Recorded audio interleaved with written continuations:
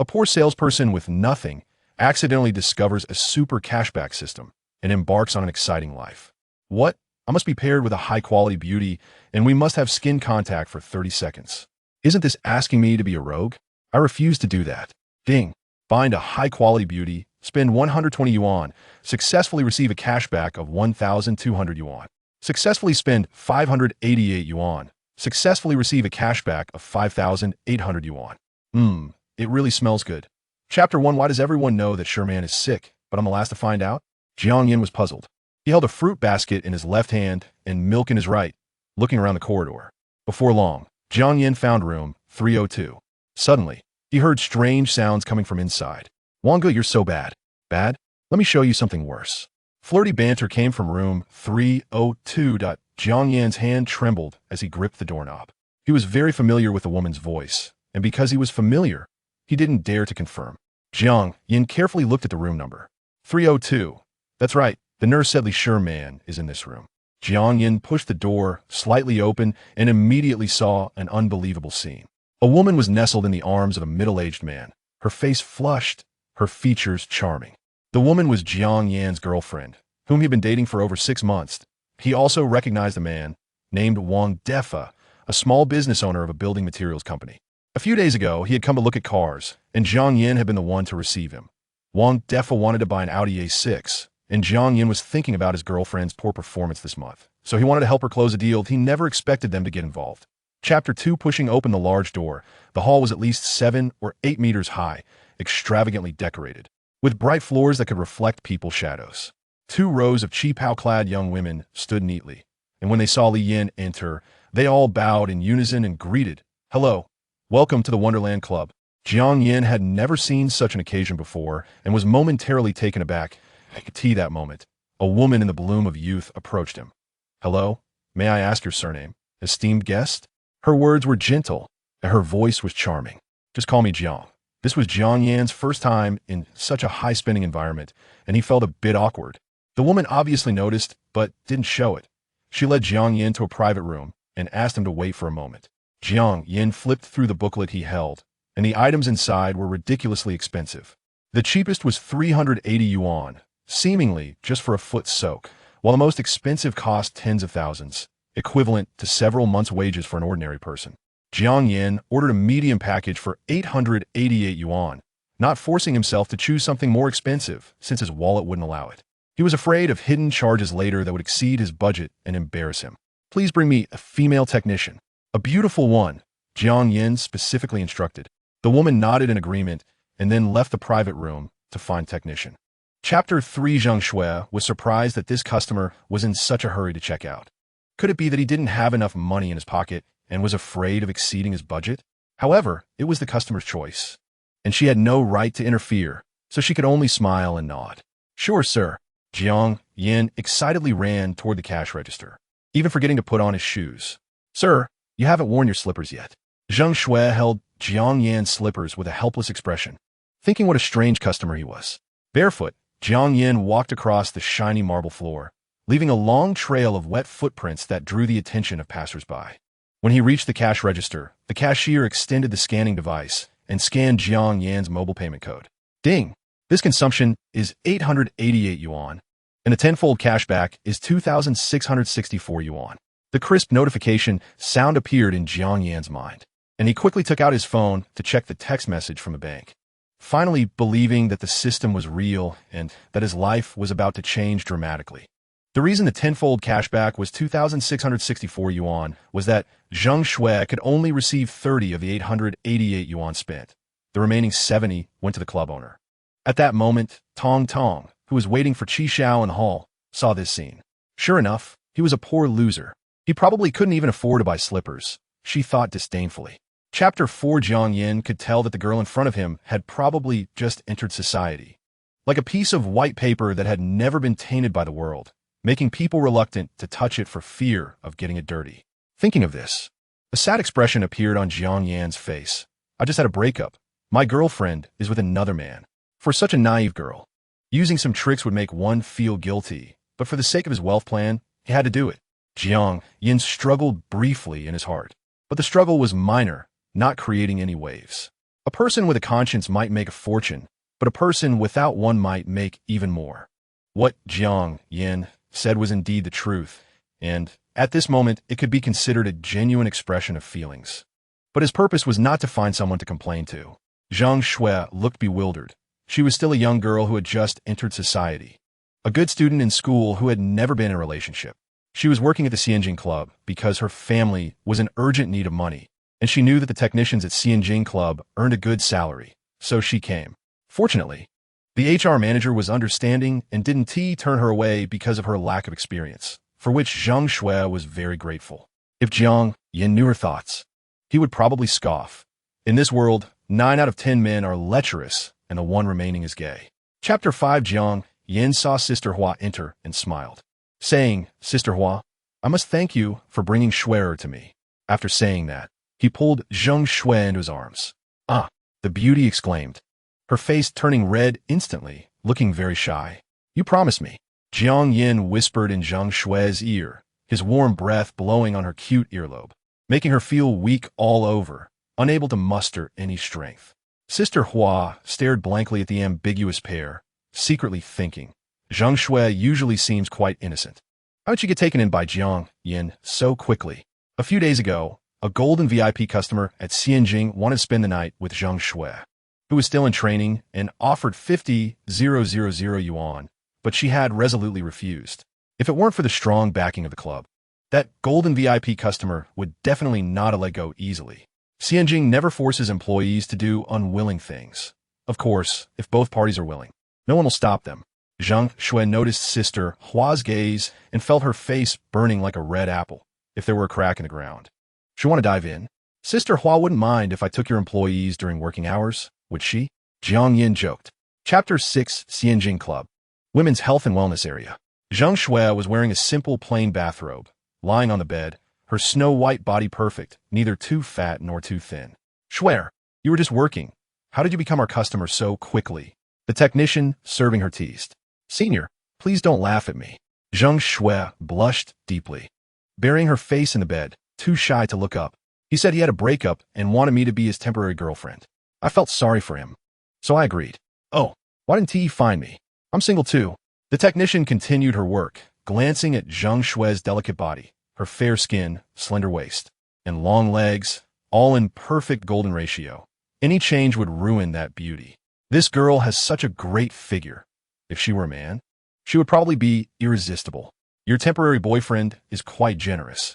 He ordered our most expensive spa package, which doesn't seem like just wanting you to be a temporary girlfriend. How much is it?" 80,000 yuan. So expensive.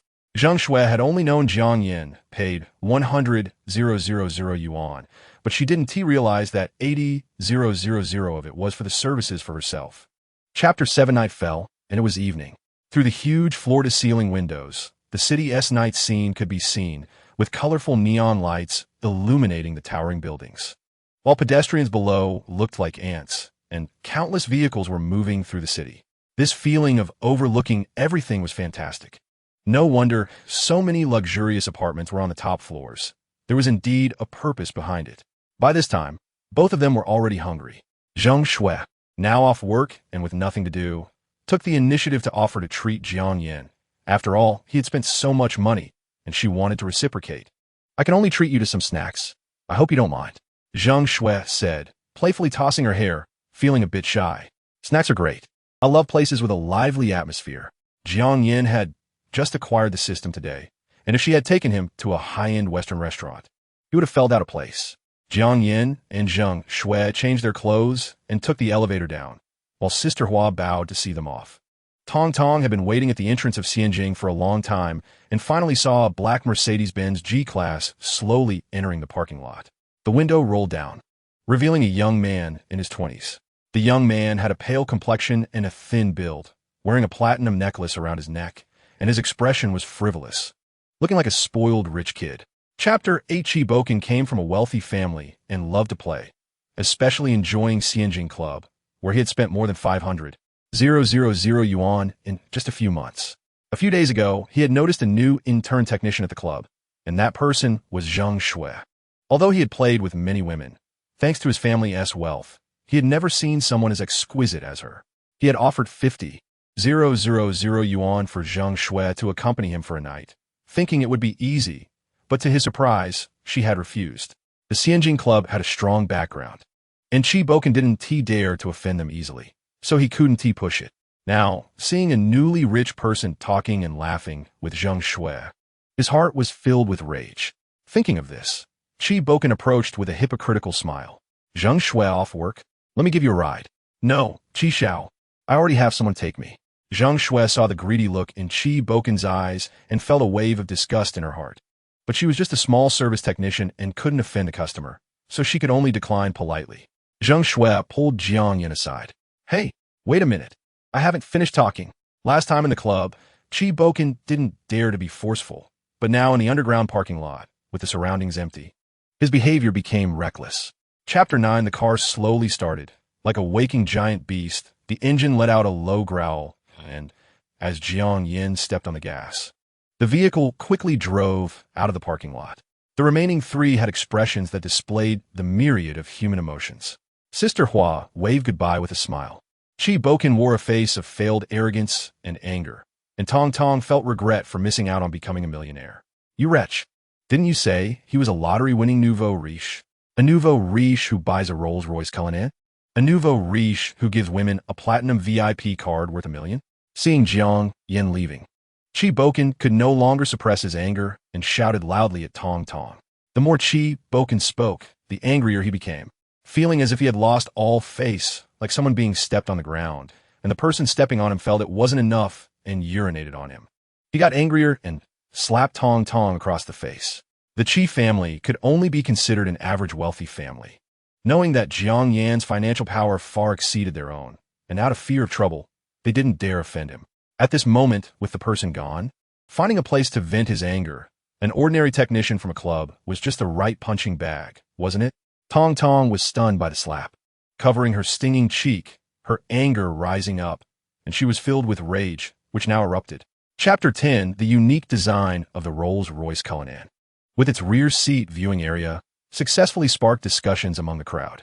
A small boy quickly ran to the front of the car with a surprised expression, saying, "Uncle, is this a Rolls-Royce? It's really beautiful. Can I touch it up close?" The boy was only about 12 or 13 years old, skinny, holding a few stacked empty bowls in his hands, with leftover soup splashed on him here and there, looking messy, but his eyes sparkled with bright light. Sure, Jiang Yin, seeing the boy's longing gaze, couldn't help but recall when he was that age, wanting a racing bike so badly, but unfortunately his family was poor, and he could only dream. Later, when he had to go to school in the county, he needed a bicycle, and his mother gritted her teeth to buy an old-fashioned one that was the cheapest, as there were many places in the family that needed money. Even so, Jiang Yin never blamed his mother, a woman raising him alone, and the hardships involved were beyond what outsiders could imagine. By middle school, seeing many classmates riding racing bikes, Jiang Yin also wished to swap rides with them, but he never brought it up because he felt inferior. Chapter 11. The massive body fell like a mountain, kicking up a cloud of dust. The heavily made-up woman was lucky. She was only knocked down by inertia.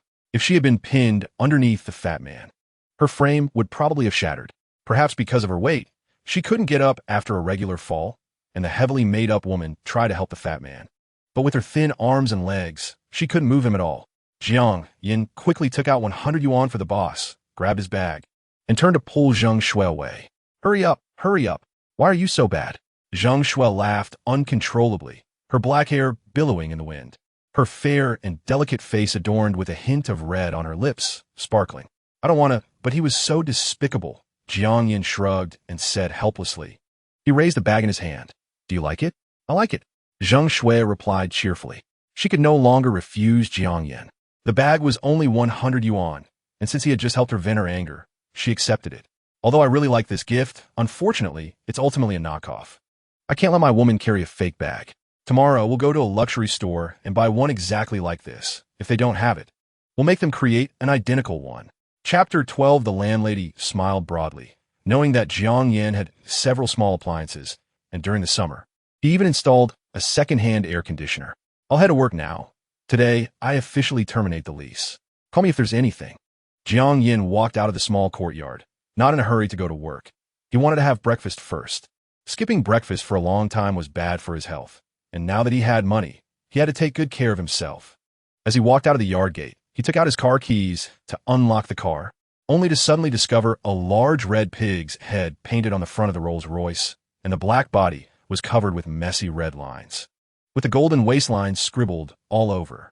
Jiang Yin was momentarily stunned. He squatted down to examine it. It was painted with a red paint pen, which could be removed with alcohol, but a few spots had been pressed too hard, damaging the car's paint. Jiang Yin looked around and saw the landlord's child playing nearby, quickly asking him, "Xiao Hu, who drew on this car? Did you see anything? Huh, what happened?" Xiao Hu wore an innocent expression, still holding a paintbrush and doodling on the cement ground. "Who drew the pig's head on the car?" Jiang Yin pointed at the red markings on the car, questioning again. He was quite annoyed. He had only had the car for a day, and now this happened. Chapter 13. Jiang Yin coldly watched the crowd's discussions, ignoring them. If the landlady could communicate calmly, considering they were all acquaintances, Jiang Yin might not have pursued it. But her unreasonable insistence completely angered him. How could he just laugh it off? Seeing Jiang Yin's cold expression, the landlady realized that her tactic of playing the victim with the child was ineffective. Despite so many neighbors speaking up for her, Jiang Yin showed no sign of yielding. This kid was truly heartless. Thinking of this, she stopped hitting Xiao Hu, took out her phone, and transferred 500 yuan to Jiang Yin, thinking painfully, just consider it bad luck today, losing 500 yuan playing mahjong. 500 yuan. I can find another tenant and make it back, even a few hundred more. With this thought, the landlady felt much better. She coldly told Jiang Yin, 500 is enough, right? I see this can be wiped off, just a few spots are a bit serious, but it's not severe.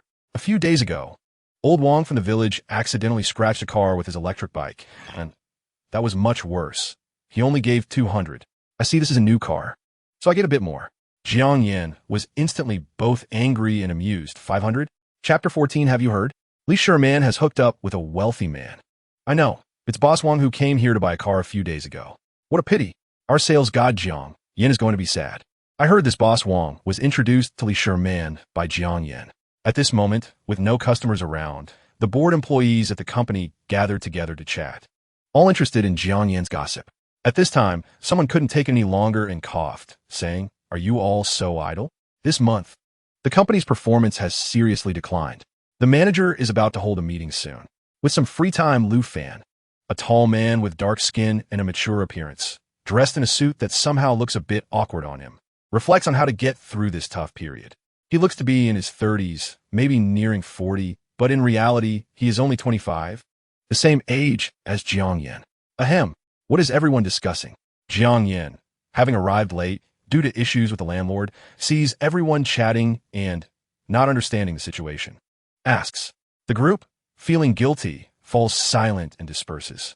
Upon seeing Jiang Yin, Lu Fan walks over and says, "Brother Jiang, you're here." Chapter 15. Li Sherman happily looks around the store. Wang Defa told her she could choose a car around 150,000 yuan. Although a bit disappointed, she understands this is the best Wang can offer. Suddenly, her eyes light up as she spots a gray coupe in the center of the display, catching her attention. The sunlight reflects off the car's body, showcasing its elegant and dynamic design, making it impossible to look away. Li Sherman recognizes the car, a Porsche Panamera, fully equipped. However, the boss suddenly lost interest and wants to sell it as it takes up space. The car has been in the store for several weeks, attracting many interested buyers. But once they hear the price, they back off. Thinking of this, Li Sherman can't help but ask a female salesperson, "Wasn't this car in the garage? Why is it out? What if someone accidentally bumps into it? That would be a huge loss." The salesperson looks confused. "I don't know. But I just heard Lu Fan say that this car has been sold and the manager is arranging the delivery ceremony, so they brought it out." Sold? This car costs over 4 million. Who sold it? Chapter 16. Jiang Yin turns around, his gaze indifferent as he addresses Li Sherman.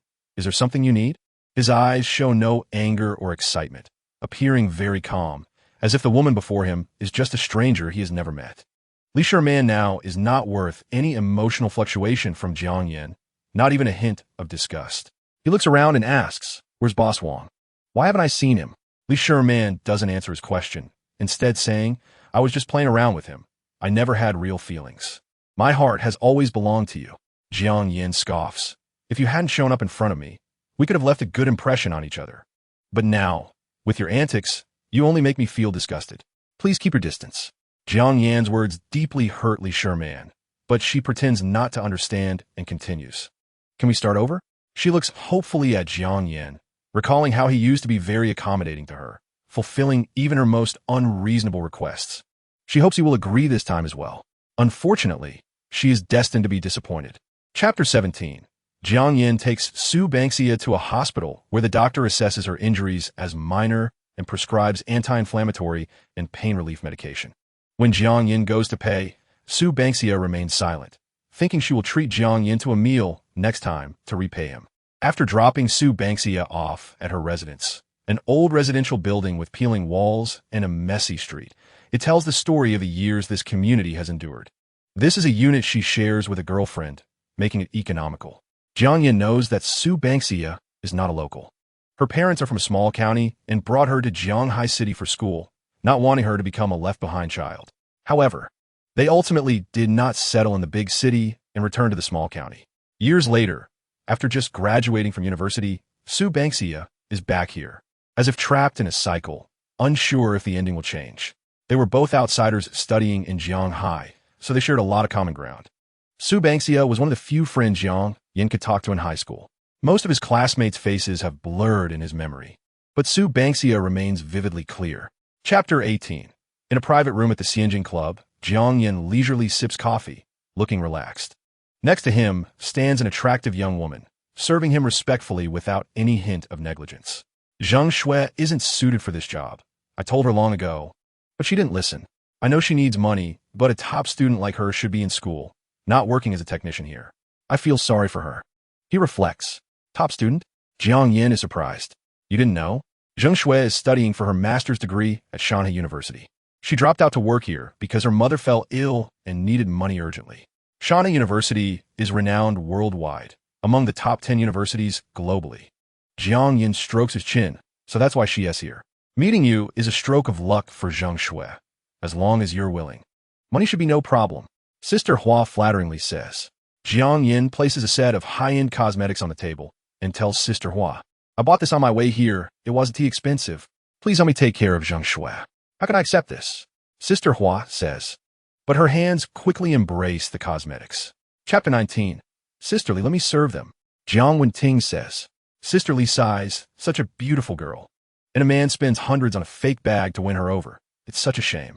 Since you know her, you should talk to her about it. A woman's greatest fear in life is choosing the wrong man. Okay, sisterly. Jiang Wenting looks Jiang Yan up and down, only giving a perfunctory response to Sister Li's words. She glances at the bag in Zheng Shui's hands, remembering that Zheng Shui is not a vain woman.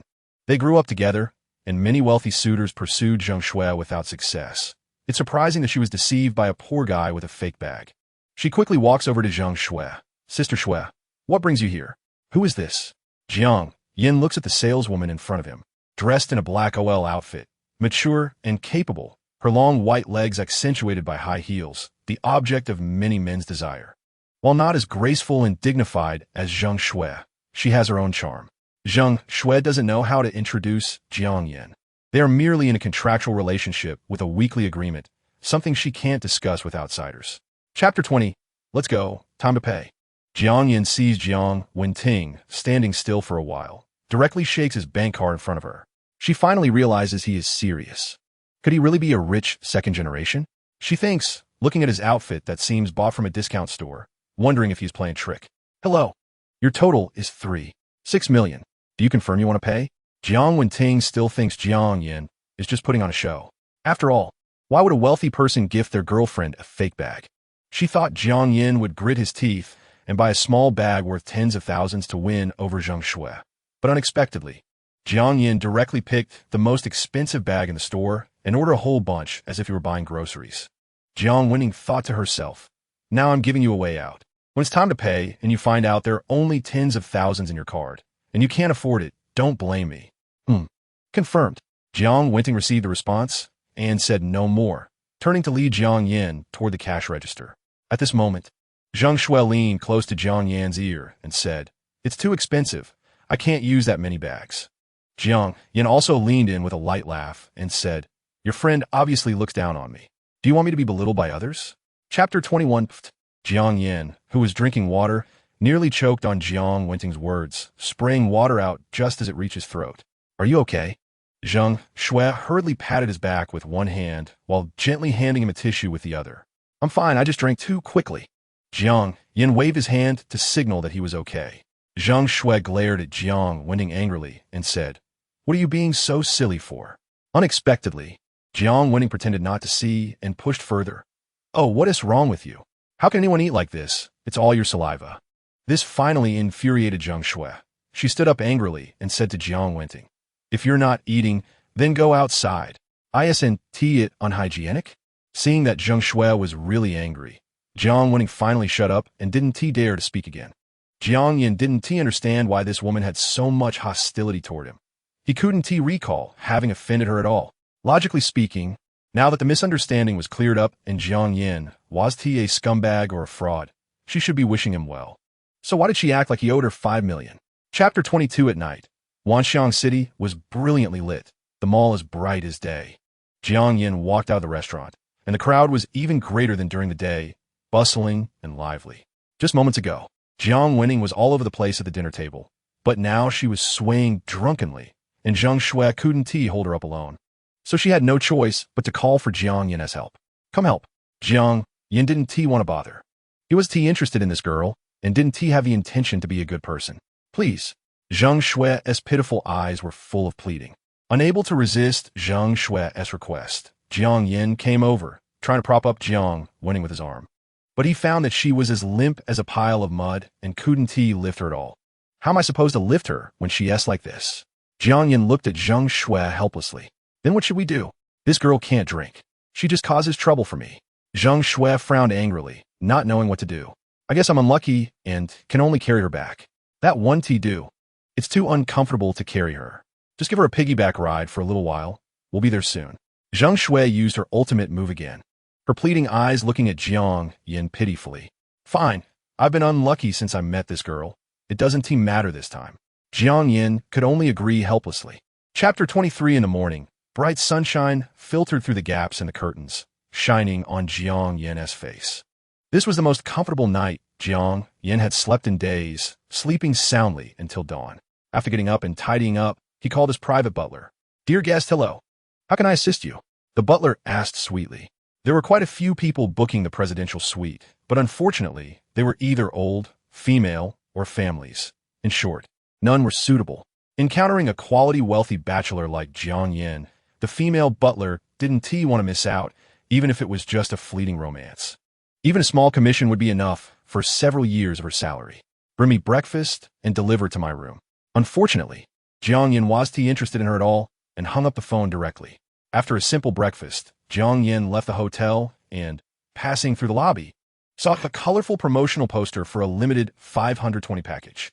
Nowadays, businesses are getting increasingly clever. They want every day to feel like a holiday, so they can hold promotions and empty your wallet. Jiang Yin didn't mind. He actually loved such consumer traps. After all, it gave him a reason for Zhang Shui to spend money. 520. Shouldn't a man spend a little money on a woman? Chapter 24. The female manager clearly understood Jiang Yin's intention and awkwardly pulled at her mouth. Young Master Jiang, this is Xiao Dong. She is new, and I was worried she might not take good care of you, so I actively introduced her. It's fine.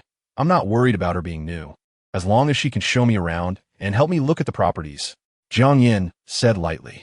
The female manager had no reason to stay any longer and could only awkwardly tell Dong Xiaoxian. Xiao Dong, you must take good care of the customer. Don't neglect him. Okay, manager, I will definitely treat him seriously, Dong Xiaoxian replied excitedly. The other salespeople looked at this scene, filled with jealousy. Being robbed of a sale by a newcomer was not a big deal, but it was extremely humiliating. However, there was nothing they could do since it was the customer's choice. Dong Xiaoxian took out the property information and began to imitate the work style of the veteran employees to introduce Jiang Yin. Our Dayu agency is a large agency in Jianghai City. We have all the high-quality properties in the urban area. I'm not sure what your preferred area is, Jiang Yin replied calmly. No need to choose an area. Just find me properties worth at least 10 million. I don't want anything cheap. Dong Xiaoxian instinctively continued the conversation. If there is no area to choose, then what is your budget? Chapter 25. Jiang Yin walked leisurely, in stark contrast to Dong Xiaoxian's excitement. He was much calmer, his mind completely elsewhere. Zhang Zongheng spoke eloquently, introducing the room's furnishings. The villa was furnished with the top European furniture brand Pozzoli, with a single sofa costing as much as a BMW 5 Series. The natural marble wash basin was hewn from a single piece, handcrafted and polished, worth a typical office worker's annual salary. The configuration included both Chinese and Western kitchens, with all the kitchenware being high-end imported goods. The prices far exceeding what ordinary people could imagine. As Zhang Zongheng walked and spoke, when he introduced the oversized cloakroom, Dong Xiaoxuan's eyes sparkled with excitement. When could she live in such a house? That would be a life without regrets. Do you like it? You can move in right now. Jiang Yin heard Dong Xiaoxian's murmurs and directly grabbed her delicate hand. Dong Xiaoxian was startled.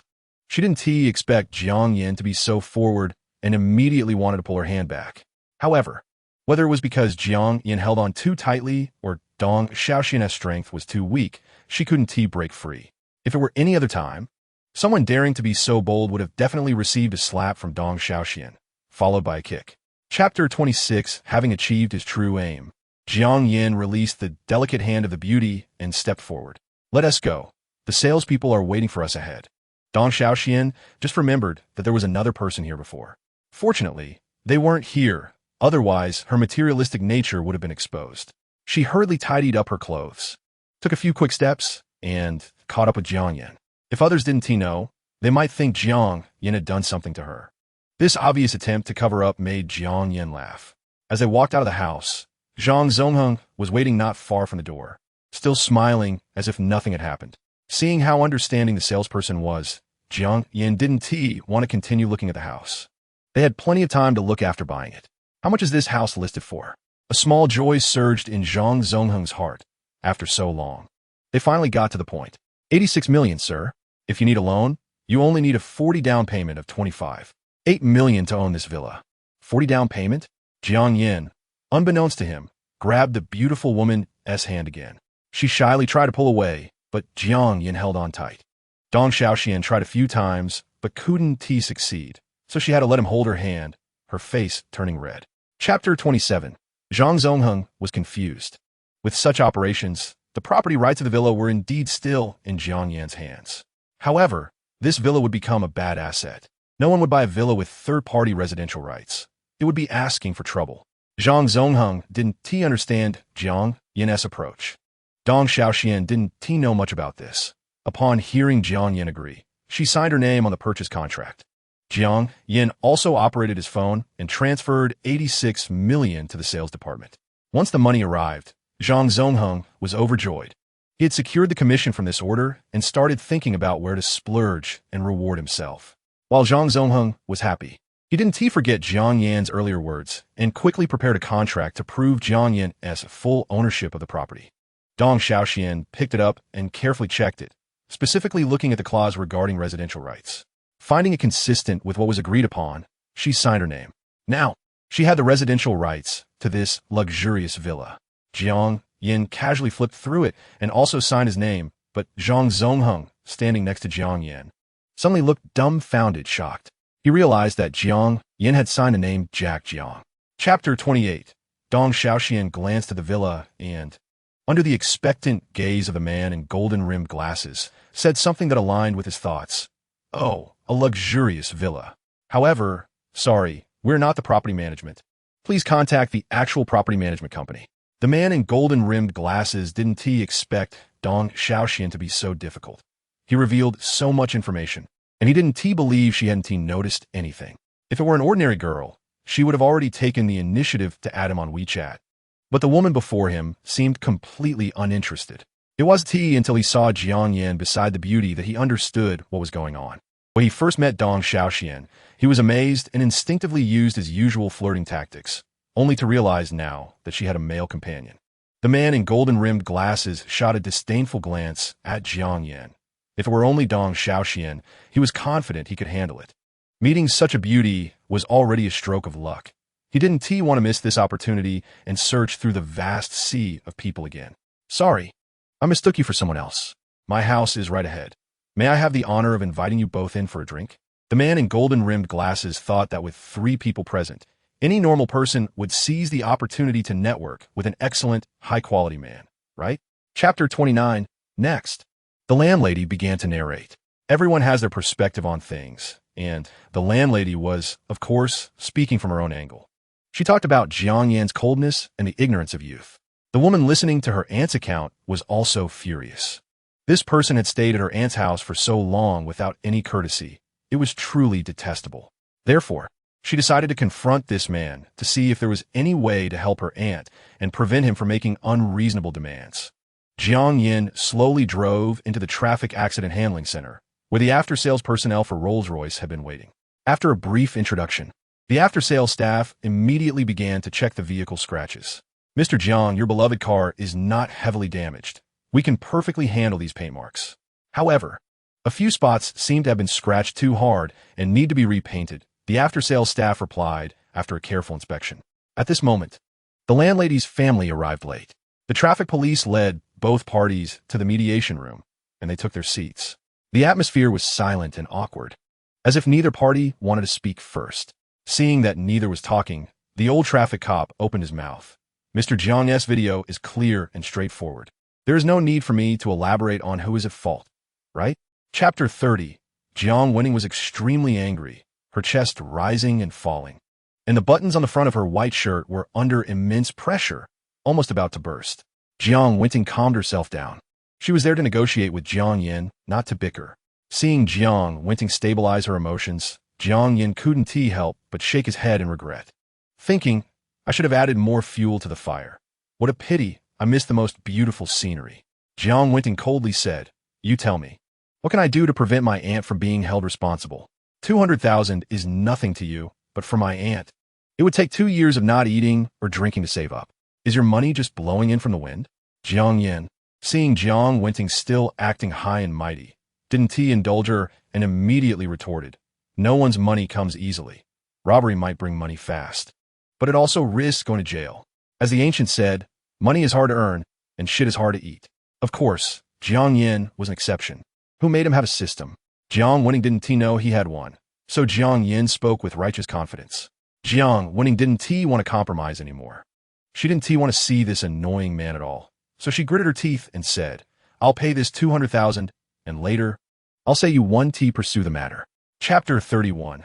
The landlady uncle, feeling tipsy, raised his glass and said, as the old saying goes, establish a family before establishing a career.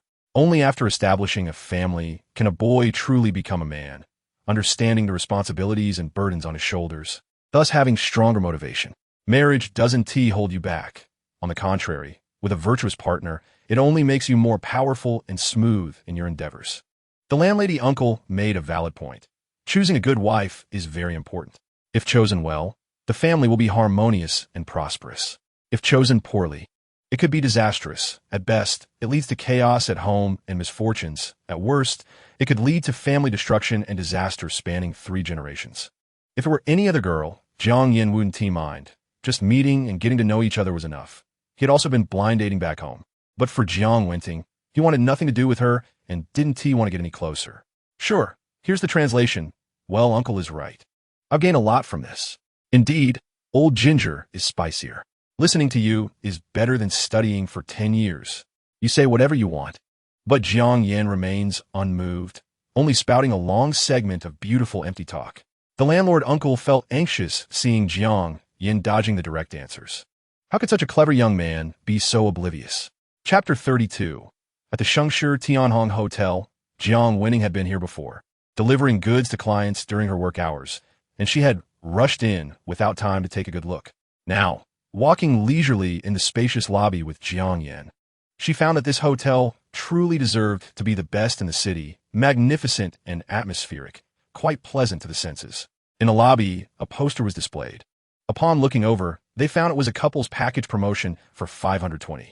Couples staying in suites or higher could enjoy a complimentary, luxurious couples package.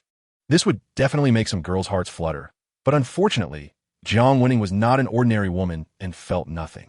As they entered the presidential suite, Jiang Winning awkwardly stood in the center of the living room, unsure whether to sit or stand.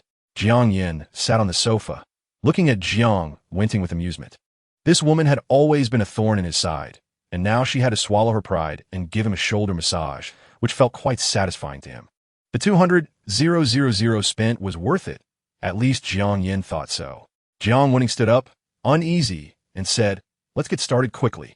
I'll just pretend I'm petting a small dog." Jiang Yin ignored her grumbling, took off his shirt, revealing a strong upper body with clearly defined abs, showcasing his masculine charm. Chapter 33. Suddenly, the door swung open with a creak, and Jiang Winting revealed a triumphant smile. "See, I knew you couldn't resist my charm, especially since I wore the magic outfit today. This is your bag." Jiang Yin opened the door slightly and tossed out a black bag. Bang! The door was shut again. Jiang Winning huffed, "I will definitely make Sister Schwerer stay away from you." She stomped her foot in anger and left the hotel, secretly vowing not to adhere to any contracts.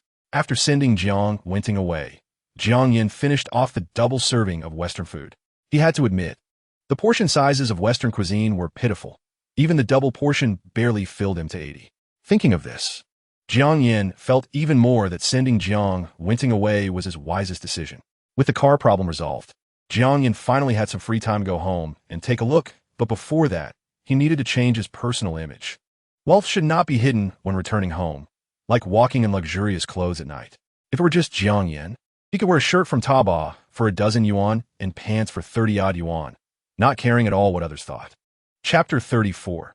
In a luxurious private room at the Xianjing Club, several rich young men were scattered around. In the prime position of the room was a young man in his early 20s with a stylishly dyed blonde haircut. When he looked up, he caught everyone's attention with his youthful charm.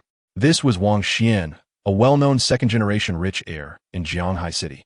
Next to him was Qi Boken, who was trying hard to please Wang Xian to get into his circle. One of the second generation suddenly noticed something unusual and carefully examined Qi Boken's face, laughing. "Qi Xiao, what's up with your face? Did that woman do this? It's too intense. How much medicine did you take?" He thought Qi Boken had been too aggressive during a practice session. Of course, Qi Boken couldn't tell the truth, so he followed along, saying, "Yeah, she was too powerful." Remembering the woman with the 9-in white bone claw, Qi Boken felt a chill run down his spine. If it weren't for Sister Hua stopping him back then, he might have had to lie down to go home. Suddenly, the door to the private room was pushed open, and Sister Hua walked in with a group of young and beautiful women. With a smile, Sister Hua said, "Young Master Wang, the best technicians in the club are all here." Chapter 35. Zhang Shui had already told Sister Hua that she would resign in a week. The reason for the delay was that she was just a few days away from receiving her attendance bonus. It wasn't much, just a few hundred yuan, but for someone like Zhang Shui, who had lived a hard life, she was reluctant to give it up. Delivering fruit trays was not originally her job. A server had suddenly gotten sick, and they needed Zhang Shui to fill in. Zhang Shui felt it was just a simple task, so she came. Wang Xian, who had been silent, noticed Zhang Shui entering, and his face lit up with amazement. Although he had seen many women, he rarely encountered someone as beautiful as her. Qi Boken's taste was indeed quite refined. The other second-generation heirs were even more outrageous, practically drooling.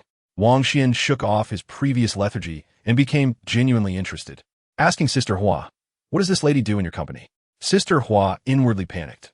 Wang Xian's question indicated he was very interested in Zhang Shui, and the situation was developing beyond her control. "She's just a cleaning girl," Sister Hua introduced reluctantly. "Oh, such a beautiful woman, yet she does cleaning? Isn't that a waste?"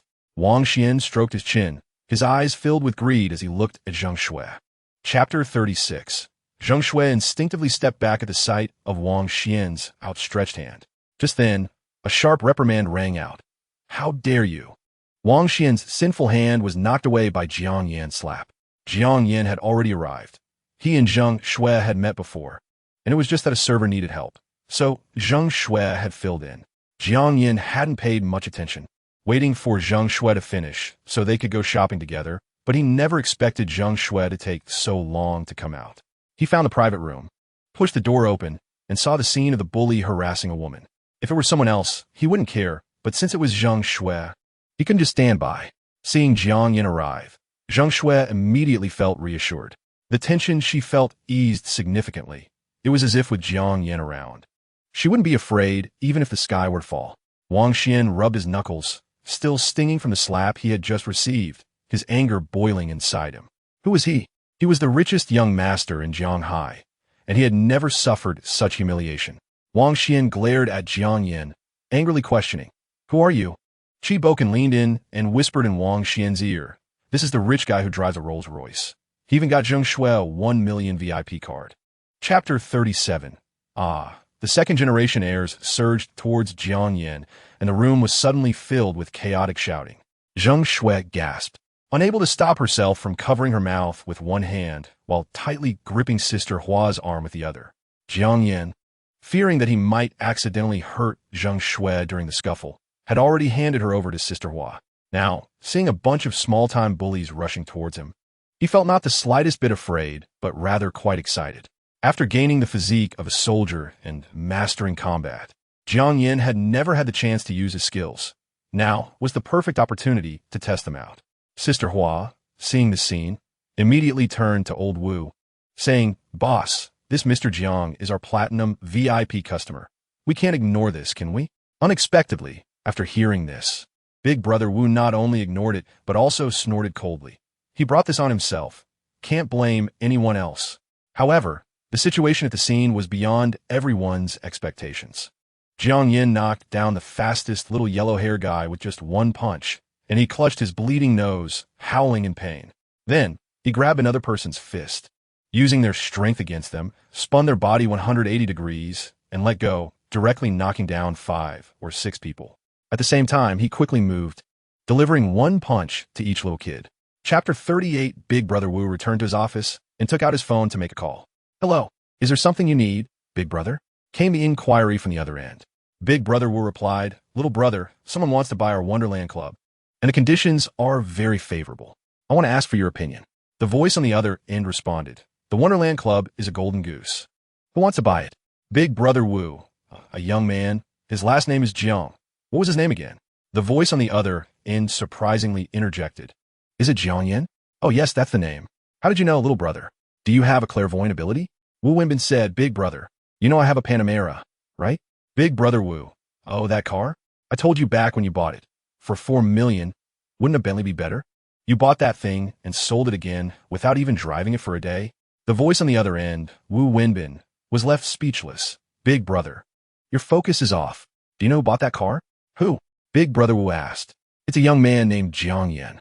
He used to be a salesman at a car company, but he suddenly paid in full for my Panamera. I happened to be at the store and met him." Chapter 39. In the Wonderland Club, in the VIP room. The room was very spacious, decorated in a Chinese style with various mahogany furniture, and a landscape painting hung on the white wall, giving it a very elegant feel. This was the club's top VIP room, generally not open to the public, and was for Wu Wenbin's private use. Zheng Shui wrapped her arm around Jiang Yin's and asked him, "Jiang Yin, do you really want to buy this club?" "Of course. This club has a good business. You can come and manage it later." "What do you think?" Jiang Yin replied, "No, I don't have that ability. You should let Sister Hua manage it. She's more professional." Zheng Shui quickly rejected. "Ability is cultivated over time. No one is born knowing how to do business. It's all learned. This can be your practice," Jiang Yin said, playfully pinching Zheng Shui's nose with a doting expression. "Practicing with 2 billion is more extravagant than Principal Wang from the Online Entertainment Disciplinary Committee. His dad only gave him 5 billion for practice, while Jiang Yin directly had 20 billion. Sister Hua, listening on the side, was already dumbfounded. She had been working at the Wonderland Club since graduating from university and had seen many big clients, some worth tens of millions or even hundreds of millions, and thought she had seen the world of the rich. Chapter 40. Everyone reached a consensus on the cooperation, and Big Brother Wu made a call to the finance department to prepare the contract. Wu Wenbin said to Jiang Yin, "Mr. Jiang, you bought a furnished villa, right?" "Yes." Jiang Yan's heart skipped a beat, with Zheng Shui still beside him. He had to be careful not to let her notice anything. "Yes, that's right. Could that be President Wu's property?" Jiang Yin replied calmly. "Thank you, Mr. Jiang, for your support. Last time, you made a big purchase of the villa, and now you've bought the Wonderland building, solving our urgent needs. I am grateful, and I've specially ordered a car for you. It will arrive in a few days, and I hope you will like it." Big Brother Wu added, "This is our brotherly gesture. I hope you won't decline, as I'm a few years older than you. Is it okay to address you like this?" "Of course. I will be waiting for the gifts from my two older brothers, Jiang Yin replied. At this moment, the finance department entered the room and placed 2 copies of the acquisition contract in front of both parties. Jiang Yin looked at the dozens of pages of contracts and felt overwhelmed. He couldn't understand them. This was just about buying a house or a car. Acquiring a company involved many aspects and required professionals to handle. Chapter 41. Little brother Jiang, I'm sorry, I need to take a call, Big Brother Wu said. Jiang Yin nodded, indicating he didn't mind. Big Brother Wu turned and walked away to take the call, but he answered it right in front of Jiang Yin. Boss Wang, what brings you to call me? Big Brother Wu asked with a relaxed expression, as if chatting with an old friend. Don't play dumb with me. My son was beaten up in your store. What are you going to do about it? Came the rude retort from the other end. Boss Wang was getting older, but still had a fiery temper. Be careful not to get sick with all that anger. Your son was teasing the waitstaff and smashing things in the store. I haven't settled the score with you yet, and you're coming to me first? Big Brother Wu replied calmly. You're full of crap. Boss Wang was furious. His son's face was swollen like a pig's head. And Big Brother Wu was turning the tables on him. I had someone carry your precious son back. Keep your eyes open next time. Just because you rule Jianghai City doesn't mean there aren't people stronger than you. If you have any dissatisfaction, just come at me. The Wu brothers can handle it. Big Brother Wu, unbothered by the insults, slowly said this and hung up the phone. Chapter 42. The 2 stunning women standing at the mall entrance naturally attracted countless male gazes. Some turned their heads repeatedly, almost bumping into the streetlights, while others simply stood still, staring intently, unwilling to miss this beautiful sight. Jiang Yin actually wanted to stand between the 2, embracing them on either side. Unfortunately, he could only think about it. The timing wasn't right. Before buying clothes, let's get a haircut first. This scruffy dog hairstyle of yours is really quite ordinary. Jiang Wenting said. Scruffy dog? Okay. Jiang Yin couldn't find a rebuttal. In the past, when he was poor and had no time, he'd just find any barber shop to get a haircut, not caring if it looked good or not. If it weren't for the long time without a haircut making him look messy, Jiang Yin would have even considered getting a haircut once a year. Spending $15 each month on a haircut was painful for him. Let us go. I know a good barbershop. In a corner of the Wanxiang Mall, at Tony's barbershop. Ladies, what kind of style would you like? The charm of the beautiful ladies was undeniable, and Tony was grinning like a flower, his attitude exceptionally good. Not even noticing Jiang Yin following behind the 2 women. It's not us getting our hair done. It's this guy. Zheng Shui pointed at Jiang Yin. Chapter 43. Under Jiang Yin's urging, Zheng Shui blushed and picked out a few outfits, heading to the fitting room. As soon as Zheng Shui entered, Jiang Yan's eyes were fixated on the fitting room, not leaving his sight. Jiang Wenting rolled her eyes and disdainfully said, Big lecher, you're such a super big lecher. How could Sister Shui like a guy like you? TCH, it's not like you're the one wearing it. Why are you being so sour about it? How about I buy you 30 pairs instead? Jiang Yin shot a glance at Jiang Wenting's long legs, feeling like something was missing from them today. Don't even think about it. I won't let you take advantage of me, you big bad guy. Jiang Wenting retorted. Forget it if you don't want to wear it. I remember who wore it that day while eating. It's not that great looking, Jiang Yin said sarcastically. Jiang Wenting bit her silver teeth lightly and secretly vowed to herself. If I say one more word to him, I'm a little dog. This guy is really infuriating. When he wore it that day, I don't know who was shocked enough to choke on water, but now he says it doesn't look good. In just 10 minutes, Zheng Shui came out of the changing room. She wore a sky blue printed t-shirt on top, a white pleated short skirt on the bottom, and a pair of black Martin boots. Chapter 44. Jiang Yin used to compare prices when buying clothes, consider the cost-performance ratio, and even took photos in the store to search online for cheaper options. However, although the online images looked the same, the workmanship and fabric could be worlds apart. So sometimes after careful selection, he ended up with the worst item. Now it was different. As long as he liked it, he wouldn't look at the price and would just take it decisively. Zheng Shui knew that Jiang Yin was a super rich man, and this little money was nothing to him. So she didn't hesitate over the price. Since her man was buying, she would just take it without any qualms. When a woman lowers her defenses and no longer rejects your kindness, it shows that she has fully entrusted her body and mind to you. Jiang Yin certainly knew this. Zheng Shui's favorability had already reached 93, but due to his recent teasing of Jiang Wenting, it dropped 2 points. However, it wasn't a big problem. It had already returned to normal and was still rising. Jiang Wenting was different. Despite buying her so many things, she only had over 50 points. Really an ungrateful wolf. Jiang Yin forgot that when they first met, Jiang Wenting's intimacy was only 20, and now it had increased so much, which was already very good. Chapter 45. Outside the Wanxiang shopping mall, Jiang Wenting stood in place, looking around. The entrance of the mall had fast food restaurants like KFC and McDonald's. Across the square from the mall were small snack shops selling Odin and grilled squid. And further away were some brand stores showcasing new clothing on transparent display stands. It seemed that none of these were high-end items. Jiang Wenting turned around in frustration and said, "Well, I was wondering why you were so generous. It turns out you were calculating me, and there's nothing valuable here." Jiang Yin smiled and asked Zhang Shui, "Do you want to play together?" Zhang Shui smiled gently at Jiang Yin. "No need. I've already received the most precious thing." Jiang Yin bought her this Wonderland building. She wasn't a greedy woman, so there was no need to want everything. Jiang Yin was a bit moved by this sudden confession. He smiled slightly and said, "Meeting you is also the luckiest thing for me." Jiang Wenting watched the two of them being affectionate and felt a surge of displeasure in her heart. She shouted loudly, "Wait, let's reiterate the previous oath. Are you serious about what you said? Don't go back on your word later. A gentleman's word is as good as his bond." Chapter 46. Just as Jiang Wenting was excitedly looking at cars, she suddenly felt her phone vibrate. She took out her phone and was stunned. A long string of zeros on her phone made her completely bewildered, and she counted it several times. Jiang Yin took Zhang Shui's small hand and said, "I've transferred the car payment to her.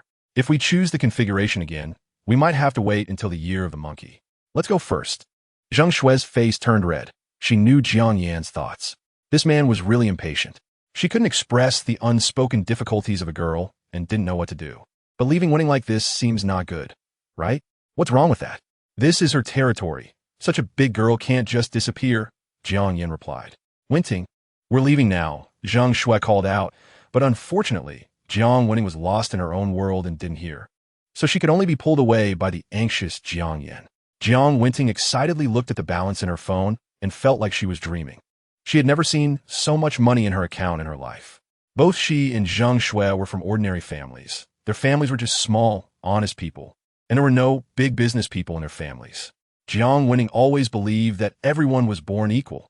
No matter how rich you are the same. One head, two arms. When it's time to die, you have to die. There's no difference. So she never thought there was anything great about being rich. Chapter 47.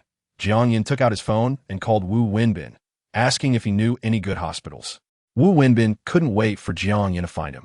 As long as this wealthy young master spoke, he didn't mind the trouble at all. "Jiang, give me 10 minutes and I'll get back to you." "Okay, Wu Ge. I'll call you later." This was Jiang Yan's first time speaking, and Wu Wenbin was very proactive. Before long, without waiting for Jiang Yin to call, Wu Wenbin called back on his own. "It's all arranged. The best hospital in the city, the best doctors, and the highest grade single patient room. When it comes to favors, if you can't repay them, it's a favor. If you can, it's reciprocity." Since it was free, Jiang Yin had no intention of being polite. After doing all this, Jiang Yin thought for a moment and then took out his phone to transfer 5 million to Zhang Shui. Ding. Congratulations to the host for receiving a rebate of 50 million in cash. Jiang Yin was now too lazy to check his account balance. The mere money no longer excited him.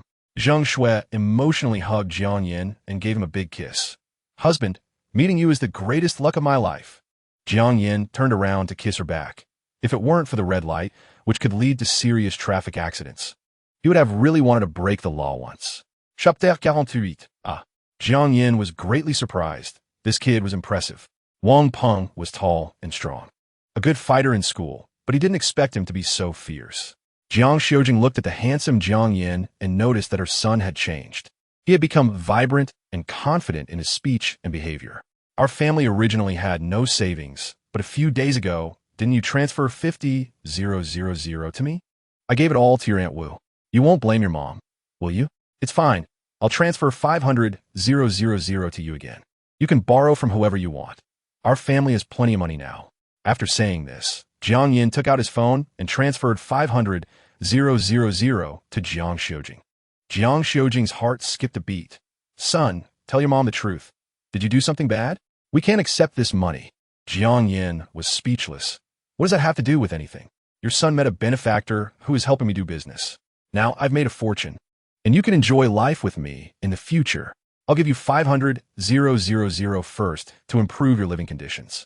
Later, I'll rebuild our house so that you can enjoy a happy old age. Chapter 49. What do you mean? You didn't give me a dime during the divorce. And now you're upset over 2 eggs? Wang Peng angrily said, what do you want? What else do I have? I still owe over 100,000 in debt. Why don't you share half of this debt with me? I don't care. Didn't your dad have this shop? He is your only son. His money is your money. And your money is half mine. It's really surprising you can say that. How did I end up marrying such a wasteful woman like you? Wang Peng's verbal skills are really no match for Lu Tsuolan. Seeing them argue like this, Jiang Yin thought it was inappropriate and tried to mediate in the middle. You know, a day's husband and wife means 100 days of grace. Is it really necessary to argue like this? Let's all say less. It was not that he was favoring anyone. Jiang Yin was afraid that soon the neighbors would come over to watch the joke. In rural areas, such matters are often the topic of casual conversation after meals. But if the protagonists of the story are oneself, no one would be happy about it. Wang Peng knew that Jiang Yin meant well and that it wasn't worth getting angry over a woman like this. He turned to Lu Tsuolan and said, the eggs are sold out. You should go to another place. But Lu Tsuolan didn't think so. She furrowed her brows and directed all her anger at Jiang Yin. Chapter 50. Jiang Yin turned around and suddenly saw Jiang Xiujing looking at him with a stern expression. The wrinkles at the corners of her eyes and the few strands of silver hair on her head all imprinted in Jiang Yin's eyes. As a mother, Jiang Xiujing wanted to do something for her son. She also wanted to prove that she wasn't old and still had the ability to fight for her son.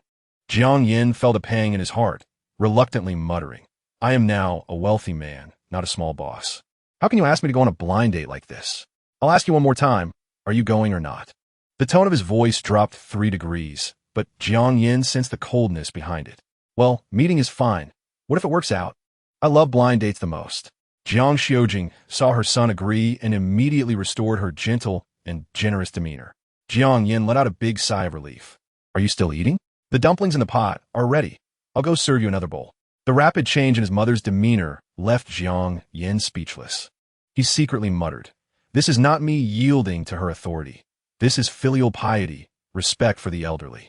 On a bustling street in Xingqing, inside a milk tea shop, Jiang Yin sat alone in a corner by the window, lost in thought. Hello, you must be Jiang Yin that Aunt Lu mentioned? Chapter 51. Zhou Daobai felt a glimmer of hope for getting his money back upon hearing Han Yingying's words, thinking he might even double the interest. It's not common to see someone driving a Porsche in a small county. Perhaps he's a big fat sheep. Hey, wait a minute. Zhou Daobai shouted loudly, leading a group of thugs toward Jiang Yin, blocking him with fierce expressions. Jiang Yin rested his right hand on the car door, looking at the few people in front of him, and said in a calm tone, May I ask what you want? Seeing Jiang Yin so composed and unflustered, and noticing the Porsche beside him, Zhou Daobai realized this young man was not simple and likely not an ordinary rich kid. Zhou Daobai got straight to the point. Your woman owes us some money, but now wants to go back on her word. What do you think we should do about this? Han Yingying looked at Li Yin with a sinister expression. This despicable man dared to intimidate her and even made her pay the bill. She had hooked countless wealthy men, but had never encountered one who made her pay. Such humiliation could not go unpunished. Now dragging Jiang Yin into the water felt very satisfying. In a moment, no matter what Jiang Yin said, she would firmly claim that she was Jiang Yin's girlfriend. Jiang Yin glanced at Han Yingying, who had a pitiful expression and immediately rushed over upon seeing him. Chapter 52. At this critical moment, a silver-gray car suddenly appeared, making a sharp turn and blocking the group of thugs. Jiang Yin parked the car. After dealing with that annoying strong woman, he was driving home when he accidentally saw Wang Peng by the roadside, seemingly talking to someone, and thought of saying hello. But unexpectedly, by the time he turned the car around, Wang Peng was already lying on the ground. Zhou Daobai looked at Jiang Yin in confusion. Wasn't this the man he had seen before? He still vividly remembered Jiang Yin's calm demeanor back then, which was why he didn't dare to cause trouble for him. Sir, we are dealing with a personal grievance. It's best if you leave. Zhou Daobai glanced at Jiang Yin's car. After years of being a car dealer, he recognized that Jiang Yin's car was a high-end version of the Porsche Panamera, worth at least 3 million. Lu Tsuolan saw that it was Jiang Yin who got out and whispered a few words in Zhou Daobai's ear. This person is Wang Peng's childhood friend, a broke loser with no great skills. Wang Peng always helps him out. Zhou Daobai ignored Lu Tsuolan's words. They had just met. Chapter 53. Zhou Daobai squinted and looked at Jiang Yin for a moment. He now found it hard to understand what Jiang Yin was thinking. Was this contract protecting him? Was he not afraid they would take the money and not acknowledge it, demanding more later? As long as someone paid, Zhou Daobai would naturally dare to accept it. He wrote the amount on paper and had his underling hand it to Jiang Yin. Jiang Yin took it, glanced at it, and directly transferred the money without any hesitation. Ding! Your account received a transfer of 5 million on XX year, XX month, XX day. Zhou Daobai looked up at Jiang Yin, surprised that this kid actually transferred the money. However, he thought it might have been a mistake due to shaky hands, transferring double the amount. Facing Zhou Daobai's confusion, Jiang Yin said lightly, I did it on purpose. The extra is for your medical expenses today. After saying that, Jiang Yin flicked the cigarette, but he was holding, hitting Zhou Daobai's eyes with a spark. Zhou Daobai covered his eyes and let out a painful howl. His underlings saw their boss get hurt and rushed over, baring their teeth and claws. Wang Peng, witnessing this scene, felt his heart tighten, but unfortunately, he was too weak to help. All he could do was shout loudly, Brother Jiang, be careful. Chapter 54. Jiang Yin glanced at his phone. The money he just transferred had come back without a single cent missing. This guy was surprisingly cooperative. Jiang Yin felt a bit embarrassed to hit him. Zhou Daobai's eyelids were red and swollen. It seemed the cigarette, but it burned him quite a bit. Jiang Yin thought for a moment. This guy was quite unlucky and might have already caught a virus. Jiang Yin sighed and said, Let me transfer you some medical expenses. You seem to be having a tough time. In the future, eat and drink well. Don't shortchange yourself. After saying that, Jiang Yin transferred another 500,000 to Zhou Daobai. Zhou Daobai trembled in fear upon hearing Jiang Yin's words, realizing he had encountered a real tough guy. Was he going to kill him to silence him? Zhou Daobai recalled Jiang Yin's eyes during the fight. When he looked at someone, it was as if he was viewing ants, a cold indifference to life. Zhou Daobai was so frightened that he knelt on the ground. Big brother, please spare me. I have an elderly mother above me, and shut up. Jiang Yin was annoyed by Zhou Daobai's wailing. A cold glance made Zhou Daobai quiet down immediately. Like a chicken whose throat had been pinched, his cry abruptly stopping. What era is this? Do you think I want to kill you to silence you? Have you watched too many TV dramas? Jiang Yin said, speechless. Chapter 55. Jiang Yin rode an electric tricycle, humming a tune he couldn't sing well. Having gotten used to the hustle and bustle of the big city, experiencing the tranquility and comfort of small county was a different kind of pleasure. A place that lifts the mood is like paradise. Jiang Yin's uncle's house is not far away, only about 3 kilometers away, and soon they arrived. This is the most prosperous area in the county, within the range of an urban village, where the houses facing the street are all 3-story small villas, with the first floor rented out and the second and third floors for personal use. Jiang Yin's second uncle's family is among them.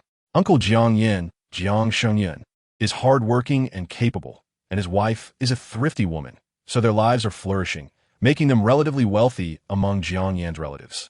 Jiang Yin arrived at the destination, Laozhang's electrical recycling and repair shop. There were many second-hand home appliances in front of the shop, including refrigerators, air conditioners, and washing machines, showing that business was quite good. Xiaoyan is here. How's work at Jianghai? Uncle Jiang Xingyun came out from behind a refrigerator holding a screwdriver. He was repairing home appliances. Pretty good. I've made some small money recently, so I'm here to show my respect to you, Jiang Yin said, taking out 2 packs of cigarettes and a bottle of mutai from the storage box under the tricycle seat. These were prepared by Zhang Shui. Jiang Yin was a careless person and hadn't thought of bringing so much. Chapter 56. Jiang Yinsheng couldn't help but sigh. Your mother, with her big belly, was eagerly waiting for her beloved to return after finishing school. But unexpectedly, what she got was the word divorce. Your mother is a strong person. She directly changed her surname and hates others discussing her matters. If she knew someone was gossiping about her, she could curse at their door for 3 days and nights. No wonder Jiang Yin knew nothing about his father's information. It turned out that his strong-willed mother had sealed everyone's mouths. This was quite unbelievable in a rural area where gossip was rampant. Aunt Wang Li Feng said, though your father isn't much, he is capable. In 20 years, he has expanded his father-in-law's company into a multinational group worth hundreds of billions. If he could acknowledge you, your life will be much smoother. Jiang Yunsheng didn't speak, clearly agreeing with Wang Lifeng. Sometimes, a penny can stump a hero. Whatever choice you make, your uncle will support you. Jiang Yin was silent for a long time before he raised his head and said, I can't possibly acknowledge him. For over 20 years, he has never come to see me. Even if he came to recognize me, I wouldn't accept it. Chapter 57. Jiang Xingyun went to appease his wife, whom he had angered yesterday, while Jiang Yin helped to put the small appliances back in the store. Jiang Yunsheng went upstairs. Because of yesterday's incident, the woman had been angry, and last night, as soon as he got into bed, he was kicked out, so he had no choice but to sleep in the guest room. This morning, she deliberately stayed in bed, not making breakfast, and Jiang Yunsheng was still hungry.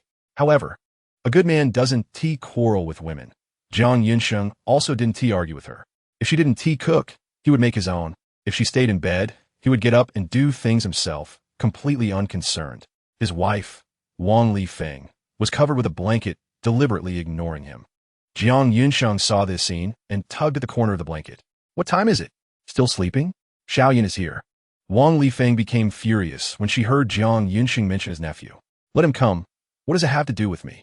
I won't get up. You go find your nephew. I want to talk to Xiao Wei about his heartless dad and how he turns his elbow outwards. At this moment, Wang Lifeng felt extremely wronged. She felt that even together, she and her daughter could not compare to her nephew's position in his heart. A feeling that made her very uncomfortable. Jiang Yunsheng, helpless, looked at the unreasonable Wang Lifeng and said, Why are you being so petty? He doesn't have a father. What is wrong with me being good to my nephew? Chapter 58. Dong Xiaoxian and her roommate rented a one-bedroom house, which was cheaper. The roommate, who was putting on makeup, looked at Dong Xiaoxian lying on the bed with envy. She had spent an hour on her makeup, yet she couldn't compare to Dong Xiaoxuan's natural beauty. Dong Xiaoxian was wearing a white t-shirt lying flat on the bed, with her long legs crossed, showing off her impressive figure, making it dizzying. Xiaoxian, can you dress a bit more conservatively? I have a boyfriend now, and if he sees you dressed like this, it will be bad. The roommate said jealously. Dong Xiaoxian couldn't help but roll her eyes. Sister, it's summer. Can't you just not bring him over? Don't you know there's another girl here? I paid half the rent for this place. However, these were her inner thoughts. She didn't say them out loud. She was waiting for Jiang Yan's call, so she could move into a big villa and wouldn't have to live here, cramped up, not wanting to fall out with her roommate and create unnecessary trouble. Okay. Dong Xiaoxian didn't say much more, just replied with 2 words. Looking at the selfie on her phone, she couldn't help but be fascinated by herself. With such natural beauty, it was impossible for any man to be unmoved. She believed Jiang Yan would be no exception. Otherwise, he wouldn't have used underhanded means to make her break up with her fiancé. Chapter 59. So cold? If I'm still foolishly waiting for him to call me, I really might be left out in the cold, Dong Xiaoxian thought to herself. Where's Jiang Xiao? Dong Xiaoxian continued to ask. She didn't want to miss this opportunity.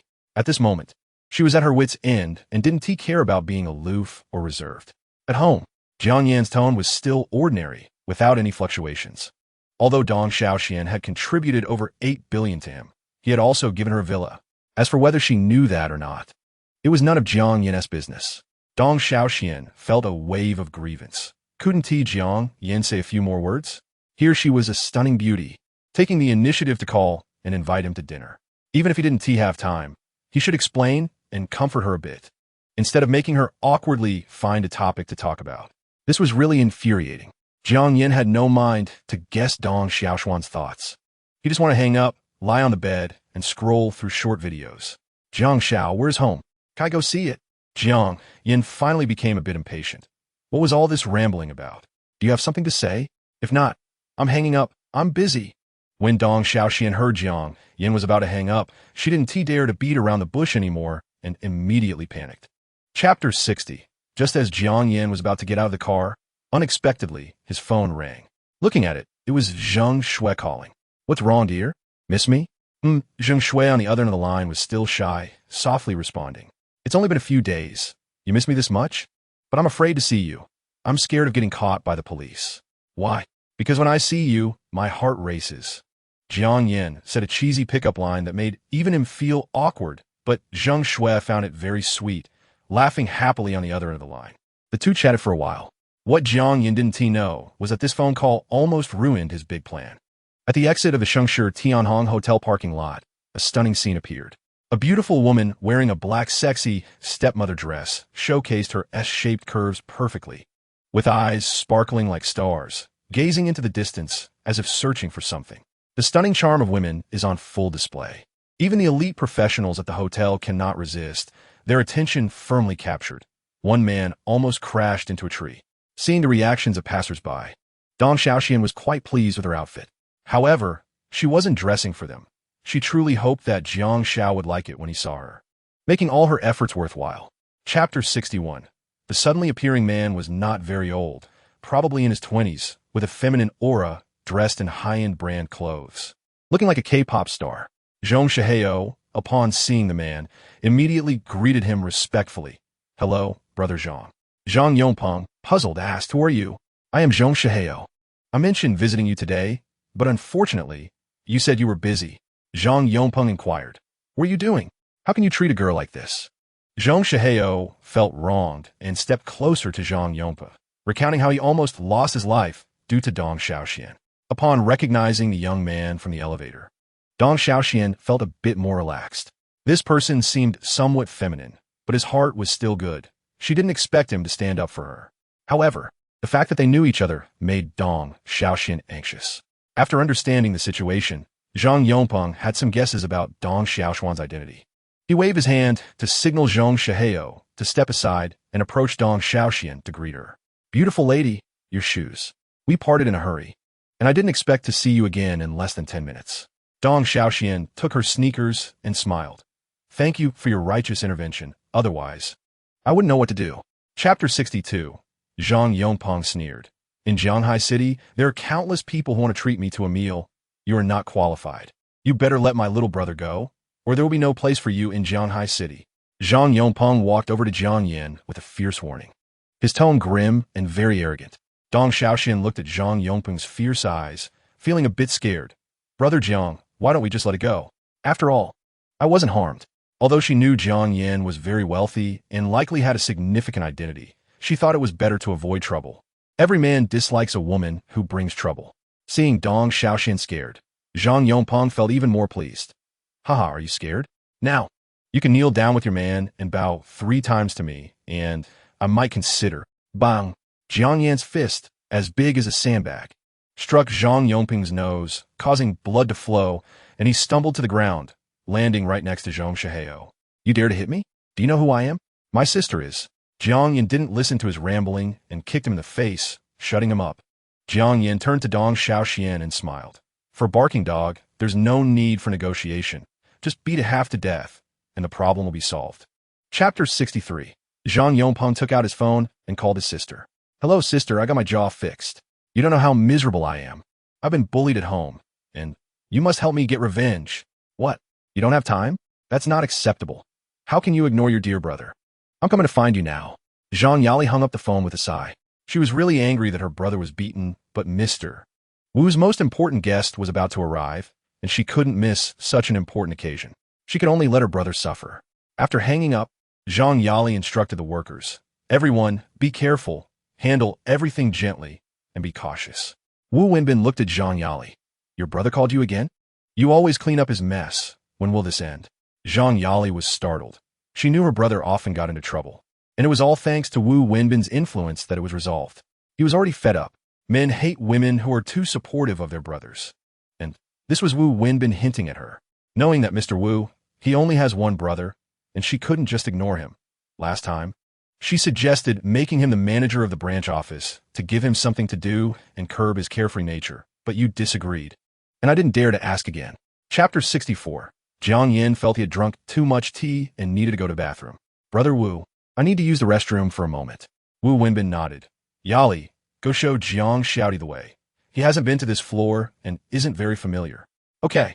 Mr. Wu, Mr. Jiang, this way please." "Thank you, Miss Zhang." Dong Xiaoxian took Jiang Yan's arm voluntarily. She was very clingy to him now. Zhang Yongpeng and Zhong Shihao.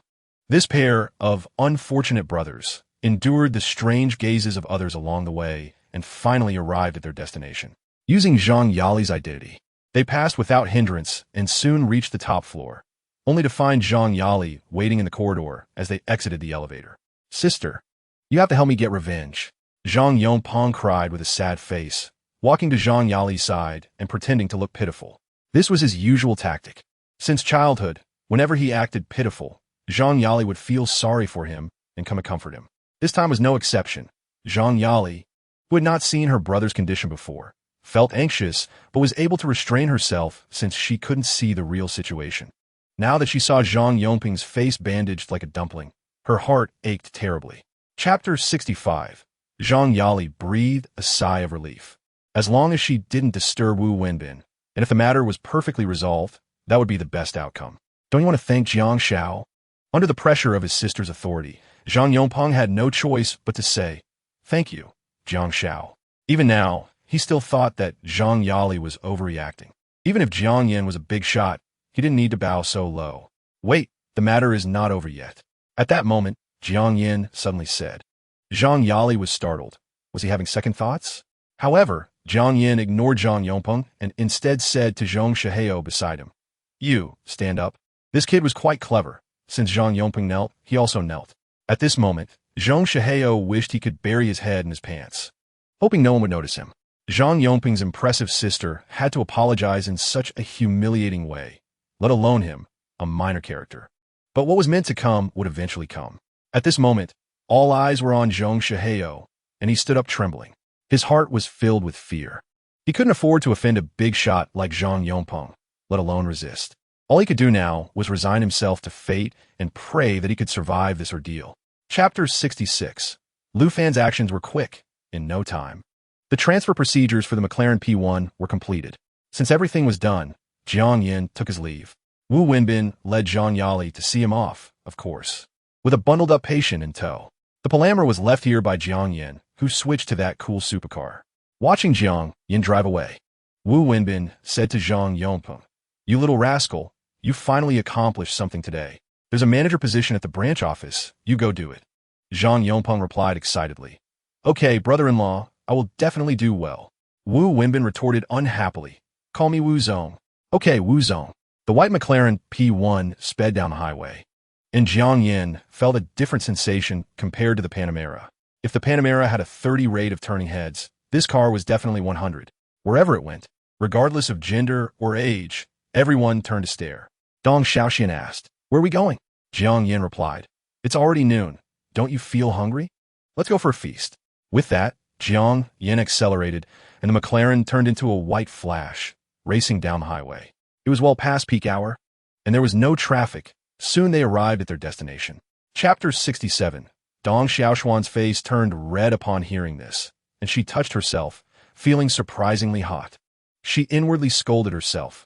"You fell for it last time. How come you still haven't learned your lesson? You close your eyes again, really disappointing." Dong Xiaoxian struggled to get up. Jiang Yin found her shy appearance amusing. Although she had a fiancé, she was still a genuine article. This woman was incredibly tempting. Not only did she have the thrill of unboxing a new product, but also the fun of a mischievous character, with a boost from the red and blue buffs. It felt great. Jiang Yin gently tightened his grip on Dong Xiaoxian, and with her little strength, she couldn't break free. "Since you want it so much, I'll give you a head start on your probation period and stamp your regularization." Jiang Yin leaned down and domineeringly pressed his lips against the beautiful woman's. Slow cultivation doesn't work for different women. Unlike the gentle yet tough Zheng Shui, Dong Xiaoxian was clearly the type who admired strength. The more domineering you are, the more she likes it. Dong Xiaoxian responded shyly, wrapping her arms around Jiang Yan's neck, feeling as if a fire was burning within her body. Only Jiang Yan's presence could extinguish it. Chapter 68. Dong Xiaoxian looked deeply at her roommate, unsure of why their relationship had come to this point. They had shared a beautiful friendship, but some people drifted apart over time. As for the future, continuing as friends was out of the question. She wasn't that generous. "Your boyfriend isn't suitable for you. As a friend, I can only advise you to this extent. The choice is yours." Perhaps they would never meet again. Dong Xiaoxian couldn't help but say a heartfelt line. Jiang Yin smiled and said, "Let's go." The roommate watched the two walk away, feeling mixed emotions. As for whether Dong Xiaoxian heard her words, only she knew. The two walked out of the stairwell. Dong Xiaoxian only felt her legs weaken, a wave of weakness washing over her. She couldn't help but complain, "You guy being a bull, how can you be so strong? You have no regard for the fairer sex." Jiang Yin chuckled. Isn't it said that there's only a dead bull, not a ruined field? Can't you handle it? Dong Xiaoshuan's face instantly turned bright red, and she whispered, vulgar. I need to stop by the pharmacy. These days are a dangerous period. I need to take precautions. Chapter 69. What is the big deal about complaining about me online? If you have the guts, come to the Consumer Association and argue with me. Do you dare? Jiang Yin said angrily, but his expression was playful. Dong Xiaoxian was undoubtedly a very clever woman. She played along and loudly replied, I dare. What is there to be afraid of? This time, I will definitely get you fired. Li Xiangyang chimed in. Jiang Yin, is there something? He wanted to say something to ease the situation, but Jiang Yin didn't give him the chance and directly interrupted. Old Li, I have something to do today. Let's have a meal together next time. After saying that, Jiang Yin walked directly out of the community, glancing at Dong Xiaoxian one last time before leaving. After their intimate exchange, the two clearly had a strong rapport, reminiscent of an old married couple. Dong Xiaoxian hurried to catch up. Li Xiangyang quickly said, wait, I want to go with you. Dong Xiaoxian stopped and coldly looked at Li Xiangyang. What are you going for? What does it have to do with you? Li Xiangyang, unfazed by Dong Xiaoshuan's icy demeanor, was instead stirred by her frosty beauty, wondering why he and T cherished such a beautiful woman. Chapter 70. You really are a big pervert. If your classmates knew your true self, what would they think? Dong Xiaoxian opened her bag, took out a wet wipe, and wiped her red lips. She had almost choked on yogurt. Everyone has a demon in their heart, and you are the key that unlocks mine. Jiang Yin looked at the beauty in front of him with amusement. Hearing Jiang Yan's words, Dong Xiaoxian felt very pleased. Wasn't that a roundabout complimenting her beauty? So, it turns out I'm quite desirable, huh? Of course, but you're not my ornament. If you want to do anything, remember to let me know, and I'll help you arrange it. If you want to leave, I won't stop you, Jiang Yin said lightly. Upon hearing Jiang Yin say this, Dong Xiaoxian quickly stated, I am not a fickle woman. Since I promised to be yours, I am yours in life and yours in death. All right, we are modern people. Why say such things? Life is too long to make promises lightly. Jiang Yin lit a cigarette, and listening to Dong Xiaoshuan's vows reminded him of his former self, who thought he would only ever treat Li Sherman well. Unfortunately, fate played tricks, and just a few days after their breakup, he already had 2 women. Chapter 71. In Magic City, at the headquarters of the Qinglong Group building, in a luxurious office, a woman dressed in professional attire sat in a high-end leather office chair, leaning over and working diligently. From the side view of the woman's face, she was undoubtedly a top-tier beauty, but she kept her head down, making it impossible to see her full appearance. Knock, knock, knock. Suddenly, an urgent knock on the door interrupted the woman's work. She frowned slightly, paused, took a sip of coffee from her desk, and said leisurely, Come in.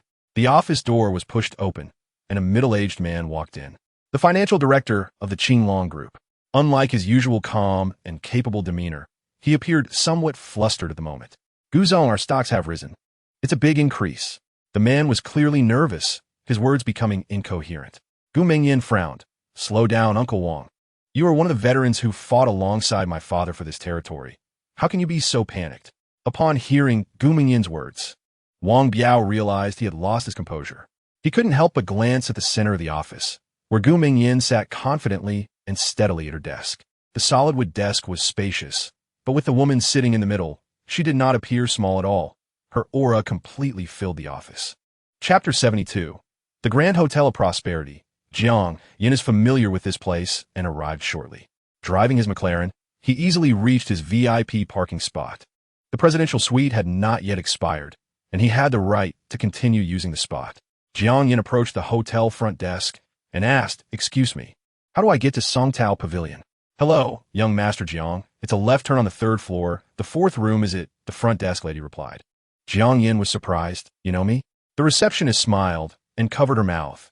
As a long-term client of the presidential suite, the manager requires us to remember names and faces.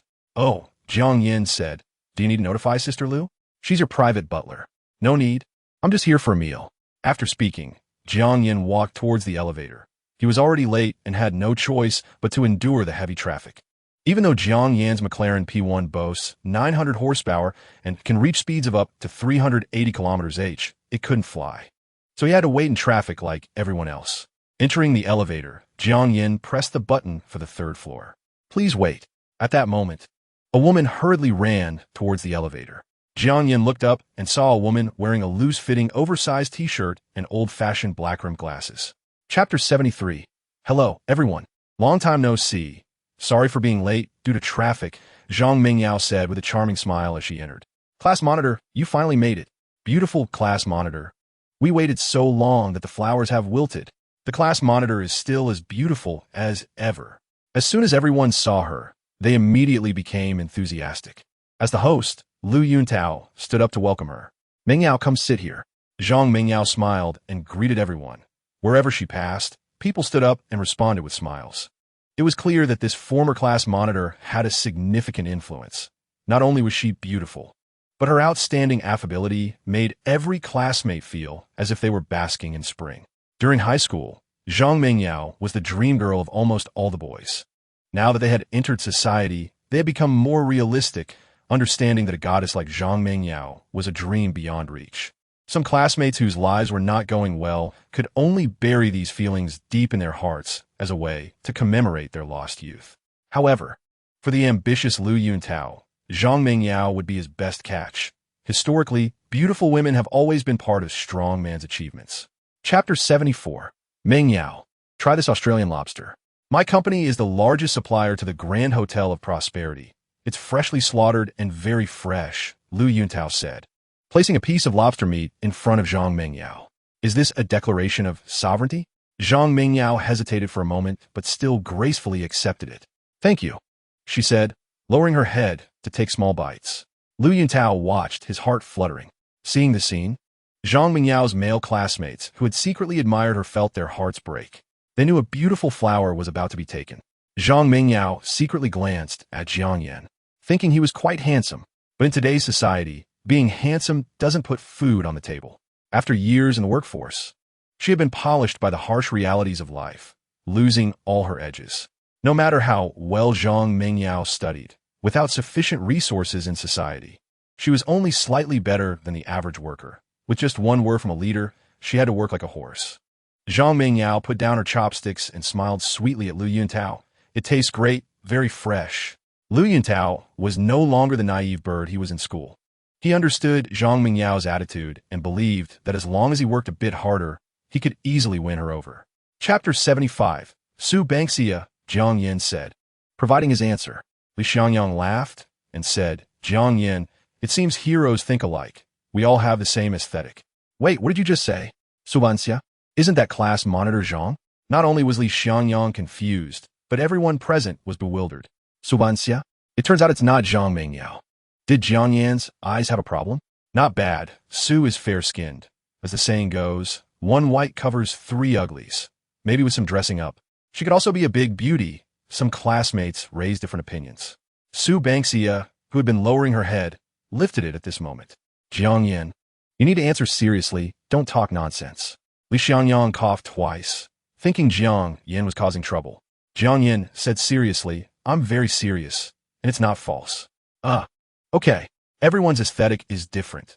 Jiang Yin has a special affection for Su Banksia, and I support that, Li Xiangyang said smoothly. Lu Yuntao was thrilled inside. I actually took someone without normal aesthetic sense as a rival. I'm really something. Jiang Yin ignored their expressions and sat down, looking at Su Banksia's pretty face and said, I'm a sincere person. If I say you're beautiful, then you truly are. Chapter 76. The waiter said, I don't know. The manager just informed me that the cost of the private room has already been settled. Lu Yuntao was puzzled, and suddenly he seemed to think of something. I know what's going on. The classmates were immediately drawn to his attention. On my way here, I saw the hotel's purchasing manager. Mr. Lu, we are old friends. He knew I was dining here, so maybe he settled the bill. It must be like this. Old Lu didn't even mention it. Sigh. I owe him a favor. Although Lu Yuntao sighed, his expression didn't look like he was sighing at all. He looked quite pleased. Upon hearing Lu Yuntao's answer, the classmates expressed envy. Wow, young Master Lu's circle is different. Without a word, the bill was settled. So generous. Young Master Lu is an important supplier to the hotel, so it's normal to have such treatment. Business is all about interests. I wonder if young Master Lu has a girlfriend. I'd like to date him. Lu Yuntao secretly glanced at Zhang Mingyao and found a hint of admiration in her eyes, which made him feel very pleased.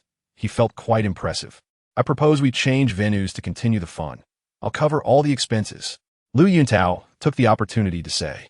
Chapter 77. Zhang Mingyao was proud. Since Jiang Yin was ignoring her, she couldn't put her warm face against his cold butt. Young Master Lu, let's go. Okay. Lu Yuntao had long been impatient. But to maintain his gentlemanly demeanor, he remained quiet. Su Bangxia saw Zhang Mingyao leave and blinked. The class monitor greeted you. Why are you ignoring her? Because her priority isn't high enough. What do you mean by not high enough? Don't understand? Jiang Yin chuckled. Wait until you take off your glasses and dress up a bit. Let me see, and then I'll tell you. Su Bangxia pouted. Forget it if you want to say. With the two main characters of the gathering leaving, the classmates gradually departed, leaving only Jiang Yin and Su Bangxia. Su Bangxia intended to chat with a female classmate for a few minutes, but the person she was trying to reach was very indifferent. There are family matters at home, so I have to leave first. Watching the classmates walk away, Su Bangxia said, They are so indifferent. Jiang Yin laughed and said, That's because you are too weak. If it were Lu Yuntao and Zhang Mingyao, would you see them stop to chat with you? In the adult world, there are only interests. Who has time to chat with a little country girl like you? Jiang Yin said something harsh. Chapter 78. Zhang Mingyao looked at the man chatting with Jiang Yin. Her curiosity piqued. Though the man didn't show off, Zhang Mingyao could clearly see the woman beside him, dressed in designer clothes, each item costing no less than 4 figures. What caught Zhang Mingyao's eye the most was the shoulder bag in the woman's hand. That black Hermes bag had caught her attention for a long time. But the price was simply daunting, over 300,000, truly unaffordable. Sometimes, a woman is the greatest reflection of a man's financial power. And it was clear that the man chatting with Jiang Yin was no ordinary person. Seeing them chatting happily, knowing they were old acquaintances, she couldn't help but walk over to Jiang Yin and happened to overhear the discussion about settling the bill. Zhang Mingyao's thoughts raced. It turned out that the meal just now was not paid by Lu Yuntao's friend, but by the seemingly unassuming Jiang Yin. How could he have such powerful friends? Zhang Mingyao couldn't help but want to understand more, her curiosity causing her to forget that Lu Yuntao was still waiting in the car. She tapped Jiang Yin on the shoulder. Jiang Yin, why haven't you left yet? Jiang Yin turned around, saw it was Zhang Mingyao, and casually replied, Just ran into a friend, chatting for a bit. Chapter 79. Lu Yuntao was anxiously waiting in the car, smoking one cigarette after another. The driver's side window piled with butts. An elderly sanitation worker saw this scene and couldn't help but approach, gently tapping on the car window. Hello, sir. I just cleaned this area. Please don't throw cigarette butts on the ground.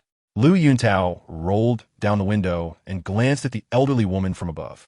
Feeling impatient as he waited, where had that little girl Zhang Mingyao gone? It had been so long. Now someone was bothering him. Aren't you the one doing this? If I don't litter, what do I need you for? His tone suggested that he was doing her a favor by giving her a job. Filled with disdain for the sanitation worker's profession, the elderly woman felt infuriated by his rude tone, her face turning red, her hand trembling as she clutched the broom. Lu Yuntao looked at the sanitation worker with contempt, thinking how dare a street cleaner meddle in his business, truly blind. In the end, the elderly woman sighed, said nothing, and silently swept up the cigarette butts Lu Yuntao had thrown out, turning to rest in the shade. Once she was far away, Lu Yuntao felt smug, his sense of superiority fully revealed. Chapter 80. For whom? Jiang Yin. Lu Yuntao looked shocked, unable to hide his disbelief. How could this be? That poor kid Jiang Yin. How could anyone voluntarily pick up the tab for him? It wasn't a small amount.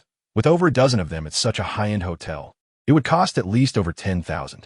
How could a guy driving for Didi have such friends? How could it not be possible? I not only saw it with my own eyes, but also heard it with my own ears. Zhang Mingyao, seeing Lu Yuntao's disbelief, immediately became dissatisfied. Seeing Zhang Mingyao getting angry, Lu Yuntao quickly backed down, saying, I was just a bit shocked. If it were anyone else, I wouldn't react this way. It's just that everyone knows Jiang Yan's situation. He himself admits to driving for Didi. What kind of big shots could someone like that know? Lu Yuntao's analysis left Zhang Mingyao confused as well. What exactly was Jiang Yan up to? Clearly wealthy, yet still pretending to be low-key. What kind of mentality was that? If she, Zhang Mingyao, became rich, she would definitely let the whole world know a low-key rich person isn't a real rich person. Only by showing off can wealth be demonstrated. If you don't flaunt it, then what's the point of having so much money? This was Zhang Mingyao's simple life philosophy. Chapter 81. Jiang Yin strode over to the elderly sanitation worker, sweeping the trash on the ground into a dustpan.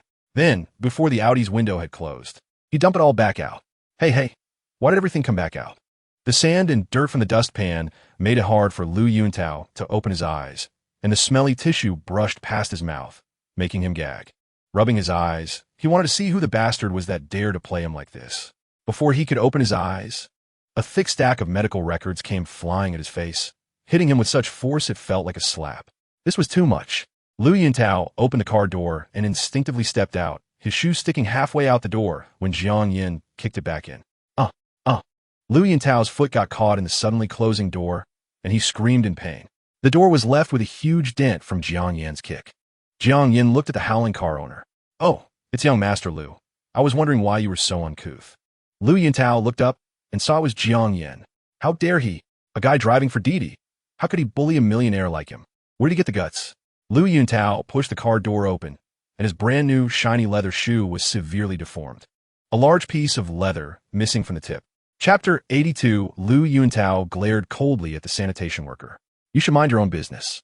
I'm good friends with the hotel management. If you offend me, do you think you can keep your job?" The elderly sanitation worker felt like she had been struck by lightning. Her family depended solely on her income, and she couldn't afford to lose this job. Su Bangxia looked furious. Lu Yuntao was really shameless. Zhang Mengyao frowned slightly. Lu Yuntao was indeed being excessive. Jiang Yin was being so impulsive. Now not only was the sanitation worker in trouble, but Jiang Yin would also need to compensate. Even if it was just for repairs, it wouldn't be a small amount. Thinking of this, Zhang Mengyao spoke up to mediate, saying his classmates there was no need for this. Just go to the 4S shop for some bodywork. And Jiang Yin could give some depreciation fees. How about that? What Mengyao said, I can still consider. But I have one condition. Jiang Yin must kneel and knock his head 3 times, then slap himself twice and say I was wrong. Then I'll agree. Su Bangxia looked at Lu Yuntao's arrogant demeanor, feeling very angry. She argued, "It's clearly your fault for littering and then insulting the elderly woman."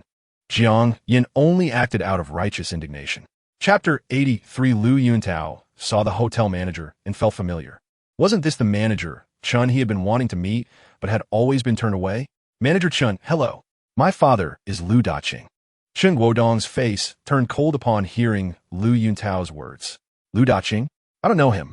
The damage to your car will be covered by our hotel, but you should no longer come to Shengshi Tianhong. Our hotel doesn't need such an arrogant supplier." Boom! Lu Yuntao felt as if struck by lightning. Was the situation really this serious? Were the suppliers going to be stripped of their qualifications? At that moment, Lu Xinghan, who was in charge of procurement, jogged over, wiping the sweat off his forehead. "Manager, may I ask for your instructions?" "Go to finance, collect your salary for this month, and get out with this person. Don't let me see you again," Chen Guodong said coldly. Lu Xinghan was bewildered. What was happening? Had someone reported the kickback issue? But this was too fast.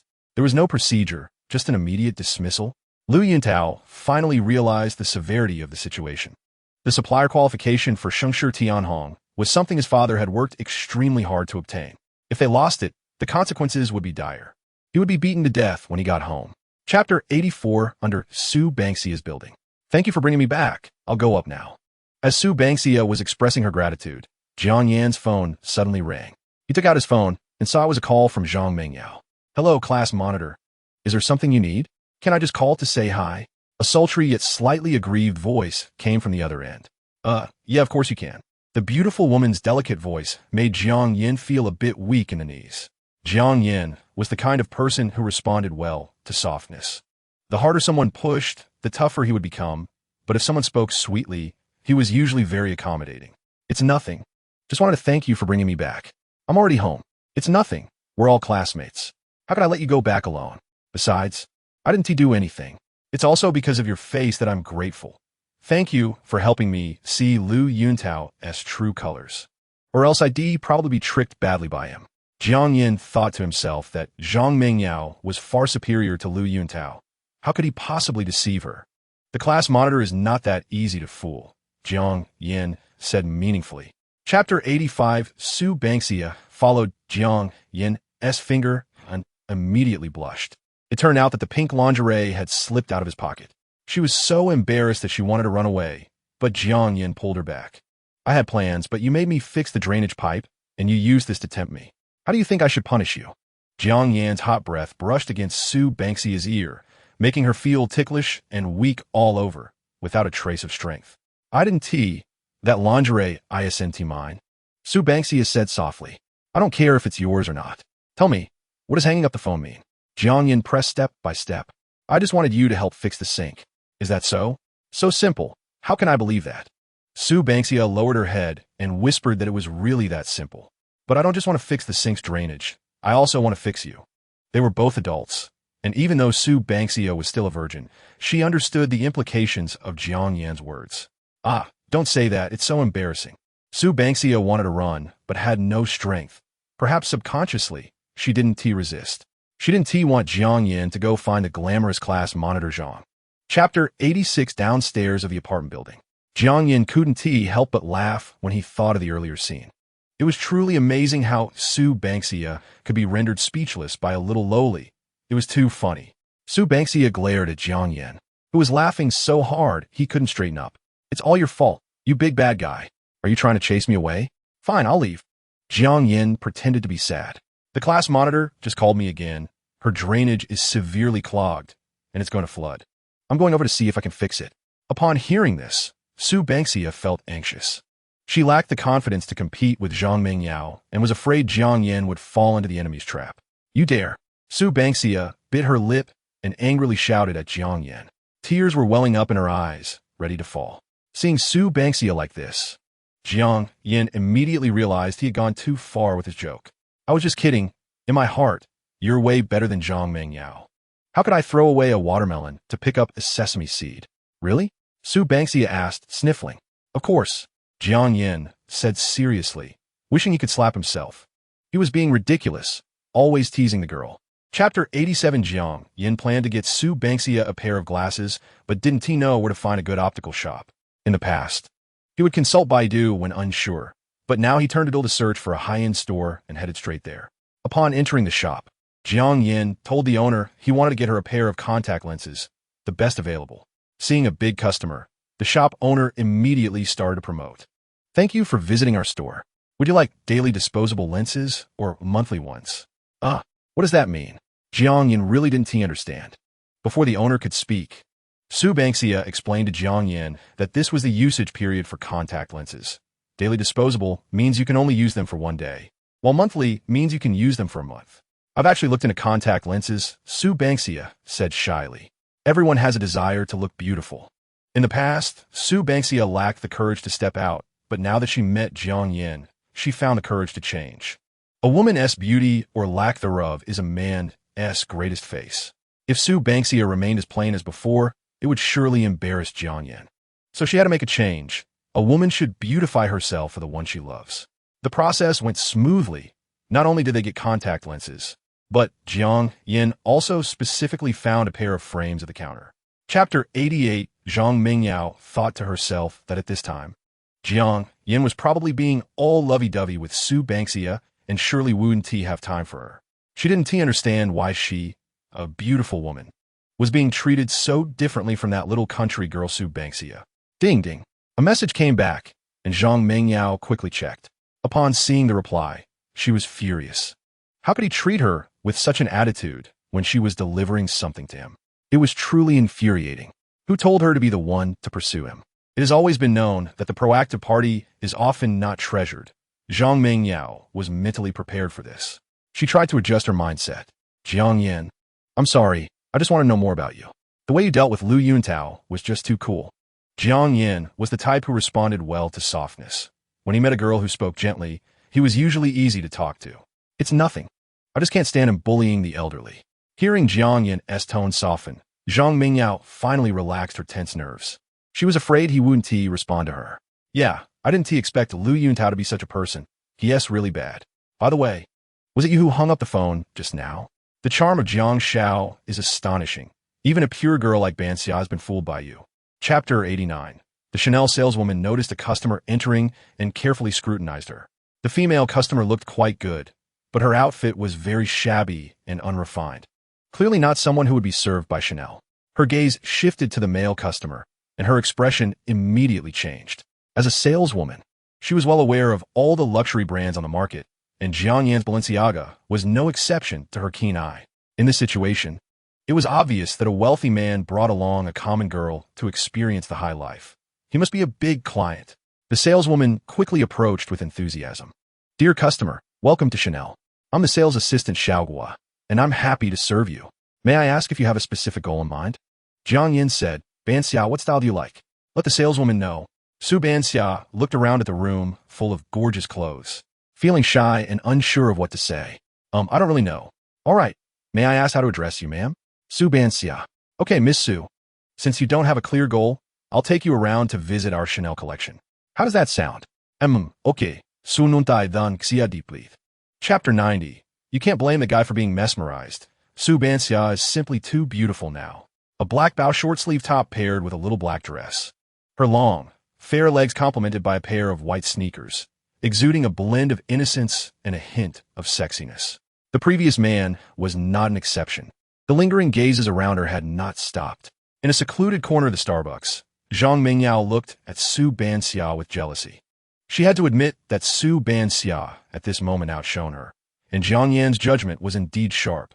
While the whole class had been fooled, he saw through it. She felt a bit insecure.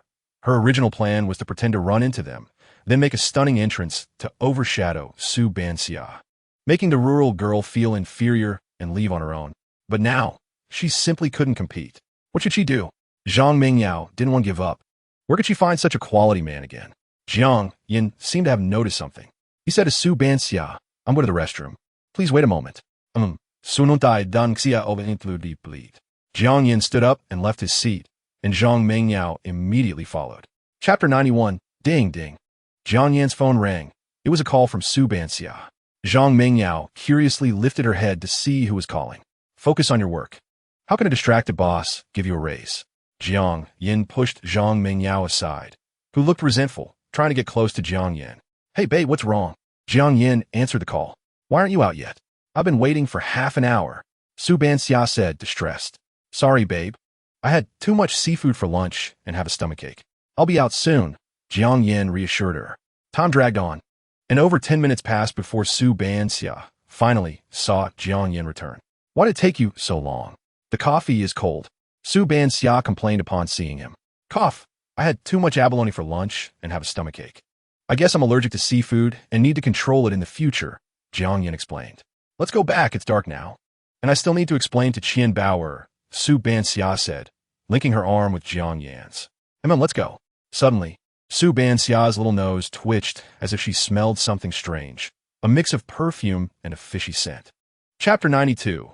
Su Banxia rummaged through a pile of bags and found a small box, taking out a tiny Chanel brooch. Qian Bauer didn't mind until she saw it. And then she felt even worse. "I carefully selected this. It cost 3,000 yuan. Do you like it?" Su Banxia said sincerely. Qian Bauer felt like crying, lamenting that the gift had come at the wrong time. If it were any other time, she would have been overjoyed and deeply touched. But now, with all these expensive bags, receiving just a small brooch felt like an insult. "Why do I feel like the current scene is very strange?" Jiang Yin sighed, holding his forehead. Su Banxia finally realized something was off. She looked at the 40,000 yuan Chanel dress she was wearing and the pile of handbags on the floor, each worth far more than that brooch. It indeed seemed inappropriate. Su Banxia hurriedly explained, "Bauer, I didn't mean anything else. All the clothes were bought by Jiang Yin. This brooch, however, was what I spent half a month's salary on. These clothes are nothing to Jiang Yin, but this brooch was half of my savings." Su Banxia looked at Qian Bauer sincerely, hoping she would accept it. Chapter 93. Su Banxia angrily said, "All you think about is eating. You might as well marry Jiang Yin since he has money and can satisfy you. I think that's a good idea. But I don't know if Sister Banxia is willing." Qian Bauer tilted her head, considering the suggestion. Su Banxia said, "I have no objections. Let's see if Jiang Yin is willing." Before Jiang Yin could speak, Qian Bauer quickly began to promote herself. "Brother Jiang, I'm a voice actor. I can be cute, sweet, pure, or cold. Don't you like that?" Her kawaii lowly voice made hearts flutter, irresistible to anyone, including Jiang Yin, whose intentions were not pure in the first place. Cough, cough. Jiang Yin strategically cleared his throat. He couldn't answer that question. But both beauties were staring at him, waiting, leaving him no way to escape. Jiang Yin cleared his throat and expressed his true thoughts. Bauer is so cute. If I said I didn't want that, it would definitely be a lie. Unfortunately, I'm already taken, so I can only ask if Sister Banxia agrees. I wouldn't mind having an extra wife. Men are indeed all pigs. Thinking about the pot while eating from a bowl. Chapter 94. Oh, you guys go ahead. I'll settle the bill and come right over, Su Banxia said nervously. The waitress saw Jiang Yin running out with Qian Bauer and thought he was trying to skip the bill. Wait, customer. Su Banxia hurriedly stopped her. I'm still here. My friend has a stomachache. He is not skipping out on the bill. I'm so sorry. You seem so anxious. I thought something happened. The waitress relaxed when she saw someone still there. That table of food was extremely expensive, and she couldn't afford to take that responsibility. Jiang Yin rushed out of the restaurant. However, Jiang Yan's sports car hadn't arrived, so he had to take a taxi.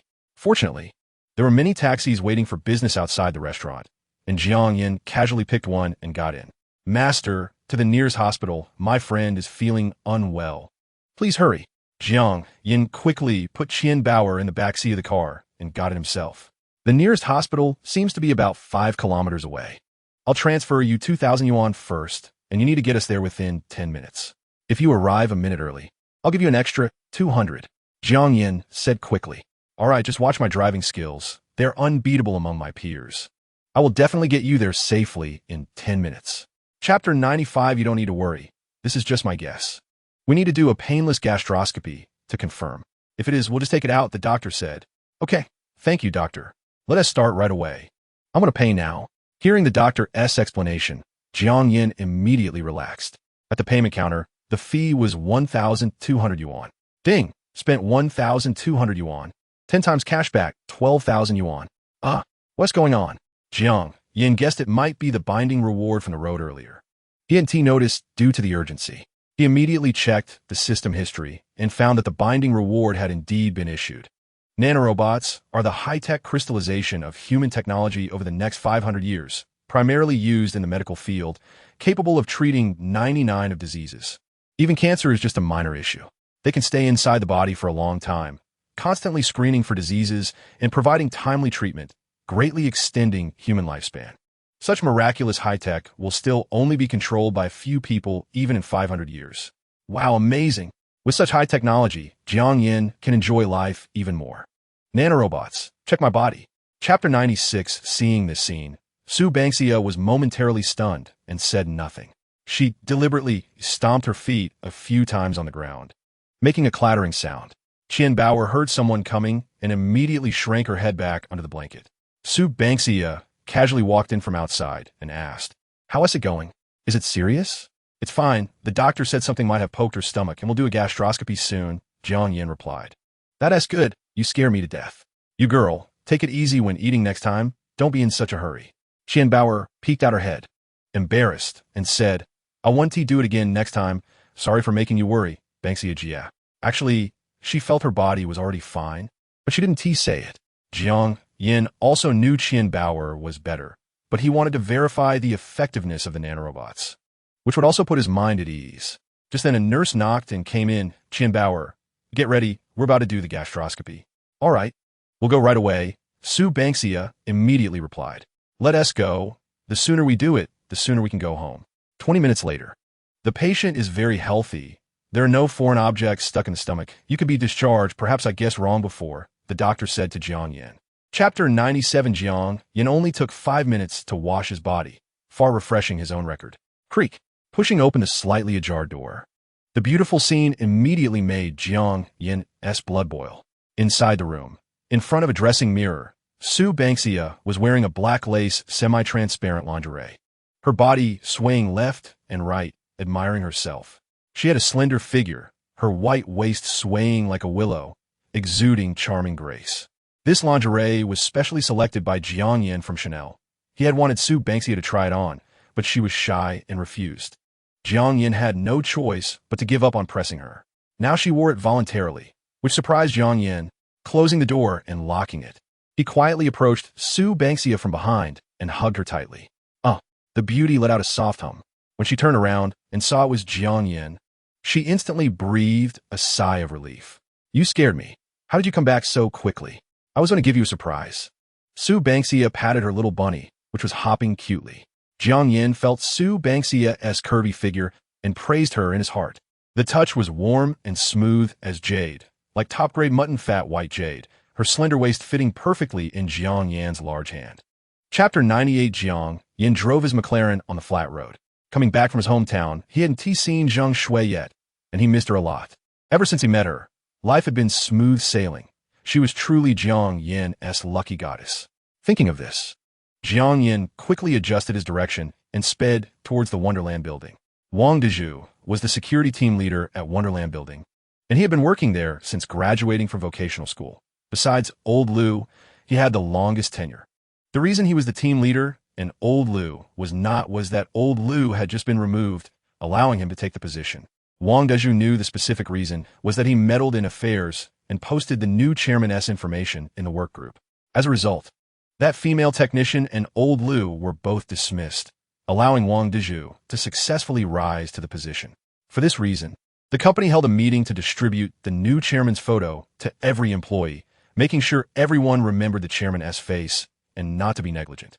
The weather was a bit hot at the moment, and he specifically came to deliver summer benefits, such as popsicles and chilled mineral water, to the brothers on duty in the parking lot.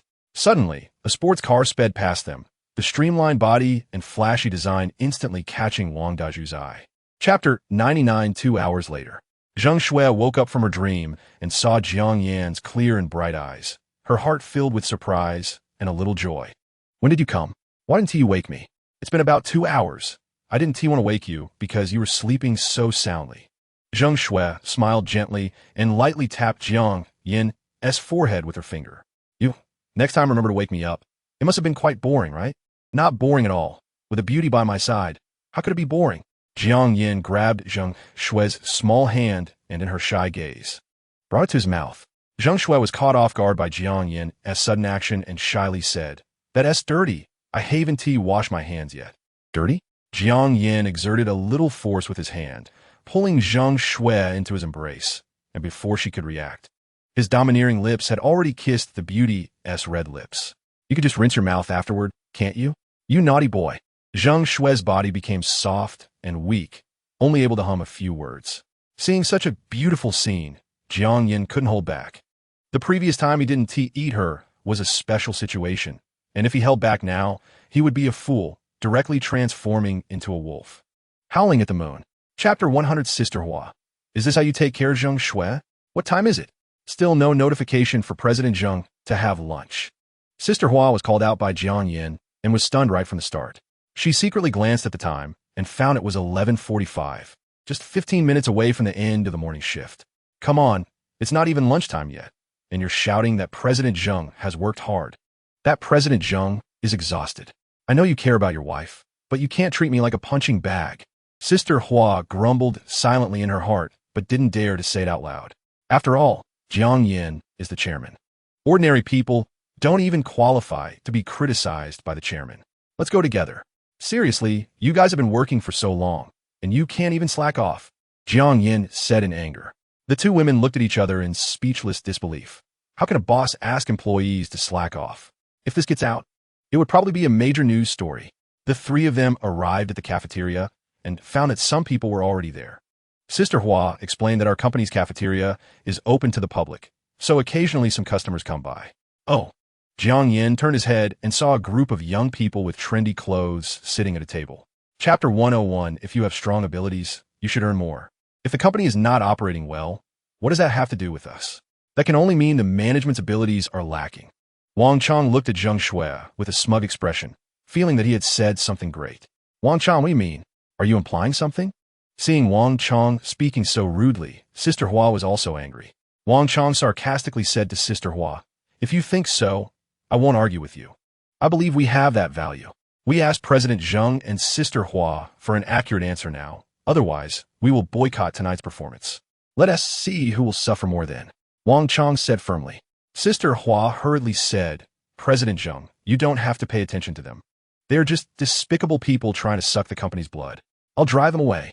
Zheng Shui signaled Sister Hua to step back and let her handle it. Avoidance won't solve any problems. Can you represent everyone? Zhang Shui glanced lightly at Wang Chong and the people behind him. They were the core members of the bar stage department. Zhang Shui had met them just a few days after taking office. Who would have thought they were a group of rebels? Of course I can. Hearing Zhang Shui's question, Wang Chong was confident. This woman had just taken office. Her position was unstable, and she surely wouldn't dare to do anything to them. She had to maintain the current performance. Chapter 102 Wang Chong was full of confidence. He could already feel a monthly salary of $1 million beckoning to him. You can leave now. President Zheng's decision is my decision, and no one can question it. Jiang Yin's words directly knocked him from cloud 9 to the bottom. Boss Jiang, you made a wrong decision. Right or wrong is not for you to judge. Jiang Yin said disdainfully. Wang Chong didn't expect Jiang Yin to be so decisive. Didn't he fear the company would suffer losses? His expression changed unpredictably. But it was too late to turn back. He could only drop a harsh remark. Without us, the Fairyland Bar will eventually go bust. Let's go. If we don't stay here, there will be a place for us. Wang Chong waved his hand and was about to lead his group away. Jiang Yin didn't pay him any mind. A bunch of clowns wasn't worth his attention. He turned around and announced something to all the employees. From now on, all employee salaries will increase by 30, and everyone is prohibited from overtime. Employees who must work overtime will receive triple pay. Just as the employees came to eat, Jiang Yin took the opportunity to announce the decision he had discussed with Zheng Shui. All the employees present were in an uproar. How could a capitalist be so generous? Chapter 103 Jiang Yin hung up the phone and picked up a piece of pig schrotter for Zheng Shui. Eat more. It's all collagen. Good for beauty. You should eat more too. I specially brought it for you. Zheng Shui shyly picked up a piece of pork belly and placed it in Jiang Yan's bowl. Fortunately, Sister Hua was a smart person and had already kept her distance, moving to another table to eat. Otherwise, she would have to eat a big bag of dog food. Wang Chong knelt on the ground, seeing that Jiang Yin completely ignored him. Although he was very angry inside, he didn't dare to voice any complaints. He was in an awkward position. Stand up? He didn't dare. What if Jiang Yin was someone who would seek revenge for the smallest grievance? His later life would probably be miserable, but continuing to kneel was really too embarrassing. Between losing face and seeking survival, Wang Chong decisively chose the latter. If Jiang Yin didn't speak, he wouldn't get up. It was peak dining time, and the coming and going employees had already seen Wang Chong. Isn't that the Wang Chong who was just bragging? He came back kneeling in just 2 minutes? Yes, all talk. If he was really that great, he wouldn't be kneeling here. One should recognize their own position. Don't get arrogant when successful.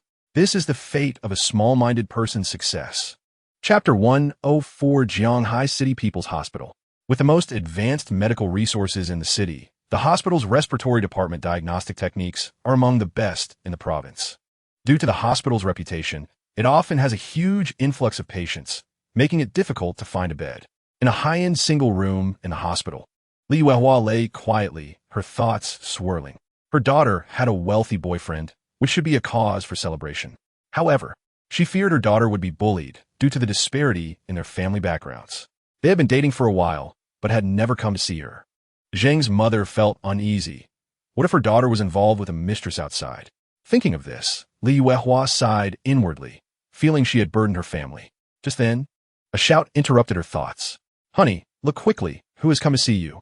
Li Weihua saw her husband bringing a man and a woman to her side. Wenwu. Wenting, it's you. Isn't Wenwu studying in the Magic City? Why are you back? Li Weihua sat up with difficulty and greeted them. Jiang Wenting stepped forward and took Li Weihua's hand. Brother came back to Jianghai, heard you were hospitalized, and came to see you right away. Chapter 105 Jiang Wenwu was force-fed a mouthful of dog food and felt very depressed. He didn't want to watch Jiang Yin show off his affection. I came back this time to see how Andy's illness is and see if there's anything I can help with. Casually rubbing his painful palm, since brute force didn't work, Jiang Wenwu decided to change his approach. Li Weihua said gratefully, I'm already very happy that you care so much. My girl has also told me a lot. My illness is difficult. The 3 difficult words contained Zheng's mother's endless emotions. After being sick for many years, her husband had to give up a flourishing career to take care of her, and her daughter, who had been accepted into a prestigious university's graduate program, had to take a leave of absence to take care of her as a patient. Sometimes, she even thought about leaving to avoid burdening her family. Jiang Wenwu confidently said, I'm not the only one who came back. I came back with Professor Zhang Peiyuan on a business trip. He is the most authoritative expert in the respiratory department in the country, and I am Professor Zhang's student. Zhang Guohuo exclaimed. Is that Professor Zhang Peiyuan, the top expert in respiratory medicine? Yes, Professor Zhang Peiyuan is my mentor. I came here specifically at the invitation of Jianghai People's Hospital to give a lecture, Jiang Wenwu proudly replied. Chapter 106. Jiang Wenwu angrily said, You have hostility towards me, jealous of my relationship with Schwerer, but you can't treat Aunt's safety as a joke. Jiang Yin sneered and ignored Jiang Wenwu. Jealous of you? Am I sick in the head? A girl who you couldn't win over for over 20 years. I managed to get in 2 days. Who's jealous of whom? Let's see. When have I ever lied to you? Jiang Yin said gently to Zhang Shui. Zhang Shui was taken aback. For a moment, she didn't know what Jiang Yin was up to. However, she believed there was a reason for Jiang Yin's actions, and she wouldn't doubt him. This is the terrifying aspect of a 95 intimacy level, unconditional trust in each other. Mom, let's give it a try. If it doesn't work, we can just have surgery, Zhang Shui said, holding Li Yuehua's hand against her face. She wished her mother could accompany her for a longer journey, at least for another 20 or 30 years before parting ways. Li Yuehua looked at her obedient daughter, feeling an overwhelming warmth in her heart. She also felt that the pill was unreliable, but for her child, she was willing to give it a try. What kind of trick is this? A tiny pill can cure decades of dust accumulation in the lungs? It's impossible, even if it's a magic pill. Zhang Peiyuan, after over 30 years of work, had never heard anything so absurd. He wanted to see what that pill could really do. Chapter 107. Zhang Shui handed Li Yuehua a glass of water to rinse her mouth. Mom, how do you feel? Li Yuehua gasped, surprisingly discovering that her breathing had become much smoother, no longer feeling like she was inhaling with her nose pinched. I feel great. I haven't had such free breathing in 7 or 8 years. It feels so good. Li Yuehua zhuka, dancing excitedly. She removed the oxygen tube from her nose and didn't feel uncomfortable at all. This is a miracle drug, truly a miracle drug, Li Yuehua said gratefully to Jiang Yin. Xiao Jiang, thank you so much. I know this medicine must be very precious, so I won't say much more. Thank you for giving me a new lease on life. Precious? The chocolate beans at the supermarket are $59 a pound. One is only 4 dimes. Jiang Yin smiled and said, It's nothing. As long as Anne is healthy. That's more precious than anything. I want Anne to witness Schwenner's happy life. How is this possible? The director looked at Li Yuehua, whose health had obviously improved, and was shocked. The director skeptically approached to examine her closely. You follow my instructions now. The director instructed Li Yuehua. Breathe in. Li Yuehua complied and took a deep breath. Chapter 108. Such a miraculous super pill, even if it can only treat pneumoconiosis, if it could be mass-produced, it would be worth an astronomical sum. Zhang Peiyuan couldn't believe that Jiang Yin wouldn't be tempted. Seeing Zhang Peiyuan's expression, Jiang Yin knew the guy was still not giving up. Professor Zhang, there's a reason why such a precious pill isn't publicized. Curiosity kills the cat. It's better for you to keep this secret to yourself. Jiang Yan's calm words carried a chilling aura, even in the hot summer, making Zhang Peiyuan unable to help but shiver. Zhang Peiyuan thought of many things in an instant. Why wouldn't such a precious pill be popularized? Even a fool would know the immense wealth involved. Jiang Yin had no reason to be unaware, yet he had no intention of exploiting it for profit, which made one ponder. The first reason is that the materials used for this pill are too rare to be popularized. The second reason is even more frightening.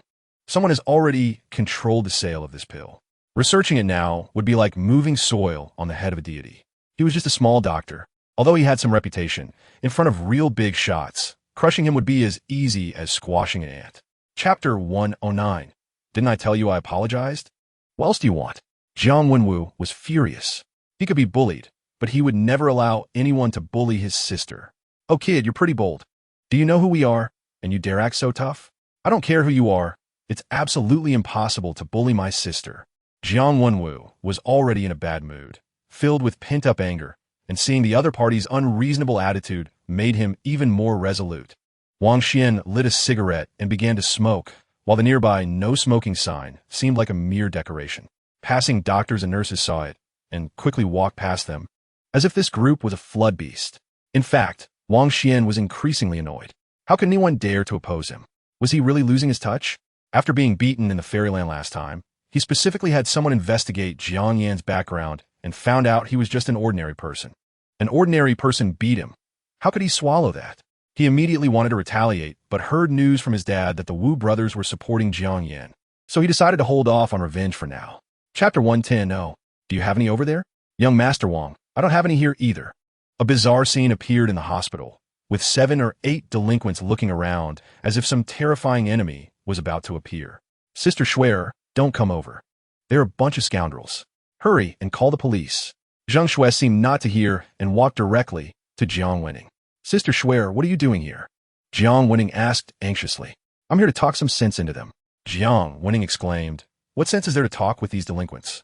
A beautiful woman like Sister Schwer is just walking into the tiger's den. Wang Xian looked around but didn't see the person he was looking for. So he patted his chest, and his racing heart finally slowed down. Damn, you all are cowards. We haven't even seen the person yet. And you're afraid of what? Although everyone didn't dare to retort, their disdainful glances were unanimously synchronized. You were the most cowardly just now, running several steps towards the stairs. Do you think we're blind? Zheng Shui, right? What's up? I was just about to find you over the incident in the fairyland, and you popped up by yourself. Chapter 111. Jiang Wenwu was very upset now. He had been beaten and lay on the ground in a sorry state. Being seen in such a humiliating situation by his beloved childhood friend and his rival made him feel extremely embarrassed.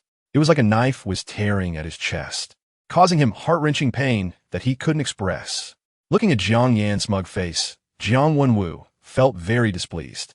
He pushed aside his sister Jiang Winting and angrily approached Jiang Yan, saying, I'm not the kind of person who sees money and opens my eyes. I don't need your help. Suit yourself. I'm not the type to meddle. Jiang Yan shrugged, looking indifferent. Jiang Winting angrily said, Brother, why are you like this? Jiang Yan is helping you. If you don't appreciate it, that's fine, but why do you have to speak harshly? You don't need to worry about it. This is really meddling. Jiang Wenwu, with a bruised face, left, and Jiang Winting, concerned, followed him. Jiang Yan looked at Zheng Shui gently and said, Shall I go too? Okay, Zheng Shui replied with a warm smile. She always felt at ease with Jiang Yan by her side. Seeing Jiang Yan ignore him, Wang Xian's anger surged. How arrogant! He clenched his fists, extremely furious. Suddenly, he thought of a brilliant idea. Since the bodyguards wouldn't take the initiative to cause trouble, why not let trouble come to them? Chapter 112. Where are you going? Jiang Winning asked Jiang Yan, her cheeks flushed. Of course, I'm going back. Am I supposed to teach you martial arts here? Damn, it's too tempting. If I don't leave now, I won't be able to help myself. That thigh must feel amazing against the wall. Jiang Yan walked with his body leaning forward, slightly hunched over, truly asking for it. You better confess honestly. Have you had your eye on me for a long time? No, not for long, just since we first met, Jiang Winning replied, calling him a scumbag. The two deliberately separated for 2 minutes and returned to their hospital rooms. Hey, Winning, why is your face so red? Zheng Shui asked with concern. Jiang Winting's face turned even redder upon hearing this. It's nothing, just that the air conditioning was too cold yesterday, and I caught a cold. A Ferrari 488 slowly appeared on the horizon, gliding down the wide asphalt road towards the Wang family's private estate. Following the Ferrari was an Audi. Wang Xian, feeling downcast, opened the car door, and 4 bruised bodyguards got out of the Audi. Before they even entered, they saw Wang Xiaofeng rushing out. Wang Xian couldn't help but ask, Dad, where are you going? Chapter 113. This is my son, a spoiled brat. Wang Xiaofeng briefly introduced him. Wang Biao, having no time to listen to introductions, quickly asked Wang Xian, Do you know Jiang Yan? Of course I know him. How can I not know him? Even if he turned to ashes, I would recognize him. But maybe the Jiang Yan I know isn't the same as the one you know. Wang Xian gritted his teeth. Seeing Wang Biao's anxious expression, Wang Xiaofeng quickly explained. My son is useless and has been messing around outside, causing trouble for someone named Jiang Yan, who seems quite capable and matches some of the characteristics described by Mr. Wang. Where is that young Master Jiang? Take me to meet him, Wang Biao exclaimed joyfully. Wang Xiaofeng, puzzled, said, Brother Wang, even if that person has some abilities, is it really worth for you, the director of the Qinglong Group, to meet him in person? He is the 3rd largest shareholder of our Qinglong Group. Do you think I should meet him personally? Wang Biao replied sternly. The news that he was the 3rd largest shareholder of the Qinglong Group was shocking. Wang Xiaofeng took a long time to recover. Quick, Xin'er, take us to meet young Master Jiang. Hearing Wang Biao's words, Wang Xian was dumbfounded. the third largest shareholder of the Qinglong Group, a giant in the Fortune 500. How could he be hiding in a small place like Jianghai? Chapter 114. Seeing Jiang Yan's actions. The shrewd Wang Xiaofeng understood that if they didn't come up and apologize right away, the consequences could be unimaginable. He quickly and respectfully said, "Thank you, young Master Jiang, for your generosity in forgiving my son's ignorance." Jiang Yan replied coldly, "I'm the kind of person who doesn't offend others, but if someone offends me, their fate will be unfortunate." Even though it was May, Jiang Yan's icy gaze made Wang Xin feel as if he were facing the biting cold wind of December. Shivering from head to toe, he finally realized that he had been courting disaster all along. Jiang Yan waved his hand and asked, "Do you have any other business? If not, we're leaving." Wang Xiaofeng respectfully presented his business card, saying, "Young Master Jiang, there's a charity auction in 2 days. If you're interested, you can come." Jiang Yan took the invitation, glanced at it, and noted that the world of the wealthy was indeed different, with invitations edged in gold leaf. He had never attended an auction before, so it was a good opportunity to see if it was really like in novels or movies, with bids in the tens of millions or billions. "Okay, I will go if I have time. Then, young Master Jiang, we will take our leave." The Wang father and son left, knowing that the next matters were beyond their involvement. Chapter 115. In a village house in Jianghai City, the sky was completely dark, with twinkling stars adding a bit of brightness. Jiang Wenting sat in a rocking chair in the yard, staring blankly at the stars, lost in thought. Jiang's mother, seeing this, curiously asked, "What is wrong with you two siblings? One is sulking in the house, not eating, and the other is counting stars in the yard like a fool." "Oh, Mom, can't you just be quiet?" Jiang Wenting replied impatiently. "What is wrong with your brother? He came back from the hospital looking so down." Jiang's mother pressed, "Why don't you ask him? How would I know?" Jiang Wenting was not in the mood to care about her brother. Her mind was filled with Jiang Yan's domineering and passionate kiss. "All right, you all have grown up and don't care about your old mother anymore. I'll go dance some square dance. It's better than sulking here with you." Jiang's mother, frustrated by Jiang Wenting's response, stormed off. Jiang Wenting didn't pay attention to her mother, but instead thought, "What is Jiang Yan doing now? This scumbag flirts with me and then ignores me. Not even a phone call." Chapter 116. The next day, in the lounge of the president's office at Xianjing Building, Jiang Yan gently moved aside the soft, fair arm and quietly got out of bed. Looking at the sleeping Zhang Shui, Jiang Yan chuckled. "Really getting more playful as you get older. Can't get up now. Huh." Last night, Jiang Yan had intended to pamper her a bit since she was his woman, but unexpectedly, Zhang Shui was quite stubborn, shouting that the world was not over and refusing to surrender. This made Jiang Yan unable to tolerate it, and he immediately taught her a lesson. They went all night long until the early hours. Today, Jiang Yan planned to let her rest well and Wu Ti wake her. After getting dressed, he left the room alone and checked his phone, finding it was already past 10 o'clock with several unread messages. Sue Banksy has said she was at work and sent a beautiful work photo. Qian Beier asked when Jiang Yan would hang out with her, teasingly sending a cute voice message to entice him. Dong Xiaoxian mentioned her upcoming birthday and asked if they could have a birthday party at the villa. Jiang Yan replied one by one, thinking he needed to reel the fish back in. He couldn't just toss them into the pond and forget about them. He had to take care of them, feeding them well so they would grow plump and tasty. Chapter 117. It's fine. Hurry up and clean up, Jiang Yan smiled. Hua Yinyu immediately grabbed a cloth and went to the floor-to-ceiling window to wipe away the stains. This place had a special scent that Hua Yinyu was very familiar with. It came from Zhang Shui, as they were now in contact every day, and with just one kiss, Hua Yinyu would know. Another, although she was unclear. She could guess and cautiously glanced at Jiang Yan, who was sitting in the boss's chair. To her surprise, Jiang Yan was also looking at her, and their eyes met directly. Hua Yinyu immediately felt shy and panicked. Her hands became stiff, and she accidentally tripped over a flower pot at her feet. Hua Yinyu let out a startled cry and fell to the ground. Jiang Yan saw this and hurried over. Sister Hua, are you okay? Did you get hurt? Jiang Yan asked with concern, not expecting that Sister Hua, a beautiful woman in her prime, would be so innocent that just a glance would make her fall. I'm fine, Director Jiang. I just stumbled a bit.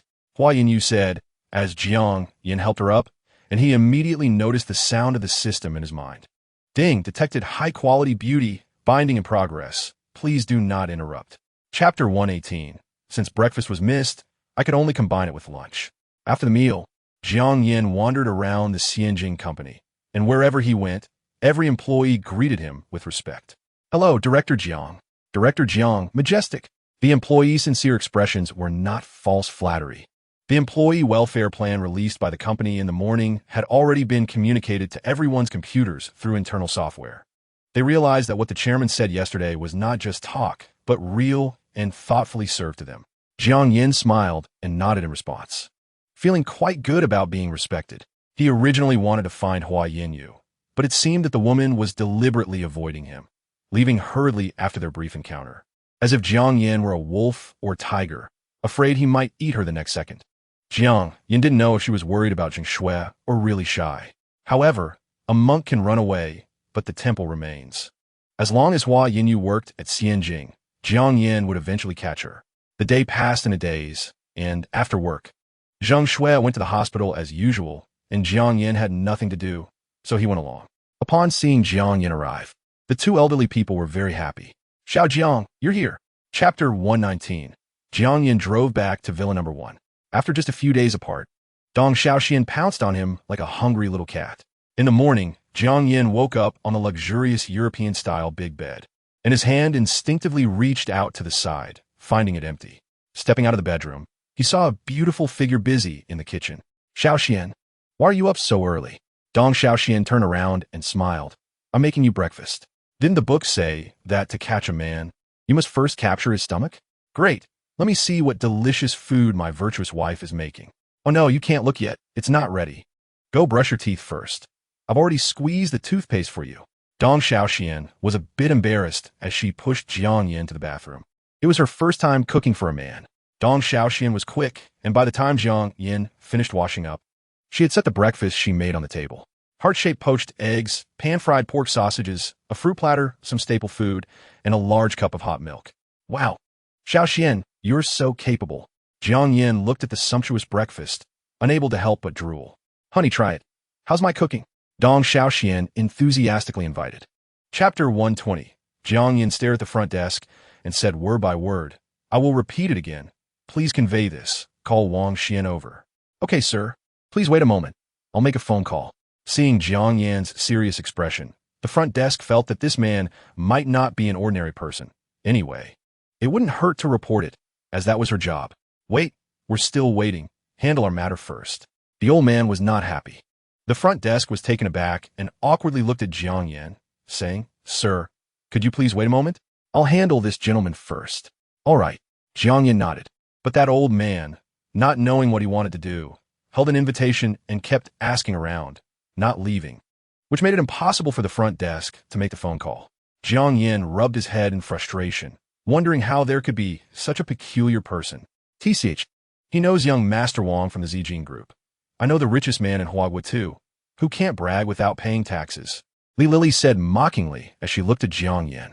"What does it have to do with you? Hurry up and leave." Dong Xiaoxian glared at her, but still kept her composure, not wanting to argue with Li Lili. Chapter 121. What happened to your face? Lu Dana was scared out of her wits when she saw Li Lili's face, her mouth trembling and fingers shaking. Jiang Yin looked at Li Lili in surprise. At that moment, a piece of mud-like substance fell from her face, and her high nose bridge had a chunk missing. "Wow, can makeup be done like this? Is this the legendary face sculpting?" "See, I told you, she is ugly, right?" Wang Xiaohai said triumphantly.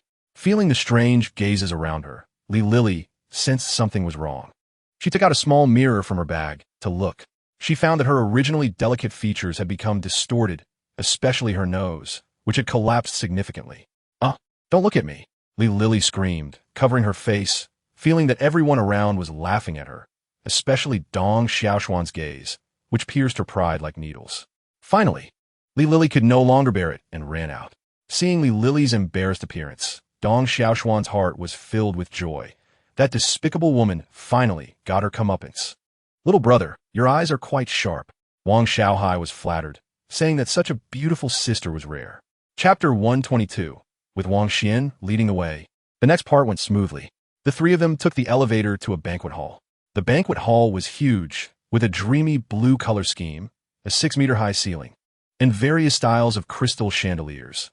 The lights shone down, creating a dreamlike atmosphere, as if they were in a deep blue ocean. This was the largest banquet hall of Eastern culture, mainly used for wedding banquets.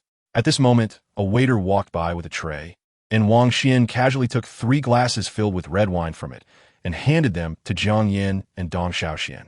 "Oh, it does look quite nice, very beautiful." Jiang Yin replied, "Brother, what about mine?"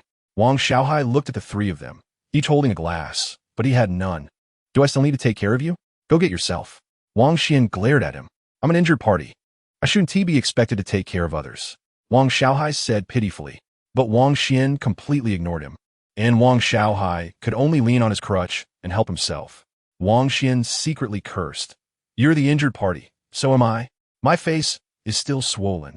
Although Wang Xian felt bitter inside, he still wore a bright smile on his face.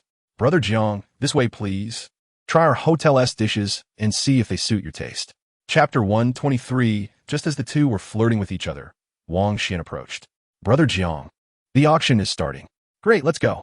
Wang Xian led the way, while Jiang Yin wrapped his arm around Dong Xiaoxuan's slender waist, walking at a leisurely pace. This scene immediately aroused the curiosity of many people. Who is this person that even Jiang Hai's #1 wealthy young master is leading the way for? I don't know. Just now these two were eating like starving wolves, thinking they were some local bumpkins. But who would have thought that young Master Wang would personally lead the way?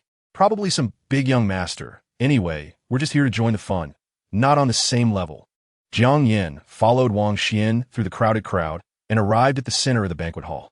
From a distance, he saw a group of elegantly dressed people, holding wine glasses, poised and graceful, discussing business experiences. Jiang Yin spotted Wang Xiaofeng and Wu Wenbin among them. The arrival of Jiang Yin immediately caught the attention of the two. "Brother Jiang, young Master Jiang." 2 different forms of address. Wu Wenbin was the most surprised. What did Wang Xiaofeng just call Jiang Yin? Young Master Jiang? He must have misheard. Didn't they just have a fierce conflict a few days ago? Chapter 124. Wow. Jiang Yin, you're really amazing. Honey, can I see that ring later? Dong Xiaoxian clenched her fist, unable to control her excitement, as if she were the one bidding. "You can look at it as long as you want. It was originally a gift for you." Jiang Yin smiled and gently teased Dong Xiaoxuan's delicate nose, his eyes full of affection. "Really?" Dong Xiaoxian was overjoyed. She originally thought Jiang Yin bought it just for collection. After all, such a rare treasure is a good investment. Acquiring it now and seeing its value double in the future is quite normal. Otherwise, what would a big man like me do with this thing? Dong Xiaoxian was beyond excited. She thought that following Jiang Yin would mean she would be just his dispensable lover, perhaps kicked aside when she got old and unattractive. But she never expected Jiang Yin would buy her such an expensive gift. She was so moved, she almost cried. "Honey, you're so good to me. I really love you so much." Dong Xiaoxian immediately returned a big kiss. "This is just the beginning. Since you're with me, you will definitely enjoy endless wealth and glory. This is just the start. There are plenty of days ahead." Chapter 125. Jiang Yin picked up a string of imperial green jade necklaces again. No, I can't wear any more." Dong Xiaoxian saw him reaching for it and quickly ran far away. Jiang Yin looked around and realized there really was no place left. He couldn't hang it around his neck, could he? All right then, let's just pack the rest and take them.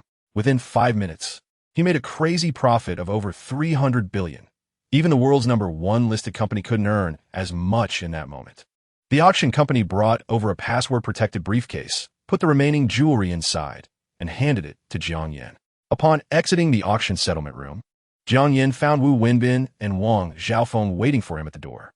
As soon as Jiang Yin appeared, he instantly attracted everyone's attention. However, they weren't looking at Jiang Yin. They were looking at Dong Xiaoxian beside him, and not even at Dong Xiaoxian herself, but at the colorful treasures she was adorned with. Wu Wenbin stared for a while before speaking. "Miss Dong, you are indeed beautiful. No wonder Brother Jiang is spending lavishly, wrapping up all the jewelry from the auction. Young Master Jiang and Miss Dong are indeed a perfect match, a natural pair," Wang Xiaofeng praised, showering compliments one after another. This was the first time Wang Xian saw his father flattering someone, and he was shocked, wondering if this was really his authoritative chairman father, who was so smooth with his flattery.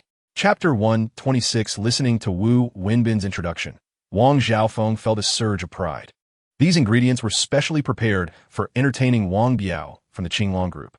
However, after learning about Jiang Yan's background, he kept some tricks up his sleeve. Once he knew Jiang Yan would attend this auction, He immediately had all his subordinates use them. Haha, Brother Wu, you really have great insight. Wang Xiaofeng chatted and laughed with Wu Wenbin. Young Master Jiang, please. But as soon as he turned around and saw Jiang Yin, he immediately became very respectful, lowering his attitude significantly. Wu Wenbin's expression turned slightly ugly upon seeing this. Wang Xiaofeng was clearly looking down on him. Wu Wenbin was right. Wang Xiaofeng indeed looked down on him. In Wang Xiaofeng's eyes, the Wu family group was a partnership between two brothers. When both were in charge, it was easy to fall into internal conflict. When the company was rapidly growing, it was fine to have their differences as they faced external challenges together. But now, with the real estate industry's winter arriving, having two bosses in one company immediately exposed the drawbacks. After hearing that the Immortal Realm building sold for 20 billion, their brothers' conflicts were already in the open due to profit-sharing disputes. Upon hearing this news, Wang Xiaofeng was even less concerned. He wasn't afraid of the two combined, let alone the brothers were not united anymore. Chapter 127. Oh, thank you, Boss Wang, for the reminder. This is indeed shocking news. Jiang Yin stroked his chin, digesting this information. Young Master Jiang, you don't need to be so polite. I believe that with your strength, this little matter is nothing to you, Wang Xiaofeng flattered. No need to flatter me that much. I know my own worth very well, Jiang Yin replied lightly. After bidding farewell to Boss Wang, Jiang Yin took Dong Xiaoshuan's little hand. This afternoon, you decide where we go. Let's go to the amusement park. I haven't been in a long time. How old are you? And you still want to go to the amusement park? Dong Xiaoxian tugged on Jiang Yin's hand, acting cute. Please, please. I haven't been in a long time. All right, let's go. Jiang Yan's head ached from her shaking, but he helplessly agreed. Dong Xiaoxian was very happy along the way, chattering nonstop. You know, that old classmate changed several phone numbers and called me. It's driving me crazy. He's still calling you? Jiang Yin was taken aback. He didn't expect Li Xiangyang to still be clinging on and not leave Jianghai City. Not anymore. I took a photo in the living room of Billionaire and sent it to him. He became honest and hasn't bothered me for 2 days. Chapter 128. The Ferris wheel goes around in just over 10 minutes. If you mess around, it will turn into a live broadcast scene. Dong Xiaoxian softly comforted Jiang Yin. She was a bit scared now. It's only been less than 2 hours. All right, I was just joking with you, Jiang Yin said with a smile. Men's words are deceitful, if you believe him. You're a fool, Dong Xiaoxian huffed. Really? I'm not lying to you. Really? More real than gold? Jiang Yin patted the seat beside him. Come sit here. We've been playing for an afternoon. Aren't you tired? Dong Xiaoxian cautiously looked at Jiang Yin and slowly sat down. As soon as she sat down, Jiang Yin wrapped his arm around her waist. Before long, Dong Xiaoxian stammered you. Your words don't count. Jiang Yin maintained a calm expression, skillfully breaking free from his restraints and continued to act mischievously. Dong Xiaoxian compromised, allowing Jiang Yin to do as he pleased, even pouting her red lips to kiss him. Hey, how can you kiss me randomly? Have you forgotten what you ate earlier? Jiang Yin resisted the beautiful woman's tempting red lips, turning his face away in disgust. I rinsed my mouth and chewed several pieces of gum. My mouth is fresh now, with no bad smell. Chapter 129. The next morning, Jiang Yin got out of bed, dressed, and planned to visit the Wu group. After all, it was promised that he would go. If he didn't, wouldn't that be breaking his word? However, Jiang Yin instinctively felt something was off with Wu Wenbin. Wang Xiaofeng had also mentioned the Wu family's dark history, making Jiang Yin think that this visit might be a trap. But if you don't enter the tiger's den, how can you catch the tiger cub? Jiang Yin couldn't help but think of Zhang Yali's seductive fox-like eyes, feeling a thrill in his heart. Although it was indeed a bit inappropriate to think about his brother's woman, he couldn't control what his mind wandered to. Thinking about it wasn't illegal, and he didn't necessarily have to act on it. Hubby, I'm sorry, I can't cook for you today. Just as he was thinking, a soft and delicate female voice sounded behind him. Jiang Yin turned around and smiled. Do you still doubt the truth of my words? Dong Xiaoxian lay lazily on the bed, not wanting to move a finger, feeling utterly exhausted. Hubby, I won't dare again. She recalled the scenes from last night, her heart racing. Initially, she did suspect Jiang Yin had taken drugs, so she used all her skills to try to exhaust him. Who knew Jiang Yin would be like an ancient wild bull, tireless and never stopping. Chapter 130. After Zhang Yali served tea, she planned to leave the room. Sister Yali, we are old acquaintances. How can you leave me all alone in this room? It's so boring. Seeing Zhang Yali about to leave, Jiang Yin immediately called out to her. Zhang Yali hesitated a bit. The company was filled with eyes, and it was inappropriate for her and Jiang Yin, a man and a woman, to be in the same room. What's wrong, Sister Yali? Do you see me as an outsider? What a pity for my good intentions in helping you hide your brother's matters. Jiang Yin sighed deliberately. Little one, can I not handle you? This favor. I'll hold over you for a lifetime. Jiang Yin didn't intend to do anything bad to Zhang Yali. He simply found it too boring to be alone in the empty lounge. Hearing Jiang Yan's reminder, Zhang Yali immediately remembered that matter. Debts of gratitude are the hardest to repay. Zhang Yali sighed. She felt guilty and had to listen to Jiang Yan. With a determined heart, she decided to stay. However, she was still afraid of others gossiping, so she opened the lounge door. Jiang Yin looked at her defensive posture and couldn't help but tease Sister Yali. Why don't you trust me? Are you afraid of me? Or are you afraid of me? Chapter 131. Wu Wenbin thought for a moment and said, I have many subsidiaries under my name. I could transfer one to you. No need, President Wu. I can register one myself. It's not that complicated. Jiang Yin declined Wu Wenbin's kindness, as this was an excuse he had come up with. He could only vaguely understand the business plan, but he couldn't see if there were any professional contract traps within it. Caution is the mother of safety. Although my money came easily, I still put an effort to earn it, so I can't squander it carelessly. Wu Wenbin is half shady. I need to be vigilant in cooperating with him. Losing money is not a big deal, but I can't get myself into trouble. I'm not strong enough to confront the state, and a single bullet could take me down. For professional matters, one should seek professional help. Jiang Yin planned to find a law firm to review the contract before making a decision. One must always be cautious. Oh, it's fine. Registering a company only takes a few days. I can wait. Wu Wenbin said with a smile. Jiang Yin stood up. All right, I'll go register the company first. We'll be in touch later. Jiang, won't you stay for a meal? I've already reserved a restaurant, Wu Wenbin said as he saw Jiang Yin getting ready to leave. Chapter 132. Jiang Yin strolled slowly in the corridor outside the lounge. Unexpectedly, the one he didn't want to provoke came to him. This was indeed interesting. Jiang Yin was bored as he looked at the corporate culture posted on the wall. Before long, he heard the sound of a door opening. Jiang Xiao, I've finished my business. I hope you can guide me more in the upcoming period. Jiang Yin turned around to see Zhang Yali approaching with elegant strides. Her graceful demeanor carried a hint of charm, but her enchanting fox-like eyes were slightly red, as if she had just cried. Jiang Yin pretended not to notice and smiled. Sister, isn't there still some financial matters to hand over? No need, Yali and I just discussed it. I'll explain it to finance later. Zhang Yali remained silent, as Wu Wenbin explained. In fact, there was nothing significant. It was just an excuse to send Jiang Yin away. Well, Brother Wu, your person is mine to take. Don't feel sorry. Jiang Yin joked. Haha, Jiang, feel free to take her. Treat her like an ordinary employee. If she misbehaves, I'll teach her a lesson. Wu Wenbin was unconcerned and instead generous. Chapter 133. Hey, don't generalize. There are still good men out there.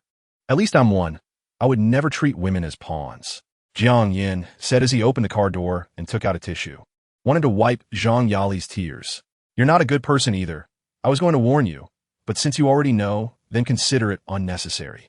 Zhang Yali directly swatted Jiang Yan's hand away, angrily turning to leave. But just after a couple of steps, she felt Jiang Yin grab her. What are you doing? Let go. Zhang Yali glared at Jiang Yin, feeling that he was even more detestable than Wu Wenbin, rubbing salt in her wounds. I won't let go. I grabbed your hand with my own ability. Why should I let go? Ding. The system is establishing a connection. Please do not interrupt. You shameless. Aren't you afraid of Wu Wenbin retaliating against you? Zhang Yali laughed in anger. What is there to be afraid of? Dying under a peony flower is still romantic. Jiang Yin said nonchalantly. Ding, congratulations to the host for binding a high-quality goddess. Reward, 30 shares of the Wu Group. Hearing the system's prompt, a smile appeared on Jiang Yan's face. Do you dislike me this much? Jiang Yin suddenly took a step closer to Zhang Yali. Chapter 134. Oh my. Why are you crying again? Jiang Yin was at a loss for what to do. He had always heard that women were made of water, and he had never believed it until now. I want to cry. What does it have to do with you? Zhang Yali directly confronted Jiang Yin, saying, I don't care. Who does? Who told you to be my sister-in-law? Jiang Yin was not bothered by Zhang Yali's tone. After all, if he took advantage, he should expect a few words in return. However, he remembered all of this and thought to himself, once I wear down your temper, I will definitely make you pay for it later. Don't call me sister-in-law. All right, sister-in-law. Zhang Yali raised her head and glared at him. Jiang Yin noticed her red lips and couldn't help but feel a strong urge. He got up, sat next to her, pulled her into an embrace, and quickly pecked her lips. The action was so swift that the woman hadn't even reacted yet. The reason he was so quick was that he was afraid of being bitten again. Zhang Yali's eyes widened in disbelief. She never expected this shameless man would kiss her again. She was crying her heart out, and instead of comforting her, he continued to add fuel to the fire. The tears were completely ineffective. Chapter 135. Seeing Zhang Yali's reaction, Jiang Yin was very pleased, thinking to himself, as expected, a woman who has experienced the glamorous world doesn't need to be taken on a carousel. You just need to show her a more splendid world. No matter how many times it turns, Jiang Yin would only gain more. No, it's not enough. I need to use money to overwhelm her, so that the most glamorous world she has seen in her life can only be with me. Jiang Yin was feeling very satisfied. It was already too late. I have already turned the tables. Zhang Yali quickly opened her phone and found that her account balance had increased by another 100 million. She was going crazy. Zhang Yali felt it was not worth it for Jiang Yin and couldn't understand why he was so reckless. She was just a woman approaching 30. She didn't deserve this. At that moment, Zhang Yali was completely conquered. I don't deserve this. You don't mind that I'm a fallen woman, do you? I know you rich young masters care a lot about this, Zhang Yali asked Jiang Yin. The world is not a pure land. Why bother getting tangled in past choices? In this restless society, just living is not easy, let alone for a weak woman drifting alone. Chapter 136. Zhang Yali began to tell her life story. She lost her father when she was 10, and her mother remarried without a second thought, despite her and her brother's desperate pleas. With the pillar of the family gone, a woman in a mountain valley had to raise 2 young children and 2 elderly in-laws. Any woman would feel despair. Perhaps for her, leaving was the best outcome. Although she understood, Zhang Yali would never forgive. The days ahead for Zhang Yali were predictably difficult. She did housework, took care of her brother, and worked hard in school. Her small shoulders bore a huge responsibility. Fortunately, she excelled academically and was successfully admitted to university, leaving the small mountain village behind. Jiang Yin listened, and although he could not empathize completely, he could understand to some extent. Putting himself in her shoes, he thought that if his mother had remarried and abandoned him, perhaps his life would have been just as difficult. Although his father was a heartless scoundrel, his mother had given him all she could, so Jiang Yin's childhood was joyful, and he hadn't suffered much. Compared to Zhang Yali, Jiang Yin was indeed too fortunate.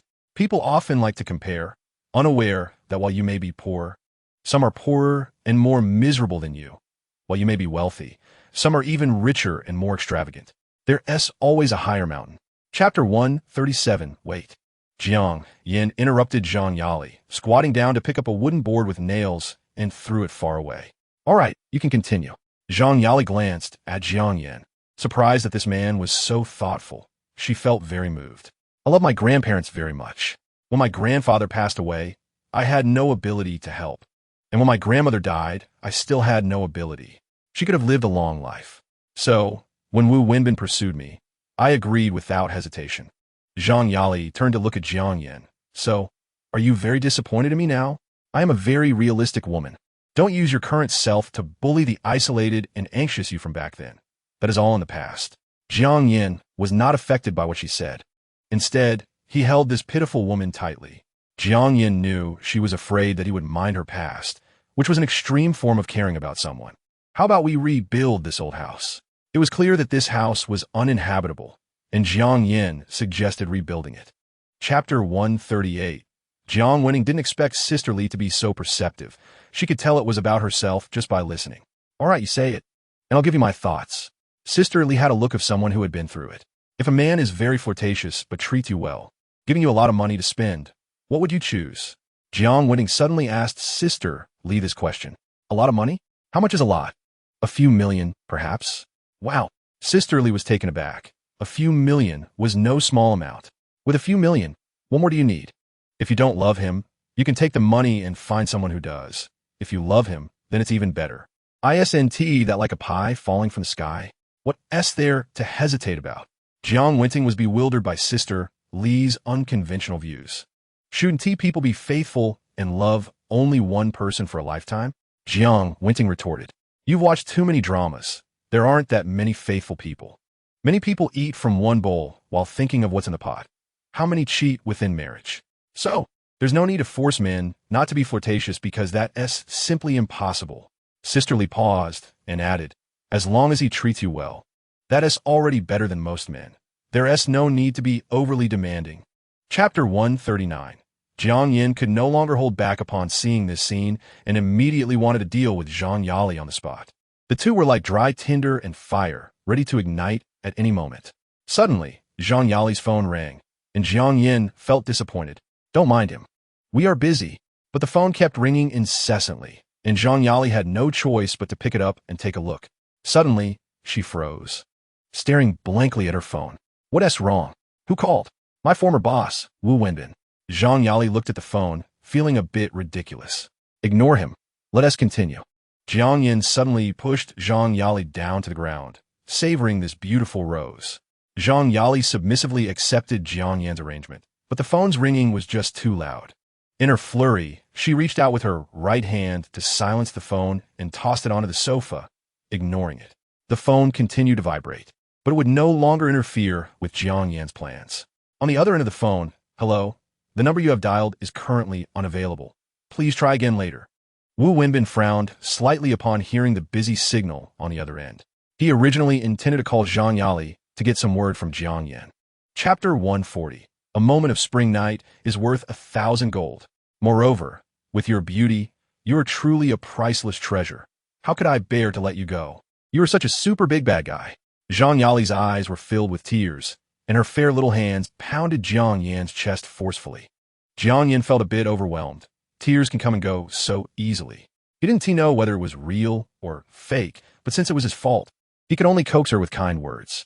However, Jiang Yin didn't expect that the more he coaxed, the more tears she shed. After thinking for a moment, Jiang Yin decided that since it wasn't he working to coax her, he might as well stop trying.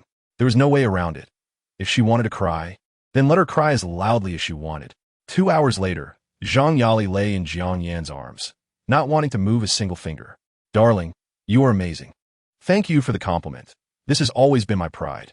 Jiang Yin was quite pleased with himself. He felt very confident in his abilities. Considering what had happened was just a small mistake. Ding! Zhang Yali's intimacy level is 5, current intimacy level 86. Although Zhang Yali didn't say anything, the system had already answered for her. At this moment, night fell, and the two held hands, looking like a pair of lovebirds walking down the main street of the county town. Chapter 141. Jiang Yin felt the soft warmth in his arms, and his mood improved significantly. It seemed that this girl's rebellious nature had been softened quite a bit. She was much more docile now. Why were you waiting for me outside? Jiang Yin gently patted the woman's head and asked. I missed you too much. After you finished your call, I was so distracted that I decided to wait for you outside the store. Jiang Yin shyly glanced around. The unusual gazes from those nearby made her feel a bit uncomfortable.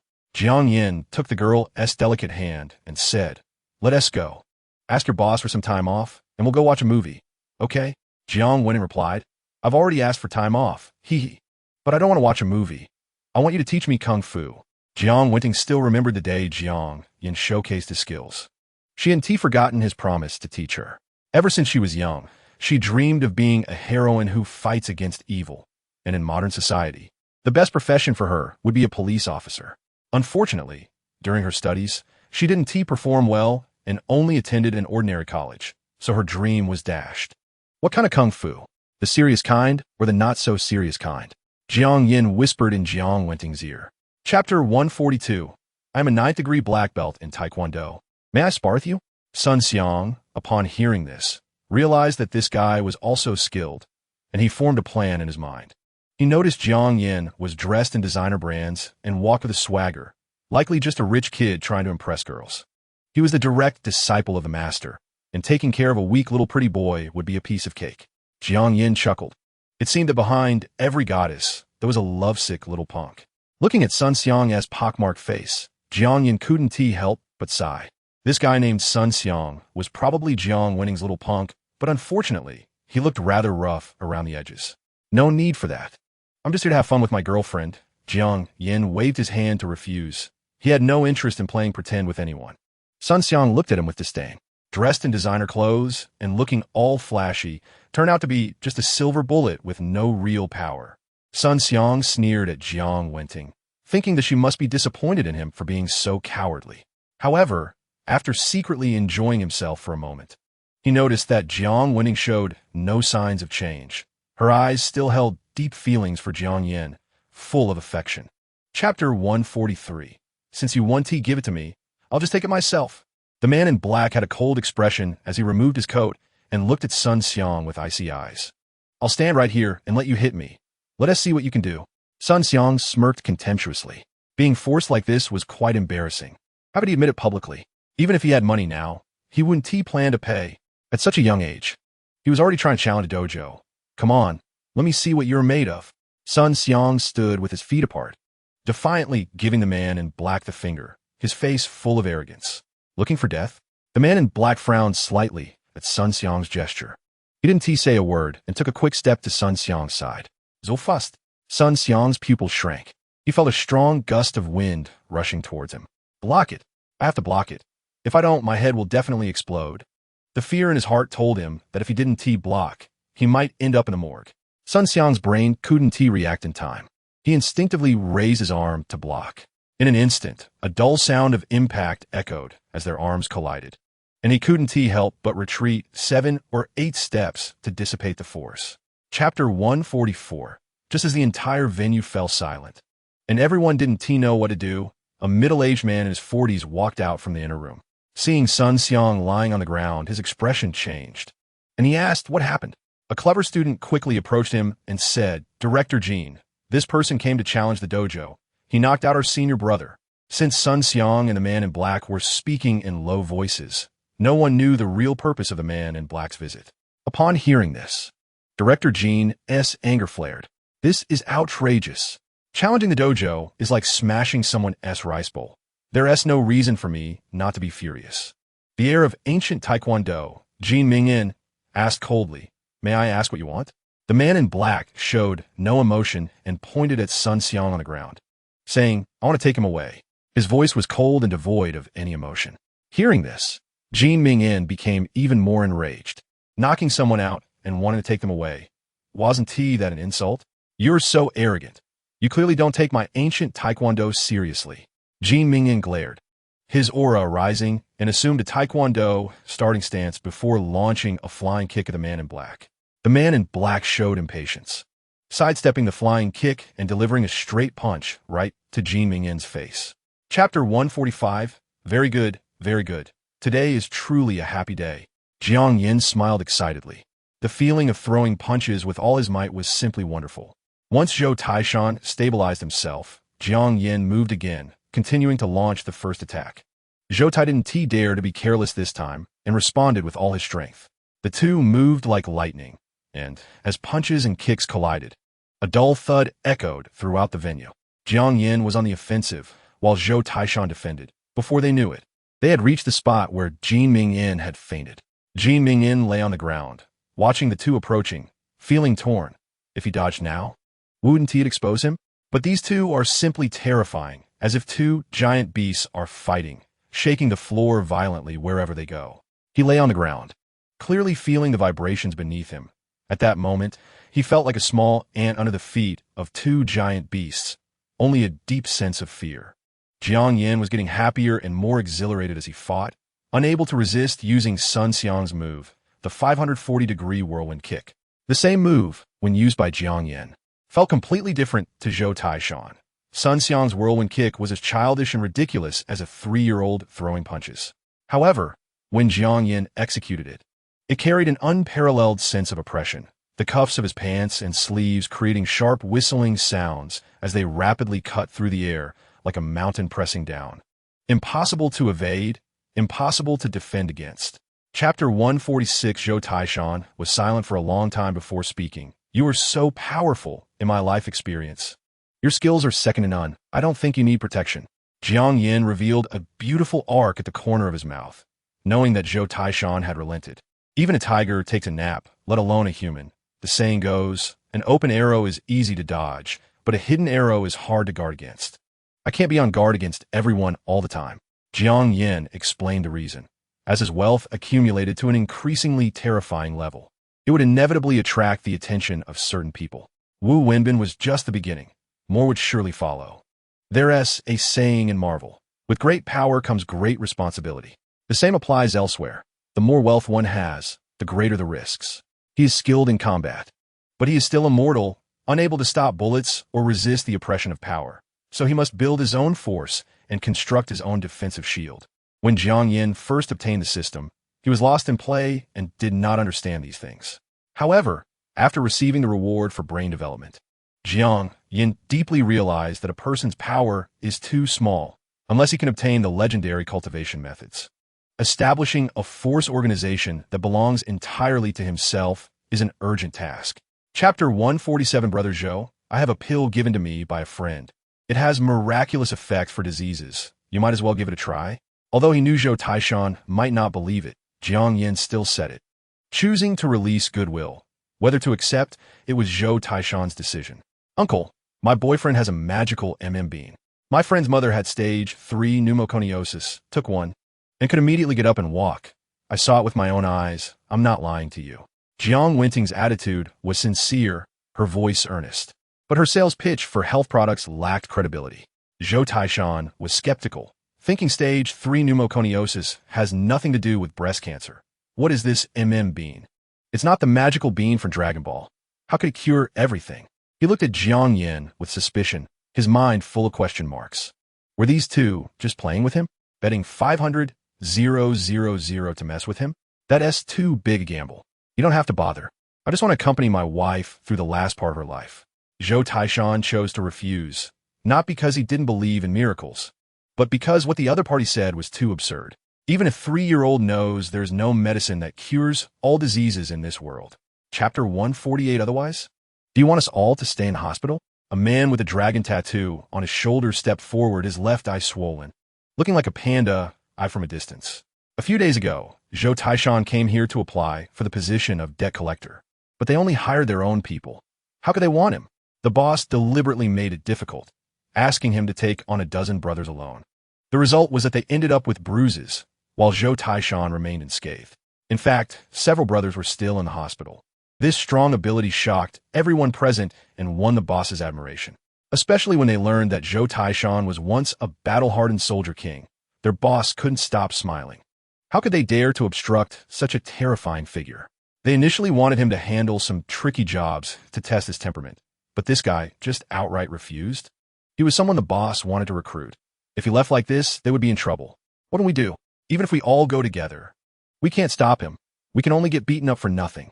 Everyone looked at each other, not knowing what to do. At that moment, the phone in the shop rang, and the young man watching the shop glanced at the number. Chapter 149. Now, it's just a matter of seeing the steps of the divine medicine. Jiang Yan's lips curled into a charming smile as he gently lifted Jiang Wenting's chin, making her heart race. After a long time, Jiang Wenting, drenched in sweet sweat, lightly slapped Jiang Yan. You are such a big liar. How did I lie to you? Jiang Yin said with amusement. You. Jiang Wenting was at a loss for words. When it came to verbal sparring, she had never won against Jiang Yin. She had given him everything, yet he still bullied her like this, making her eyes turn red with grievance. Jiang Yin didn't notice Jiang Wenting's expression. Don't worry. From now on, your body will be great. That's all thanks to the divine medicine. During their earlier exchange, he had commanded the nanobots to conduct a full-body examination of Jiang Wenting and cleared all toxins and diseases from her body. Seeing Jiang Yin babbling nonsense again, Jiang Wenting felt a surge of determination and bit down on his shoulder. Hey, why are you biting me again? Who told you to keep talking nonsense? What kind of divine medicine is that? Do you think I'm 3 years old? Jiang Wenting thought about what she had swallowed, feeling a mix of shame and anger. You lied to me, and I let you have your way. But how can you still talk about divine medicine? Do you really think I'm an idiot? Chapter 150. The scene that makes all men fail was resolved so easily. Jiang Yin didn't even have to put in much effort, and the two women made up directly. One could only say that the art of war truly did not deceive me.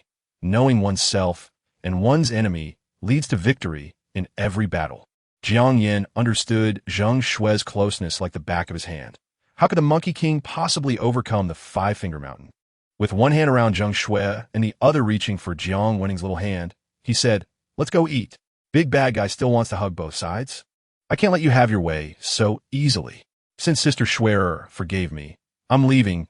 Jiang Wenting swatted away Jiang Yan's outstretched hand and jumped away. "Hey, you girl. Be careful, I want you." Jiang Yan threatened fiercely. "Would you dare?" Jiang Wenting made a funny face and then turned around to run home quickly. Watching Jiang Wenting's swaying ponytail, Jiang Yan sighed. The road to winning over the girls is long and arduous. Zheng Shui breathed a sigh of relief. She knew Jiang Wenting was leaving them space to be alone together. Her earlier indecision could have hurt Jiang Yan's feelings, and she had to seize the opportunity to salvage her position in his heart. Chapter 151, When Does Young Master Jiang Have Time? On the other end of the phone, Zhang Yali's voice was like a lark. "In the evening, by the way, is there anyone living next door to your house?" Jiang Yin asked a very strange question. "Yes, it's a couple in their 50s. Zhang Yali didn't understand, but still answered. "I'm afraid if I go, the couple next door will get divorced." "Why?" "You will know when the time comes." Jiang Yin didn't answer, leaving suspense. After setting a time with Zhang Yali, Jiang Yin hung up the phone. He drove out towards the Wonderland building. In recent days, Jiang Yin would occasionally come here for a stroll and inspect the work. The receptionist, seeing Jiang Yin from a distance, was excited. She was a recent graduate, just started working at Wonderland a month ago. It's better to come early than to come at the right time.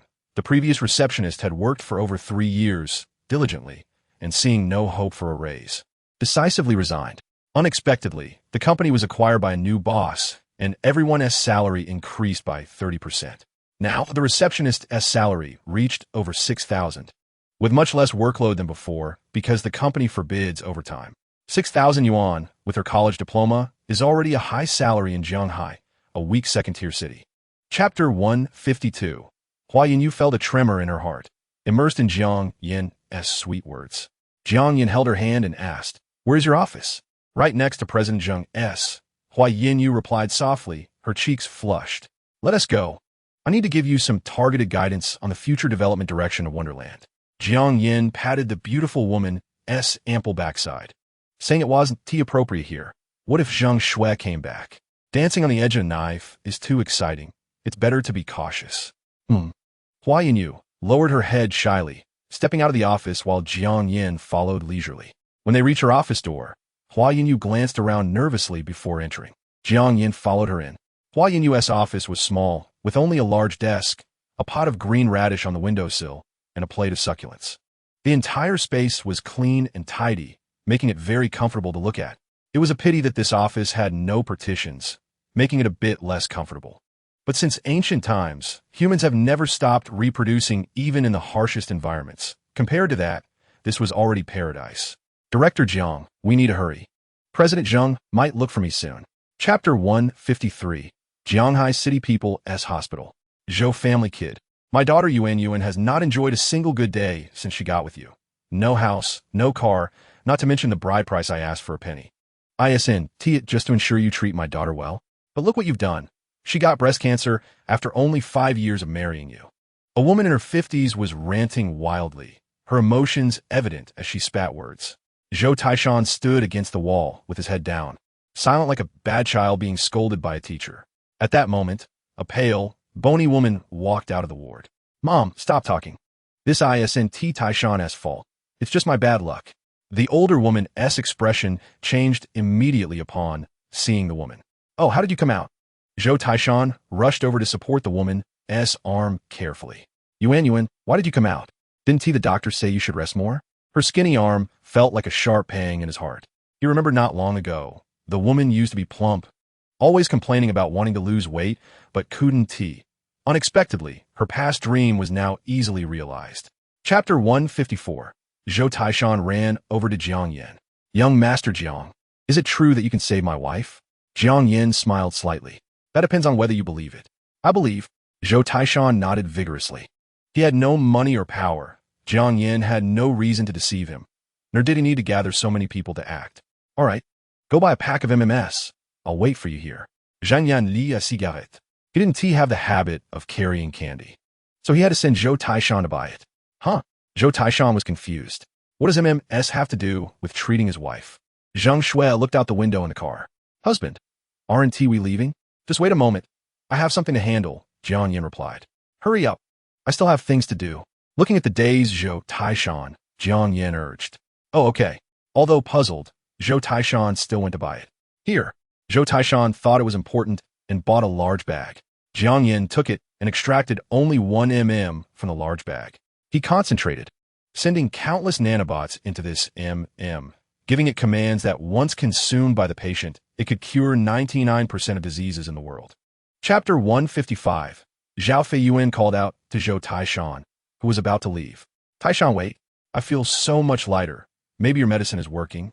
Zhou Taishan turned around in surprise, running back excitedly to grab Zhao Feiyuan's hand. Really? Yes, I feel very light and refreshed now. Zhao Feiyuan looked tenderly at the man who loved her, thinking she must live for him. Then should we go for checkup? Zhou Taishan spoke excitedly, stumbling over his words. Look at you. If it really works, there is no need to rush. Right. I was too anxious. You eat first. And when you have strength, we'll go for the checkup. Zhou Taishan carefully observed Zhao Feiyuan's condition. Although she still looked very haggard, her spirit was much better. It really works. Young Master Jiang, you didn't lie to me? At that moment, Zhao's mother returned. Hey, why are you still here? Can't bear to spend money to treat my daughter? Zhao's mother, holding a pot of black-bone chicken soup, glared angrily at Zhou Taishan. Mom, don't blame Taishan. I asked him not to go. I feel much better. Maybe the pill has started working, Zhao Feiyuan explained. Chapter 156. Dean Wang thought for a moment. And Feng Peifan knew all about the patient's situation and could no longer hide it. It's better to let her come along. She didn't plan to let other doctors in the examination department know about this, and her coming over would be just right to assist. If you want to come, then come. But remember to keep it confidential no matter what happens. Dean Wang emphasized again. This is a matter that shocked the global medical community. He had to be cautious as it was too big for him to handle. Okay, Dean, I promise to keep it confidential. Feng Peifan pledged. Zhao Feiyuan sat in a wheelchair as Zhou Taishan pushed her toward the examination department, accompanied by Zhao's mother, Dr. Feng Peifan.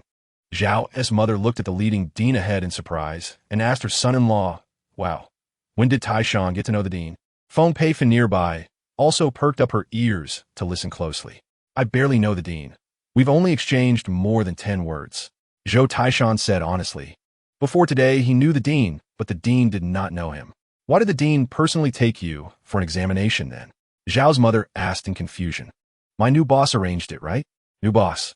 It's Jiang Xiao, who gives me chocolate beans. He's a very capable person. Chapter 157.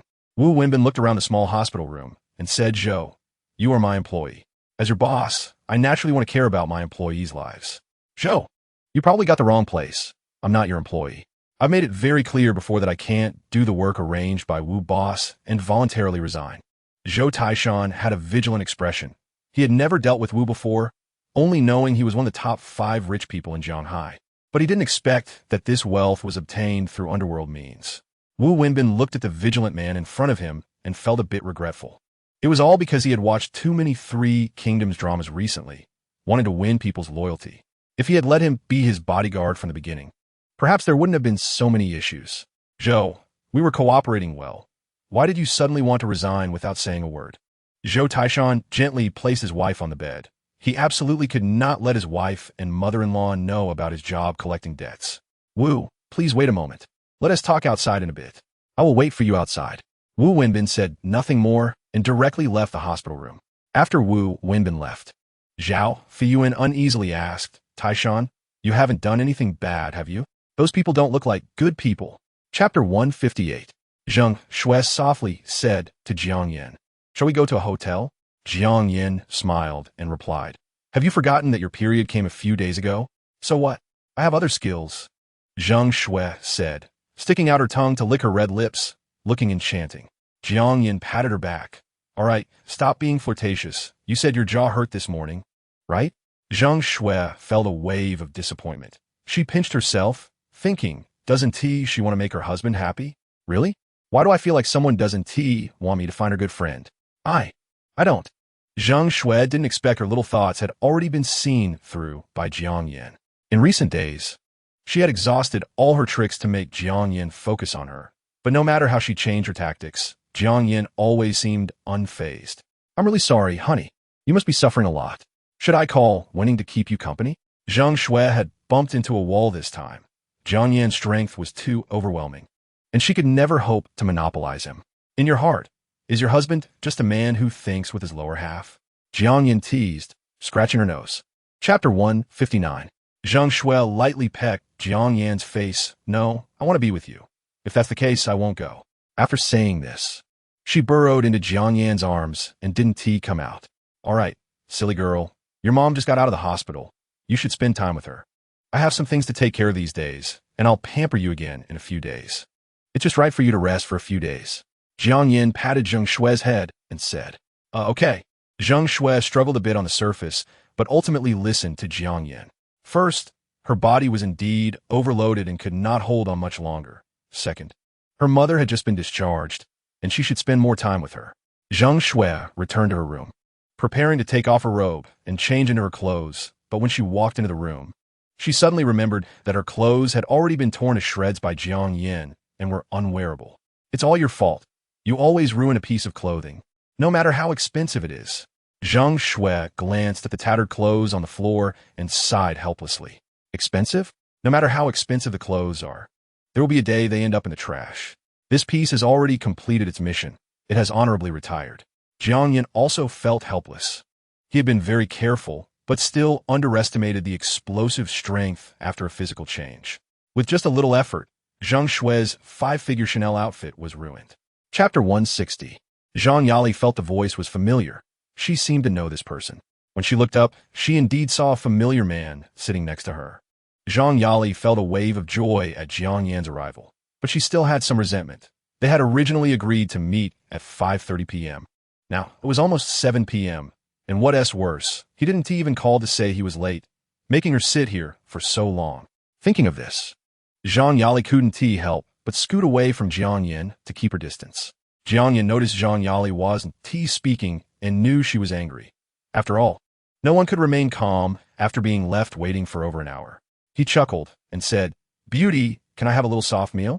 Before Zhang Yali could respond, Ning Tao's livestream room had already erupted. Xiao Tao, what this guy just said is undoubtedly a provocation. Don't embarrass yourself in front of the audience and let him steal the goddess. Xiao Tao, you can't tolerate this. You must show him the consequences of stealing love. Who is this man?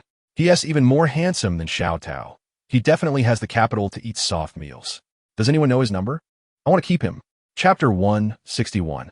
Ning Tao's face turned pale and green, becoming extremely ugly. This was the first time he had been humiliated since becoming an adult. Zhang Yali brushed her hair back and saw Ning Tao still not leaving, and he was even filming with his live stream equipment. She frowned in disgust. I warned you long ago.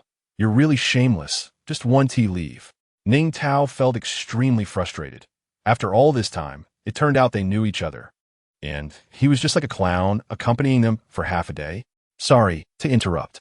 With this thought, Ning Tao could no longer muster the courage to stay and could only leave in disgrace. Jiang Yan saw Ning Tao leave and didn't care anymore. He was just a jumping clown, unworthy of wasting energy on. He turned to look at Zhang Yali. This mature and charming woman was still as sexy and attractive as ever. No, she seemed even more enticing. Otherwise, that big fly wouldn't have come flirt. Sister-in-law, did my little uncle do something wrong? Trying to steal someone? Zhang Yali rolled her eyes at Jiang Yan with a flirtatious look. Oomph. You made me wait for over an hour, and you still have the face to say that. I am also quite marketable. Chapter 162. Brothers, for you, I'm going all out. Luckily, I bought the highest configuration of Apple with 15 times optical zoom. Brothers, if you haven't followed me, please do. If there are gifts, that would be even better. After Ning Tao finished speaking, numerous small gifts appeared on the phone screen. Although they weren't high-value gifts like a Porsche, he was already very happy. Thank you for your support, brothers. Next, let me help you zoom in to take a look. Ning Tao controlled his phone, starting to zoom in little by little on the video recording, unaware that Jiang Yan had already discovered his covert filming behavior. Jiang Yan let out a cold laugh. What an annoying little rat, truly clueless. Zhang Yali, hearing Jiang Yan's words, was very confused. What are you talking about? Where's the rat? Jiang Yan didn't respond, casually waving the cake fork in his hand, which transformed into a silver streak of light, rushing towards the spying Ning Tao. The optical zoom of the iPhone isn't very high, but at a distance of 20 meters, the footage was still very clear. As Ning Tao gradually zoomed in on his phone, the netizens finally saw Zhang Yali's face. Wow, what a stunning goddess, with big waves and a body-hugging skirt. Just perfectly aligned with my aesthetic. Chapter 163. Does this person have a problem with his brain? He believes everything others say. If he says 10 million, would he give it 2? Stupid people with too much money. Why don't I encounter such people? Probably a wealthy young master who doesn't understand the hardships of life. Money comes too easily, right? At this moment, the onlookers were all astonished, staring at Jiang Yan. What about the account? Don't you want it anymore? Jiang Yan looked at the shocked Ning Tao and said lightly. Seeing Jiang Yan's mysterious operation, Zhang Yali was also puzzled. Jiang Yan didn't seem like the type to let others take advantage of him easily. Of course I want it. My account is 62288. I'm just afraid you don't even have 200,000 in your pocket, making everyone laugh out loud. Ning Tao glanced at the beautiful Zhang Yali, thinking he understood Jiang Yan's intentions. Showing off in front of a beauty. Huh, I won't let you have your way. Unexpectedly, when Ning Tao revealed his account, Jiang Yan didn't hesitate and quickly completed the transfer. The crowd surrounding them was also shocked by Jiang Yan's actions. Wow, this rich young master, the #1 wealthy heir in Jianghai, Wang Xian, wouldn't he be this wasteful, right? Just for an iPhone and a live stream. Is it worth $1 million in compensation? Chapter 164. Yulong Bay, a newly handed-over ordinary residential community. Zhang Yali skillfully led Jiang Yan through the quiet park. Arriving at the entrance of Building 31, this community has a good amount of greenery. The park we just saw was quite nice. I decided to buy it because I like the green space in the community. Zhang Yali led him to the 17th floor via the elevator. Arriving in front of her home, she placed her thumb on the smart lock button. With a click, the security door opened, revealing the interior of the house. The door opened, but Zhang Yali didn't go in. Instead, she fiddled with the smart lock. Come on, press your finger here. Zhang Yali smiled at Jiang Yan. Isn't this a bit inappropriate? It's the first time visiting, and you're giving me the key? You didn't think it was inappropriate when you kissed me forcefully, did you? Now you're being pretentious. Zhang Yali raised her eyebrows and rolled her eyes. Do you want it or not? If not, I won't do it. Using a smart lock for the first time is quite troublesome. Of course I want it. How can I refuse such a generous offer from Beauty? Jiang Yan teased, but didn't hesitate to press it. Chapter 165. Since it's hot, I'll just turn the air conditioning up a bit more.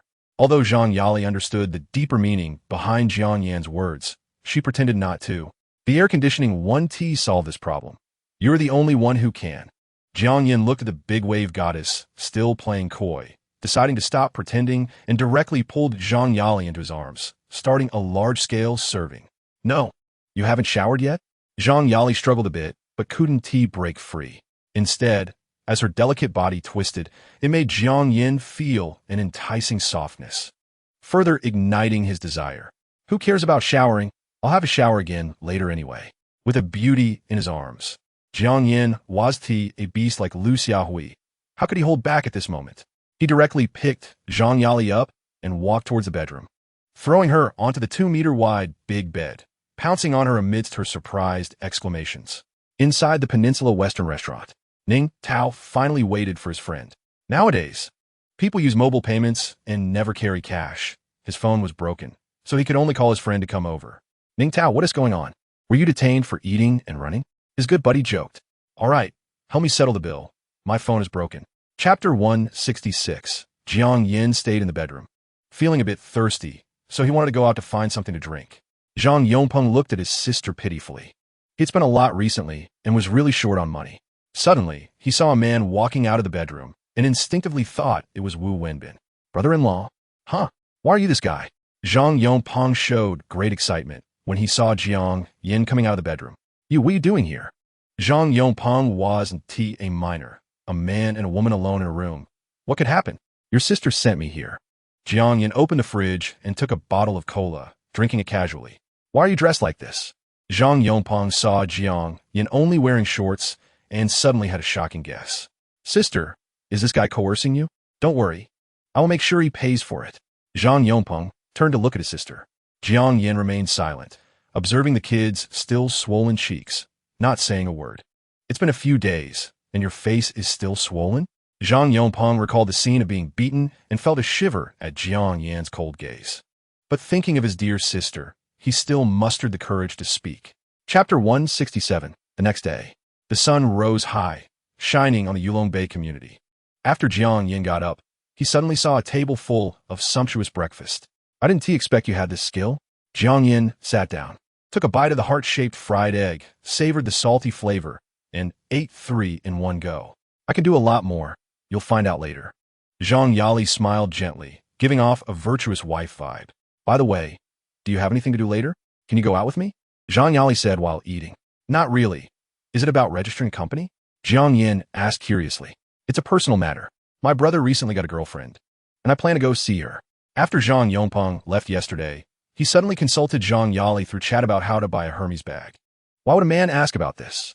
It must be for a woman, but giving such an expensive gift made Zhang Yali feel something was off. She specifically asked her brother's words and found out it was for his new girlfriend. Zhang Yali was even more certain of her feelings. Asking for a Hermes bag right after starting a relationship was too much. So she used some clever talk to find out the location of Zhang Yongpeng's date and planned to go take a look. Chapter 168. Lily didn't know what she had done to offend this woman. Why was her tone so harsh from the start? The older sister was right, but the younger sister didn't know what she had done to deserve such treatment. Lily was no longer the naive girl she once was. Ever since she learned makeup, she had been skillfully navigating between men, and her art skills had reached the highest level. Sure enough, this seemingly delicate and weak demeanor sparked Zhang Yongpeng's sympathy. Sister, what are you doing? Why are you speaking so harshly? Lily hasn't offended you, right? Shut up. Zhang Yali raised her brows, her fierce aura intimidating Zhang Yongpeng, who immediately shivered, memories of being bullied by his sister flooding back, making him dare not speak further. Zhang Yali crossed her long legs, leaning back in her chair, radiating a queen-like dominance. How long have you two been dating? This is the 3rd day, Zhang Yongpeng instinctively replied. I asked her, you shut up. Zhang Yali coldly shot a glance at her brother. Zhang Yongpeng immediately covered his mouth, not daring to say more. It's not even 3 days. And you're asking my brother for a Hermes bag. Do you think you're worth it? Zhang Yali continued to press. Chapter 169. It must be that guy who secretly filmed in the Western restaurant. The quality is quite high, Jiang Yin said thoughtfully. Let me see. Zhang Yali took the phone. Oh, this copy is quite explosive. The secret between the younger brother and sister-in-law. Zhang Yali read aloud while looking at the phone. Zhang Yongpeng stared blankly at his sister. Aren't you angry? Why should I be angry? Don't you feel any anger at how they are framing you? Their mouths are on them. Let them say what they want. Such news will lose its heat in 3 days. Why bother taking it seriously? Zhang Yali said Donda. If I had known, I should have snatched his phone back then, Jiang Yin said, stroking his chin. That's useless. Logging into his account, he can still find the video. Zhang Yali explained, then added, I have no parents, just this one brother. I'm not afraid of the judgmental looks from relatives. Zhang Yali smiled freely, looking at her brother. Little brother, do you have any opinions on your sister? No. I fully support my sister in pursuing her happiness and staying away from that stingy Wu Wenbin. Zhang Yongpeng immediately raised his hand in support. Chapter 170. Soon, the younger brother sent a video. After a few days, Zhang Yali in the video seemed even more stunning, her features exquisite, her eyes sparkling, exuding charm that even Wu Wenbin found impressive. The angle of the video switched, revealing a man's figure. Upon seeing this person's face, Wu Wenbin was shocked. My good little brother, it really is you. Besides you, I can't think of anyone else who would dare to put a green hat on me. Wu Wenbin's face darkened. He never expected that the joke would become a reality, and Jiang Yin had indeed stolen his woman. Watching the two passionately kiss, Wu Wenbin gripped the phone tightly. Unable to contain his anger, his fingers turning white from the pressure, due to the excessive force. Several glaring cracks appeared on the part of the phone screen where his thumb pressed, but the screen didn't go black. The video continued to replay. No wonder he said he had no time.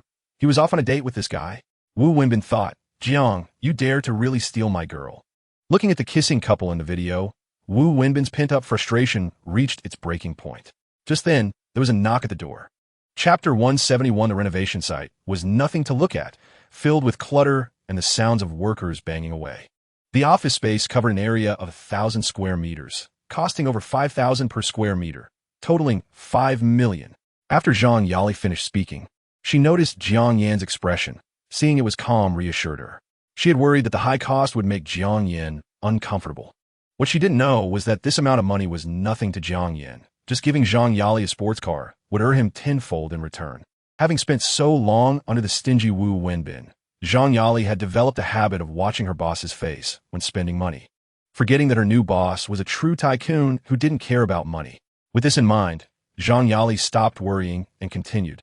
Tomorrow, I will prepare for the recruitment of company staff, aiming to get everything done within a month to ensure the company opens smoothly. It's okay if it's a little late. You're the most important. If you tire yourself out, it would be like losing a watermelon to pick up a sesame seed. Okay, Director Jiang, I understand, Zhang Yali said, touched. Upon hearing Jiang Yan's words, she felt a wave of emotion. She hadn't expected to be so important in Jiang Yan's eyes. An experience she had never felt before. Chapter 172. Jiang Yan felt a headache. Having multiple girlfriends was wonderful, but it led to jealousy and competition. It would be great if all the women could get along harmoniously. Yali, the way he called her, was so affectionate. Dong Xiaoshuan's heart skipped a beat. This title indicated that their relationship was definitely not simple. No, I have to become the company's manager, Dong Xiaoxian thought, wanting to claim her rights. Such an important position could not be taken by another woman. Now you are all sisters. Why does it matter who manages? Jiang Yin said, sitting between the two women, wrapping his arms around their waists. Dong Xiaoshuan's waist was delicate and full of youthful vitality, while Zhang Yali's was soft and fragrant, exuding a mature woman's charm. They were both exceptional in their own right. What sister relationship? Dong Xiaoxian was shocked, unable to process it for a moment. Just a family sister relationship. Jiang Yin emphasized again. Upon hearing this, Dong Xiaoxian reacted, realizing that Jiang Yin was embracing both women at the same time. But this was all too sudden. Dong Xiaoxian felt a bit uncomfortable. Although she knew Jiang Yin couldn't possibly love only her, it was still hard to accept when this day came.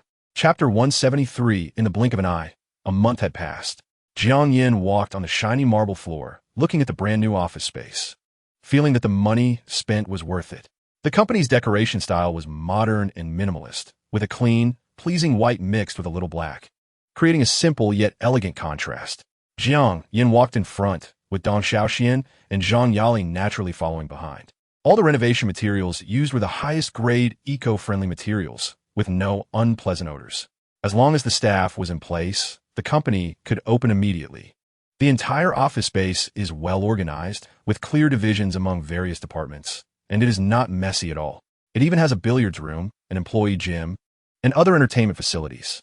Of course, the most expensive part of the entire company is the general manager's office, which covers an area of 120 square meters, divided into multiple areas: a reading area, a reception area, a dining area, a fitness area, and so on.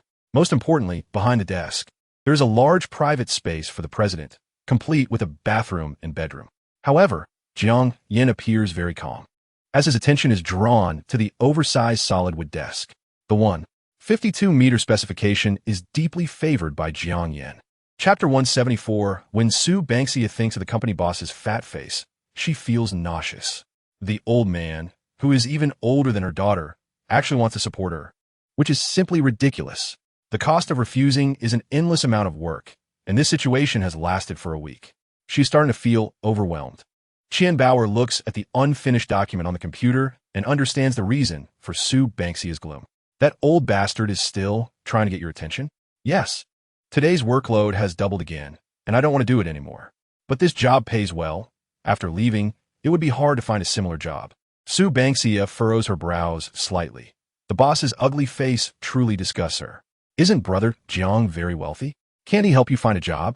If it really doesn't work out, since it's all about being supported, why not let brother Jiang support you? It's a win-win situation, Qian Bauer said with a smile. In her view, Sue Banksia's troubles are not a problem at all. It's just that Sue Banksia has a thin skin. If it were her, she would have sought help from Jiang Yin long ago. When her own man has a problem, who else would she turn to? It can only be this way. I originally didn't want to trouble brother Jiang. Sue Banksia sighed and said, Chapter 175. Do you need me to do anything? Jiang Yin leaned against the doorframe, looking at the busy Sue Banksia. No need. If you're bored, go watch TV for a while. It won't take long. There is no TV that looks better than you. Let me keep you company. I want to see what delicious food my little darling is going to make for me. Watching the busy Sue Banksia, Jiang Yin felt a flutter in his heart. This woman really is a suitable marriage candidate. Unfortunately, he is destined to be a scumbag in this life. Otherwise, marrying such a wife would be considered a winner in life. To quickly get Jiang Yin fed, Sue Banksia chose the quickest dish, clear soup noodles. She first took a bowl, added chopped green onions, dried shrimp, soy sauce, and other seasonings, and then added boiling water. Then she heated the oil in the pan, cracked an egg, and once the poached egg was ready, added a suitable amount of boiling water. After the water boiled, she added noodles and 2 small greens. Watching Sue Banksia's actions, Jiang Yin exclaimed, "I didn't expect my little darling could cook. I thought you were just going to make me instant noodles." Of course, due to time constraints, this is just the simplest dish I can make. You'll know my cooking skills later. Chapter 176, Sue Banksia's 80-point reward benefits him immensely. I wonder what the little girl's reward will be. Jiang Yin felt a bit of anticipation in his heart. "Brother Jiang, are you starving? Let us eat first," Sue Banksia reminded him, as it would be bad if her first meal for Jiang Yin turned out poorly. "Okay, let's eat first." Jiang Yin thought to himself, without eating, how could he have the strength to deal with these 2 beauties? "I'll bring it over for you, brother." Qian Bauer carefully placed the bowl on the coffee table in the living room with a cloth underneath. Jiang Yin sat on the sofa, looking at the 2 beauties beside him. One was pure and elegant, stunningly beautiful. The other was petite and cute, with a slight smile like a lovely little fairy. An ordinary man would consider himself lucky to have even one of them. Having both at the same time must mean his ancestors are really working hard in the afterlife to bless him. "Have you all eaten? You're looking at me like this, and I'm feeling shy." Although they were a feast for the eyes, Jiang Yin felt it was not right to eat alone. "We've already eaten, Brother Jiang. Quickly try my cooking," Sue Banksia said gently. Delicious." Chapter 177, Why is it taking so long? Qian Bauer squatted in the corner like a curious baby, watching intently. As time ticked by, Qian Bauer's legs became numb. Instead, her body started to feel strange, and she dared not look anymore. She ran to the living room, turned on the TV, and started watching a drama to drown out the sounds from the bedroom. Qian Bauer even turned up the volume on the TV, but it still couldn't block it out. Sister Banksia's voice is too loud. It's drowning out the TV sound. So annoying. Qian Bauer found that this method didn't work at all. So, she turned off the TV, went back to her room, closed the door tightly, put on her headphones, and cranked the volume up to the maximum, finally drowning out the sounds from next door. An hour and a half later, Jiang Yin looked at the sleeping Sue Banksia and smiled. This girl fell asleep too quickly. He gently covered her with a comforter and slowly exited the room. He went to the living room, first took a bottle of water from the refrigerator to hydrate himself. Then he went to Qian Bauer's room, knocked on the door, and found that she had locked it. Jiang Yin had no choice but to knock. "Bauer, open the door." Qian Bauer looked at the time and realized it was already 10 o'clock at night. It had been an hour and a half, which was terrifying. Chapter 178, I Know I Was Wrong. Sue Banksia covered her sore bottom, looking at Jiang Yin with big watery eyes. "All right, that broken class doesn't need to be attended. Just in time, my company is opening in a few days. Come help me. And you can choose any position you want." Jiang Yin held Sue Banksia's small hand and comforted her. Sue Banksia replied softly. "Bauer, are you coming?" Jiang Yin did not show favoritism and looked at Qian Bauer.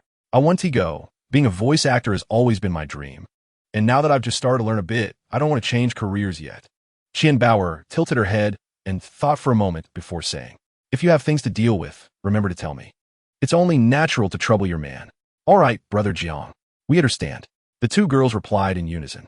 Jiang Yin affectionately patted the little girl's head. He was not worried about Qian Bauer. "Let's go eat. You were in a hurry to get to work earlier and probably didn't eat." Jiang Yin glanced at the downcast Sue Banksia and pulled her to eat.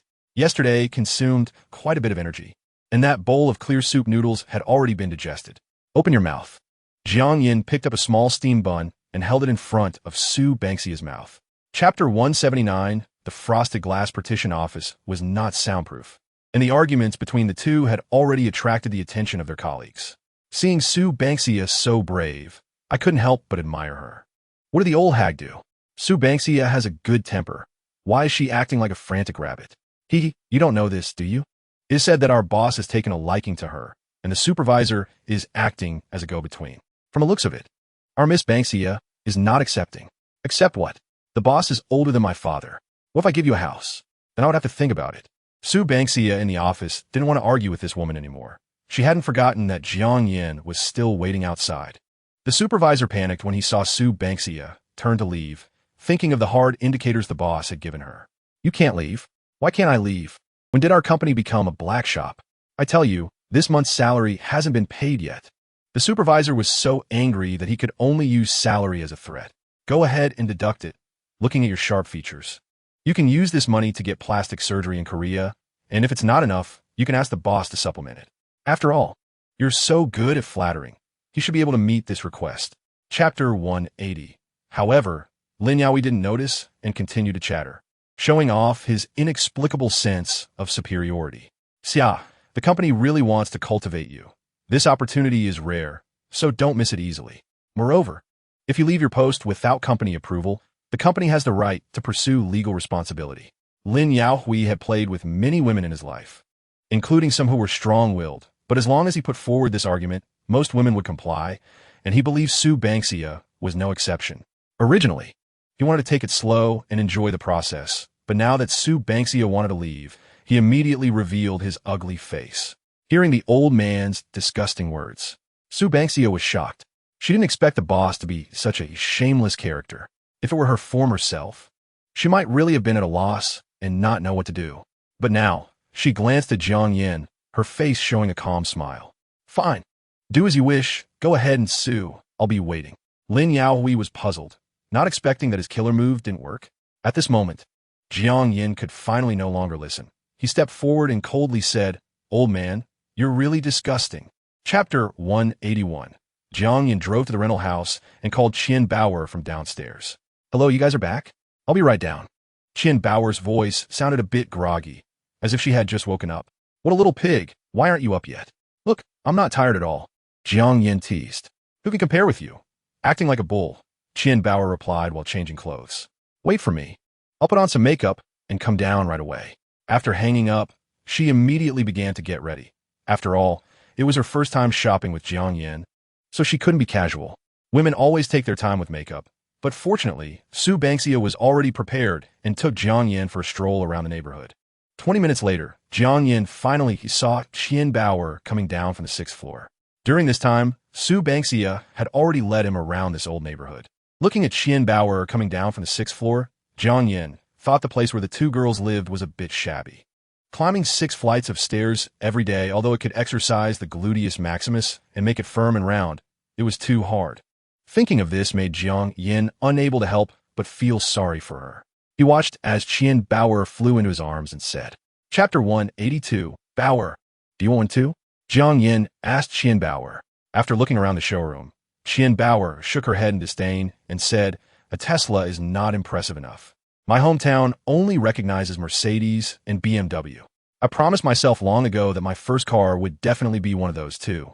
Jiang Yin was surprised, not expecting Qian Bauer to have a thing for cars. Well then, there's a BMW dealership not far from here. Let's go help you pick one, Jiang Yin said nonchalantly. He also thought Tesla was underwhelming. The most expensive model didn't even break 100. Who do they look down on? Are they afraid people can't afford it? If only they could offer more rebates. Since Bauer didn't like it, Jiang Yin stopped hesitating and chose all the options available for the Tesla, paid part of the deposit, and agreed to pick it up the day after tomorrow before leaving.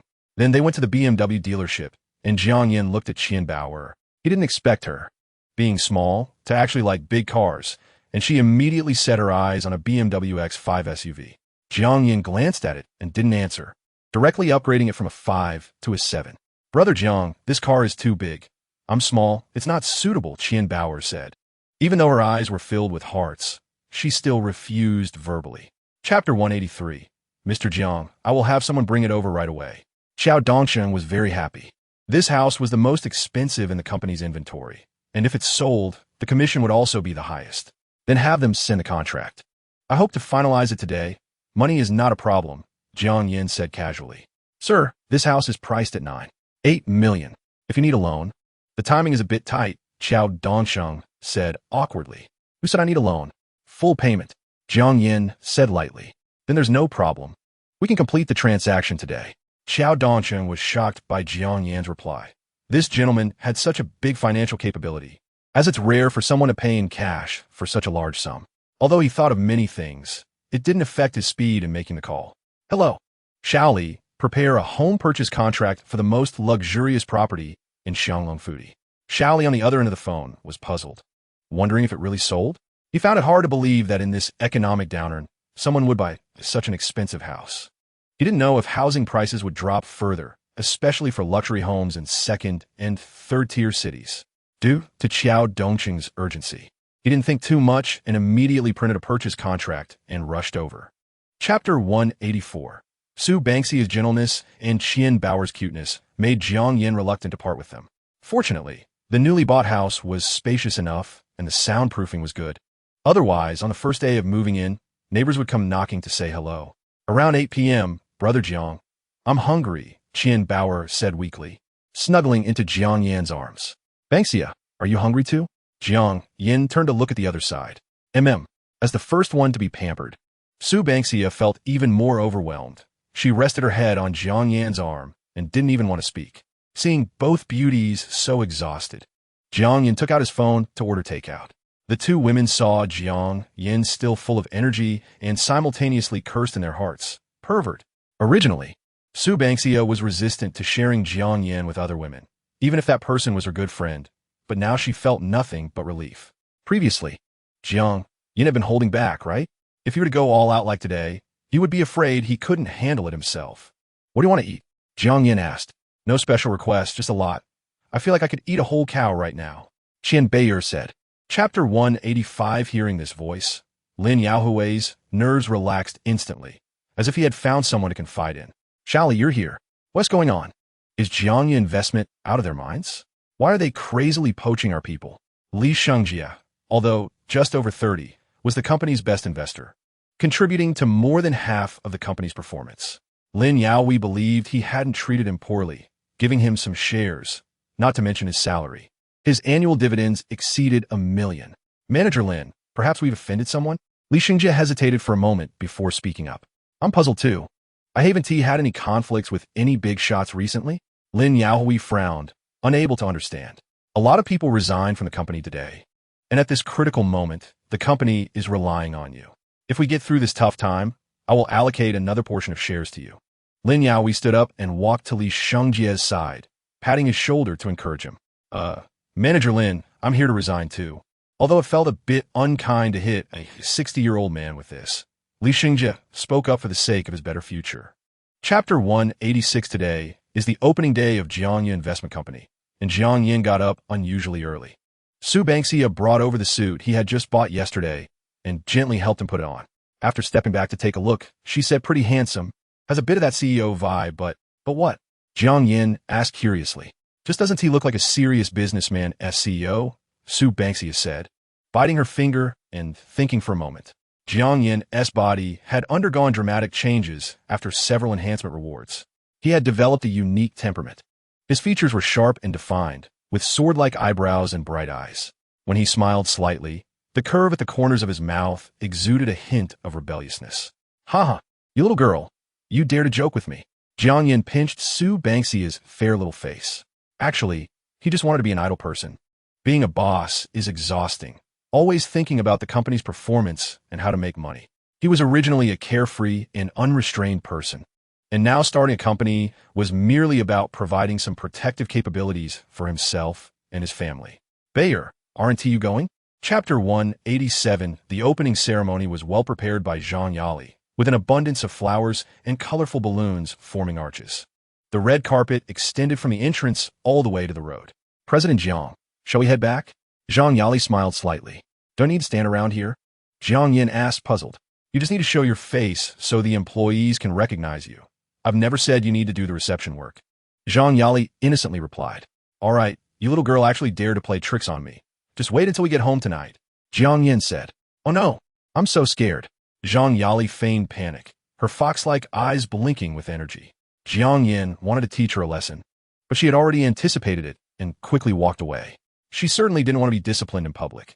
That would be truly embarrassing for a leader. Jiang Yin looked at the graceful beauty and couldn't help but laugh. His personality had become more cheerful, which was quite good. Just as Jiang Yin was preparing to leave, a few people appeared with flower baskets. When they got closer, The leader was an elderly man about 60 years old. Chapter 188. First of all, I'm no longer a secretary. I'm now a clerk in the company's general department, and it's not that the boss doesn't see you, but the boss has already seen you. Lu Xiaolin corrected the misunderstanding and stated that they had already met the boss. Met? When? How come I didn't know? Lin Yaoi asked in surprise. It was just now at the entrance. President Jiang is our boss. At the entrance? Could it be that young kid? Yes, the boss here. Everyone was in an uproar. Jiangya Investment Company hadn't even opened yet, and they had already hired over 60 employees at high salaries. Such strong financial power, and the boss behind it turned out to be a young guy? How could that be? What boss would personally greet guests? Lin Yaoi stood up excitedly, unwilling to believe Lu Xiaolin's words. Could it be that his company's employees were jumping ship because they offended this kid? Believe it or not, I don't care. Lu Xiaolin was annoyed by the questioning and shot back, then left. She noticed that the new boss and Lin Yaoi were at odds, and was he afraid of offending anyone? Who knows that young man who was just now? Lin Yaoi wanted to see everyone's opinion. Chapter 189. This old man was indeed looking for trouble. Manager, this solid-wood floor clock isn't a gift for me. Is it? Jiang Yin's calm voice reached Lin Yaoi's ears. No, I didn't intend to do that, Lin Yaoi quickly explained. Manager, on the opening day, you said such a thing. Young Master Jiang is my friend. Aren't you provoking me? Wang Xiaofeng also understood that the old man was here to stir up trouble. It's a misunderstanding. It's all a misunderstanding. How could I dare to go against President Wang? All of you, please help me explain, Lin Yaoi stammered, looking back at his companions, hoping they would say something for him. But when he turned around, the original 7 or 8 executives had disappeared, all hiding to the sides. Some looked up to the sky, some kept silent. In any case, no one responded. Even the executive who had just reminded him was pretending to be a stranger now. With no choice, he could only brace himself to explain. Young Master Jiang, it's a misunderstanding. This solid-wood floor clock is a gift for myself. I asked them to send it home, but unexpectedly the secretary misheard and brought it here. Chapter 190. Wu Wenbin walked alongside Jiang Yan, entering the office first while the others followed. Wang Xian looked at Wu Wenbin, who had stolen their limelight, and said discontentedly, Dad, look at how much more impressive Boss Wu is. As soon as he appeared, several executives were scared into silence. We're following behind him. If someone didn't know better, they'd think we were his lackeys. You little brat don't understand anything. Being proud for a moment isn't anything. You need to know how to bide your time. Being proud for a lifetime is the real deal. The good days for the Wu brothers won't last long. What is the harm in letting them show off for a bit? Wang Xiaofeng said, looking at his son with disappointment. Oh, I see. Remember you mentioned they are being investigated? Since Brother Jiang is so close to them, shouldn't we remind him? Don't worry, young Master Jiang is not a simple character. If he were an ordinary person, he would have been completely devoured by Wu Wenbin long ago. Wang Xiaofeng glanced at his son lightly, meaning it was better to focus on oneself than to worry about others. Oh, fine. In fact, since our last separation, he no longer resents Jiang Yan.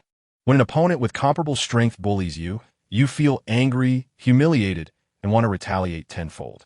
Chapter 191. Looking for Zhang Yali? Wu Wenbin was taken aback, clearly surprised by Jiang Yan's words. Jiang Yan wouldn't want to back out, would he, using Zhang Yali as an excuse? In his understanding, Jiang Yan had only known Zhang Yali for a few months. How could he entrust such a significant investment project entirely to her? Was he not afraid she would operate behind the scenes? Brother Wu, rest assured, since I made a promise, I will not back out. You can handle the details. I won't get involved. Jiang Yan noticed Wu Wenbin's concern and explained with a smile. He wasn't withdrawing from the investment. He just didn't want to manage these trivial matters and decided to be a hands-off manager. As a boss, the worst thing is to manage when you're in a good mood and ignore things when you're not. That would create chaos, and the employees wouldn't know whom to listen to. Since the founding of this investment company, Jiang Yan intended to be a mascot, showing his presence occasionally while he had more important tasks. There are so many beautiful women in the world waiting for him to save them. He doesn't have time to manage a company. Then I will go back and prepare the materials for General Zhang to review as soon as possible. Chapter 192. Yunding Villa Area. I didn't expect there to be such a villa area halfway up Yunding Mountain. Jiang Yan looked around, marveling. He had visited Yunding Mountain a few times before and had seen this villa area. At that time, he envied the happy life of the rich. But now that he was here again, he felt a sense of tranquility and just thought the scenery was nice. As Jiang Yan's financial resources grew, so did his experience. What once seemed like an unattainable dream now appeared to be just that, nothing special. The Yunding Villa area was built halfway up Yunding Mountain and was developed by the Wu Group as a top-tier villa area. Despite its large size, there were only a dozen villas. The scenery here was beautiful, with birds singing and flowers blooming, far from the noise of the city, serene and tranquil. Most importantly, it was only about half an hour's drive from the city center, making it a great place for leisure and relaxation. The Yunding Villa area was developed by the Wu Group 5 years ago and was separated from other tourist routes. The air here was excellent, making it perfect for those who enjoy peace and quiet, Wu Wenbin explained with a smile. As Jiang Yan's company had been established, the investment matters could finally continue, and his smile grew more frequent. The process had truly been difficult. Chapter 193. After leaving the Yunding Villa, the Palamara was on its way back. Jiang Yan racked his brains, but couldn't figure out why Boss Wu was pretending to be ill. However, just to be safe, he still called Zhang Yali to raise her vigilance. After hearing Jiang Yan's account, Zhang Yali said, Wu Wenbin is ruthless. Anyone who offends him ends up with a bad outcome. That's why I never dared to leave him until I met you. Really? Aren't you afraid now? Not afraid. Because you will protect me. Zhang Yali's calm tone represented absolute trust. Yes, you are my greatest treasure. I will never allow anyone to harm you. Zhou Taishan had taken office, and Jiang Yan transferred a large sum of money to him, requesting that he hire enough excellent security personnel to protect his family. Husband, you are so nice, Zhang Yali said emotionally. Jiang Yan chuckled and then asked, do you know what he does? Wu Wenbin is very cautious. I know his character, so I never inquire, Zhang Yali explained. Okay, I understand. We'll just face whatever comes our way. 50 billion is nothing. It's just a drop in the bucket for your husband. Even if he tricks us, you are still my greatest asset. Chapter 194. Looking at the beautiful woman's terrified expression, Jiang Yan smiled. I'm just taking a shower, doing nothing. You just said you'd be gentle. Do you think I'm a fool? Will I keep falling for your tricks? Zhang Yali directly exposed someone's poor lie. Rather than trusting a man's words, it's better to believe that there are ghosts in this world. Really, let heaven bear witness. If I lie, let me Jiang Yan swear to the heavens. But how could a woman who loves you let her man make such a solemn vow, even if she knows you're doing it intentionally? Before Jiang Yan could finish his words, the beauty covered his mouth. You can't make such vows casually. Don't say such things. Hey, I'm just trying to prove my love for you, Jiang Yan replied with a grin, not caring at all. Looking into Jiang Yan's sincere eyes, Zhang Yali softened. Perhaps he really just wanted to help her and take a shower. 20 minutes later, Zhang Yali was vigorously brushing her teeth with an electric toothbrush and occasionally blowing out a puff of air to smell it. Okay, full of collagen. It's a holy remedy for beauty. Huh, that line might work on little girls, but it doesn't work on me. Chapter 195. Ding, ding, the doorbell rang, and Jiang Yan went to open the door. Hello, your takeout has arrived. I'm sorry, I accidentally fell in the way. The delivery guy, dressed in a yellow robe, looked a bit messy as if he had fallen. He bowed to Jiang Yan, sweating profusely. Rest assured, your takeout definitely didn't fall on the ground. My delivery box is secure. It's okay. Are you all right? Don't worry. I won't complain about you. Jiang Yan checked the time. It was only 2 minutes late, which was acceptable for him. Although Jiang Yan had become wealthy now, he didn't forget his roots. He used to work in the service industry and knew what it felt like to be complained about. Thank you, sir. I was going to call you, but my phone is broken. Thanks again. The delivery person bowed in gratitude and then left. Sensing the aroma of food, Zhang Yali came over. Even though she was very hungry, she remained elegant while eating, her delicate lips moving gracefully, a delight to behold. The next morning, bright sunlight streamed through the curtain's gap, shining on a man's face as Jiang Yan woke from his dreams. Chapter 196. Don't move. I'll come find you right away, Jiang Yan said seriously. His girlfriend, Dong Xiaoxian, didn't dare to be careless when her man was truly angry and could only obediently stay in place and report her location. But I'm in the bathroom now. Can I not move? Dong Xiaoxian said awkwardly. Yes, don't move at all. If I find out you've changed your position, you'll definitely face the consequences. Jiang Yan's cold voice made Dong Xiaoxian's heart tremble. She didn't dare to defy Jiang Yan's wishes and could only stay put. After obtaining the location information, Jiang Yan hung up the phone and rushed over immediately. This girl was getting increasingly bold. It was time to teach her a lesson. Dong Xiaoxian brought her parents to the bustling Wanxiang city, intentionally letting them experience the splendor of the big city and having a meal together. To her surprise, her parents had brought Li Xiangyang along and arranged for them to be alone in a restaurant.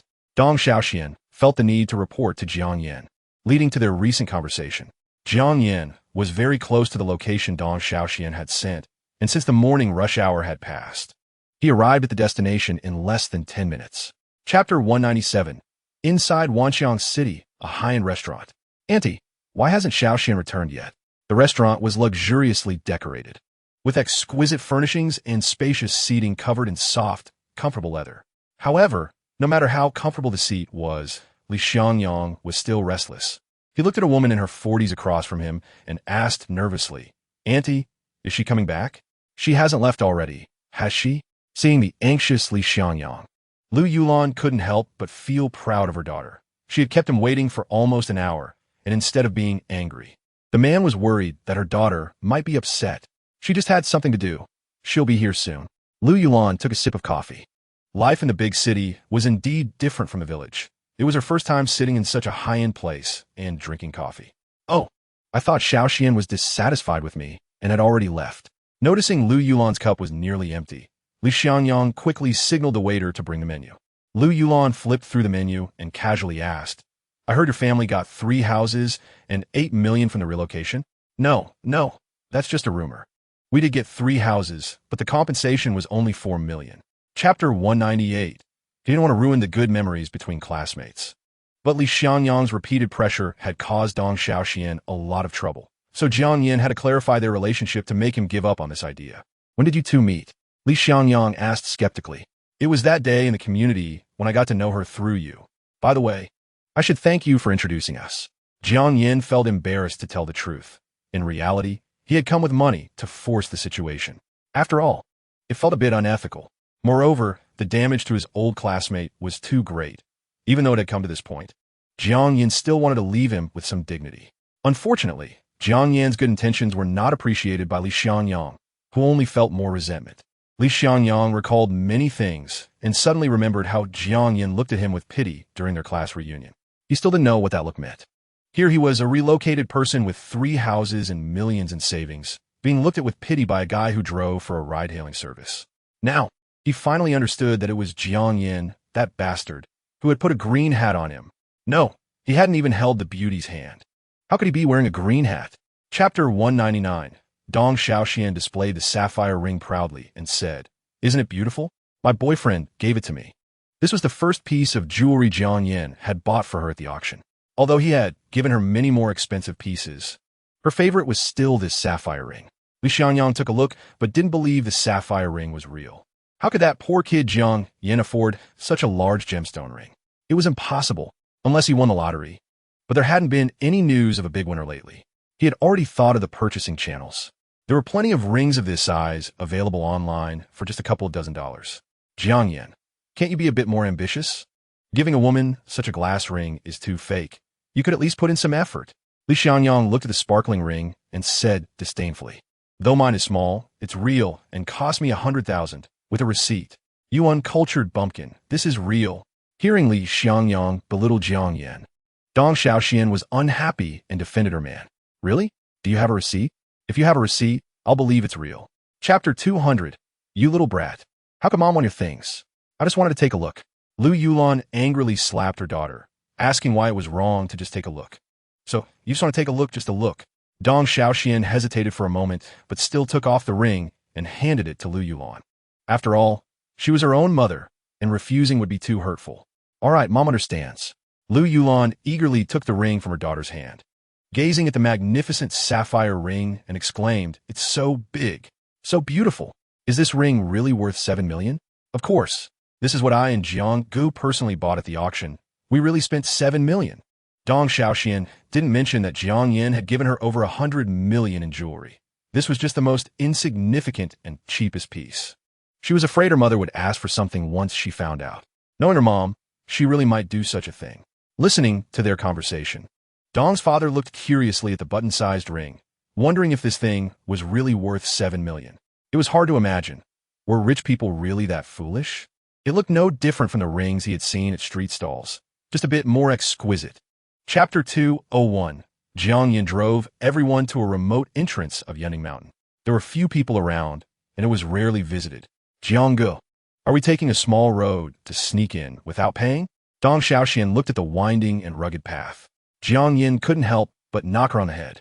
What are you thinking? Do you think I'm the kind of person who would sneak you in? You do seem like it. Don't rich people love to seek thrills? What if you're one of them? Dong Xiaoxian rubbed her head and voiced her guess. This Yunding Mountain only charges for the observatory at the top. Climbing the mountain and enjoying the view doesn't require a ticket. I brought you here because this path has the best scenery. Jiang Yin explained helplessly. I know. I was just joking with you. Dong Xiaoxian laughed and ran off. Come catch me, Jiangge. Jiang Yin chuckled, not expecting this girl to dare joke with him. Just as he was about to catch her, he suddenly heard a shout from a distance. Stop. Don't run. Following the sound, I saw a young man with a buzz cut running for his life from the direction they had come. The person was someone Jiang Yin was very familiar with. The driver who had just overtaken his car in the opposite direction. Chapter 202. Although there was a small incident, it did not affect everyone's enjoyment of the outing. Climbing the rugged mountain path step by step, appreciating the scenery along the way, and taking a tour at the temple on a mountaintop to see various deities. The trip to Yunding Mountain left Dong Xiaoxuan's parents very satisfied, not with the beautiful scenery, but because their daughter had found a good boyfriend. They didn't mention the person who invited them to Jianghai afterward, as if they had forgotten the purpose of their trip. Jiang Yan's old classmate was probably at that moment crying by the toilet. Happy times always pass quickly, and before they knew it, it was evening. After having dinner at a high-end restaurant, Jiang Yin sent a few people back to their lodging and prepared to go back to rest. Xiaoxian, it's still early.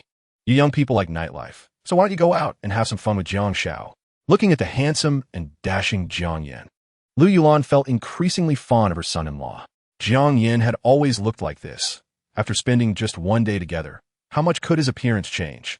One could only say that financial power is a person's most handsome exterior. It was only 8 o'clock. If you go out and play for a while, you don't need to come back tonight. Your mother and I are older, sleep lightly, and you coming back will easily wake us up. Chapter 203, Jianghai Business Auditorium Center. It's all your fault. You knew today was an important day and still played all night? Dong Xiaoxian looked haggard as she adjusted Jiang Yan's tie while complaining. Isn't that because someone is both inexperienced and loves to play? Jiang Yin smiled, looking energetic without a hint of fatigue from a sleepless night. All right, let's go in quickly. I need to touch up my makeup. I look terrible right now. Dong Xiaoxian gave him a push and went straight to the restroom to freshen up. Jiang Yin then pushed open the large door and entered the auditorium, which was now filled with people. A giant electronic screen displayed 4 big characters, signing ceremony, along with a brief introduction of the 2 companies involved. One was the famous Wu Group from Jianghai City, while the other was a little-known small company, Jiangyi Investment Group, which caught all news media by surprise. Some people found out that Jiangyi had only been established for a month. This news shocked everyone, especially since this newly established company was planning to invest $5 billion into Wu Group. Jiang Yin, led by the staff, arrived at the left side of the hall, standing at the front of the crowd, waiting for the next step in the signing ceremony. Chapter 204. The collapse of Wu Group triggered a massive earthquake in Jianghai's business community. Although Wu Group had been on a downward trend for years, it was still a giant compared to other small and medium enterprises. No one expected that the boss of such a large company would be caught so suddenly. At this moment, everyone was watching, like countless hungry wolves eyeing a giant beast about to fall.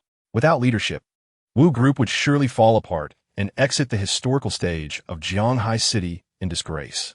If anyone could perfectly take over the cake that was Wu Group, it would definitely be the other half of Jianghai's economy, the Zijin Group.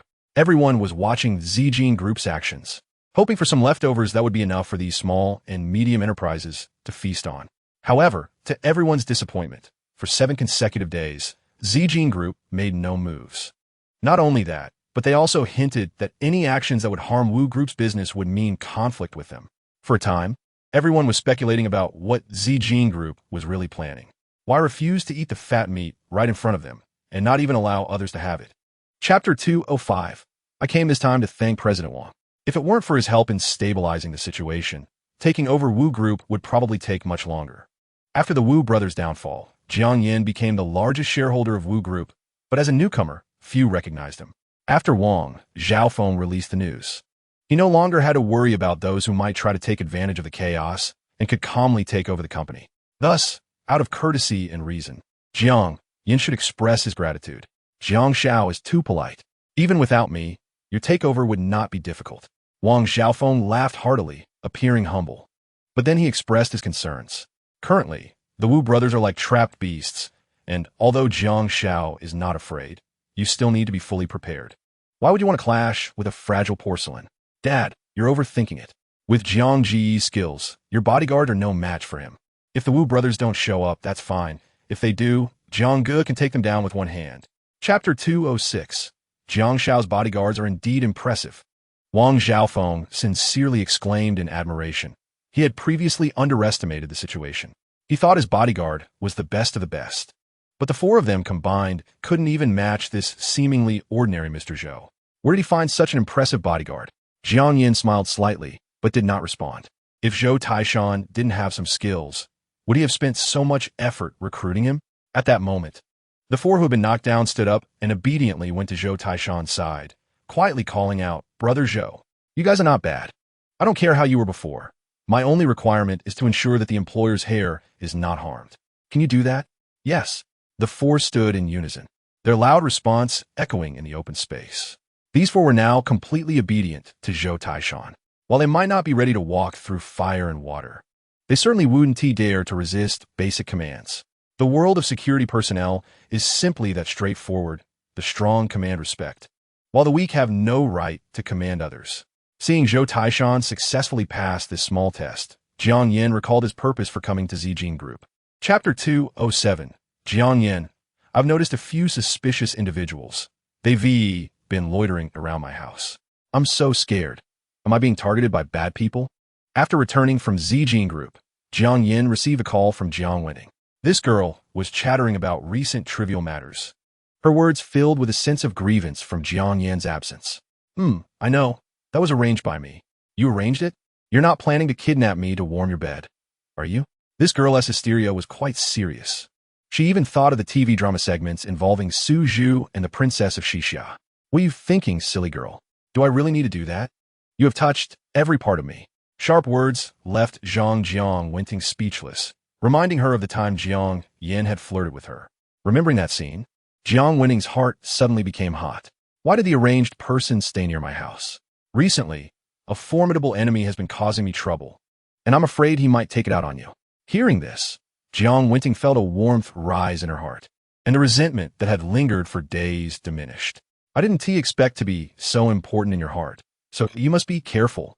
Chapter 208. On a bustling commercial street, the crowd surged, and the scorching sun did not dampen people's enthusiasm for shopping. Drinking a cup of iced milk tea while shopping in summer is the best choice for every young person. This place was no exception, with dozens of milk tea shops, all of which were doing well. Some even had lines stretching onto the street. At this moment, a black Rolls-Royce Cullinan drove up. It found a parking space by the roadside, attracting the attention of nearby people. Shanghai City is only a second-tier city, while there are luxury cars like Rolls-Royce. They are indeed rare, and many have never seen one. Those who recognized it speculated whose vehicle it was, while those who didn't were drawn to its powerful appearance, wanting to know what kind of car it was.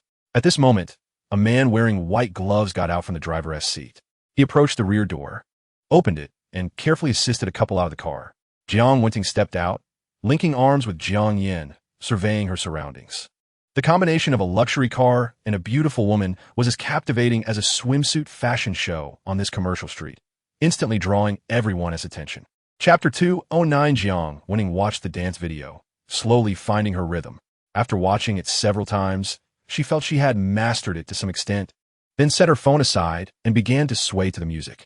Jiang Yin quietly appreciated the view, although her dancing was not great. The ultra-short skirt and white stockings made her legs look good, covering many flaws. Although the visual effect was decent, Jiang Yin still expressed his dissatisfaction. Your movements are too stiff. Your body should be as soft as flowing water. Right now, you look like a wooden post swaying. Ding! Jiang Wenting's intimacy level is 2. Hearing Jiang Yan's words, Jiang Wenting immediately became angry. She had already made such an embarrassing gesture to please him, and he was still not satisfied. I won't dance anymore. Whoever wants to can dance. The system prompted that intimacy had decreased, but Jiang Yin was not flustered. He checked Jiang Wenting's current attributes. Name, Jiang Wenting, Age, 23. Height, 168 centimeters. Appearance, 89.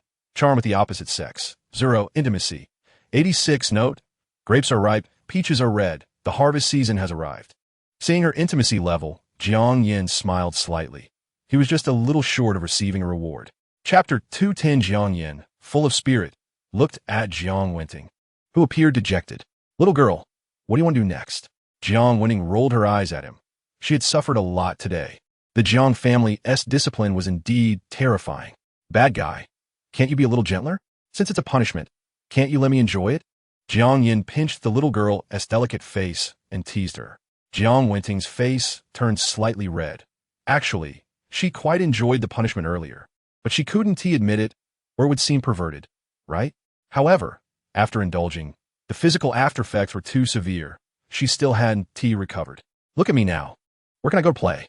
Glancing at her waddling walk, Jiang Yin found it amusing. It seemed even a bit too forceful earlier. Then let us go home. You need to rest well. Don't wear my little treasure out. No, it's rare for us to go out. It would be such a disappointment to go back now.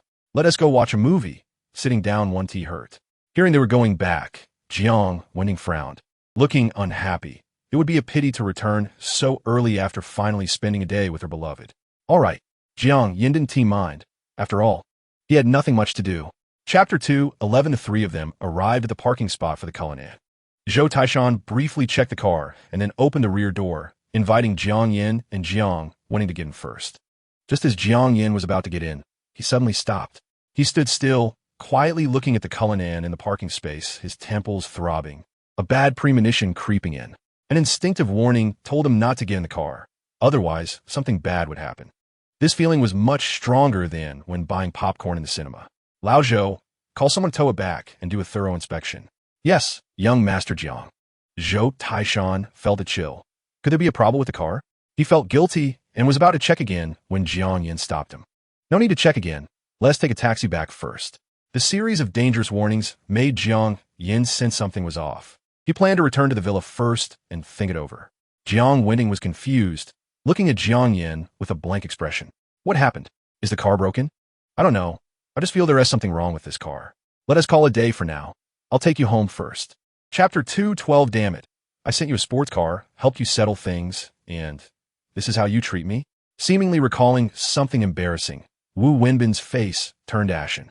If it weren't for this kid's report catching him off guard, he might have already been living it up abroad. Boss Wu cautiously looked around and then said, "Move quickly. Time is tight. Let us tie them up and leave." "Understood, big brother," Wu Wenbin replied. But his gaze was fixated on the woman in Jiang Yan's arms. Damn it. How does this bastard have so many exquisite women? These days, he had been hiding and struggling, unable to eat or sleep well, let alone find a woman. Suddenly seeing such a beautiful woman, he couldn't suppress his wicked thoughts. A woman this exquisite, plus she's an enemy-s woman. It's a full buff. He couldn't help but want to indulge. Seeing the scene, Boss Wu was furious. What time is it? And you're still thinking about women. Do you want to die? His stern reprimand immediately calmed the lustful Wu Wenbin down. This road has vehicles passing by from time to time. It's not a relaxed place. Looking at the two asleep, Wu Wenbin sneered. Once we reach a safe place, just wait and see how I deal with you. Chapter 2:13. I didn't expect that the former second-in-command of the Wu group would now turn into a vagrant spouting dirty words. Jiang Yin shook his head, lamenting the unpredictability of fate. Jiang Yin, stop fucking talking. Wu Wenbin pulled a dagger from his pocket, looking brutally at the person he hated the most. Just wait. Once it's in my hands, let's see how I deal with you. Although he knew Jiang Yin was skilled, he had been in the underworld for many years and was no pushover, especially with a weapon in hand. He felt even less fear. After speaking, Wu Wenbin gripped the knife and charged at Jiang Yin, the silver blade carrying a chilling aura, aiming for his chest. Most people would probably be stunned by such a scene and then get stabbed, ending up in a pool of blood. Zhou Taishan, who had been paying attention to this side, exclaimed, "Jiang Xiao, be careful." At that moment, Jiang Yin surprisingly smiled at him as if nothing was wrong. "Brother Zhou, don't worry about me. Just make sure Wu Boss doesn't get away." As he watched the dagger coming at him, he reached out with one hand and grabbed Wu Wenbin's wrist. Wu Wenbin's expression changed instantly. The dagger was only 5 centimeters away from Jiang Yan's chest. but those 5 centimeters felt like an insurmountable chasm. Chapter 214. A girl wearing Bluetooth headphones with a slight sheen of sweat on her forehead seemed to have come out for a night run. She had a cool and elegant face, with long, shiny black hair casually tied into a ponytail. She wore a pure, white short-sleeve t-shirt, simple and elegant, looking great. The t-shirt was stretched by her proud figure, leaving her fair and smooth abdomen exposed. The girl wore loose cream-colored sweatpants and white sneakers. Although she was in loose pants, a discerning eye could still see that her legs were long and her body proportions were perfect. It was hard for Jiang Yin to comment on her lower half, but her upper half was undeniably stunning. Crop tops require a high standard for the body. The skin must be smooth and fair, the waist slender, and there should be no excess flesh to look good. All these requirements must be met. Otherwise, it would just be a case of clumsy imitation, adding to the humor. Jiang Yin silently gave her a thumbs up in his heart, then used his probing skill. Name, Ningbin Gru. Age, 28. Height, 178. Attractiveness, 94. Opposite sex attraction, 2. Intimacy, 5th note. An exceptionally beautiful, high-quality woman. She seems to have some misunderstanding about you. Binding can grant you a 5 cubic meter nanoring. Chapter 215. Jiang Haishi Criminal Police Team. Boss, what happened?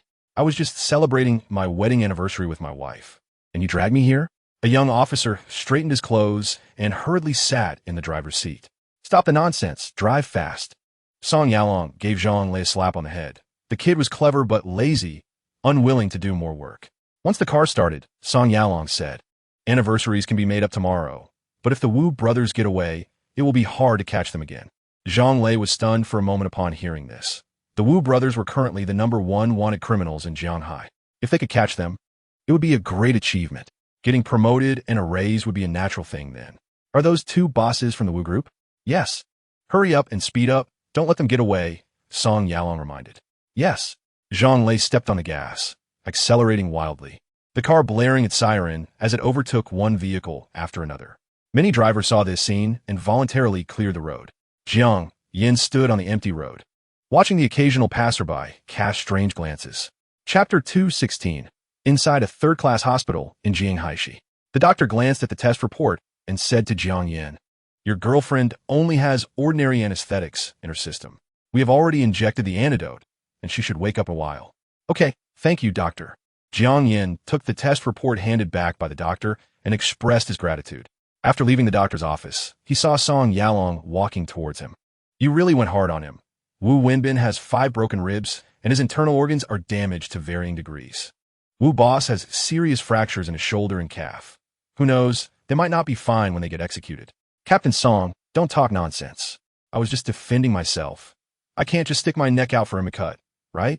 Jiang Yin exclaimed in protest, insisting he had controlled his strength carefully. All right, I'm not here to scold you. Just thought I'd let you know. Song Yalong rolled his eyes, and if anyone believed Jiang Yin hadn't T-vented his anger, he would T-believe it for 100 times. Thanks, Captain Song. So I don't need to go to the precinct anymore, right? You just need to go sign a paper tomorrow. The government has a bounty for those 2 brothers. You can go collect it. Song Yalong said reluctantly. Their group has mobilized for a month without catching a single hair, and when they finally got a lead, it was just to clean up, leaving them without any credit. Thinking about it made him feel frustrated. Chapter 217. With the capture of the Wu brothers, the government machinery quickly operated, and their verdict was issued.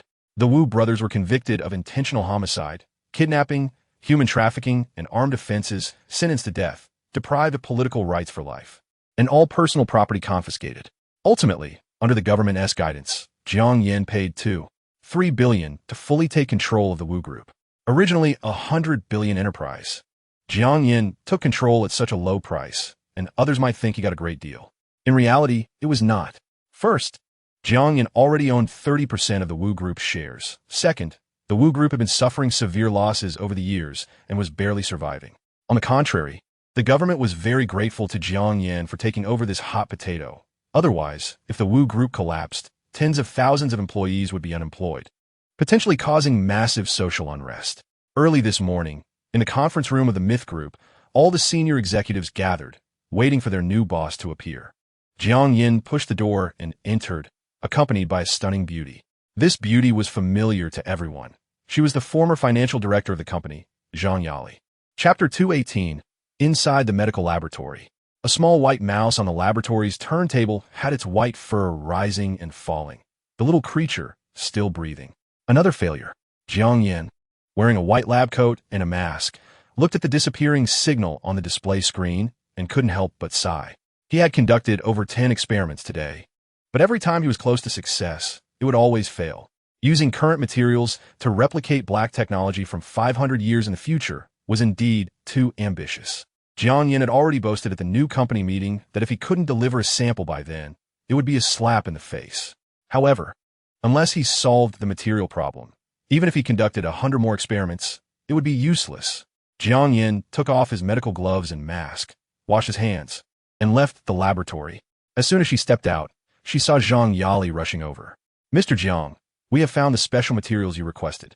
The data provided by the other party meets your requirements." "Really? Where?" Jiang Yan's frustrated expression vanished instantly, and his dim eyes immediately sparkled with excitement. Zhang Yali continued, "A university associate professor has developed a special biological gel. I've contacted the school, but they said it's solely the professor's research, and they don't even have a sample." Chapter 219. Hello. Is this Miss Ning Bingru? Ning Bingru was tempted to reply no, but seeing her mother's affectionate gaze, she swallowed the words that were already on her lips. "That's me. May I ask what the matter is? I apologize for the abrupt call. It's hard to explain over the phone. Shall we meet at a location?" Jiang Yin checked the time on the other end of the line. It was 5:15 p.m., just in time for a cup of afternoon tea to wash away his fatigue. "Sure." Hearing the warm male voice on the other end, Ning Bingru's initial resistance softened a bit. Perhaps she had been too hasty. Although she didn't know what the man looked like, his manner of speaking was indeed pleasant. They agreed on location and hung up. "How is it?" Ning's mother hurriedly put down the broom and sat beside Ning Bingru as soon as the call ended. "How was what? How did your conversation go?" Ning Bingru rolled her eyes in silence. "Oh, my dear mother, I've only spoken a few words on the phone and never met him. How can I know anything about him? I guess I was too anxious," Ning's mother murmured, feeling that something was off. Chapter 220. Ning Bingru maintained a safe distance and scrutinized Jiang Yin with her eyes, confirming that this man was indeed the one who had haunted her dreams at night. She spoke coldly. "What misunderstanding could there be? I saw everything with my own eyes. My eyes won't deceive me. Reporting illegal activities to the police is the duty of every citizen. If it happens again, I would still do the same. Only by putting all you criminals behind bars can the lives of ordinary people be better and more stable." The numerous onlookers in the restaurant gave Ning Bingru a lot of courage, and she spoke at length. "Are you done?" Looking at Ning Bingru's icy face, Jiang Yin smiled wryly, surprised that this woman still misunderstood him. "I'm done." Ning Bingru looked confused. She hadn't expected that this man, whom she had exposed, could still smile. "Now that I've spoken, let me say a few things. First, I'm not a criminal. That night, I wasn't beating anyone. They were all wanted criminals. On the contrary, I was helping the police catch the criminals. If I were really assaulting someone, there would naturally be a legal judgment, and I might still be in jail." Chapter 221. No, I didn't. Ning Bingru cried out in protest, not expecting so much. "Whether you did or not, let's leave it at that. You're turning 30 soon. You can handle it yourself. I won't interfere anymore."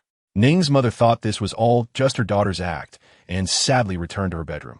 Watching her mother's lonely back, Ning Bingru suddenly felt uncomfortable. Perhaps it was time to find a boyfriend for her mother's sake? Suddenly, the doorbell rang, startling Ning Bingru. Could it be that violent man has come? Since he was able to get her phone number, finding her address would likely be easy. Nervously, Ning Bingru peered through the peephole of the security door. She saw a young man in a suit, not the violent thug she had imagined. She immediately breathed a sigh of relief and opened the door. "Hello, I'm from the property management company of this community. Due to a business change, we need to conduct a survey of the residents," the man said politely. "Oh," Ning Bingru said, puzzled. Usually when people needed something from the property management, they would avoid them. Why were they actively coming to conduct a survey today? Chapter 222. You said you wanted to discuss something with me. What is it? Ning Bingru was curious about what this man wanted from her. "My company is developing a world-class medical device, and the biological gel you developed has significant implications for our research. I'm here to discuss a partnership."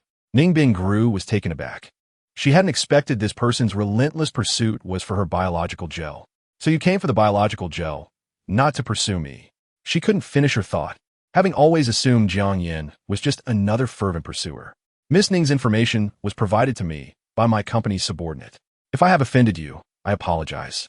Jiang Yin maintained a polite demeanor, neither servile nor arrogant. I should be the one apologizing. Thank you for letting me know that the effort I put into my research was not in vain. Ning Bingru tucked a loose strand of hair behind her ear and said seriously, "Is that biological gel really useful?" She thought of the reason she was recuperating at home. It was because her painstakingly developed item was not recognized by the school or her colleagues. Chapter 223, Ding Dong. The sound of a text notification woke Jiang Yin from his slumber. He picked up his phone to check and realized it was already noon. He had slept for 4 hours. What time is it? Zhang Yali seemed still not fully awake, her sleepy eyes barely open. Let's sleep a bit more. It's still early. Jiang Yin gently caressed the woman's fair and smooth cheek, feeling sorry for her. She hadn't slept at all last night. The woman found a comfortable position in Jiang Yan's arms and closed her eyes. Jiang Yin checked his phone notifications. Bing is the water that is asleep, requesting to add you as a friend. Do you agree? Jiang Yin was puzzled. Who was this person? Driven by curiosity, he clicked to accept. To his surprise, after agreeing, a message quickly came through the chat box. May I ask if this is Jiang Yin, Mr. Jiang? Yes, may I ask who you are? On the other end of the phone, Ning Bingru was holding a British short-haired blue cat. This was her first time adding a strange man as a friend. She secretly reassured herself that this was all for her research results, all for work. I'm Ning Bingru. Seeing this message, Jiang Yin couldn't help but recall Ning Bingru's cool eyes and her cute little feet, while the precious reward was pushed to the back of his mind. Chapter 224, shall we go to Hadaleo for dinner? At this time, there aren't many people, so we won't have to wait in line. Zhang Yali naturally linked her arms with Jiang Yan's. Sure, Jiang Yin had no objections. As long as he could fill his stomach, he was fine with anything. During the meal, Zhang Yali hesitated several times as if she wanted to say something. What do you want to say? Jiang Yin noticed the woman's confusion and took the initiative to speak. Honey, can you not work so hard? I'm worried about your health. Zhang Yali felt conflicted. On one hand, she was happy that her man finally had ambition, but on the other hand, she didn't want him to overexert himself. If he frequently stayed up late working, it would be too harmful to his health. Isn't this hard work just to earn money to support you? Jiang Yin replied with a smile. In fact, he was already financially free and didn't need to work like this. But thinking about the bragging he had done made him feel like he had to follow through, even if it meant shedding tears. The main reason was that Jiang Yin wanted to build a moat for his own safety. The difference between an ordinary billionaire and a CEO of a company with super advanced technology was clear even to an average person. Pure money was just a pile of cash, but if invested in an industry to create a super tech company, it could generate tremendous social influence. At that time, if someone wanted to move against him, they would have to consider the chain reaction it would cause. Chapter 225. Late-night traffic was sparse. The drive from the company to Villa Tianzi No. 1, which usually took 20 minutes, now took just over 10. After getting out of the car with Dong Xiaoxian and opening the door, he saw the dining table filled with delicious dishes. Zhang Yali had woken up at 8 in the evening, and when she learned that Jiang Yin hadn't had dinner yet, she personally went to the kitchen to prepare a feast. However, she didn't expect to wait until deep into the night, and the food on the table had been reheated multiple times. At this moment, seeing Jiang Yin come back, she hurriedly stepped forward to help her man take off his coat, her face showing a charming smile as she gently said, "Honey, I made some delicious food. Please try it." Jiang Yin sat down at the dining table, praising, "I smelled the aroma as soon as I walked in. You've worked hard to make so many dishes." He immediately picked up his chopsticks and grabbed a piece of stir-fried beef. "It tastes good. Everyone, let's sit down and eat." Jiang Yin invited the two women to join him. "Honey, wait a moment. Such a lovely evening. Aren't we going to drink something?" Zhang Yali took out a bottle of red wine worth at least 5 digits from the wine cabinet and poured a glass for Jiang Yin. Then she poured a glass for herself and Dong Xiaoxian. Chapter 226. The meeting lasted for more than an hour. Everyone was thrilled as Zhang Yali detailed the functions of the nanorobots. "President Zhang, I will take the lead and pledge that within a year, this miraculous medical high-tech product will be spread across the country, making Myth Company renowned nationwide." Li Xingjie stood up excitedly. He clearly saw the infinite potential of this product, and if he could participate in its promotion, it would definitely elevate his career. "We will spare no effort and create brilliance together." At this moment, all the senior leaders of Myth stood up and shouted the slogan passionately. Jiang Yin and Zhang Yali smiled at this scene, knowing that from this moment on, a world-class pharmaceutical company was quietly rising. After the meeting, Jiang Yin returned to his office to take a break. He decided that he would no longer boast carelessly. This one boast had already made him regret immensely. For future important product developments, Jiang Yin didn't plan to personally take the stage anymore. He wanted to be a wealthy person, not someone focused solely on scientific research. That would be mixing things up. If he could lie down, why sit? If he could sit, he absolutely wouldn't stand. Chapter 227. It's okay, I just arrived. Miss Ning, do you have any dietary restrictions? Jiang Yin asked politely. Ning Bingru shook her head to indicate she didn't, and upon receiving a response, Jiang Yin began to order. He ordered a seared French foie gras, an Angus steak, and a tuna vegetable salad. Ning Bingru secretly glanced at the menu and immediately showed a shocked expression. She didn't expect the Western restaurant in her hometown to be so expensive. What Jiang Yin ordered added up to nearly 2,000 yuan. As a university associate professor, she earned a decent salary, and occasionally she would go to a Western restaurant with her girlfriends to enjoy a bit of a trendy lifestyle. But she had never been so extravagant. She planned to split the bill with Jiang Yin later, as they were not on a date. And she felt she had no right to let the man pay. Miss Ning, is the biological gel exclusively your intellectual property? Although it was a bit self-serving, Jiang Yin still had to ask. When pursuing a girl, hiding his true intentions could effectively lower her guard. Of course, at the beginning, there were many people in the research team, but gradually they all gave up, and in the end, it was just me. Chapter 228. Ning Bingru endured the pain in her foot and slowly left Jiang Yan's embrace, forcing a smile as she said, I think I can walk on my own. Ding dong, binding failed. This time, it was only 3 seconds away from success. Jiang Yin could have easily obtained the precious reward by stalling for a moment. But he didn't want to do that. He suddenly didn't want to resort to such tricks anymore. What he wanted was not just the reward, but also Ning Bingru's body and mind. He wanted all of her. Looking at the shy woman, Jiang Yin smiled and said, You can hold me up and take a few steps to try. I'll call a car to take us to the hospital. Because he had been drinking, Jiang Yin couldn't drive, and there were no designated drivers around, so they could only take a taxi to the hospital. Ning Bingru's face turned rosy, and she felt a bit embarrassed. Mr. Jiang, I'm really sorry for causing you trouble. It's nothing. I like this kind of trouble, but I don't want Miss Ning to get hurt. Seeing Jiang Yan's gentle gaze, Ning Bingru momentarily forgot the pain in her foot. Is that Sharo up ahead? A call interrupted the romantic atmosphere between the two. Ning Bingru's hand, which was about to reach out, instinctively retreated in surprise. Chapter 229. Hiss. After Wang Guifan and her daughter left, Ning Bingru showed a relieved expression. As she relaxed, she suddenly felt a sharp pain in her ankle, waves of discomfort hitting her, and her beautiful willow-like brows furrowed slightly. Are you okay? Jiang Yin supported the beautiful woman, a fragrance like orchids and musk entering his nostrils, making him involuntarily sniff. I'm so sorry to make you laugh. Aunt Wang is an old colleague of my mother, and they have never gotten along, so... Ning Bingru felt a bit awkward, not expecting Jiang Yin to witness such a bizarre event with her. It's okay. I should thank Aunt Wang even more. If it weren't for her, I wouldn't have realized I have such a beautiful girlfriend. Jiang Yin naturally helped her carefully walk toward the road. The taxi he called should be arriving soon, right? I'm really sorry. I just didn't want to explain too much to her. It's truly embarrassing to get you involved. Upon hearing this, Ning Bingru's pretty face flushed with a rosy hue, and she suddenly felt a coolness against her waist. It turned out Jiang Yan's large hand had unknowingly rested on her slender waist. Do not regard him as a virtuous person. Honest people can only be submissive, while clever people know when to take action. Chapter 230. After hesitating for a few seconds, Ning Bingru carefully climbed onto the man's broad shoulders. Jiang Yin wrapped his arms around her long legs, applied a bit of force, and lifted her up slightly to adjust her into a comfortable position. Ning Bingru looked at his thin thighs, which now felt soft and bouncy, truly an excellent toy. Let's go. The plane has taken off. Jiang Yin suddenly started running towards the roadside. The Didi driver had arrived and was waiting by the road. Hey, slow down, I get car sick. Ning Bingru was caught off guard by the sudden acceleration, and the cheerful, big white rabbit kept bumping against the man's back. Ha! Jiang Yin did not respond, but his mischievous smile could be heard in the air. How come I just realized you're so bad?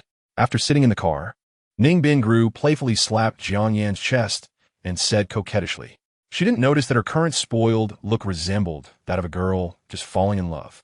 Aren't I just trying to get you to the hospital quickly? Jiang Yin chuckled, pretending to be kind. Ning Bingru rolled her eyes at him.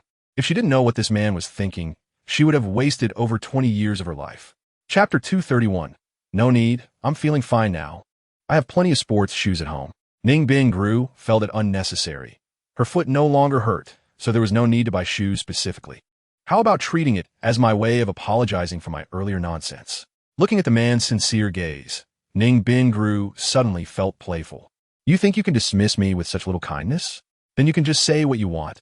As long as it's something in this world, I can satisfy it. Jiang Yin answered confidently. Having only been in the position of company president for a few days, he already exuded the aura of someone in power, speaking with a strong sense of credibility. Looking at Jiang Yan's serious expression, it seemed as if there was nothing in the world he couldn't obtain. Hearing this, Ning Bingru's rebellious side kicked in. All right, then I want a sport car, how about that? Sure, Jiang Yin answered without hesitation. Ning Bingru found it amusing that this man had agreed without even knowing what kind of sports car she wanted. There was a huge gap between cars, ranging from hundreds of thousands to millions. Wasn't he afraid she'd pick the most expensive one? Just kidding. However, if you really want to apologize, there's a pair of Valentino-studded high heels I've had my eye on. I really like them, but have never dared to buy them. Chapter 232. Stepping out of the store, Ning Bingru felt her heart fluttering, unable to calm down for a long time. This wholesale shopping method was truly a first for her. Jiang Yan's extravagant shopping style had left her bewildered, and now that she regained her senses, she secretly regretted coming to this store. If it were just a pair of shoes, it would have been acceptable, since Ning Bingru originally intended to share some of her patent fees with Jiang Yan when they arrived. But she hadn't expected Jiang Yan to spend over 100,000. Now that she thought about it, it was too late. The money had already been paid. She just hoped that the billion or so patent fees Jiang Yan mentioned were real. Otherwise, she'd have to use her savings from many years to pay it back. Let's go buy a car, Jiang Yan said, pulling her soft, delicate hand. I was just joking earlier. Are we really going to buy a car? After what had just happened, Ning Bingru knew that this man was definitely not joking and might actually buy her a car, but she didn't plan to accept it. There's a saying online, when a man is willing to spend money on you, he must want more. Although the man in front of her was quite good, she wasn't ready to accept such an expensive gift from him. Chapter 233. You brat. Jiang Yin gave the smug guy a punch. He could understand Lu Fan's feelings right now. This guy had always been at the bottom of the sales rankings, and now being the monthly sales champion, it was no wonder he was so happy. At that moment, Li Wen returned with tea. Brother Jiang, try this. I just bought some high-quality Billionaire. This little bag cost me $500. I'll brew it for you. Li Wen grabbed a small handful of tea leaves and brewed it for the two. You big oaf, you've actually taken a liking to tea? Jiang Yin didn't expect that in just a few days, this guy had learned to be refined. Haha, Brother Jiang. Seeing you again after 3 days, I'm like a new person. After all, I'm now the sales champion. Lu Fan felt a bit proud to show off in front of his respected big brother. All right, enough chit-chat. What kind of sports cars do you have in the store? I want to pick one. Jiang Yin said seriously. Brother Jiang, do you have a car in mind? If so, I'll go check the warehouse for available stock. If not, I'll arrange it immediately. Once it came to his job, Lu Fan immediately became serious and showed his professional demeanor. What car should I choose? Jiang Yin wasn't particularly interested in cars. He was just looking for an excuse to spend more time with Ning Bingru. Chapter 234. Mr. Jiang. Please rest for a moment. I'll go check other dealerships to see if there's a source for the G-Class. After Li Wen returned and brewed a new batch of tea, Zhao Jinan realized that it was unnecessary for him to stay here any longer, so he took the initiative to leave. All right. Seeing Jiang Yin nod, Zhao Jinan exited the office. Lu Fan chatted for a while before being called out by Zhao Jinan, who said he found a suitable car and needed him to handle it. This left the large office with only Jiang Yin and Ning Bingru. Ning Bingru looked around and curiously asked, Jiang Yin, what exactly do you do? Ordinary clients shouldn't be treated this way by the manager, right? How should I put it? I have quite a significant background. Why does Miss Ning ask about this? Jiang Yin deliberately kept it vague, knowing that when a woman becomes curious about you, it's a sign she is falling for you. If you don't want to say, then forget it. Ning Bingru turned her head aside, pretending to be indifferent. However, her coquettish tone had completely revealed her inner feelings. Woman, your current state is very dangerous. Are you genuinely interested in me being your boyfriend? Chapter 235, Brother Jiang. The sound of that door, closing like a bullet being chambered, is just fantastic. Now I understand why scumbags drive the G-Class. If I had one, I want to be a scumbag too. Lu Fan parked the car and handed the keys to Jiang Yin. This white G-Class was also his first experience. However, lost in excitement, he didn't notice Li Wen's increasingly dark expression beside him. What did you say? I didn't hear clearly who wants to be a scumbag. Li Wen angrily grabbed Lu Fan's ear and said fiercely, Hey, it hurts, wife, be gentle. Lu Fan let out a piercing scream as Li Wen spun him around with one hand. Jiang Yin laughed heartily, surprised that Li Wen, who looked delicate, could be such a fierce woman. Ning Bingru, witnessing the scene, also covered her mouth and giggled. However, when she caught Jiang Yin's gaze, she immediately flipped her hair like a proper lady and turned her attention to the white G-Class. What do you think about this white G-Class? Do you like it? Jiang Yin took a few steps closer and stood beside Ning Bingru. It's your car, why are you asking me? Just give me your opinion. After all, I'm going to be a scumbag. If I can't fool a beauty like you, what's the point of buying this thing? Chapter 236. Lu Fan drove the G-Class away from the car dealership. Brother Jiang, driving this G-Class is so impressive. Look at how many beautiful girls are checking us out on the road. It's really testing my humanity to not want to be a scumbag. Lu Fan hadn't changed at all. He had just been scolded with a long face, and now that he was out of Li Wen's sight, his true nature was exposed again. It's not the car that's scummy, it's the person. You could be driving a tricycle, and you'd still be chasing after girls. Huh? Just kidding. I'm just a bit of a flirt. Sister-in-law, please don't hold it against me. After glancing at the oddly expression Ning Bingru, Lu Fan quickly explained, trying to maintain his good image. Who's your sister-in-law? I'm just a normal friend with him, Ning Bingru retorted, but thinking about their imminent return home together. Her voice subconsciously lowered. Oh, got it. Lu Fan gave Jiang Yin a meaningful smile. You gossip less, and find a bigger supermarket to stop at later. We need to buy some things, Jiang Yin instructed. Okay, Brother Jiang. Before long, the white G-Class stopped at a large supermarket, and Jiang Yin and Ning Bingru got out of shop. Chapter 237. Ning Bingru, it's one thing for you to deceive me, but you even deceived Wang Guifan? Mother Ning paced back and forth in the living room, her tone increasingly agitated. She lives in the same neighborhood as us. If she finds out your boyfriend is fake, won't I be humiliated? Auntie, let me explain. Shut up, this isn't your place to speak. Mother Ning glared, her presence overwhelming. Jiang Yin felt a wave of pressure. At that moment, it was greater than when he faced Wu Laodao with a gun. Mom, I didn't mean to deceive you. That it was intentional.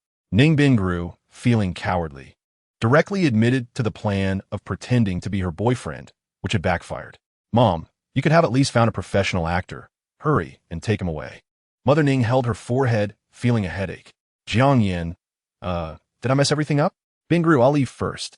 Realizing the situation was beyond repair, Jiang Yin could only go back and think of countermeasure. Wait, I'll walk you out. Ning Bingru hurriedly chased after him. After Ning Bingru came out, she saw Jiang Yin still waiting for the elevator, and she immediately felt relieved.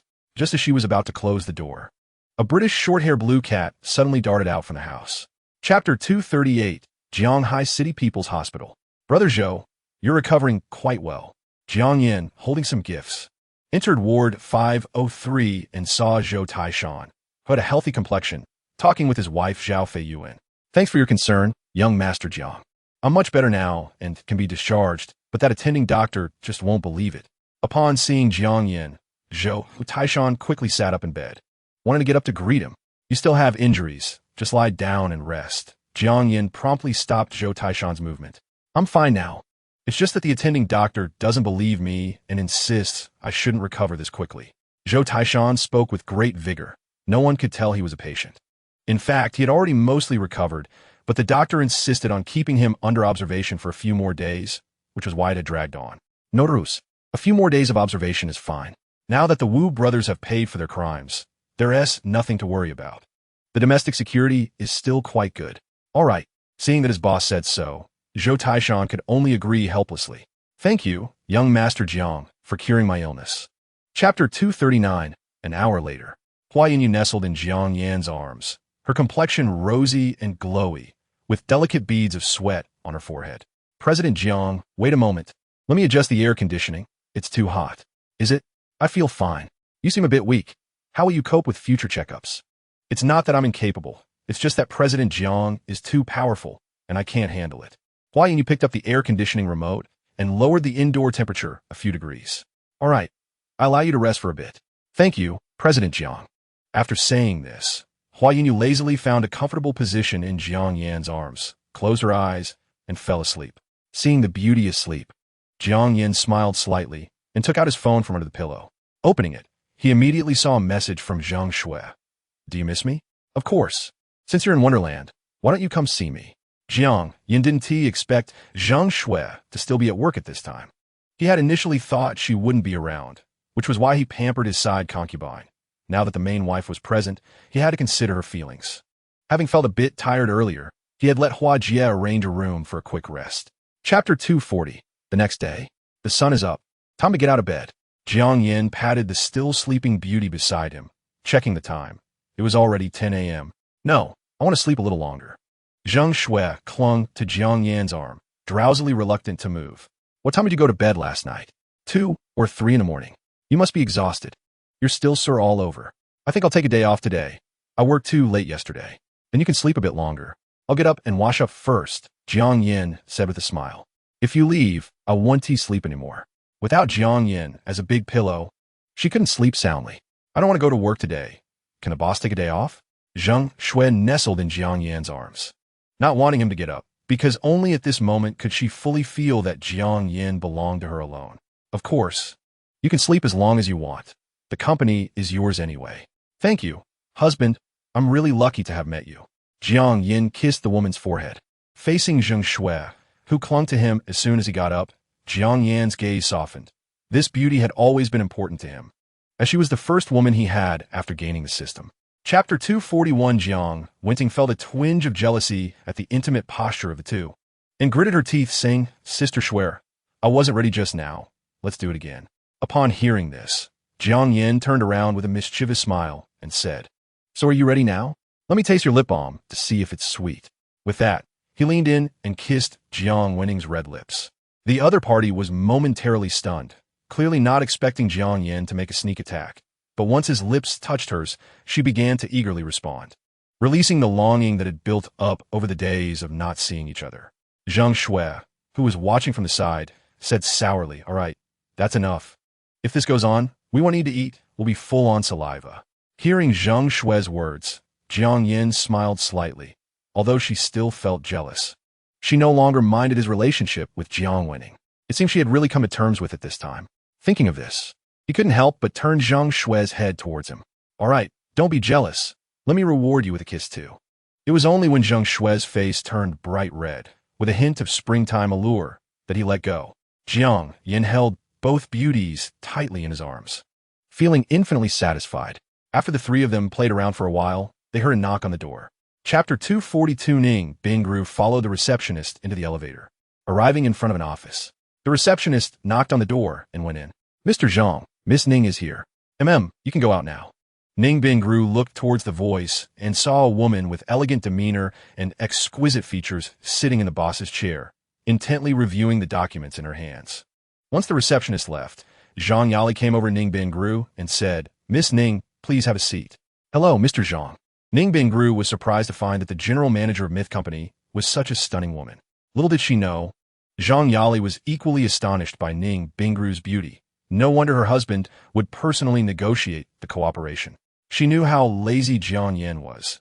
If he could avoid working, he definitely wouldn't lift a finger. It seemed her husband had ulterior motives, but Zhang Yali wasn't angry. Instead, she thought of how to stoke the fire to make her husband happy. Although her mind was racing, she maintained a calm facade, saying, Miss Ning, you are so beautiful. Mr. Zhang is truly the beautiful one. Ning Bingru didn't expect that the general manager of Myth Company would start by complimenting her instead of discussing business right away. Chapter 243. Miss Ning, you made the right choice. Zhang Yali smiled slightly and returned to the office. If it weren't for the fact that the other party was the woman her husband had his eye on, she wouldn't bother. Ning Bingru followed closely behind and entered the office's lounge area. Miss Ning, the unpleasant person has left. Let's continue. Please wait a moment while I inform my secretary to find a top lawyer. No need, Mr. Zhang. I trust you in Myth Company. Ning Bingru said firmly. In fact, there was one more thing she didn't say. She trusted that man. Zhang Yali, who was about to make a call, was momentarily taken aback. She didn't expect Ning Bingru to have such boldness. This was 500 million after all, and with just a little trickery, she could suffer a huge loss. No wonder she was the woman chosen by her husband. Indeed, quite daring. Thinking of this, Zhang Yali smiled and said, "Thank you for your trust, Miss Ning." Saying this, she pushed the contract in front of her. Ning Bingru casually picked up the pen, opened the cap, and signed her name. After finishing, she hesitated for a moment and said, "Mr. Zhang, may I ask you a question?" Chapter 244. Haha. Husband, are you hiding something bad? Jiang Wen could see right through his thoughts. So, are you going to fall for it? Jiang Yin wrapped his arms around both women at the same time, mischievously saying, "Of course, I want to satisfy my husband's little request." Jiang Wen said boldly, "A woman dresses up for the one she loves. If I don't show my man, who will I show?" Jiang Yin then looked at Zhang Shui beside him and said with a wandering gaze, "What about you, Shui? Are you going to join?" Zhang Shui nodded. "As long as it's what my husband wants, I'll definitely satisfy him." "So good." Jiang Yin looked at the now obedient Zhang Shui and couldn't help but give her a sweet kiss. Zhang Shui shyly pushed Jiang Yin away, saying, "Husband, don't kiss me. I'm all sweaty and dirty." "Who said that?" "Swear, your sweat doesn't smell at all. It's all fragrant." "Husband, your mouth is so sweet. How many girls have you tricked?" Jiang Wenting said mischievously, wanting to know how many competitors she had. "Adults matters, kids should ask less," Jiang Yin said, giving Jiang Wenting's round bottom a playful slap. "Okay, husband." Jiang Wenting was a girl who could bend and stretch. Seeing Jiang Yin getting angry, she immediately stopped asking. Chapter 245. Afterwards, the three of them played around in the swimming pool. What Jiang Yin didn't expect was that both women couldn't swim. "Husband, can you swim?" Jiang Wenting asked curiously. "Of course, I was once called the little white dragon in the waves. It's not just a name." "Then can you teach me?" Jiang Wenting pleaded, shaking Jiang Yan's arm. "Sure, but learning to swim is very difficult. You won't learn it in a day, so you need to be mentally prepared." Feeling the soft warmth of the beauty, Jiang Yin smiled and agreed. "That's for others. I'm a sports genius. Not to mention a day. I can learn it in an hour." Seeing a 6-year-old child happily swimming by the pool, Jiang Wenting felt her confidence soar. Jiang Yin just smiled and remained silent. Next, Jiang Yin took on a role of swimming coach, closely teaching swimming techniques. First, he demonstrated personally, then closely guided Jiang Wenting on the key points of swimming movements. While Zheng Shui observed and learned from the side. Use your hands evenly to paddle, and your feet. You also need to kick, just like a frog. Otherwise, you'll sink in a bit. Jiang Yin supported the beauty's slender waist, correcting her movements. Chapter 246. Don't come over. At this moment, Jiang Wenting panicked. She didn't expect Jiang Yin to prepare such naughty things. She immediately struggled hard, and Zheng Shui desperately tried to stop her, almost losing control. Seeing this situation, Jiang Yin couldn't let the cooked duck fly away, and swiftly took 2 steps to Jiang Wenting's side. The turtle shell binding technique Jiang Yin had learned online. With his highly developed brain, he could understand the techniques after just one look and innovate upon them. Jiang Wenting looked at her embarrassing posture and felt utterly humiliated. Ding! Jiang Wenting's intimacy level is 3. Hearing the system's prompt, Jiang Yin didn't care. This slight drop in intimacy was still within his tolerance range. He directly picked her up and sat her on his lap, beginning to lavish affection on her. After a passionate kiss, Jiang Wenting seemed to adapt to the current situation and became excited, her competitive nature prompting her to declare boldly, "Is that all you've got? I'm not afraid of you." The next morning, Wenting, "I was wrong," Zheng Shui said sincerely while putting her arm around Jiang Wenting's shoulders. "Sister Shui, you're a traitor. We agreed to deal with outsiders together, but you turned your gun on your own sisters?" Chapter 247. Ning Bingru was choked and couldn't say a word. She approached her mother and affectionately wrapped her arms around her shoulders. "Xiaominga, don't rush me. Don't worry. I will definitely find a suitable husband. How can you talk to your mother like that? Are you planning to bring back another actor to fool me? You might as well not look for one." Xiaominga rolled her eyes and said. Upon hearing this, Ning Bingru's face stiffened, and then she helplessly said, "Mom, what if I told you he's not an actor?" Ning Bingru stuttered, half truthfully. She thought about everything that had happened between her and Jiang Yin in recent days. It seemed that this man had entered her heart, and she often thought of him unexpectedly. She remembered the scenes of him playing pranks on her, the way he touched her cool skin while massaging her ankles. and how he secured a 500 million yuan contract for her without asking for a penny in return. Seeing her daughter's awkward demeanor, Zhao Munga immediately furrowed her brows. What's wrong? Don't tell me you've really fallen for that actor? Aside from the fact that he's just an ordinary employee at Myth Group, I completely disagree with his silly behavior that day. Chapter 248. Bing Gru is indeed very capable, and she's beautiful.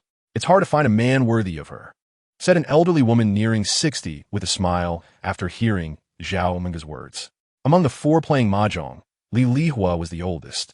She had previously worked as a bank employee and became a matchmaker after retiring. Due to her previous job, Li Lihua maintained connections with many high-income families, many of whom had children yet to marry. Zhao Munga hurriedly came to play mahjong for this reason, only to unexpectedly encounter the last person she wanted to see. Sisterly, please keep an eye out for our Bing Gru. If there's nothing available, it's fine. Marriage fate can't be forced. Okay, since Munga said so, I'll help look. But I must say in advance that if it's the kind of conditions like Guifan's family, I really can't guarantee anything. As the most active person in the community, Li Lihua was well aware of the discord between Zhao Munga and Wang Guifan. She knew Zhao Munga was holding in some anger, so she quickly clarified. I haven't really considered conditions. My daughter has a good salary. She can support herself. She just needs to find someone who loves and cherishes her. After all, no matter how rich someone is, it still belongs to them. And if they divorce, it would be a total loss. Chapter 249. After Ning, Bing Gru drove away for a long time. Everyone finally came back to their senses. Looking at the car that had driven off, Wang Guifan disdainfully said, just because she drives a broken car, she thinks she's in high society? Isn't she afraid of getting her tongue twisted in the wind? Although Wang Guifan thought the car was quite impressive, she still couldn't help but belittle it, completely unaware that her daughter had already changed her expression. Mom, stop talking. Don't meet with Aunt Zhao in the future. Just avoid her. Why? Don't you know I've been her colleague for a lifetime? She has always been on my neck. Now that you finally have some ability, I can't show off a little? Wang Guifan asked in confusion. Lu Jingjing didn't answer. But the owner of the old car beside them said, Sister Zhao's daughter is really doing well. Isn't this the legendary Mercedes-Benz G-Class? That car wouldn't cost less than 3 million. Unlike the typical grandpas who enjoy chess, fishing, or square dancing, he was a car enthusiast, but unfortunately, he had no money, and being older, he was too lazy to get a driver's license, so he could only buy an old car to enjoy. Old Li, you can't be serious, right? 3 million? Our community's houses aren't even worth 3 million. Chapter 250. Lu Fan poured tea and said, Miss Ning, please wait a moment. I'll go help you with the transfer procedures right away. Okay. Ning Bing Gru nodded, and Lu Fan exited the office. Zhao Omega looked around the office, feeling unreal about its spaciousness and luxurious decor. Daughter, is this black guy the one who came to our house to deliver gifts last time? Yeah. Did you buy the car from him? Yeah. Then who gave you this car? Hey, why are you asking so many questions? Thinking of that man. A hint of shyness appeared on Ning Bingru's face. Although her daughter didn't answer, the worldly wise Zhao Minga immediately guessed the answer. While feeling happy, she also felt a bit regretful, not expecting that on the first day of the son-in-law's visit, she would chase him away. Why didn't you say this earlier? I really thought he had a problem with his brain. I don't know exactly what he does. We haven't known each other for long, so... Actually, Ning Bingru also felt that Jiang Yin was talking nonsense that day. But it wasn't until after signing the contract that she truly witnessed Jiang Yan's terrifying influence in Myth Group. Chapter 251. Looking at her man's infatuated expression, Jiang Winting twirled around while holding the hem of her dress and joked, So, it turns out you like this style, huh? Jiang Yin hadn't expected that a sudden idea to have her with the most fashionable outfit of the moment would yield such great results.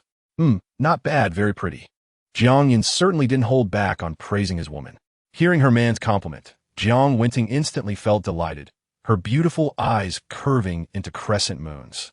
Amidst the envious gazes of all the men, she happily looped her arm through Jiang Yan's. Since my husband likes it, I won't change it. That previous dress was also nice. Let's pack it up too. A woman dressing beautifully is something that brings face to a man, and Jiang Yin enjoyed the envious and jealous looks from other men. Upon hearing this, the waiter promptly packed up the pale yellow polar long dress along with the old clothes Jiang Winning had taken off. Seeing this, Jiang Winning didn't say anything. She knew Jiang Yan's financial power was immense, and this expense was nothing. Upon exiting the clothing store, both of them had empty hands and carried nothing. Jiang Yin had bought too many clothes for his woman, and they simply couldn't carry everything. Chapter 252. After the Palamara turned a corner, Jiang Winning finally got off Jiang Yan's lap, taking deep breaths. She had just been scared to death. If her brother had discovered her relationship with Jiang Yan, she couldn't imagine the consequences. Looking at Jiang Yan's bulging tent, she playfully scolded, "You bad guy. Why didn't you leave earlier?"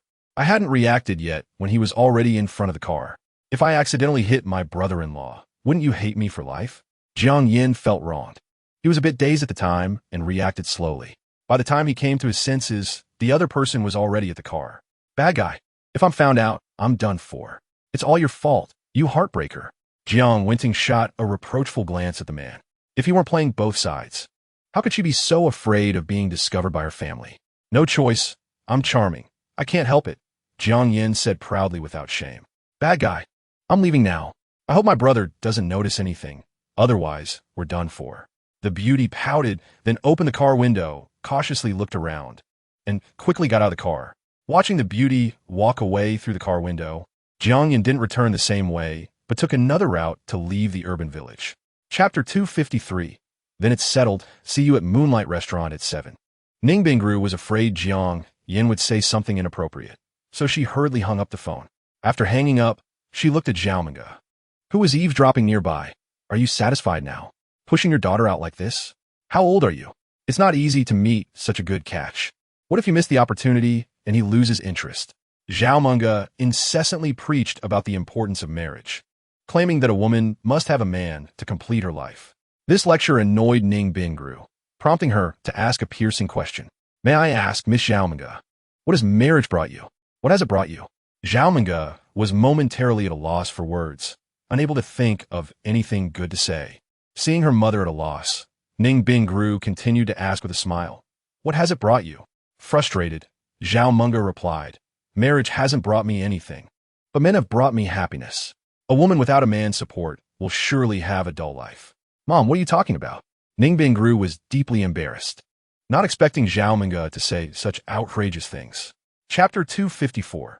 Moonlight Restaurant is located in the center of Zhanghai City and is a trendy restaurant perfect for taking photos.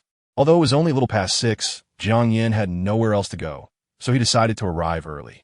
He ordered a cup of lemon black tea and waited quietly. Suddenly, his phone rang. It was Ning Bingru calling. Jiang Yin smiled slightly, wondering if this woman was late because of makeup and was reporting to him. He answered the call, but unexpectedly heard Ning Bingru's panicked voice. "Jiang Yin, it's bad. I think I hit someone." Jiang Yin was taken aback and asked, "What happened? Are you okay?" "I'm fine, but when I was driving at the intersection of Zhonghua Street, someone suddenly appeared in front of my car, and I think I hit him." Ning Bingru's voice trembled. It was her first time encountering such a situation. "The red light had just turned off, and I was about to start moving when I hit him." "So, you mean the red light ended? But your car hadn't started yet, and the person fell down?" Jiang Yin asked in confusion. "I don't know. I was just blank for a moment and don't remember anything," Ning Bingru said, still shaken. Chapter 255. The middle-aged man struggled to sit up from the ground. "Young lady, you don't pay attention while driving. You're a beginner, right? My injury is not serious, but my precious porcelain has broken. It's my most beloved treasure. I'm sorry, I really didn't see." Hearing the middle-aged man's response, Ning Bingru repeatedly apologized. The leading young man chimed in. "Why bother talking to them, uncle? This Doutside chicken cup is a replica from Jing Dejun's Yuhua Hall, worth 130,000. You should compensate." Jiang Yin realized this was a professional scheme, deliberately presenting an overpriced item to instill panic, then claiming it was a replica to create a sense of relief. If Jiang Yin's guess was right, the price would drop later. The middle-aged man said, "I also have some fault in this. I didn't observe the vehicle carefully. Everyone's time is precious, so let's not involve the authorities. Let's settle it privately. I'm willing to compromise. How about 2,000? Jiang Yin chuckled. "This is a bloodbath sale? A price cut?" Ning Bingru glanced at Jiang Yin, having already handed over the decision-making power to him. Clearly, this group also recognized that Jiang Yin was the one in charge, and they all cast cold, calculating looks at him. Chapter 256. At the Daily Fresh Barbecue Restaurant, Jiang Yin ordered 5 bottles of Brave to the Inn beer and some lamb skewers and lamb intestines. He and Ning Bingru sat on small stools around a low square table, devouring skewers and drinking beer. The boss shouted to a young man at the next table, "Bring me 2 kidneys." "Sure," the boss replied while flipping the skewers. "Why don't you get 2? Don't all men love that stuff?" Ning Bingru asked. "I'm afraid I'll get hot later, and no one will cool me down." "Get lost. You're so unrefined." Ning Bingru spat, giving the man across from her a disdainful look. Jiang Yin chuckled and raised his glass. "Want to have some chilled beer? Barbecue without beer is a waste of ingredients." "Then let's have some." Ning Bingru hesitated for a moment, but accepted the beer Jiang Yin offered. After 2 glasses, a blush appeared on the woman's delicate cheeks, and her slightly tipsy state enhanced her charm significantly. At the next table, the men who had been chatting and boasting began to sneak glances at this hot girl. Jiang Yin continued, "Now that you asked me out, what do you want to say?" Chapter 257, But How Do We Leave? Ning Bingru looked at the pouring rain outside. Even though the car was parked not far away, walking over in such heavy rain would leave him drenched. "We'll just borrow an umbrella from the restaurant." Jiang Yin knew the restaurant must have umbrellas. It just depended on whether the owner was willing to lend one. However, under Jiang Yan's financial persuasion, the owner couldn't refuse and only charged a cost price. There was only one umbrella in a restaurant, so the two had to huddle closely together as they ran to the car. Jiang Yin displayed gentlemanly manners, using the umbrella to shield Ning Bingru's entire body while exposing half of himself to the rain.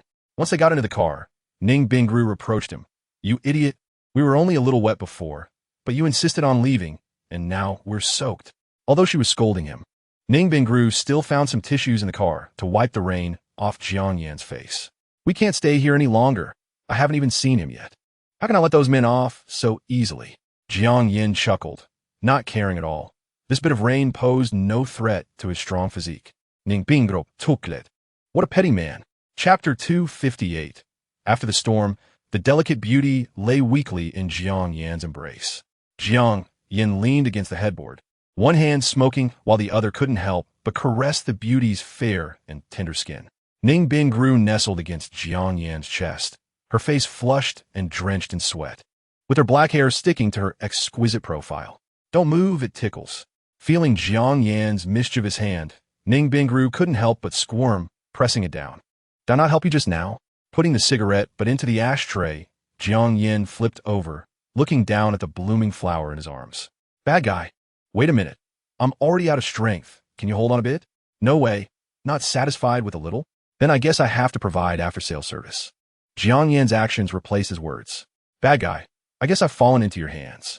Ning Bingru could only close her eyes and enjoy, completely out of strength this time, lazily saying as she lay on Jiang Yin, "I heard that things that come easily are often not cherished, since it's so easy for you to have me. Will you get tired of me later?" Chapter 259, Headquarters of Myth Group. In a conference room on the top floor of the building. There were still a few minutes before the meeting started, and all the senior management had already gathered. Everyone was whispering about the recent changes in the company. "Old Lee, I heard our company recently accepted an investment. It's just $3 billion. That's only a small part of Chairman John's investment. There are still hundreds of billions to come. No matter how much money there is, it's still the company's. What good does it do for us? You don't know this? General Manager Zhang has already issued a notice to significantly increase employee benefits. Your travel allowances will be greatly improved in the future. That's really great. Our sales department won't have to stay in cheap hotels anymore." Just as everyone was excitedly discussing, Zhang Yali walked into the conference room. She approached the head seat, coughed twice, and first tested the microphone. "Today's meeting has a heavy agenda. First, the group has acquired a medical device factory, preparing to produce nanorobots. But it still needs some adjustments. I hope all departments will work together to launch the company's products to the market as soon as possible." Zhang Yali carried a commanding presence, distributing various tasks to the management in an orderly manner. Chapter 260, Come In. As Jiang Yan's voice fell, Zhang Yali walked in with graceful steps. When Sue Banksia saw the incoming person was the group's general manager, her face turned red, feeling as if she had been caught in an affair. Zhang Yali naturally noticed Sue Banksia, her beautiful eyes sparkling with a meaningful smile. However, she didn't expose it. Instead, she took out a palm-sized wooden box and handed it to Jiang Yan. "General Jiang, this is the product that has been preliminarily developed." It was a beautifully crafted redwood box, engraved with many exquisite patterns, looking high-end and elegant. Jiang Yin opened it, revealing a small capsule. This is the final form of the detection-type nanorobot. After the user swallows it, the capsule's intestinal coating will dissolve, allowing it to travel through the intestines to various parts of the body to detect the condition. Then, the nanorobot will send the test results to the computer. The user only needs to wait 3 hours to receive a comprehensive report on their body's condition. Well done, but how do you plan to price this nanorobot? Jiang Yin placed the small capsule down and looked at Zhang Yali, asking. Chapter 261. Really? Dong Xiaoxian asked mischievously. Usually, she wouldn't dare to be so bold. But now, with support, she actually dared to question her man's words. Jiang Yin pinched her thigh playfully. You little girl, getting a bit cheeky. Do you want to be punished? Ouch. Yali, look, not only does he not admit his mistakes, but he also bullies me. The wrong Dong Xiaoxian complained to Zhang Yali.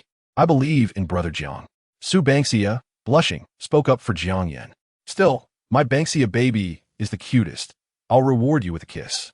Jiang Yin said, turning to cup Su Bangxia's face and planting a kiss on her. At this moment, Zhang Yali stood up and said, the dishes aren't served yet. Since my husband likes to watch, let me dance a piece for you? Jiang Yin nodded happily. He knew Zhang Yali had a background in dance, but he had never seen her perform, thinking it would be much better than in the videos. A few days ago, he had Jiang winning dance. And while her dance satisfied his mischievous taste, it was nothing to write home about. Great. I've never seen Yali Jaya dance before. Now I can finally witness her grace. Chapter 262. The four return to Myth Company. It's still lunchtime. Shall we go to the office to rest? Jiang Yin smiled wickedly, making the three beauties shudder inexplicably. The office's double bed probably can't fit all four of us, right? Dong Xiaoxian said mischievously. I have work to do this afternoon, so I won't accompany you. Zhang Yali said seriously, hiding her inner panic. She had important work to do in the afternoon and couldn't go crazy with Jiang Yin. After saying that, she fled back to the office, fearing that if she stayed longer, she would uncontrollably throw herself into Jiang Yin's arms, ruining her work for the afternoon. I'm leaving too. I've been feeling unwell these past few days, so I won't join you. Dong Xiaoxian winked at Su Bangxia and left with Zhang Yali, still recovering from the wild time they had a few days ago. Hey, you guys.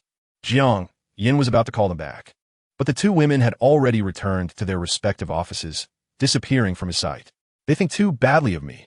I just want to take a simple lunch break. Chapter 263. Jiang Yin originally planned not to pursue it, but unexpectedly, Zhang Yali actively requested punishment, so he certainly wouldn't refuse. However, he had to think carefully about how to punish her. With that in mind, Jiang Yin took out his phone and purchased professional props online. Then smiled. I'll give you a break for 2 days. When the delivery arrives, I'll deal with you. Zhang Yali looked in shock at the items Jiang Yin bought, her heart beginning to feel uneasy. Did he really have to be so harsh, even arranging for a whip? As long as my husband can calm down, I will definitely cooperate actively. Although Zhang Yali felt a chill down her spine, she dared not show any dissatisfaction just to appease Jiang Yin. Don't worry. I'll have Xiaoxian accompany you. I won't let you endure it alone. After placing the order, Jiang Yin smiled wickedly. He hadn't forgotten about the frequently irritable Dong Xiaoxian. That little girl needed to be dealt with long ago. Sure, here is the translation. Hearing this, Zhang Yali felt relieved in her heart. Having a sister with her was definitely better than facing the full 10 punishments of the Qing dynasty alone. Soon after, Zhang Yali received a phone call and went to work, with Su Bangxia following her to learn management knowledge. The office was left with Jiang Yin alone, and he was happy to relax, sitting in the boss's chair, crossing his legs, and watching videos until the end of work. Chapter 264 Evening. Below Ning Bingru's house. Why did you buy so many things? Ning Bingru originally thought Jiang Yin would have some business, but she didn't expect him to ask her to come down and carry things. How could a handsome son-in-law come empty-handed to see his mother-in-law? Jiang Yin was already carrying one item in each hand, and he couldn't spare a hand. This was only a small part of the gifts. If he did it alone, the workload would be a bit much, so he could only call for reinforcements. Ning Bingru smiled slightly and obediently helped carry 2 lighter boxes. Jiang Yin realized he should have gotten a small cart. It's okay. I'll help you carry it. Just making a few trips will be fine. Ning Bingru smiled brightly. After running back and forth 3 times, they finally moved all the gifts to the hallway. Then, Ning Bingru knocked on the door. Knock, knock. The anti-theft door opened, and Zhao Minga opened the door without looking at her daughter, but warmly greeted Jiang Yin, who was standing behind her. As long as Xiao Jiang is here. Why are you carrying so many things? We haven't finished what you brought last time. When visiting, how could one come empty-handed? This is a necessary courtesy. Jiang Yin politely returned the greeting, neither humble nor arrogant. Chapter 265. When Zhao Munga went to the kitchen, Ning Bingru looked at Jiang Yin with an unfriendly expression and said, "How do you know my mom's clothing size?" For a moment, Jiang Yin broke out in a cold sweat. This girl was even jealous of her own mother? That dress was originally for you, but when your neighbor came over, I couldn't let myself be looked down upon, so I gave it to your mom. It's a one-size dress, with no specific size. Jiang Yin wiped the cold sweat from his forehead, and to be honest, although that lady still had charm, he really had no thoughts. Ning Bingru stared at Jiang Yin for a while, and then said, "This explanation is relatively reasonable. I will forgive you this time." Then, Ning Bingru nestled in Jiang Yin's arms, her delicate hand picking up a grape and feeding it to him. Jiang Yin thanked her, saying, "If it weren't for you, our family might still be bullied by Aunt Wang. Who told you to be my woman? No one can bully you except me," Jiang Yin said domineeringly. Ning Bingru said nothing, just lay in Jiang Yin's embrace, smelling the faint scent of tobacco, feeling particularly at ease. Then, it was a joyful banquet for both hosts and guests. At the dining table, Zhao Munga hesitated for a long time, but finally spoke up. Chapter 266. Good morning, Annie, Jiang Yin said with a smile. "Good morning, Xiao Jiang. I'm going for a walk in the community. You two can take your time eating." Hearing Jiang Yan's voice, Zhao Munga's face turned red, and she stammered a reply. God knows what she endured yesterday. She and T slept a wink all night. It was the longest night she had ever stayed awake. After Zhao Munga left the room, Jiang Yin handed the keys to the Mercedes G-Class to Ning Bingru. Yesterday, the two of them had driven one car, and that Mercedes was left in the parking lot near the barbecue shop. This morning, Jiang Yin specially had joked Taishan bring it back. Ning Bingru took the keys but did not thank him. Instead, she blushed and playfully hit Jiang Yan's chest. "You're so bad. Don't you know there are people next door? You insisted on torturing me yesterday." Jiang Yin chuckled and held her delicate little hand in his arms, proudly saying, "Who told you to accuse me of taking drugs? I had to clear my name. Now, you finally know your husband is exceptionally talented, right? Look at your lack of ambition. You really have no shame." Ning Bingru's face turned red, and after last night's madness, she had the most say about whether Jiang Yin took drugs. Chapter 267. At the entrance of a commercial office building, Jiang Yin leaned against the car door, surveying the passers-by, when a girl caught his eye. The girl had exquisite makeup, her long legs wrapped in sexy black stockings, and she held a lady's cigarette in her hand, quite eye-catching. Name, Sun Jianing. Age, 22. Height, 160. Appearance, 76. Attraction to the opposite sex, 11. Intimacy, 51. Remarks, a free-spirited girl. Indeed, quite free-spirited, she could even play football. While he was observing, Sun Jianing also looked over. Upon seeing a handsome guy, her eyes lit up, and she quickly walked up to Jiang Yin. She first sized up the Panamera and then said, "Handsome, let's add each other on WeChat?" "Sorry, I have a girlfriend. She's coming over soon." Jiang Yin quickly declined. He didn't want to be part of a football team. Just then, Qian Bauer walked out of the office building. "Yang Yi, you're here." As soon as Qian Bauer saw Jiang Yin, she happily ran over. Jiang Yin also opened his arms and tightly hugged the little girl, spinning her around. Chapter 268. The Huanhu Water Town is a newly developed scenic tourist area in Shanghai City. It features a circular road around the Rui Lake, over 60 kilometers long, with excellent scenery along the way, making it a paradise for cycling enthusiasts. At this moment, Jiang Yin and Qian Bauer arrived at the entrance of the circular road. Since cars were prohibited on the circular road, many people were renting electric bikes and tandem bicycles at the entrance. "Jianggu, should we rent a tandem bike?" The sunlight shone on Qian Bauer's fair cheeks, and the breeze blew her long hair, making her look particularly charming and attracting many people's attention. "I think we should ride an electric bike. If we pedal a bike, our legs will get thick and that won't look good," Jiang Yin teased, actually looking for an excuse for laziness. "Oh, then I won't ride." Hearing Jiang Yin's threat, Qian Bauer quickly waved her hands. "Jianggu, how about we rent this bike? It could take both of us, so we can save some money." Qian Bauer pointed to a pink electric scooter. "Sure, but are you the one riding?" "Of course. My biking skills are great. Jianggu, you better hold on tight." Chapter 269. The scene of two beautiful women eagerly feeding him made other men in the scenic area feel a mix of envy, jealousy, and hatred. Who is this guy? So impressive that two big beauties are competing to feed him? A boy dressed as a student said jealously. Who cares? What does it have to do with you?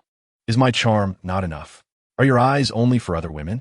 I was just curious. Can he eat some stinky tofu? It smells so good. Hearing the angry words of his female companion, the man quickly turned around to comfort her. Just eat by yourself. I'm angry now. Don't. How about I send you a 200 yuan red envelope? No way. I recently set my eyes on a Huawei smartwatch. That watch costs 1,200. If I buy it for you, I will have to eat instant noodles for a month. I don't care. That's your deserved punishment for looking at other girls. Seeing the boy hesitate, the girl immediately turned around angrily and walked away. Okay, I promise. Who told me I couldn't control my eyes?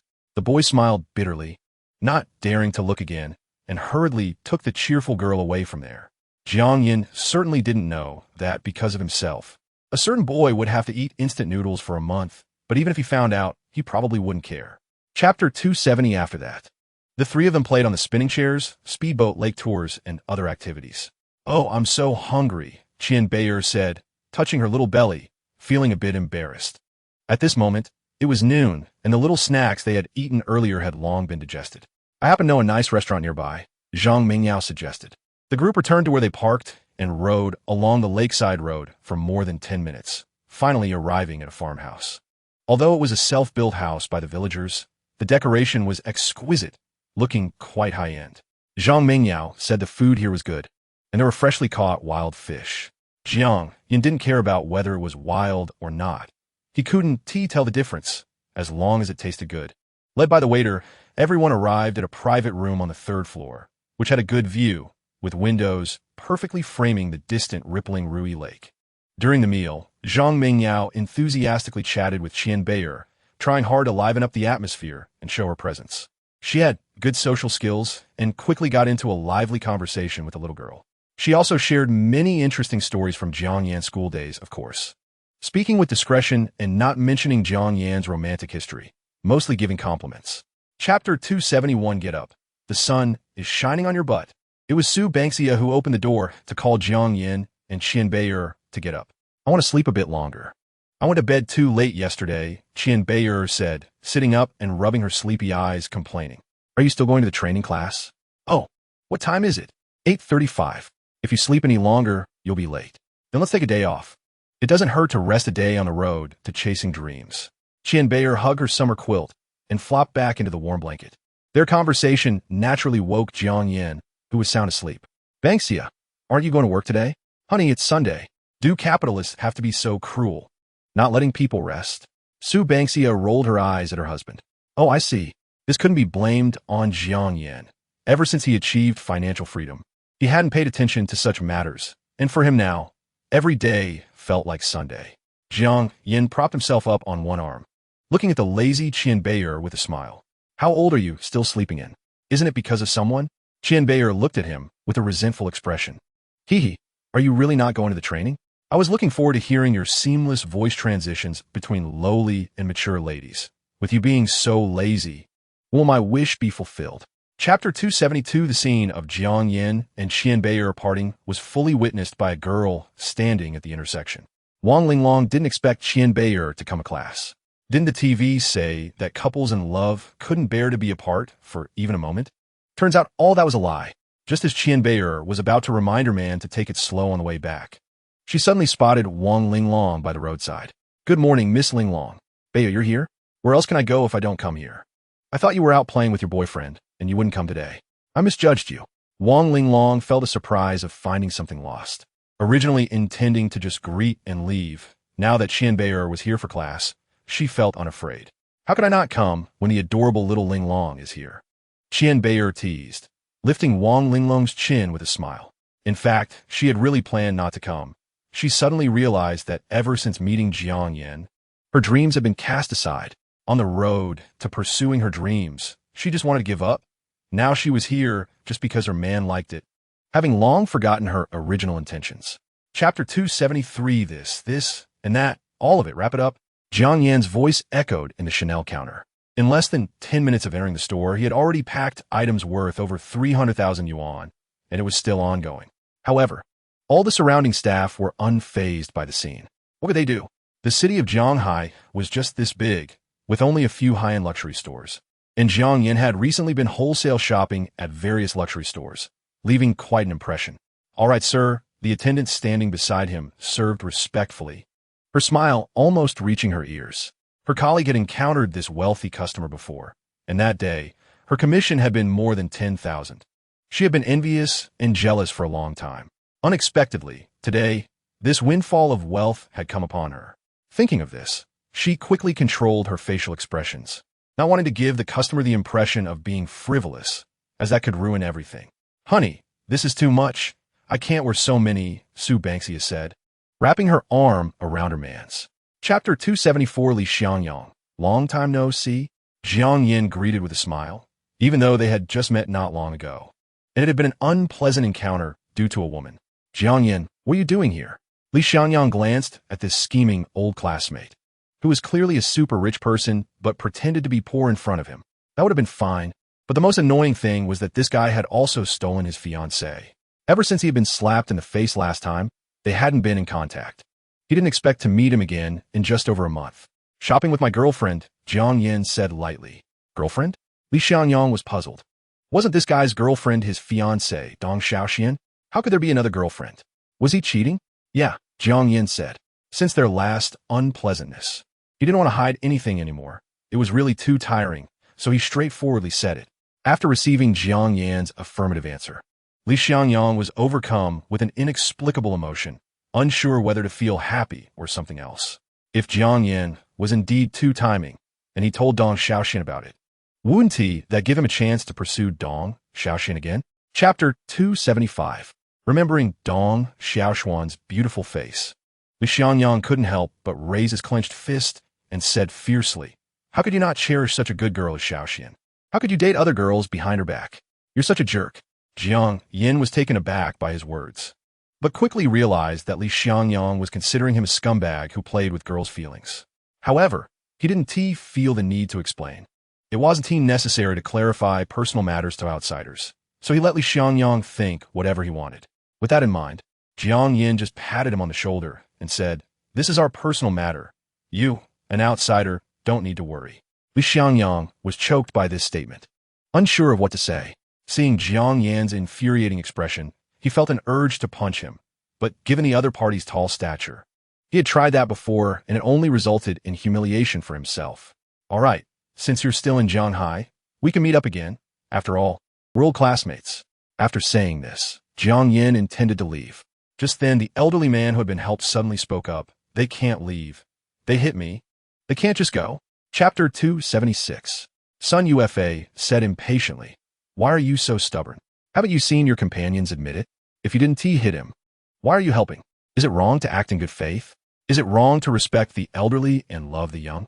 Is it wrong to help others?" Li Xiangyang questioned angrily. "The conscience of the Chinese people has been lost because of people like you." He looked at the elderly man he had helped with a gaze full of sorrow. Who would have thought that after finally doing a good deed, he would be extorted? "All right, I'll pay for his part." Jiang Yin understood Li Xiangyang's grievances and felt angry himself. But if one could prove their innocence with words, what would the police be for? That father and son duo would deny it and make a fuss even if they saw evidence. So Jiang Yin didn't want to waste his breath on them. The more he said, the more it would be in vain. He had other ways to make this evil father and son pay the price they deserved. Why would you burn your money on such a person? "I want to be indebted to you." Li Xiangyang was very confused by Jiang Yan's actions. Clearly, they hadn't done anything wrong, so why compensate the other party? Chapter 277. Chen Xingshang said, "Such matters are generally mediated by the authorities, mostly turning big issues into small ones and small issues into nothing. Being extorted for 200,000. I don't want to turn it into a small matter, let alone nothing. As long as I don't back down, you can keep suing them. I would rather spend $1 million on a lawsuit than let them take a penny from me." Jiang Yin paused and continued, "Also, remember to contact the media and some influential online personalities to thoroughly expose this matter. I must deal with these morally bankrupt people." Jiang Yin was also holding back his anger. Being extorted after doing good deeds made him a rare victim among entrepreneurs, didn't he it? Seeing the boss's attitude so resolute, Chen Qingsheng had nothing more to say and could only act according to his leader's wishes. Li Xiangyang, witnessing this scene, understood a bit. Jiang Yin was determined to go after that father and son. After Chen Qingsheng left, Jiang Yin looked at Li Xiangyang and said, "After this matter is resolved, remember to treat me to a meal." Li Xiangyang pouted, but did not refute. $1 million. To uphold his dignity, spending $1 million on a lawsuit. This rival was indeed quite wealthy. With such a reckless approach, how could he possibly lose, especially with sufficient evidence? Chapter 278. It's not me bullying you. It's you who didn't choose your bets, Jiang Yin teased. That's fine. We'll do it your way. After all, you can't win, Su Bangxia said confidently. I know my own eyes well enough. The bet is established. If you back out, the punishment doubles. Seeing the girl fall for it, Jiang Yin smiled slightly. How could this little girl escape his grasp? Just wait for the punishment. After that, the two wandered around Wanxiang City, shopping, watching movies, and checking out the hottest internet-famous Western restaurant.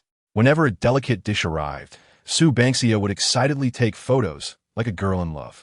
At this moment, Su Bangxia carefully asked Jiang Yin for his opinion, wanting to take a photo together. Hubby, I just want to commemorate today. I'll 1T post it recklessly. Su Bangxia said sensibly, knowing that Jiang Yin had more than one girlfriend. Being so high-profile would surely make the others unhappy. As long as she kept it on her phone and looked at it secretly when she had time, she would be satisfied. Seeing such a considerate girlfriend made Jiang Yan's heart inexplicably ache. She was truly a good girl, and he felt really guilty for juggling so many relationships. Chapter 279. Li Hongxin, seeing the two small beauties leave, had a face that changed colors, looking extremely ugly. However, after hesitating for a moment, he followed them out, curious to see which man could tame this fiery little pepper. As Qian Bauer stepped out the door, she immediately saw the eye-catching Permer. A tall, handsome man leaned against the car door, chatting with a beautiful woman wearing glasses, both unaware of Qian Bauer across the street. Upon seeing Jiang Yin, Qian Bauer happily ran towards her man, lifting her skirt with both hands. As she got closer, she called out cheerfully, "Brother Jiang." Jiang Yin turned around and saw a beautiful girl in a white puffy dress running towards him. "Brother Jiang, I'm so happy you came to pick me up." The girl leaped and wrapped her legs around Jiang Yan's waist, clinging to him like an octopus. Jiang Yin affectionately patted the little girl's head and said helplessly, "What if I couldn't catch you when you jumped up like that?" "Hee, that's impossible. I know your strength best," she replied. Chapter 280. Hearing Qian Bauer's words, Su Bangxia nodded in agreement. There are many bad men out there. Girls shouldn't easily agree to be alone with strange men. Speaking casually, but with meaning, Jiang Yin coughed a couple of times. "Hey, are you guys done? I'm still in the car. A gentleman should seek a lady. Isn't that normal? Don't let those feminist organizations brainwash you. After all, bad people are just a minority." While chatting, Su Bangxia realized her man was still listening. She coquettishly hugged Jiang Yan's arm and said, "We're not talking about you. I'm just teaching Ling Long how to refuse overly attentive men. Don't think too much about it, hubby." However, Qian Bauer reacted the fastest, teasingly saying, "Hubby, are you saying we can go on dates with other men? Do you dare?" Jiang Yin was about to give Qian Bauer a lesson if it weren't for the fact that he was currently driving. He thought, I wouldn't dare." Wang Linglong remained silent, quietly listening, and at that moment, she suddenly felt that social activities weren't so intimidating after all. Chapter 281 here, this might help you. Jiang Yin took out a wooden box from the car's storage compartment and handed it to Wang Linglong. This. Wang Linglong looked at the exquisite wooden box in her hands. She instinctively opened it and discovered a piece of red velvet inside, with a capsule resting in the center's groove. Seeing this, Su Bangxia explained, "This is a new product our company is about to launch. It can detect various diseases in the human body. You can take it home and try it out." "Wow, is it that amazing?" Qian Bauer asked in shock, realizing for the first time that Jiang Yan's company produced such incredible things. "Of course. This is a result of our company's meticulous research and development, and it has passed the National Medical Institution's tests. You'll be able to see it on the market in a few days," Su Bangxia explained. Recently, she had been learning management from Zhang Yali, and her main job was to ensure this product was smoothly and quickly launched. Jiang Yin noticed her confusion and proactively explained, "I accidentally overheard your conversation with your mother just now, and I thought this could help you. Wang Linglong felt a mix of emotions. She didn't want to accept this gift since they had just met. Chapter 282. Jiang Yin coughed and said, "If you promise me one thing, I'll let Banksia leave you alone. I promise." Before Jiang Yin could say anything, Qian Bauer decisively agreed, leaving Jiang Yin momentarily stunned. His prepared words went unused. Regarding the situation, Qian Bauer had her own thoughts. She believed it was better to fall into Jiang Ji's hands than to be in the furious hands of Su Banksia. Su Banksia knew what Jiang Yin was planning and looked at the little girl with pity, thinking, "You'd be better off being taught a lesson by me than falling into Jiang Ji's hands. You'll have your share later." Hearing this, Jiang Yin felt pleased, thinking, "Everything is ready, just waiting for the right moment." Thanks to the rapid development of society, people can now have hot meals delivered right to their doors without stepping outside. In addition to the takeaway industry, other home delivery services are also booming, including special items. Jiang Yin found the largest store in the city online, placed an order, and the goods arrived at the community an hour later. To protect their privacy, Jiang Yin deliberately did not fill in a detailed address and went out himself to pick them up. Chapter 283. After a moment of warmth between the two, Su Banksia checked the time. "Oh no, I'm going to be late. I haven't even put on my makeup yet." In a hurry, Su Banksia dashed into her dressing room to change into her OL uniform, grabbed her car keys, and headed to work. Of course, before leaving, she didn't forget to give Jiang Yin a passionate kiss. Once Su Banksia left, Jiang Yin finished his breakfast and went to the bedroom to see Qian Bauer still fast asleep. He couldn't help but pinch the little girl's nose. "Little girl, it's time to get up. I'm sleepy. Let me sleep a bit longer." Qian Bauer rubbed her sleepy eyes, saw her man, wrapped her arms around his neck, gave him a peck on the cheek, then laid back down, closing her eyes to continue her deep slumber. Seeing this, Jiang Yin sighed, knowing the girl was too tired. So he didn't call her again. He went to the dining room, took 2 buns and a cup of hot soy milk, and returned to the bedroom. Jiang Yin deliberately tore open a big meat bun, and the fragrant aroma of flour and filling wafted through the bedroom. Qian Bauer's nose twitched slightly, the rich aroma filling her senses. "Smells so good." She opened her eyes, looking at the steaming meat bun, drooling. Chapter 284. 2 hours later, Zhang Yali walked out of the break room, her steps light and her complexion rosy. She checked the time. "Wow, it's almost 4. I still have so much work left. Looks like I'll have to work overtime today." After Zhang Yali left, Jiang Yin spent some time idling and napping in the break room since he wasn't really a workaholic. After such continuous high-intensity work, his body felt a bit fatigued. Before sleeping, he called his mother to say he was busy with work these days and would return in a few days. There was no way around it. After all, he felt compelled to help that elderly person. He slept until 7 in the evening. When he left the office and saw Zhang Yali still working, Jiang Yin frowned. "What time is it? Why are you still working overtime? It's all your fault. I haven't finished a lot of my work. Take a break. We could do it tomorrow. The company won't collapse. Let's go eat first."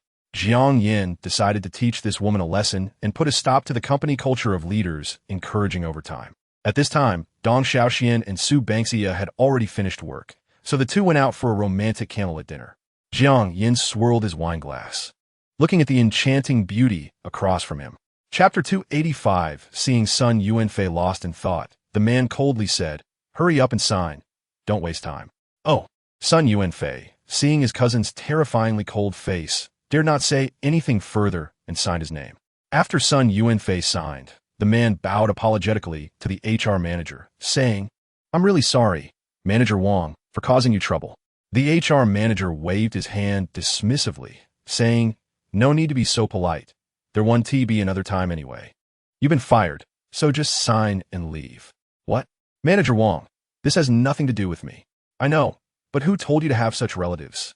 You can only consider yourself unlucky." In fact, Manager Wang appreciated his work abilities, and the company had originally wanted him to be the sales department manager, which was a pity. "Sign it. You should know the company's methods," Manager Wang urged. "Fine, I'll sign."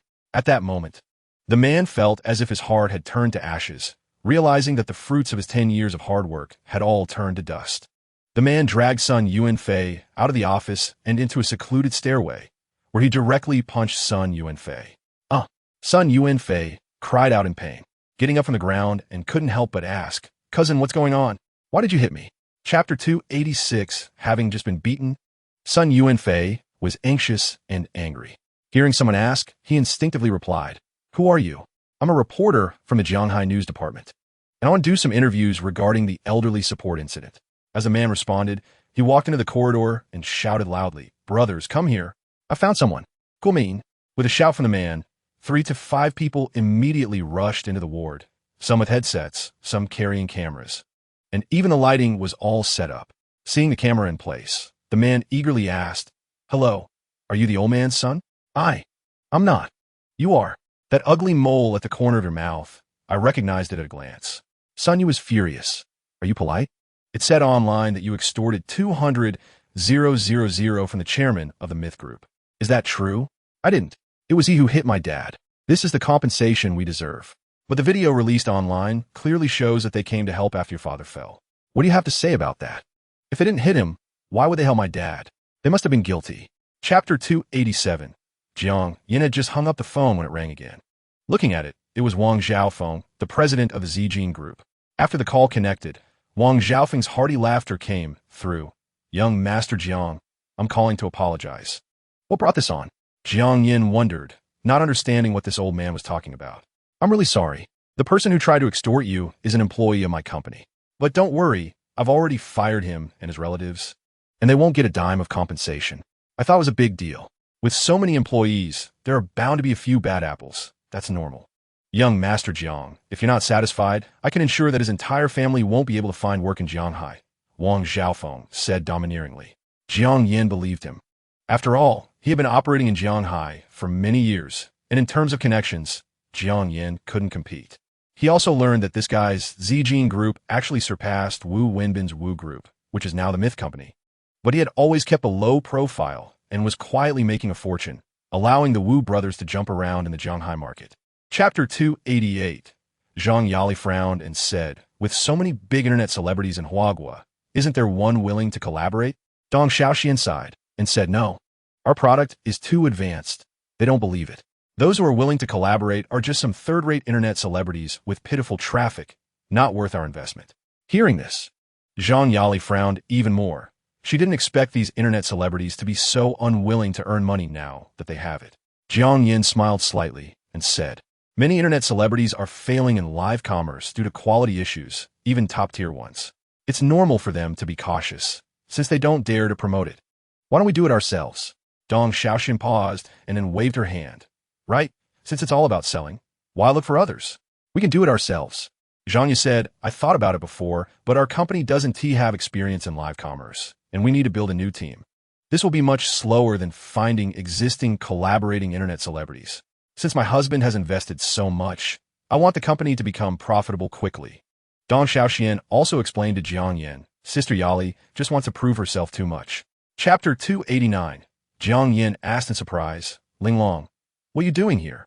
"Mr. Jiang?" Wang Linglong was also surprised. She had just been lost in thought and forgot to look out for passing cars, which was why she got hit. Jiang Yin saw that she didn't answer and continued to ask, "Are you injured? Do you need to go to the hospital?" "No, I'm fine, just fell down, it's nothing." "Mr. Jiang, you probably have things to do, so you can go ahead," Wang Linglong said, forcing herself to stand despite the pain and taking a couple of steps to show she was fine. Jiang Yin, still worried, took Wang Linglong's small hand and released the nanobots from his body to check her physical condition. He found that she was indeed fine, just had a small abrasion on her arm. Wang Linglong felt the warmth of Jiang Yan's large hand, and a faint blush appeared on her delicate face. She was extremely nervous. This was the first time a man, other than her father, held her hand. For a moment, she froze, not knowing what to do. Knowing she was okay, Jiang Yan finally relaxed and said, "You have an abrasion on your arm. Let's go to the hospital to get it bandaged."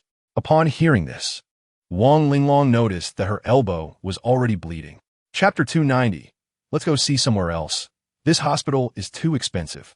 A middle-aged man's voice came first, followed by a woman's angry questioning. "Expensive? So you won't see a doctor? Do you know I've been feeling unwell for months? I've already been to many small clinics and hospitals. Are you asking me to go again? Do you want to wait until I die and then marry another woman? I don't want that. You know our family situation. We're in so much debt now. I just want to save a little." Hearing the man's words, the woman's voice became even more intense. "Wang Zhigong, you need to know that your debts are not my fault. I wake up early and work late every day. I hesitate for a long time just to buy some eggs at home. And you? You change jobs 6 times a year and never stay at one for 3 months. Recently, you've even become obsessed with stock trading. If it weren't for someone calling to collect debts these days, I wouldn't have known you over 200,000 outside. If you have no ability, stop messing around. I'm just checking my health, and you're worried about money? After a bear market, there will be a bull market. At that time, I'll earn this money back in no time. Majia, you're my wife. You should support and encourage me more now. Chapter 291. Jiang Yin is the man from just now.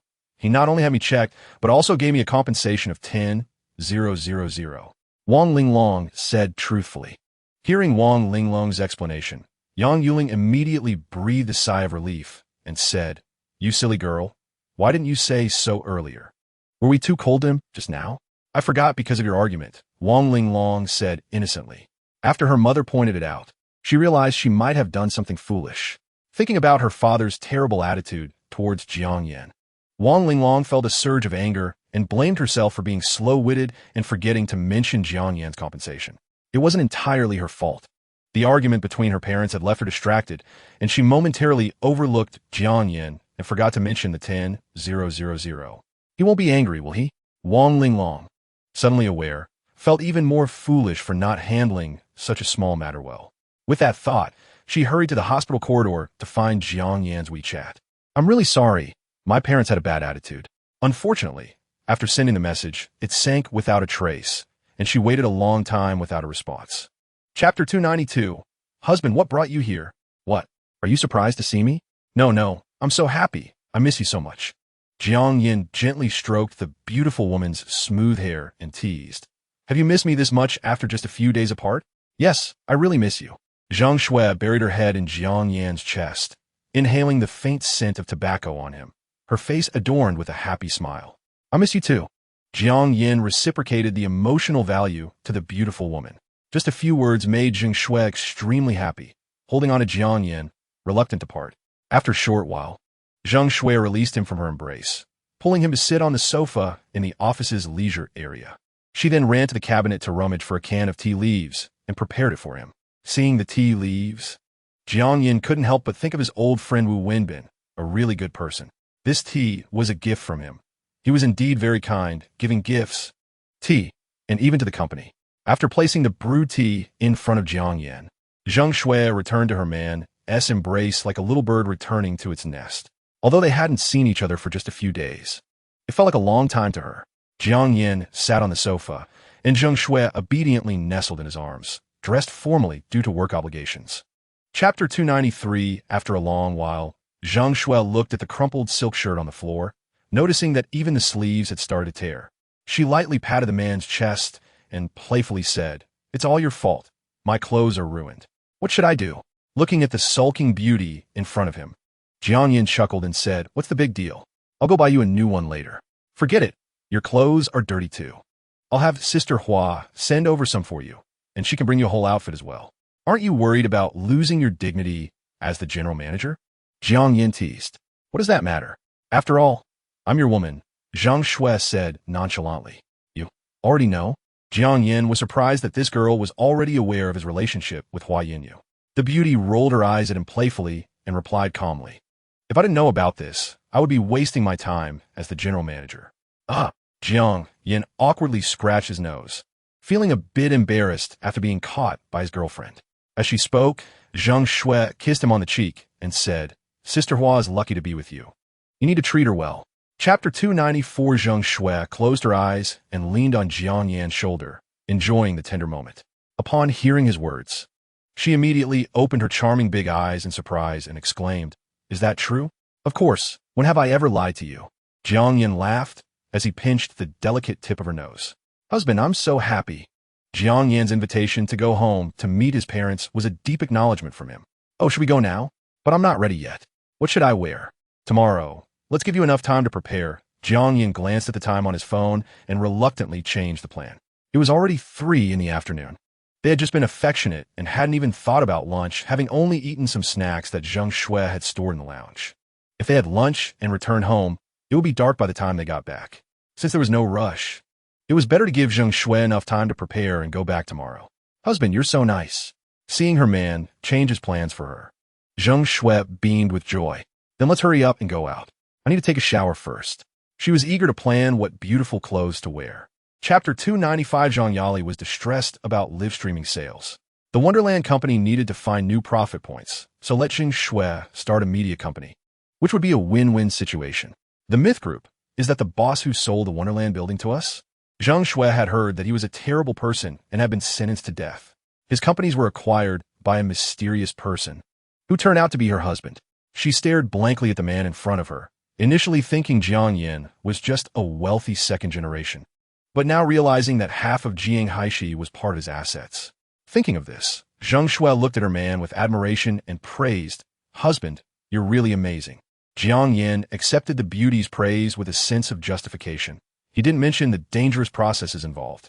Even if he did, it would only increase her worries. As long as his woman enjoyed the good life, the difficult matters should be borne by the man. However, after the excitement faded, Zhang Shui frowned and said, "But starting a media company requires a lot of money." She calculated the funds in their company account and realized there wasn't much. Did this mean she had to rely on her husband for support again? Buying the myth company must have used a significant amount of funds, right? Chapter 296. Upon hearing this, Zhang Shui's cheeks flushed with embarrassment, and her body instinctively hid behind Jiang Yin. "Let's see then," Jiang Yin said seriously. Subsequently, they booked a couple's suite, using Zhang Shui's ID to get a discount and a tenfold cashback.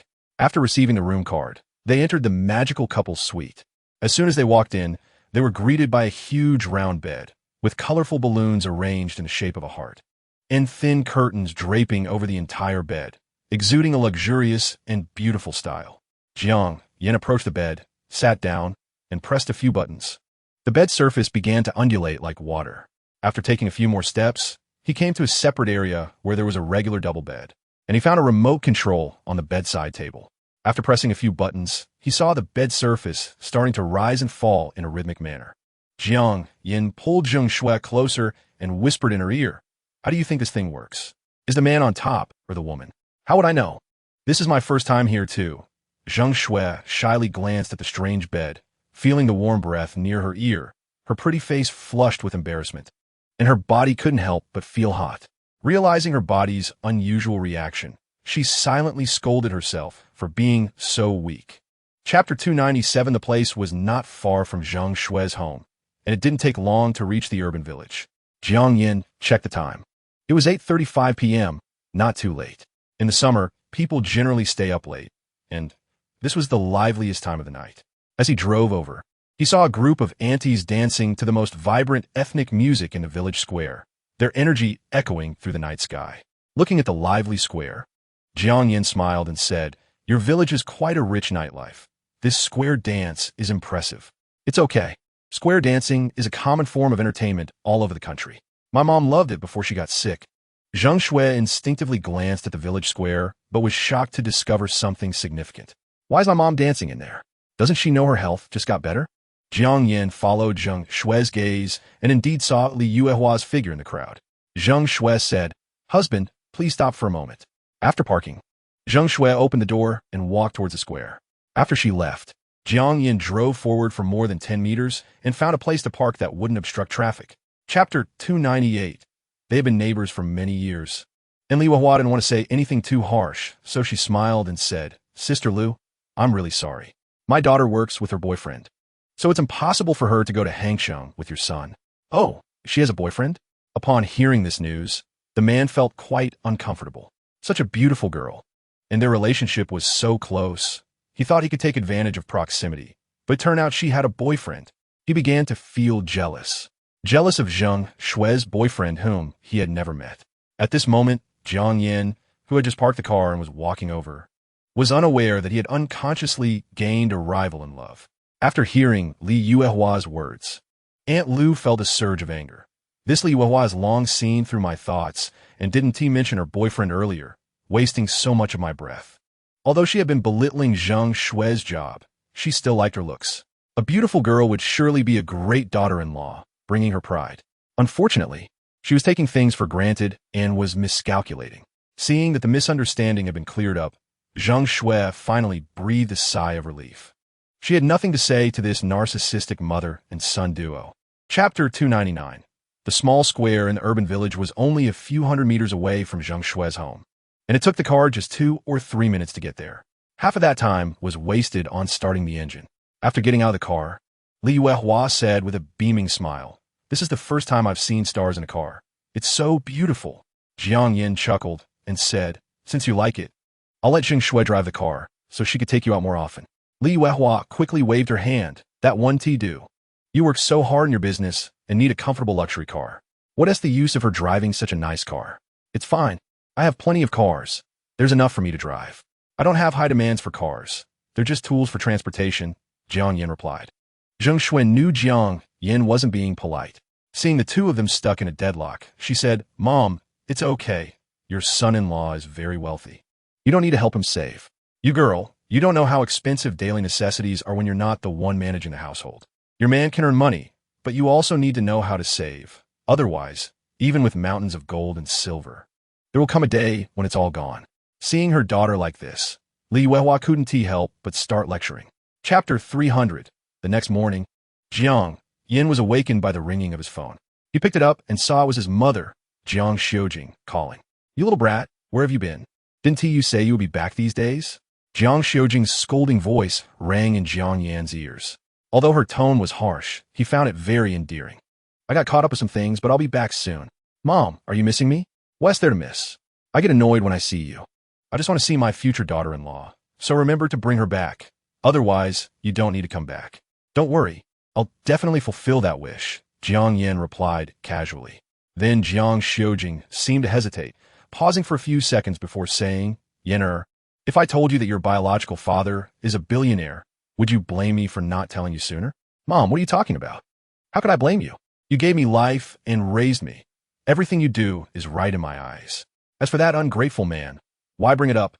Aren't we doing just fine now? Your son is quite successful." Upon hearing Jiang Xiujing mention the father he had never met, Jiang Yan's previously relaxed demeanor immediately turned cold. Chapter 301. The man who was secretly watching was Aunt Lu's son. Su Lixing looked at the red BMW and then at the black Rolls-Royce Cullinan, feeling utterly astonished. He doubted everything he had just seen was real. How is this possible? If this man was taking Zheng Shui away, he could accept that, but how could the village's other beauty, Jiang Wenting, also have an ambiguous relationship with him? Even kissing that man in front of Zheng Shui? This world is too crazy. Zheng Shui was clearly in the car too. So blatant, straddling two boats? This is too much. What are we older single men supposed to do? Even if the other party is rich, with Zheng Shui's looks, she shouldn't be sharing a man with someone else.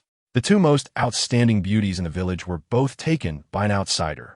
If yesterday Su Lixing was just sad, now he was consumed by jealousy. However, it was only jealousy. He could do nothing about it. This kind of mutual affection was something no one could stop. He felt an impulse to spread the news and let the whole village know. But after calming down, Su Lixing decided to abandon this foolish idea.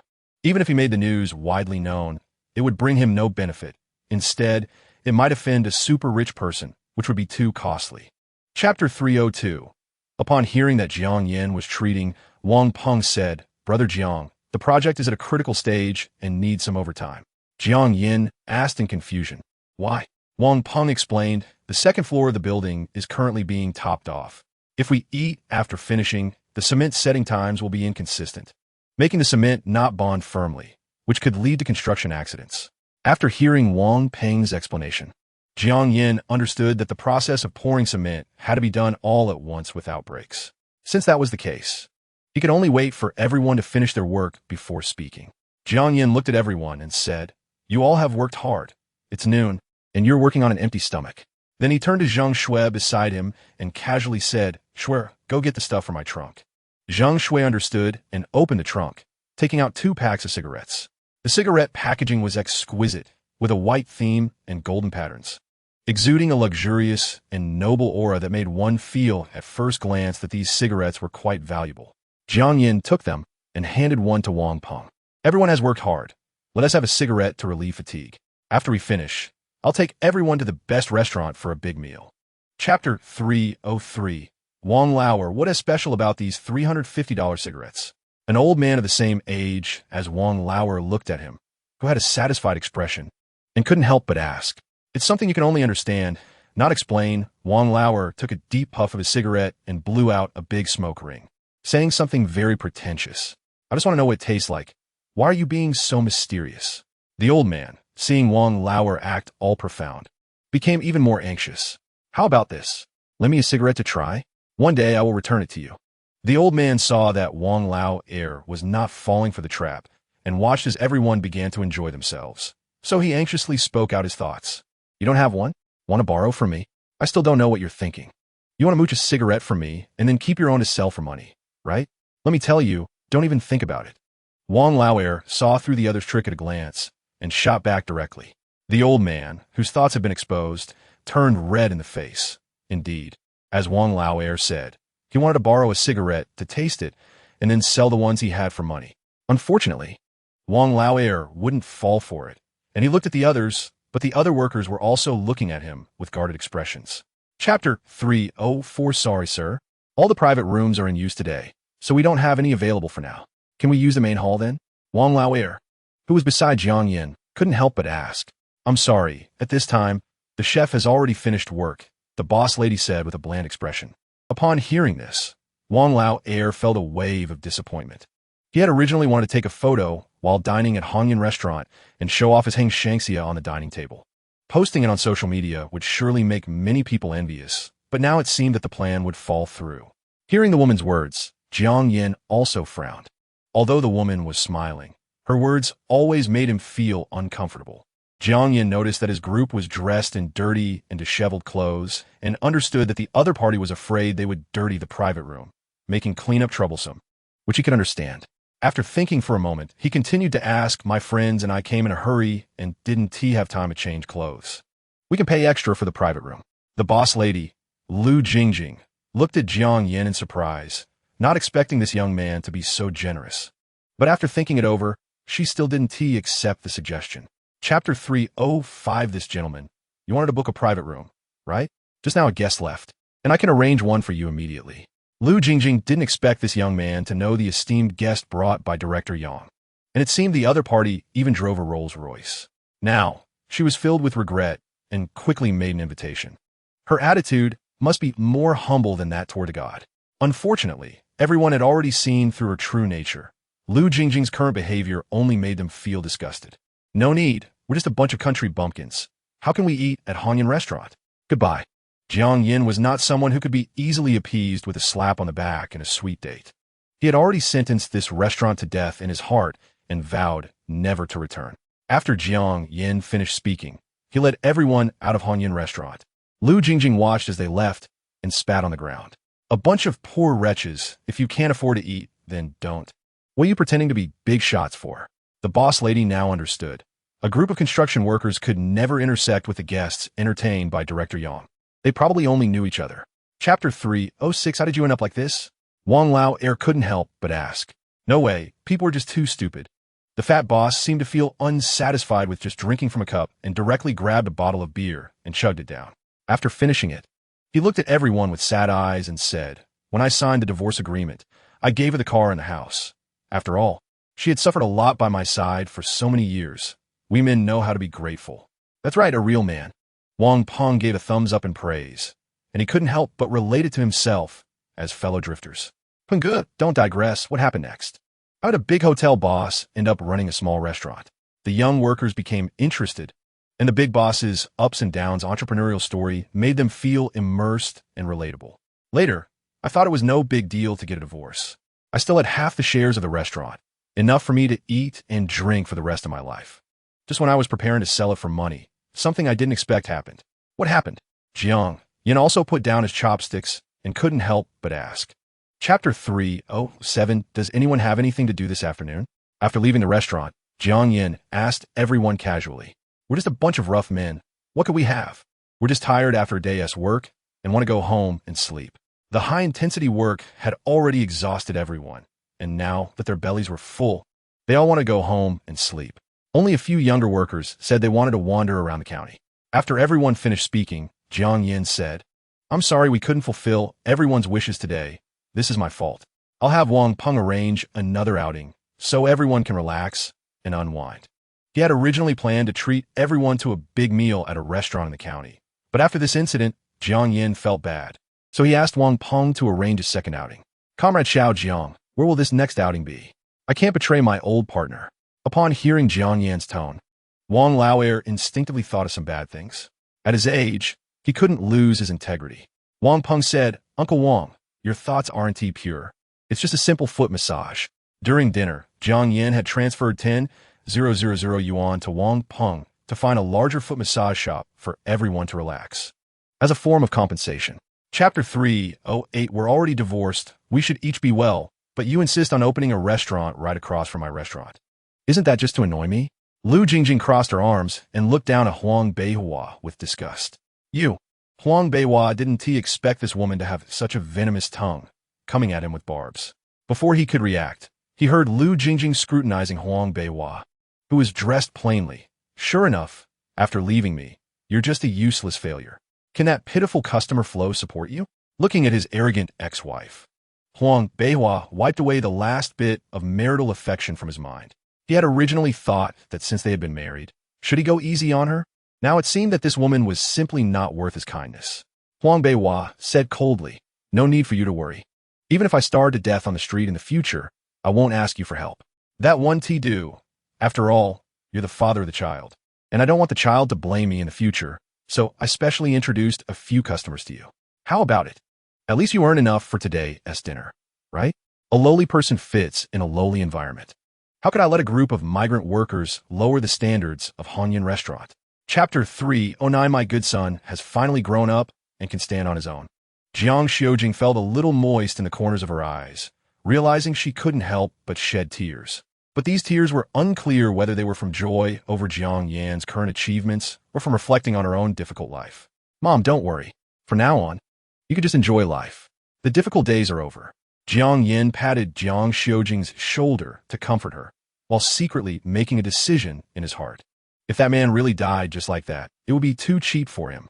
Just thinking about the company he built from scratch falling out of control and countless assets turning to nothing. It must be interesting to see the expression on the other party's face at that time. At this moment, Zhang Shui finished her work and walked towards Jiang Yin, saying, Husband, you're so slow. I've finished my work. I'm here to help you.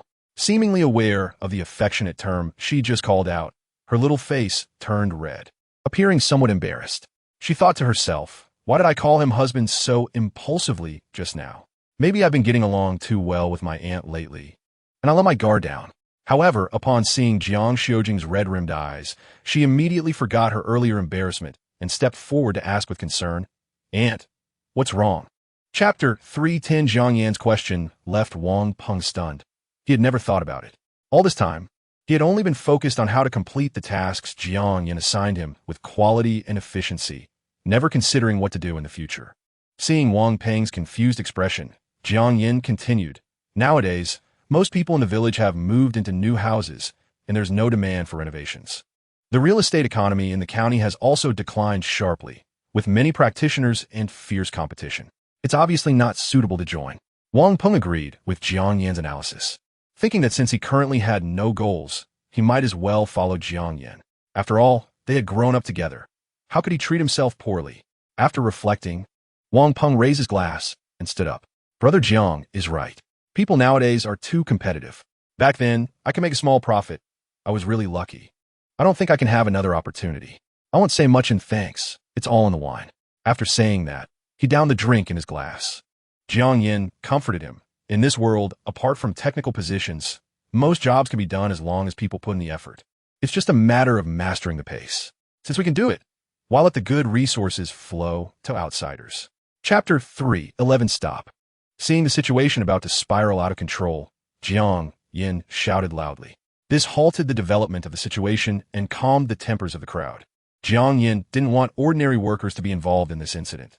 They were just ordinary people, the pillars of their families. If something serious happened because of him, it would be too unfortunate. Jiang Yin looked at the indignant crowd with gratitude and said, I appreciate everyone's goodwill, but this is ultimately my family matter and shouldn't involve everyone. Brother Jiang is kind, but that father and son broke our tools. It's really bullying us. And we can't swallow this anger, Wang Peng said, actually thinking about the law, not punishing the crowd. If everyone took action, The pressure Jiang Yin would face from the authorities would be much less. Shut up! Jiang Yin shouted angrily and glared fiercely at the troublemaker. Wang Peng immediately shrank his head like a startled quail, not daring to speak again. Jiang Yin, just wait. Our matter isn't over today. You'll regret it. Zhou Jiahao saw the situation was getting worse and said something harsh, pulling his groaning father to leave the scene quickly and running back home. Chapter 312 at 2:30 p.m. in the back kitchen of Hanyan Restaurant. Chef Gua, why are you resigning? Lu Jingjing looked at her head chef in confusion. She didn't understand why he wanted to leave when everything was going well. I'm sorry, something happened at home that I need to take care of. To avoid delaying the restaurant's operations, I proactively proposed to resign. What could be more important than the restaurant's business? I pay you the highest salary in the county. You need to think carefully. It's not easy to come back once you resign. Lu Jingjing frowned tightly, her face looking bad, and her tone began to turn impolite. Guo Jiangang was the head chef of the restaurant, and he had learned about 80 of his ex-husband's skills. After her divorce and forcing her ex-husband out of the restaurant, she had relied on Chef Gua to retain many old customers. He was the stabilizing force of the restaurant. If he resigned, where would she find someone to take over the kitchen?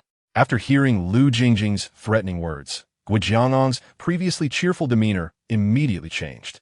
He had initially thought about parting on good terms and leaving her some face.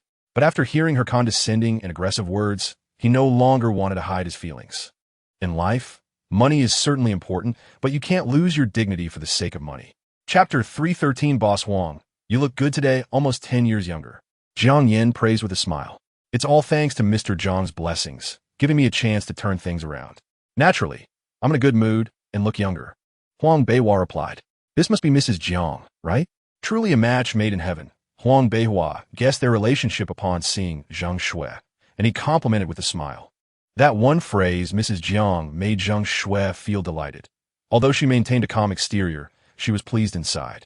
Boss Huang, if your investment isn't enough, please feel free to speak up. I can invest a bit too. Then I'll thank Mrs. Jiang in advance here, Huang Beihua said with joy, not expecting that a casual compliment would have such an effect. He then began to introduce the middle-aged man behind him. This is Guo Jiangang, who has always followed me. He is the head chef of Hanyan Restaurant. When he heard I was going to resume my old business, he immediately brought his brothers over. Hello, Mr. Jiang. Guo Jiangang said respectfully, not daring to be negligent. Hello. Jiang Yin nodded with a smile. After some small talk, everyone walked into the commercial building. In fact, there wasn't much to see. The entire floor was empty, with exposed concrete clearly indicating the state of a bare shell. Chapter 314 inside Hanyan Restaurant. What should we do? Lu Jingjing was in the office like an ant on a hot pan, anxiously pacing back and forth. Tonight, the director of the Investment Promotion Bureau, Yang Jianru, was going to host important guests at Hanyan Restaurant. But unexpectedly, all of her chefs had quit. This situation was very awkward. Although she had found a few ordinary cooks through connections, they could barely keep the restaurant running tonight. Those ordinary diners might not be able to tell the difference. And even if they could, it wouldn't matter. Among the reservations for dinner, there weren't any big figures who could cause a stir. However, she knew a bit about the people Yang Jianru was inviting. They were important figures from multinational groups in Magic City. Yang Jianru had invited them multiple times, hoping they would invest in Star City. If things went wrong, the consequences would be serious. She could fool the ordinary diners, but not these two. If something severe happened, even though she and Yang Jianru were longtime good friends, she couldn't afford that. Thinking of this, Lu Jingjing made a phone call. Hello, Sister Jianru. This is Jingjing. I'm sorry to call you, but I want to ask if you can change the hotel to host the guests. Chapter 315. Fancy Wei glanced at Lu Jingjing beside him and curiously asked, Director Yang, I'm curious, isn't Hanyan Restaurant just as good as this place? Didn't Boss Lu help you arrange something? As a longtime business rival, Fancy Wei certainly recognized Lu Jingjing, even though she was trying to hide behind Yang Jianru. Upon hearing this, Yang Jianru looked at Lu Jingjing, who hadn't tea left yet, and her previously calm heart began to surge with anger. What are you still doing here? Do you want to force me to lose my temper? In Yang Jianru's eyes, Lu Jingjing had become a symbol of incompetence, and she didn't want her to stay and ruin her big plans. I'll leave right away. Being reprimanded in public, especially in front of a rival, made Lu Jingjing very angry, but she didn't dare to lose her temper. Yang Jianru was not only the director of the Investment Promotion Bureau, Her father was also a high-ranking provincial official with a deep background, and she didn't dare to fall out with her. Feeling lost as she walked out of Qianlong restaurant, Lu Jingjing didn't know what to do. Yang Juanru was an important social resource for her, and she didn't want to lose this connection. Unable to come up with a solution, she took out her phone and called another good friend to see if they could think of a way to mend the relationship. Chapter 316. Inside Qianlong restaurant. In the Yuhuang Pavilion. The private room was huge, divided into a front hall and a back hall, with a Chinese-style screen cleverly separating the two areas, and a lot of mahogany furniture, exuding luxury and grandeur. Wang Peng's co-workers were amazed, continuously exclaiming in admiration, while several younger workers took out their phones to take pictures. "Old Li, take a photo of me. We haven't even served the dishes yet. What are you taking pictures of? I want to take a picture too. I have to post it on my moments for them to see." Everyone was astonished by the luxury of the private room, looking around continuously. At this moment, Wang Peng spoke up. "Everyone, please calm down. This gathering is to make up for the last dining mishap. And Brother Jiang specifically had the original team from Hongyan Restaurant come here to prepare a lavish dinner for everyone. Don't forget to thank Brother Jiang." "Thank you, Boss Jiang." Upon hearing Wang Peng's explanation, everyone thanked in unison. "No need to be polite. We're all on the same side. Just enjoy your meal and drink well. That's the best thanks for me." Jiang Yin was not proud. This was just a small effort for him, and also fulfilled his promise from the last time. As everyone chatted and laughed, the waiters started serving the dishes. Chapter 317. After Yang Juanru returned to the private room, her expression was somewhat awkward. "What's wrong? Is it difficult to handle?" Wang Yongsheng replied flatly. Although it wasn't anything rare, he had eaten plenty in the Magic City. However, in this small county, he found something he wanted but couldn't get, which made him quite unhappy. Yang Juanru originally planned to give up, but after hearing Wang Yongsheng's words, she gritted her teeth and said, "Mr. Wang, please wait a moment, I'll make a call." After saying that, she called the restaurant owner, Fancy Wei. In a short while, the owner of Qianlong Restaurant arrived at the door of the private room. Upon meeting, Yang Juanru got straight to the point. "Boss Fan, do you still have an E-Star grouper? We'd like to try it." Fancy Wei was taken aback and then explained, "Director Yang, are you joking? In our small county, such expensive ingredients aren't prepared unless they are reserved in advance. Just now I saw that your restaurant had some. Now that Mr. Wang wants to try it, can't you think of a way?" Yang Juanru knew that what the other party said made sense, so she asked him to think of a solution. As a restaurant owner, he must have a way.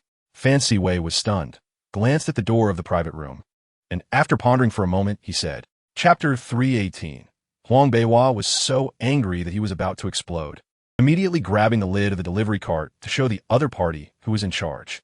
"Old Huang, is something wrong?" Jiang Yin, who had just come out of the restroom, heard the commotion and instinctively looked over. He didn't expect it to be Huang Beihua arguing with someone, so he quickly walked over to ask, "What is going on with such a loud noise?" Hearing the commotion about the fish, Yang Juanru opened the door to check what was happening. Wang Yongsheng also looked outside, and when he saw Jiang Yin, he was taken aback. "Isn't that my poor nephew? He's here too?" After his mother and sister took his elder brother's bank card, they immediately became extravagant. Truly a greedy person. He wondered how his elder brother thought of that. It wasn't like there were no heirs, since they hadn't been in contact for years. It would have been better to cut ties. Why did he have to come back? Although he was born in Star City, it didn't give him any good memories. Only poor past memories. If it weren't for his elder brother's request, he wouldn't have wanted to come back at all. When Yang Juanru opened the door, Huang Beihua glanced into the private room and immediately saw the towering ice mountain and the East Star grouper sashimi on top. Chapter 319. Men working on construction sites have big appetites, and a table full of dishes was wiped clean by a dozen big guys in no time. By the time Jiang Yan returned, everyone was clutching their stomachs, lying back in their chairs like corpses, and the few bottles of Maodai were completely finished. Seeing the scene, Jiang Yan laughed and asked, "How is the food, everyone? Is anyone still hungry?" The portion sizes at high-end hotels are small, and the laborers have big appetites. Although he had specifically reminded Huang Beihua to make larger portions, he was still worried that it wouldn't be enough for everyone. "I'm full. I can barely move." Wang Peng patted his round belly and said comfortably. Everyone else felt the same. Several young workers were even leaning against the wall for support. Jiang Yin thought they were drunk, but after asking, he discovered it was because they were stuffed. "Well then, since we're all full and satisfied, let us head out." When Fan Siwei and Yang Junru arrived at Yuhuang Pavilion, Jiang Yin and the others had already settled the bill and left. The two rushed out, only to see Jiang Yin getting into a Rolls-Royce and leaving the restaurant. What a pity, we were so close, Fan Siwei sighed, regretting why he didn't react sooner. Yang Junru watched the Rolls-Royce disappear from sight, a hint of inexplicable brilliance flashing in her eyes. Chapter 320. Jiang Yin pushed through the crowd and came to Zhou Zhejia's side. Miss Zhou, we are all adults here. If your family has any objections, you can bring them up. There is no need to make such a big fuss, right? Name, Zhou Zhejia, age, height, 163. Appearance, 81. Attraction to the opposite sex. For intimacy, 20. Note, just barely passing, dislikes the host. Binding can earn a cash reward of 1 million. Zhou Zhejia was around 30 years old, with well-defined features and a decent appearance. But her thin lips gave off a slightly harsh impression. As a longtime neighbor, Jiang Yin certainly recognized the woman in front of him, and even had her as an object of fantasy during his adolescence. However, now she barely qualified as passable, with no rewards worth mentioning. It was just that young and naive, he lacked the insight to appreciate the beauty of the world. My father and brother are still in the hospital, and you seem to be carrying on as if nothing happened, even building a house. What am I supposed to think? Zhou Zhejia crossed her arms and scrutinized the young man in front of her.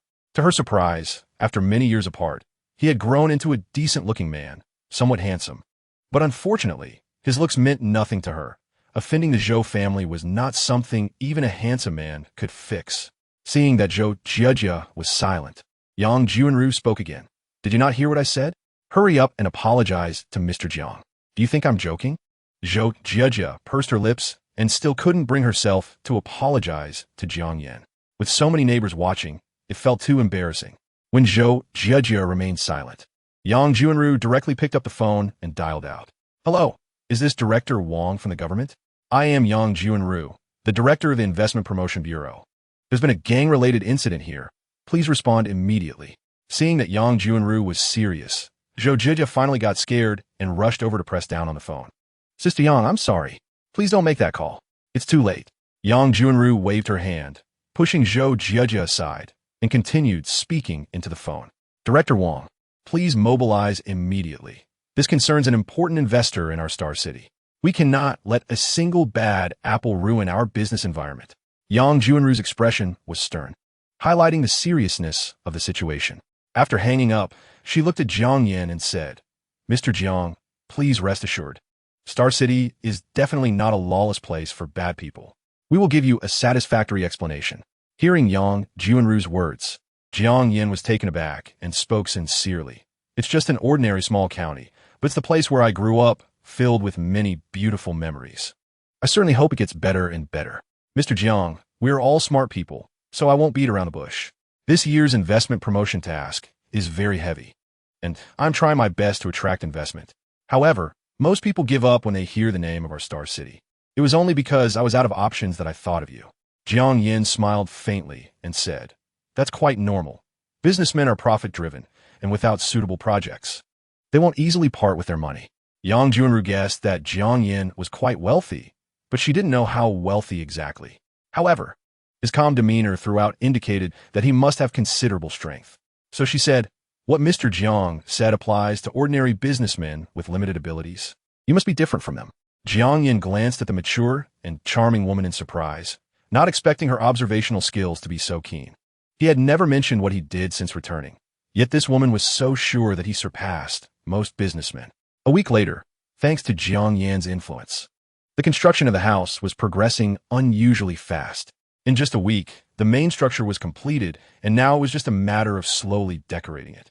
The quiet little village remained leisurely, but after spending so much time there, Jiang Yin began to feel bored. However, building a house was a big deal in the countryside, and although he had Wang Peng helping out, the caring Jiang Xiujing still arrived at the construction site punctually every day. Jiang Yin felt sorry for his mother, so he stayed a few more days to help keep an eye on things, which is why he was still there. He had returned to Jianghai City for other reasons as well. The Zhou father and son were still in the hospital, refusing to leave. And Zhou Zhejia hadn't come out of the detention center. The matter hadn't been fully resolved. And Jiang Yin didn't want them to cause trouble for Jiang Xiujing after he left. Honey, where are we going? Zhang Shui asked, linking her arm with Jiang Yan's and playfully pouting. This had been the happiest time of her life. She was almost reluctant to leave, having gone from receiving dozens of work calls a day to finally letting Huayan handle everything for her. Jiang Yan replied lightly, "We're going to visit my second uncle, so he can see how beautiful my little wife is." Wang Lifeng frowned and tugged at Jiang Xiaowei's earlobe, making a complete 180-degree turn. "You child, I just got you a driver's license, and you dare lend the car to your classmates? Are you crazy? It hurts. My ear is going to fall off." Jiang Xiaowei let out a miserable wail. "You're in so much pain, yet you can't even handle a temporary job at the supermarket? You still have a nerve to complain?" Although Wang Lifeng spoke harshly, she eventually released her grip. "But I've already promised them. Now that Dad is gone, isn't this just humiliating me?" Jiang Xiaowei rubbed his red ear, keeping his distance while still muttering complaints. Wang Lifeng coldly replied, "This is your problem. Figure out yourself. Is it your car? You agreed to lend it out. It was bought for your dad by your cousin as a tool for you to show off." Seeing the mother and son arguing, Jiang Yin interjected, "Isn't it just using a car?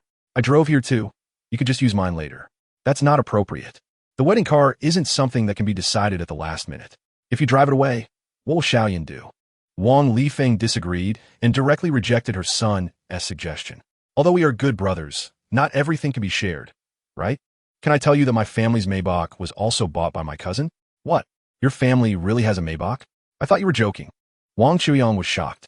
What kind of relative gives such an expensive car? Why doesn't he have such impressive relatives? This is all fate. You can't envy it. My cousin said that as long as I graduate, he will guarantee me a job. Big shot. Do you still need my leg to hang on? Wang Chaoyang immediately fawned. That depends on my mood." Jiang Xiaowei thoroughly enjoyed the envious and jealous looks from his friends. The groom listened and felt envious too. He began to envy his brother for having such a well-connected friend. Curiously, the groom asked, "Xiaowei, what does your cousin do?" If I say I don't know, would you believe me?"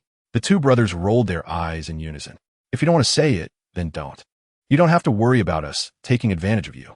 Jiang Xiaowei shrugged helplessly. "Really, my cousin has developed in Jianghai and rarely comes back. I only found out recently that he made a fortune." The groom sang a rendition of Today, You're Going to Marry Me with a tone-deaf voice. Although the singing was not great, the atmosphere was lively. After the song finished, the bridesmaids opened the door, only to find a table full of wine glasses behind it, each glass filled to the brim with liquor. At that moment, the role of the groomsmen became apparent, and everyone rushed forward. There are those who truly drink, those who pour half and drink half, and those who take the opportunity to spill on the ground.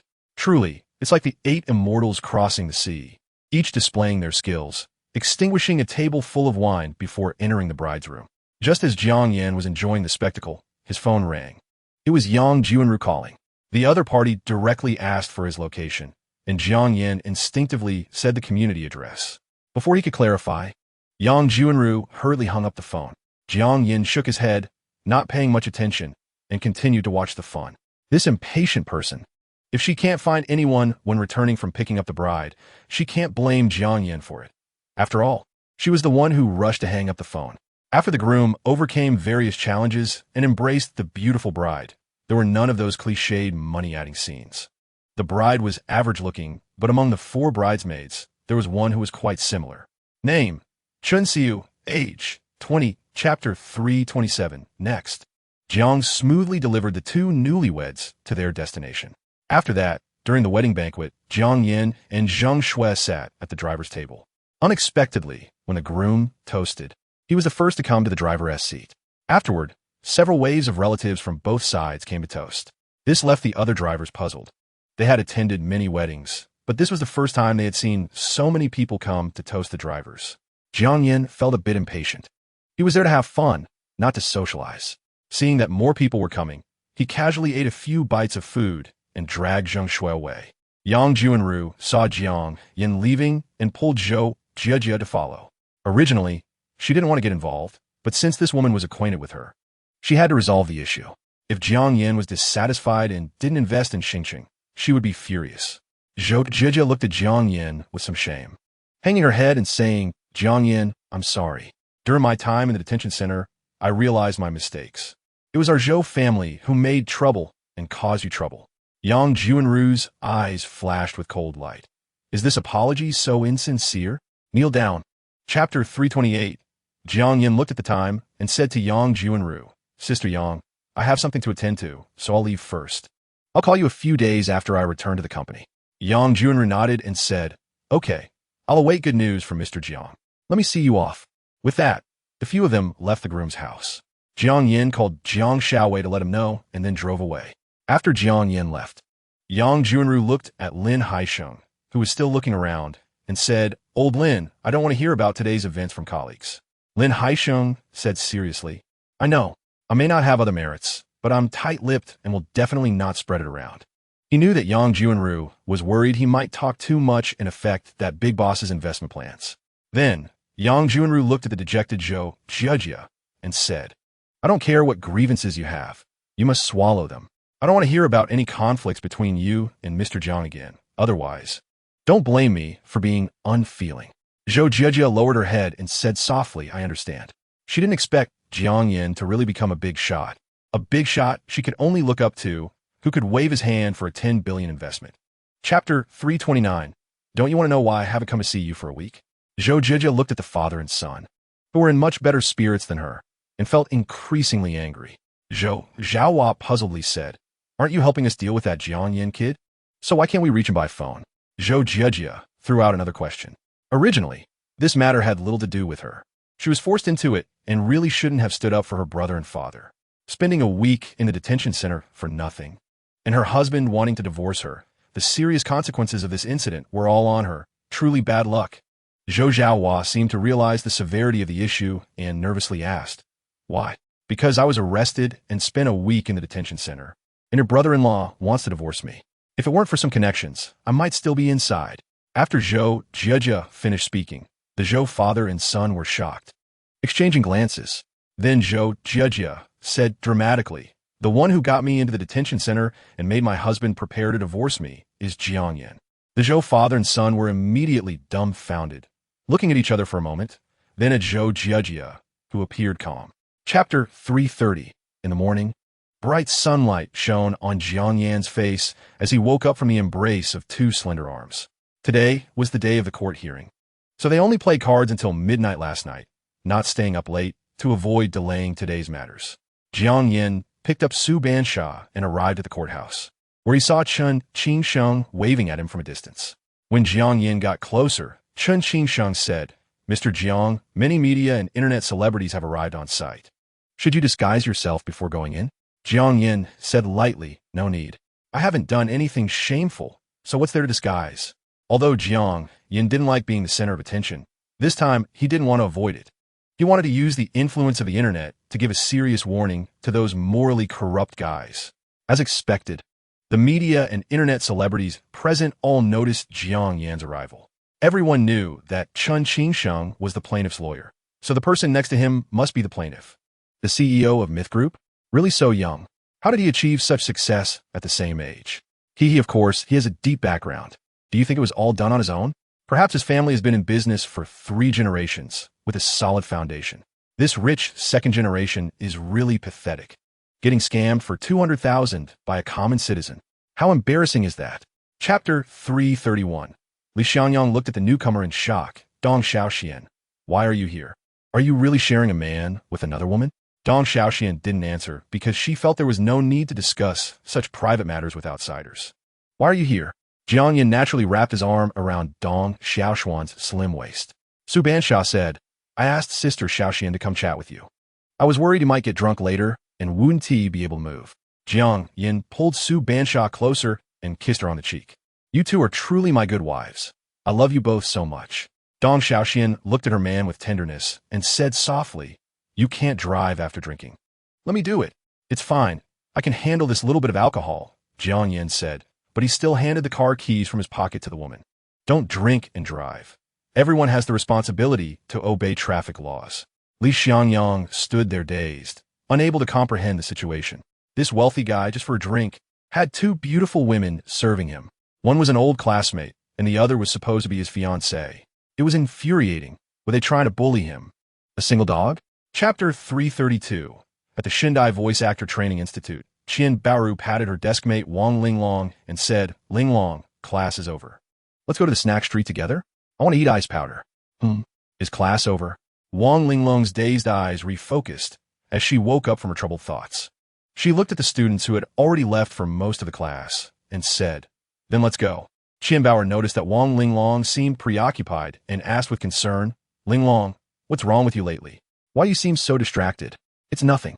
I've just been a bit insomniac lately, not sleeping well at night," Wang Linglong said with a tired smile, her once bright eyes now dull. "Oh no, that's not good. Insomnia is a woman's greatest enemy. Long-term insomnia can easily lead to hormonal imbalances, dull skin, and aging quickly. Is there something you're anxious about recently?" Qian Baoru asked with a concerned expression.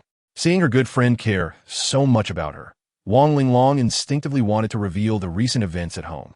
But after thinking about it, she held back. Even if she told her, what difference would it make? She didn't want her only good friend to be sad too. Most importantly, she didn't want to see the sympathetic look in her friend's eyes, which would make her feel utterly ashamed. Chapter 333. Wang Linglong's body trembled violently, almost losing her balance. Although she had been prepared for it, she still couldn't accept the doctor's words.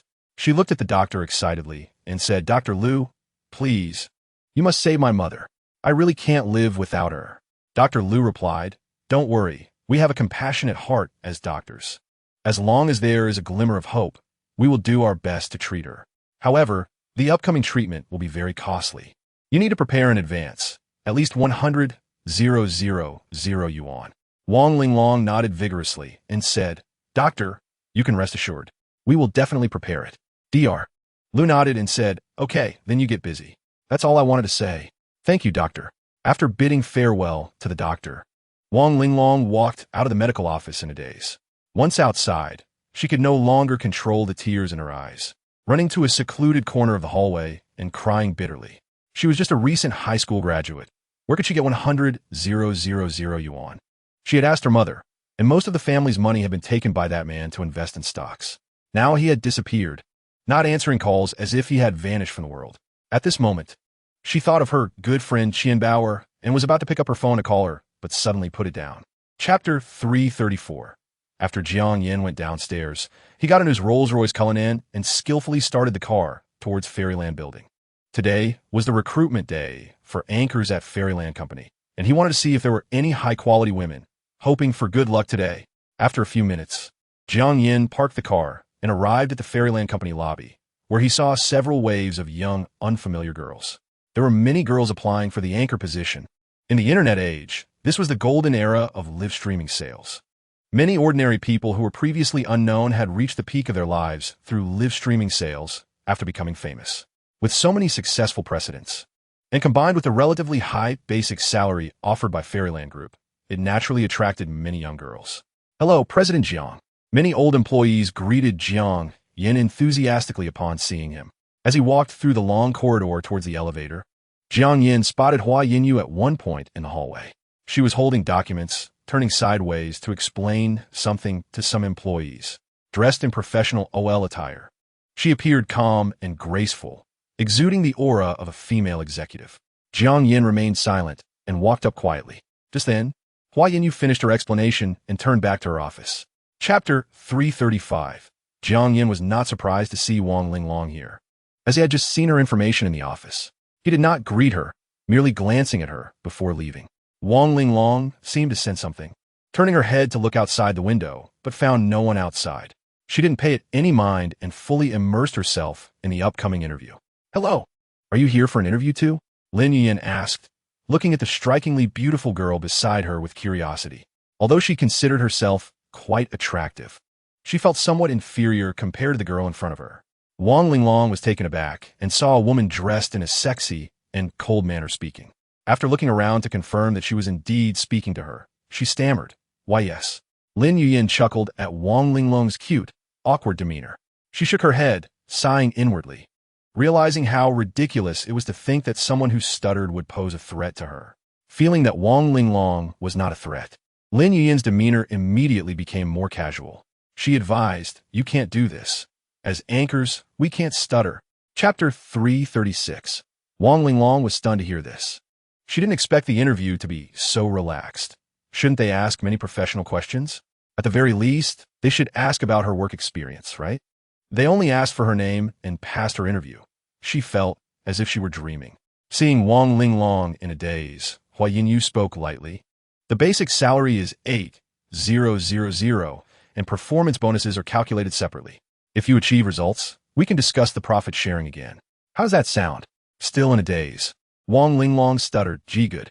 Hua Yinyu's decision left the interviewers on either side baffled, especially the assistant who had just admitted to being wrong, who was even more confused. This girl was only slightly pretty. She had no work experience, her education was only a high school diploma, and she posed a risk of leaving at any moment. Even worse, she stuttered. How could such a person be an anchor? Besides her looks, she had no other advantages. Why was she accepted? Both were puzzled. But since Hua Yinyu held the highest position here, and she had agreed, they couldn't refute it. They could only keep their doubts to themselves and wait for the answers to be revealed later. Chapter 337. Sister Lu, what cosmetics are you using lately? Why has your skin improved so much?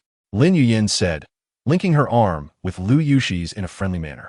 Hearing the compliment, Lu Yushi felt a bit happier and replied lightly, "It's not that exaggerated. I've just been to the beauty salon for a few skin treatments." "Which beauty salon is that? I want to try it too." Lin Yuyin continued the conversation. Lu Yushi smiled and said, "Sure, I'll take you next time." As Lin Yuyin chatted with Lu Yushi, she noticed the envious looks from others, feeling a bit smug inside. "My sister has connections. I'm different from you little rookies." Before long, everyone arrived at the elevator to wait. At this moment, Lu Yushi, feeling elated from Lin Yuyin's deliberate flattery, animatedly discussed the company's various important matters. Her words filled with pride as a member of the company. Just then, the elevator doors opened. Lu Yueshi stepped into the elevator while talking, completely unaware that there was a man walking out. Lu Yueshi bumped into the man, startling her. She frowned slightly, about to scold him, but when she saw the man's face, she immediately froze in place. Chapter 338. In an ordinary residential community, Zhao Munga looked at her daughter, who was dressed flamboyantly, and asked in confusion, "What are you going to do?" "It's almost noon." Ning Bingru was checking her makeup in the mirror and replied, "Mom, I want to be eating at home for lunch. I have an appointment." "An appointment with whom?" "I've already cooked lunch. Why didn't you say so earlier?" Zhao Munga complained, having gone to the trouble of preparing winter melon and pork rib soup, only to have her rebellious daughter suddenly say she wouldn't eat. It really made her furious. "It's Jiang Yin. He is coming over soon. We're going out to eat." Ning Bingru saw her mother-esque expression turning anxious and quickly pulled out the trump card. "Oh, it's Xiao Jiang. Why didn't you say so earlier? You two enjoy yourselves outside, but remember to take safety precautions." Zhao Munga's serious expression immediately softened upon hearing Jiang Yan's name. "Mom." Ning Bingru was extremely embarrassed, knowing her mom would say such words, which was why she didn't want to tell her. "Oh, feeling shy now? That night, why didn't you feel shy?" "I didn't sleep well because of you." "Mom, if you say any more, I want to talk to you." Chapter 339. In a secluded grove. The blazing sun filtered through the dense leaves, casting mottled shadows, while the wind rustled through the treetops. Ellipsis. Jiang Yin rolled down the car window, lit a cigarette, and leisurely began to smoke. Ning Bingru shot him a glare and quietly said, "Bad guy." He leaned down and whispered in her ear, "They say if a man isn't bad, a woman won't love him. So, do you love me or not?" Ning Bingru bit her silver teeth, her face turning crimson, feeling it was the most embarrassing moment of her life. But faced with Jiang Yan's aggressive gaze and skilled technique, she ultimately succumbed. Weakly leaning against Jiang Yan's chest, she whispered, "Of course I love you, very much." Jiang Yan was very satisfied with Ning Bingru's answer. This was a compliance test he deliberately set up to see his position in Ning Bingru's heart. It seemed that even without a system, he could confidently say that this woman was already unable to live without him. However, this tactic had some side effects. Just as Jiang Yan was immersed in the pleasure of training, a pair of soft, delicate hands touched the soft flesh at his waist. Chapter 340. After having dinner at Zhongliang's spicy hot pot, Jiang Yin drove to a racing track. After parking, the two saw a group of young people chatting in small clusters not far away. They were dressed fashionably, clearly a group of wealthy kids. Jiang Yin was surprised to see that among them were a few familiar faces, including Wang Xian, the one Jiang Yin had beaten multiple times. When Jiang Yin looked over, they also looked back, and when they confirmed it was him, All except Wang Xian felt their hearts race violently. It was this fierce guy. Clearly, Jiang Yin had left a deep impression on them. Wang Xian naturally saw Jiang Yin too. He jogged over and said, "Brother Jiang, long time no see. I really missed you." Seeing Wang Xian greet him so warmly, the other confused young people were astonished, as they knew how badly Wang Xian had been beaten last time. He had stayed home for an entire month, too afraid to go out. How could he smile at his enemy like this? Among them, Wang Xian's cousin, the one who had also been beaten twice, looked sadly at his crutch when he saw Jiang Yin arriving. The crutch made the yellow-haired boy stand out in the crowd. Chapter 341, just 1 minute before the race began, Wang Xian suddenly rolled down the car window and said to Jiang Yin, "Brother Jiang, our competition is a bit dry. How about we add a wager?" Jiang Yin smiled lightly and asked, "What do you want to bet on?" "How about this? Whoever loses promises the other a favor." "Sure." Jiang Yin's expression was emotionless, as if he was merely accepting a child's game request, showing no sign of fear. Wang Xian, however, smiled like a fox that had stolen a chicken, feeling very pleased. Compared to Jiang Yin, he was crushed in terms of background, power, and wealth. But racing was something he had loved for decades. He believed that in his area of expertise, he wouldn't lose to Jiang Yin. Hearing their conversation, Ning Bingru's heart trembled, and her expression became tense. In movies, there are many such scenes where the female lead is used as a wager to heighten the audience's excitement. This rich second-generation wouldn't want to play like that, would he? For a moment, Ning Bingru's thoughts raced, recalling many scenes from movies where the female lead was bullied. Chapter 342, your car seems to have been hit. Are you okay? I'm fine. I just slid on the lawn and had a minor scrape with a vehicle behind me. No one was hurt. Wang Xian was taken aback. He didn't expect Jiang Yin to care about him, and he felt warm inside. Did this mean he saw him as a real friend? Oh, that's good. Jiang Yin nodded. At this moment, all the drivers had reached the finish line, and everyone gathered around. They were all curious to hear about the bet between the two. Jiang Yin noticed Wang Xian's anxious expression and guessed his thoughts. He smiled and said, "Don't worry, I won't make you do anything embarrassing. In this heat, why don't you buy everyone a bottle of water?" Wang Xian was stunned. So simple? Seeing Wang Xian's dazed expression, Jiang Yin laughed. "What? Do you want to run naked down the street instead?" "No, I wouldn't do that. I don't have that kind of habit." Wang Xian immediately waved his hand, turned to find a little brother, and said, "Pass it on. I'll cover all the drink expenses today." "Okay, Brother Wang." The little brother immediately ran to the service hall. The many racers looked surprised. They knew Wang Xian's capabilities, and if an ordinary person had this chance, wouldn't they immediately take advantage of it? Chapter 343, Boss Wang is joking. How could someone with 100 billion in assets like you care about the little money from a dealer? Jiang Yin smiled, thinking the other party was joking. Jiang Xiao is not joking. I genuinely want to cooperate with you. Wang Xiaofeng's expression was serious. Although the Zijin group was not at a life-and-death moment, its situation was not optimistic, and he urgently needed to open new channels. Being a dealer for the Shanhua company might seem like a downgrade for the Zijin group. But Wang Xiaofeng had his own considerations. 1. It could provide new profit channels. With Jiang Yin leading the charge, even if it fails, he won't suffer much loss. 2. This is the best opportunity to hitch a ride on Jiang Yin's big ship. If this chance is missed, who knows when the next one will come. Upon hearing this, Jiang Yin was taken aback for a moment, seriously sizing up Wang Xiaofeng. He didn't expect this old guy to be quite bold. By doing so, he was effectively acknowledging that the Zijin group had become a subordinate unit of the Myth group, having dominated the Shanghai economic market for many years. Could he really be willing to accept that? Watching Jiang Yin fall in a deep thought, Wang Xiaofeng's heart gradually sank. No matter what schemes he had, with the strength of the Myth group, they were not afraid of any storms.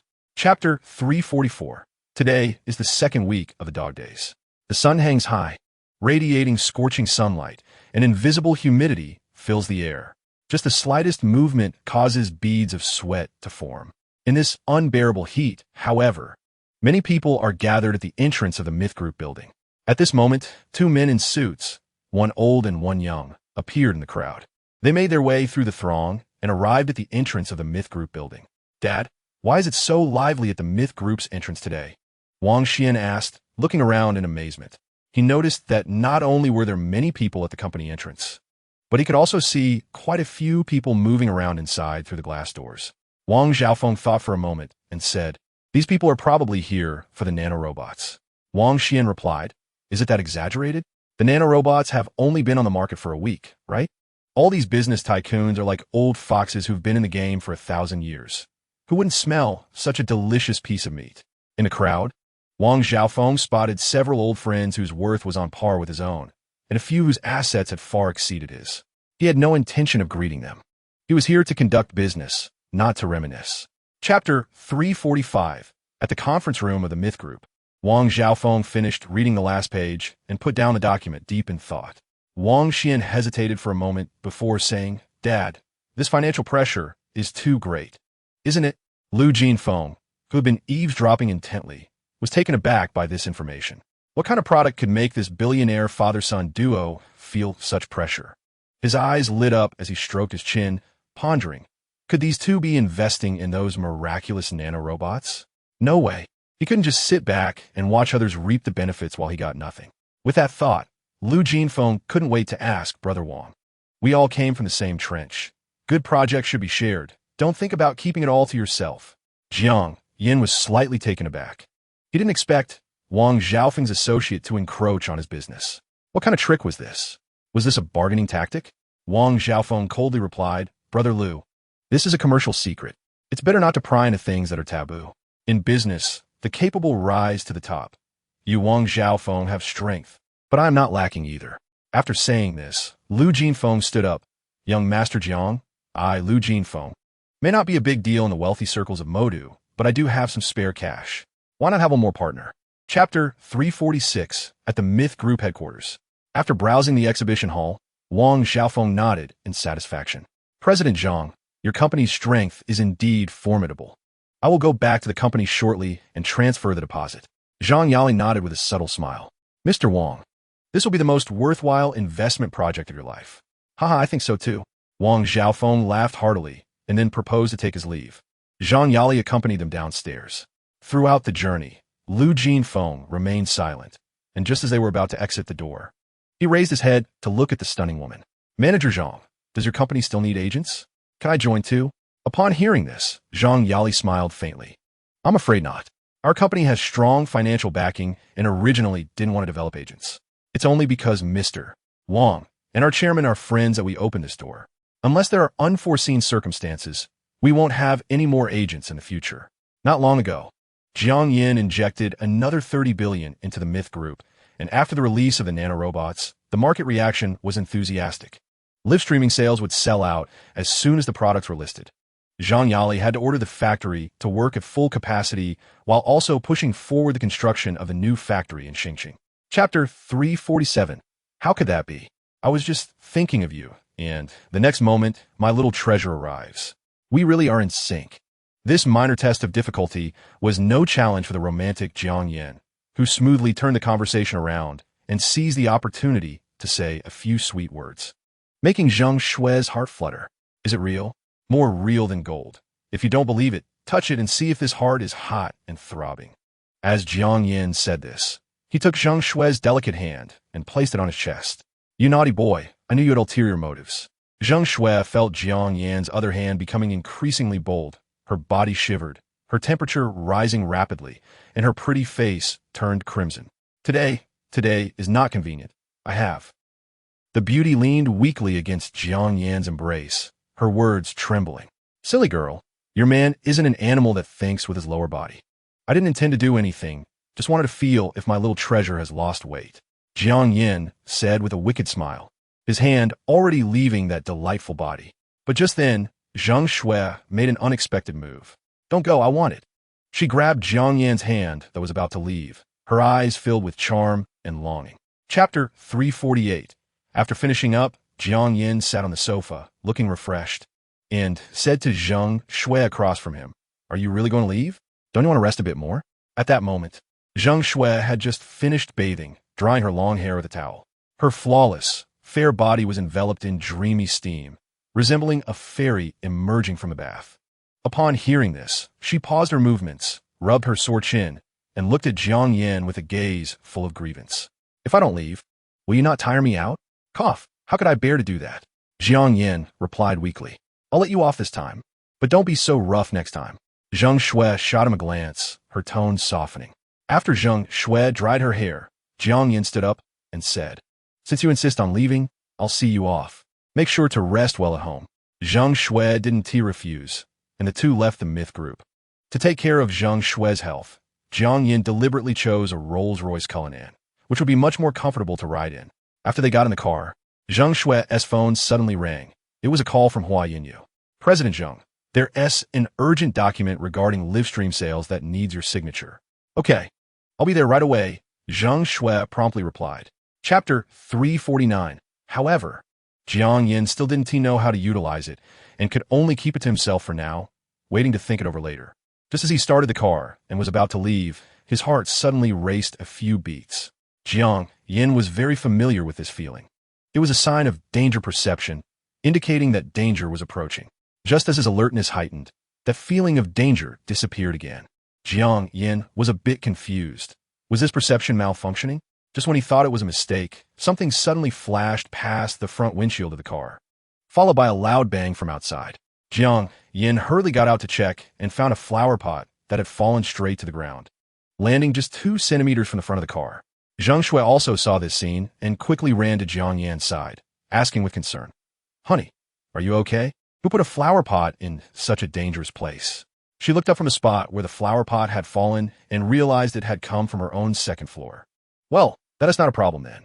She flushed and said, "It must be that Dad didn't place the flower pot properly. I'll definitely talk to him about it." "What if it hit someone?"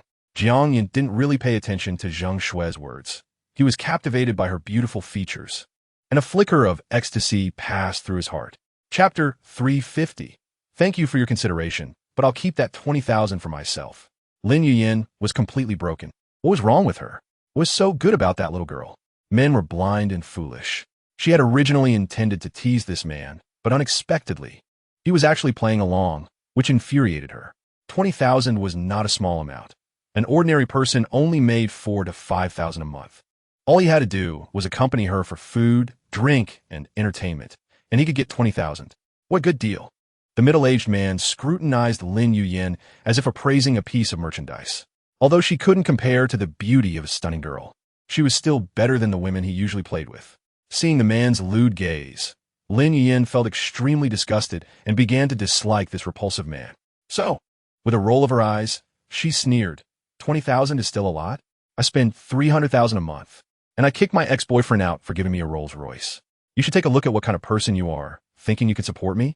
Upon hearing Lin Yuyin's unreserved sarcasm, the middle-aged man was taken aback. Spending over 300,000 a month on a woman and giving her a Rolls Royce? That was beyond what he could afford. Chapter 351. When the middle-aged man saw the phone number, he was taken aback. It was indeed this phone number. He had lost count of how many times he had called it recently. It was already etched in his mind. He never expected that the big shot he had recently managed to connect with would also know this person. What surprised him even more was the name noted in the contact. Silly little brother-in-law. If this were true, then this young man in front of him was actually the boyfriend of Zhang Yali, the general manager of Shenhua Group, the chairman of Shenhua Group. Had he kicked a metal plate? "Mr. Jiang, it's a misunderstanding. Everything is a misunderstanding. I only admired Miss Wang, so I came to present flowers. There are no extreme actions." He didn't dare to call Zhang Yongpeng for support. "I was just momentarily confused. I don't really know Mr. Zhang." The middle-aged man was sweating profusely, and he was now very sure that the other party was indeed the president of Shenhua Group. If Zhang Yongpeng were to be called in, the one who would be unlucky would be him. At that moment, the security guards at the entrance noticed Jiang Yan's arrival and came over to greet him. "Mr. Jiang, hello." Seeing the scene where many security guards bowed in unison and hearing Jiang Yan's name, the middle-aged man was completely flustered. He had a hard time swallowing. Chapter 352. Arriving at the general manager's office, Jiang Yan sat confidently in the boss's chair. He casually flipped through the documents handed to him by Hua Yinyu and praised. "The live streaming sales have been doing pretty well these days. What kind of reward do you want?" As he spoke, Jiang Yan patted his thigh. Seeing this, Hua Yinyu's face flushed, and she obediently sat in Jiang Yan's lap. "It's all thanks to Mr. Zhang's excellent leadership. I'm just carrying out your orders." As if feeling a pair of cool hands invading her body, she spoke while her teeth trembled. "Stop flattering me. What have I done? I'm just idling around all day." Jiang Yin said with a smile. "The young girl you recommended, after just a few days of live streaming, has gained 500,000 followers. which is the best performance among her peers. How did you know I knew her? Jiang Yin, with one hand feeling her alluring figure, quickly signed his name on the document with the other hand. I guessed it. Mr. Jiang is really quite the flirt, flirting with young girls everywhere. Hua Yin suddenly teased. Oh really? You dare to tease your man? Just wait until I discipline you. I was wrong. I won't dare again. In an instant, the office was filled with Hua Yinyu's pleas for mercy. Chapter 353. After a while, their lips parted. Wang Linglong's face was flushed, and she shyly lowered her head, saying in a soft voice, Am I very silly for not even knowing how to kiss? Jiang Yin laughed and said, How could that be? I like how you don't know. I can teach you. He gently lifted the little girl, allowing her to straddle his thigh while facing him. Jiang Yin could clearly see the fine fuzz on her blushing cheeks and heard her nervous and rapid breathing. Jiang Yin smiled and said, Shall we practice one more time? Wang Linglong replied shyly, her voice as soft as a mosquito's buzz. Her hesitant demeanor was captivating and soul-stirring. Jiang Yin used the exploration skill to check the little girl's information. Name, Wang Linglong. Age, 20. Height, 168. Attractiveness, 93. Opposite sex affinity, 0. Intimacy, 76. Remarks, high-quality goddess. A rare find, has a very good impression of the host. With just a nod from the host, she will completely belong to you. Words can deceive, but the information panel cannot lie. She wasn't lying. Unconsciously, her intimacy with Jiang Yin had already reached such a high level, and Jiang Yin just needed to put in a little more effort to receive a mysterious reward. Chapter 354. Jiang Haisher People's Hospital. Jiang Yin turned to Wang Linglong and asked, Which floor and which room? 5th floor, room 3. The two took the elevator to the 5th floor. In no time, they arrived at the door of room 3, where they could hear arguing inside. After the divorce, the house will be split between us. Whether you want to invest in stocks or gamble, I won't interfere. I just want my half. Perhaps tired from the argument, Yang Yuling was too lazy to beat around the bush anymore and laid it all out. Divorce. I don't agree. What will others think of me if I get divorced now? Wang Jigong said sternly and with righteous indignation. Yang Yuling felt a wave of sadness in her heart. She had already realized that the man she once loved deeply was now hoping for her demise. Not getting divorced was also to ensure he could reap the greatest benefits after her death. Suddenly, she felt very cold, both in her body and heart. Just then, the door of the ward was pushed open, and two people walked in. Yang Yuling turned her head and saw her precious daughter had returned. Wang Linglong looked at her parents confronting each other and felt very sad. Is it because of money again? But it doesn't matter now, I have money now. And there's hope for my mother's illness. Chapter 355. Mom, what's wrong? Wang Linglong asked with concern. Seeing her mother in pain, her heart ached. Wishing she could take her mother's suffering, but now she could only helplessly watch her mother suffer. Mom is fine, just a bit uncomfortable in her throat, Yang Yuling said gently after calming her breath. She knew her time was short, and death was not scary. She was just afraid that after she died, her erratic husband would drag her daughter down. Now that she saw her daughter had found a boyfriend, she felt both joy and worry. The joy was that if she didn't make it through this time, her daughter would have someone to rely on in the future. The worry was that she feared her daughter would encounter the same kind of bad men she did. Yang Yuling thought a lot, feeling mixed emotions, wishing she had never gotten cancer. Unfortunately, heaven had been too cruel to her, not only giving her cancer, but 2 types. As she thought about this, Yang Yuling started coughing again, almost bringing her lungs up. After another bout of pain, she instinctively loosened her hand that was covering her mouth, only to find a pool of bright red blood on her hand. Mom, hold on, I'll go find a doctor. At the sight of the blood, Wang Linglong panicked. Feeling dazed. Chapter 356. The senior ward had a dedicated nurse, a woman in her 30s. She worked quickly, clearly a professional. Wang Linglong watched the busy nurse and quietly pulled Jiang Yin aside, whispering, Why hire a nurse? It's very expensive. Jiang Yin smiled and touched the little girl's nose, saying, You don't need to worry about that. It's for my future mother-in-law. Hiring a nurse, why not? What mother-in-law? We haven't even started yet. Wang Linglong said with a mix of denial and shyness, but her flushed face betrayed her thoughts. She knew Jiang Yin had many women, so she never expected to marry him. But at this moment, hearing his teasing, she began to fantasize about their wedding scene, feeling a bit sweet. Hee. Are you trying to run away? I won't allow it. Jiang Yin pulled the little girl into his arms, grinning mischievously. Oh no, my mom is right next to us. Wang Linglong saw her mother, Yang Yuling, looking strangely at them from the hospital bed, feeling very embarrassed but reluctant to push Jiang Yin away. So she buried her head in his chest, not daring to peek out. In the end, it was Yang Yuling who couldn't stand it any longer and coughed lightly twice. Only then did Wang Linglong muster the courage to push Jiang Yin away. Her face flushed as she hurried to her mother's side, asking anxiously. Chapter 357. A group of thugs roamed the hospital corridor unrestrained, and no one dared to provoke them. When a man at the forefront, wrapped in bandages, looked up and saw Jiang Yin not far away, his eyes revealed a look of surprise. Zhao Songyan was unexpectedly delighted. They had just searched for a long time to find this place. He hurried a few steps closer to Jiang Yin with a sinister smile. Kid, you're dead meat. If you kneel down and beg me now, maybe I can let you off a bit easier. But before he could get close, he saw a tall figure blocking his way, looking down at him. Zhao Songyan's expression froze, and his previously arrogant demeanor immediately stiffened. Under the gaze that felt like a death sentence, it was as if a knife was pressed against his heart, but to avoid losing face, he forced himself to act calm. I thought you were tough.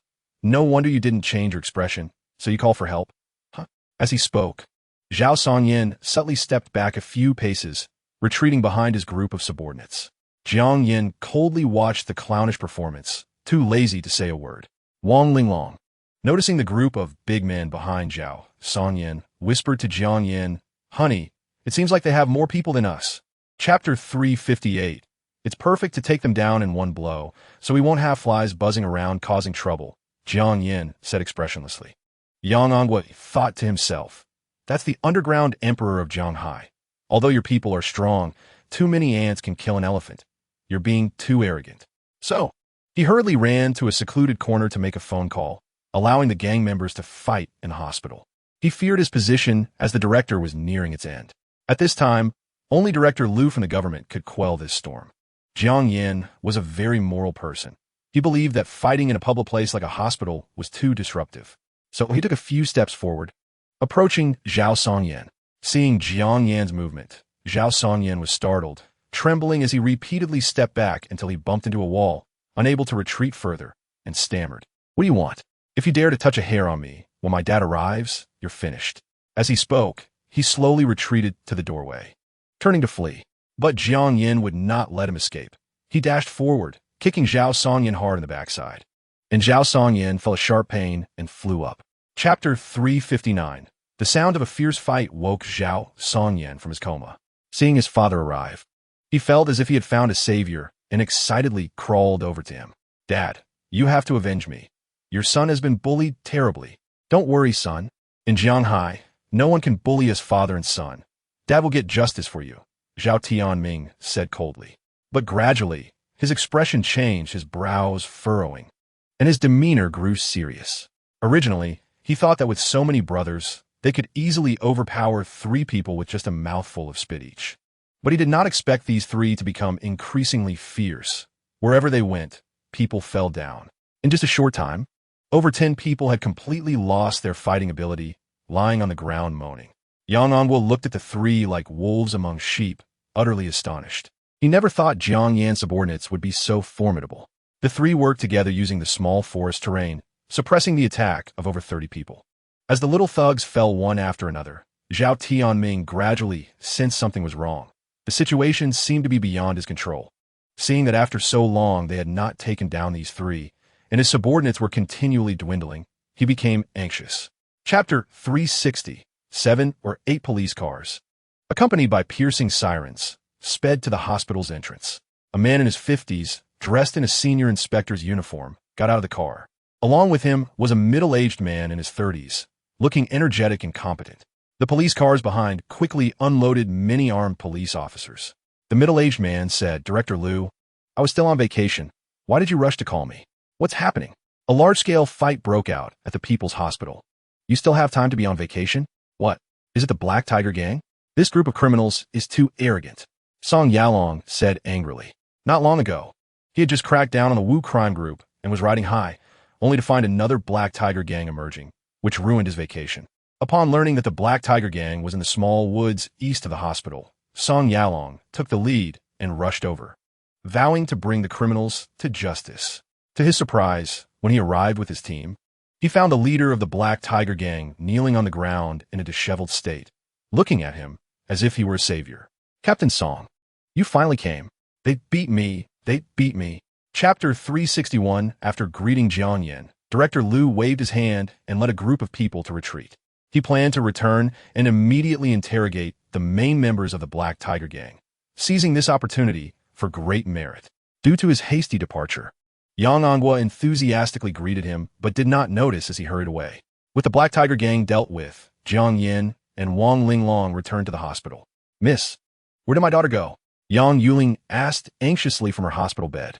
Miss Wang is with our boss, very safe. Please rest assured, the female bodyguard comforted. But Yang Yuling still felt uneasy. She had just heard the sounds of conflict outside the door and knew it was the young man brought by her husband coming for revenge. Although the female bodyguard confidently assured her, she still felt anxious. So, Yang Yuling sat up from the bed, intending to find her daughter. Just as she put on her slippers and was about to leave, she saw her daughter and her boyfriend returning. Mom, why did you get down? Wang Linglong hurried over to help her mother. Ever since the illness was discovered, her mother's condition had rapidly deteriorated, and even walking a few steps would leave her breathless and unsteady. Chapter 362. Jiang Yin felt his face turn red under her gaze, but being a seasoned person, how could he falter here? Jiang Yin adjusted his mood and also looked directly at the charming woman. Auntie, please rest assured.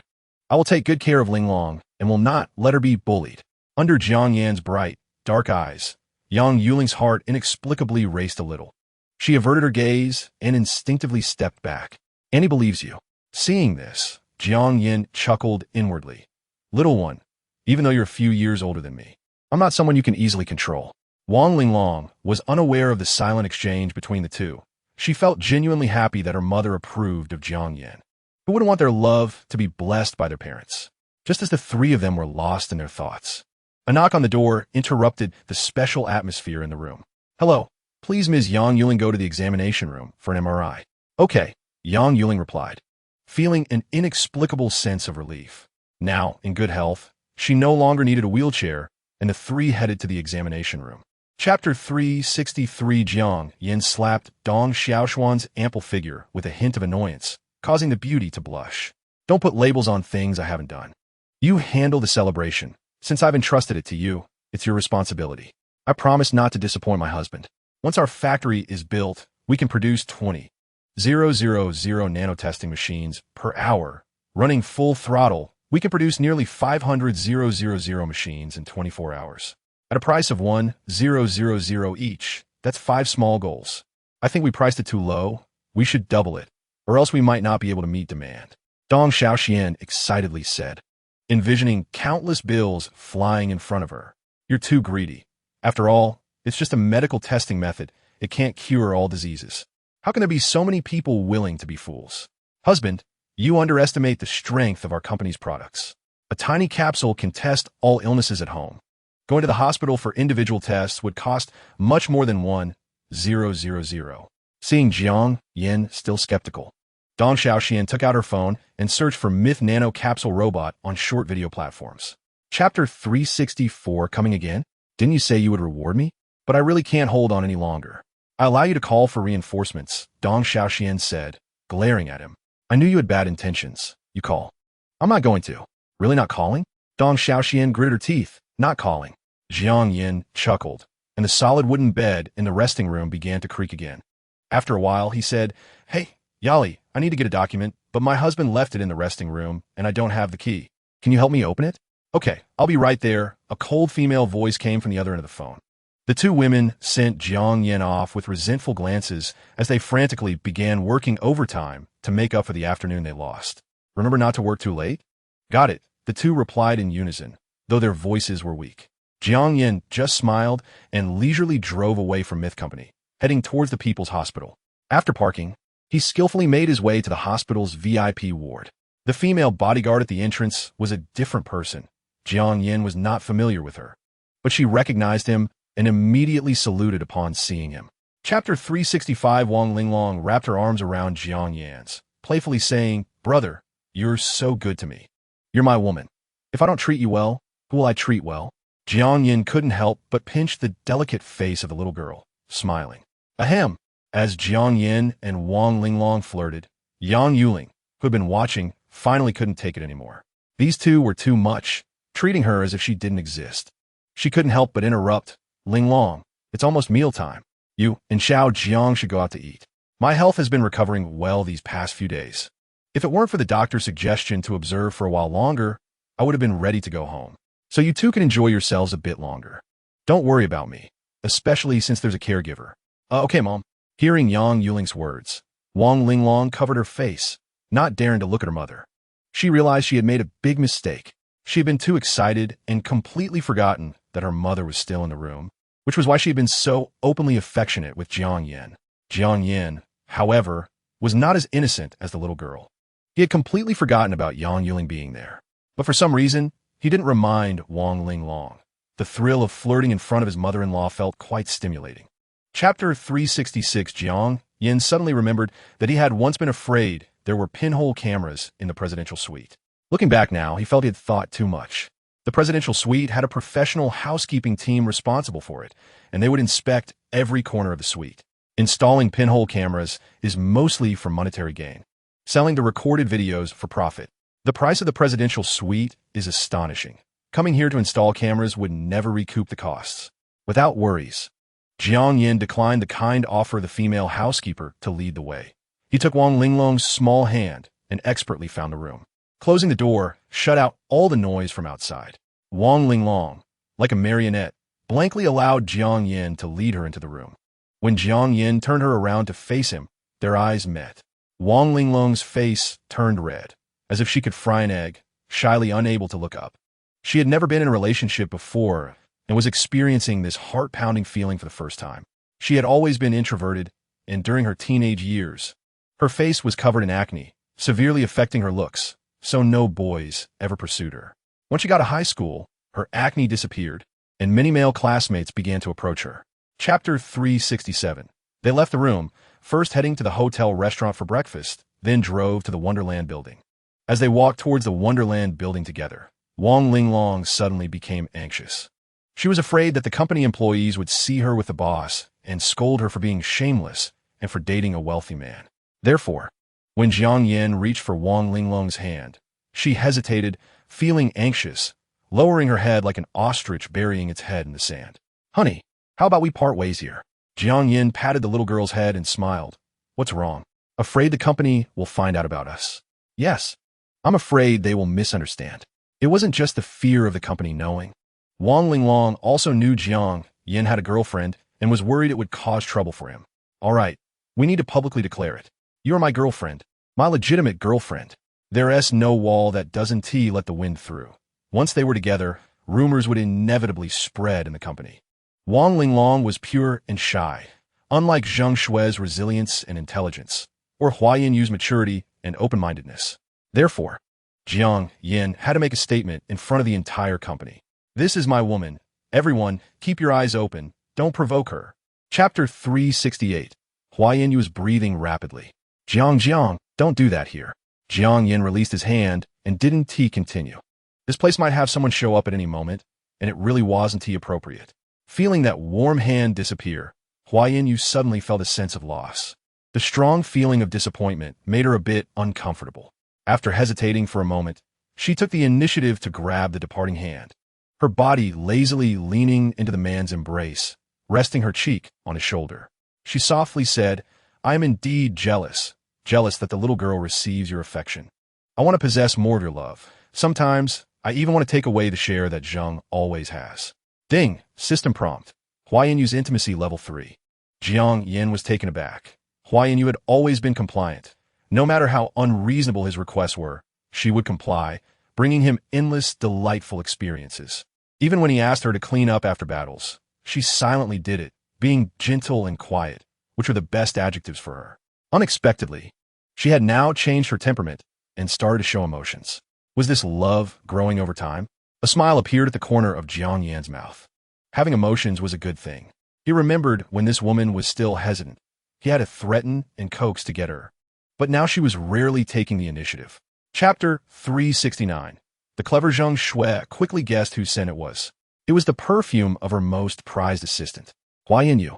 She finally understood why she had waited so long in the office. Jiang Yin, unaware of Zheng Shui's expression, nodded in agreement. Sure. Sister Hua's management skills are good. I could trust her with it. It was secondary to have subordinates reciting lines. Zheng Shui had long known about Jiang Yin and Hua Yinyu's relationship, but seeing her man's approving expression, she couldn't suppress her jealousy any longer. She directly bit down hard on the man's chest. Ouch, what are you doing? Are you a dog?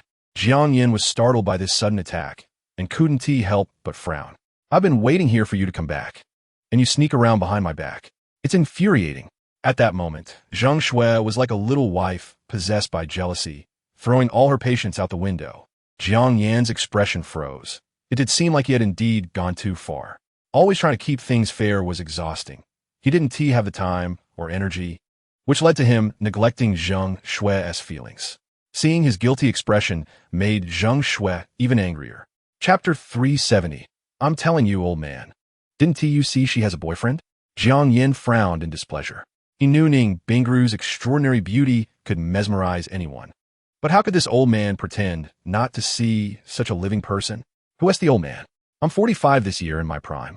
How can I be old? The man was agitated, glaring in anger at being called old. Suddenly, his expression froze, astonished. Jiang Yin? What are you doing here? Wang Yongxing's face turned a bit awkward. He had tried to flirt and ended up running into his nephew. At that moment, he wished he could find a hole to hide in. While feeling awkward, he began to speculate on Jiang Yan's purpose. This was a flight to Magic City. Could he have heard some news and learned that his older brother was no longer well? Thinking this, a hint of disdain appeared on his face. He thought this young man was so high and mighty, but was it really just this? However, he didn't expose it. Jiang Yin visiting his older brother could count as his achievement. If he pointed it out now, and the young man got angry and didn't go, what then? Ning Bingru looked at the two, confused, and asked, Honey, who is this? A stranger. Chapter 371. After playing around for a while, hearing the announcement of the plane taking off, Ning Bingru reluctantly left Jiang Yan's embrace. Shanghai is not far from Magic City. They arrived at Magic City Airport in just 3 hours. After getting off the plane, Jiang Yan planned to take Ning Bingru to have some fun in the bustling Magic City first. He would visit the Wang family, but not now. Just then, Wang Yongsheng stopped Jiang Yan. Jiang Yan, wait. Jiang Yan turned to look at this uncle who showed no emotion. What is up? Wang Yongsheng was annoyed by Jiang Yan's indifferent gaze, but the situation was urgent, so he couldn't let his anger show. Seeing Jiang Yan stop, he quickly said, Your older brother suddenly fell into a coma. You need to go see him. Oh, he is dead?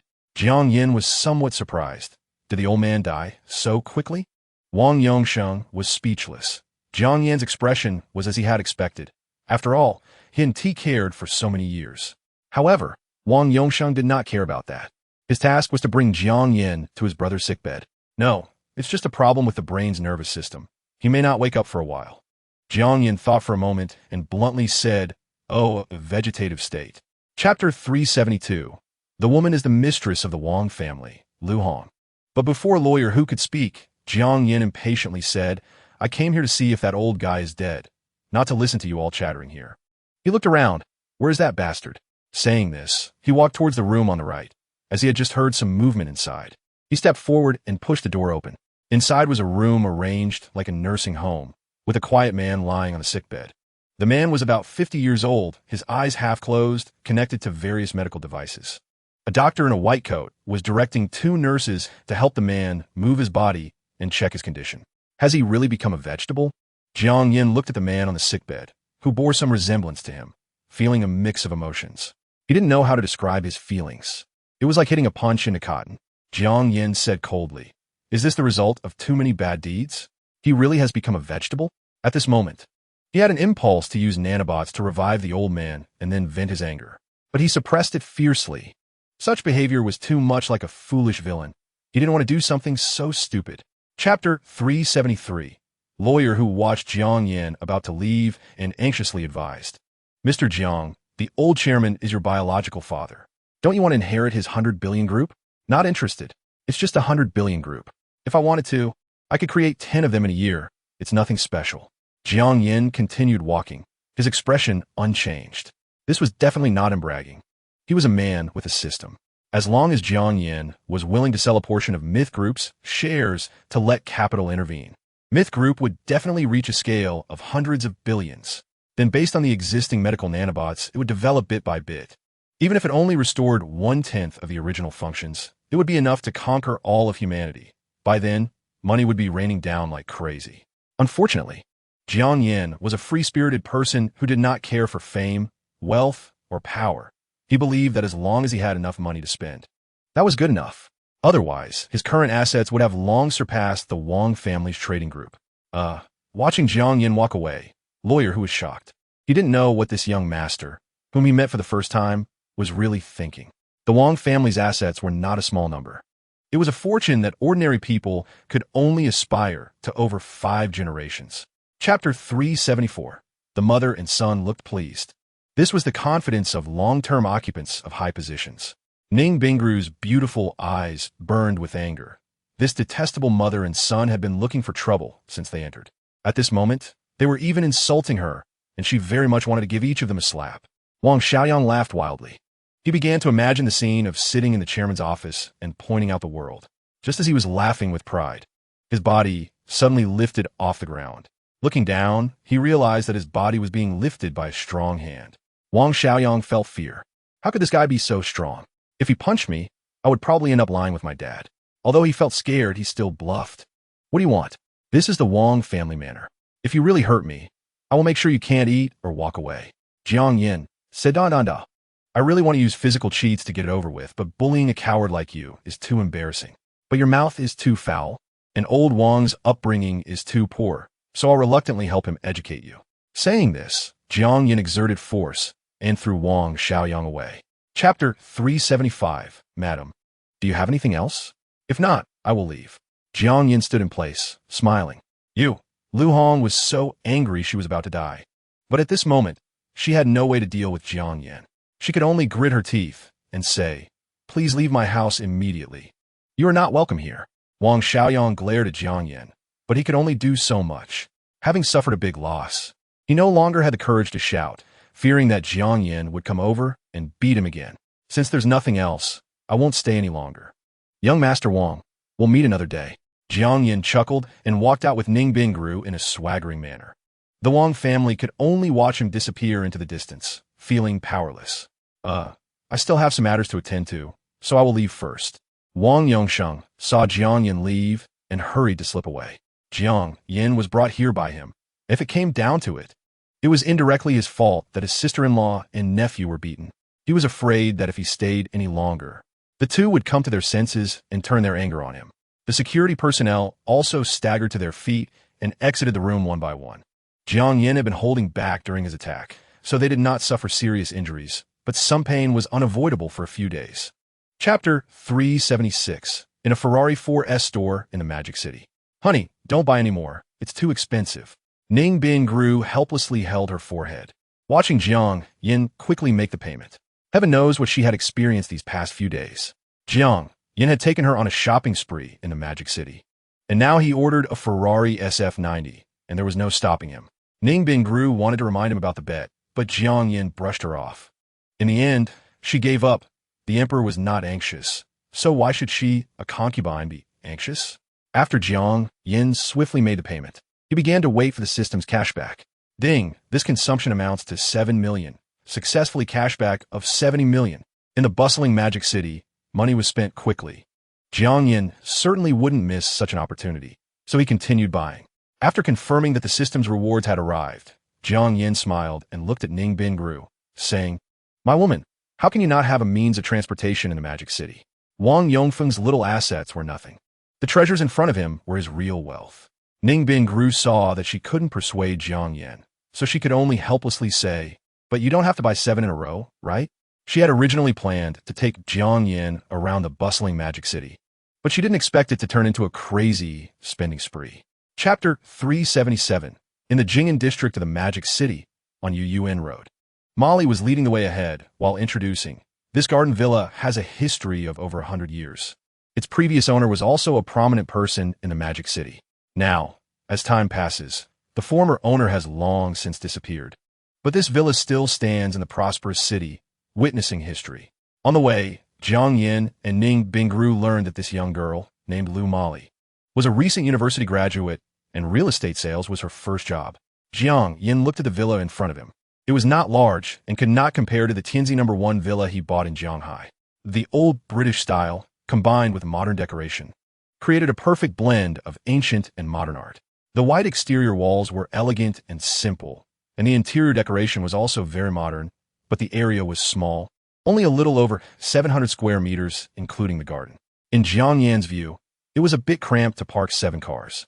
Thinking of this, Jiang Yin decisively stopped looking around and instead asked, "Is there only one old villa for sale? This house seems to be lacking something."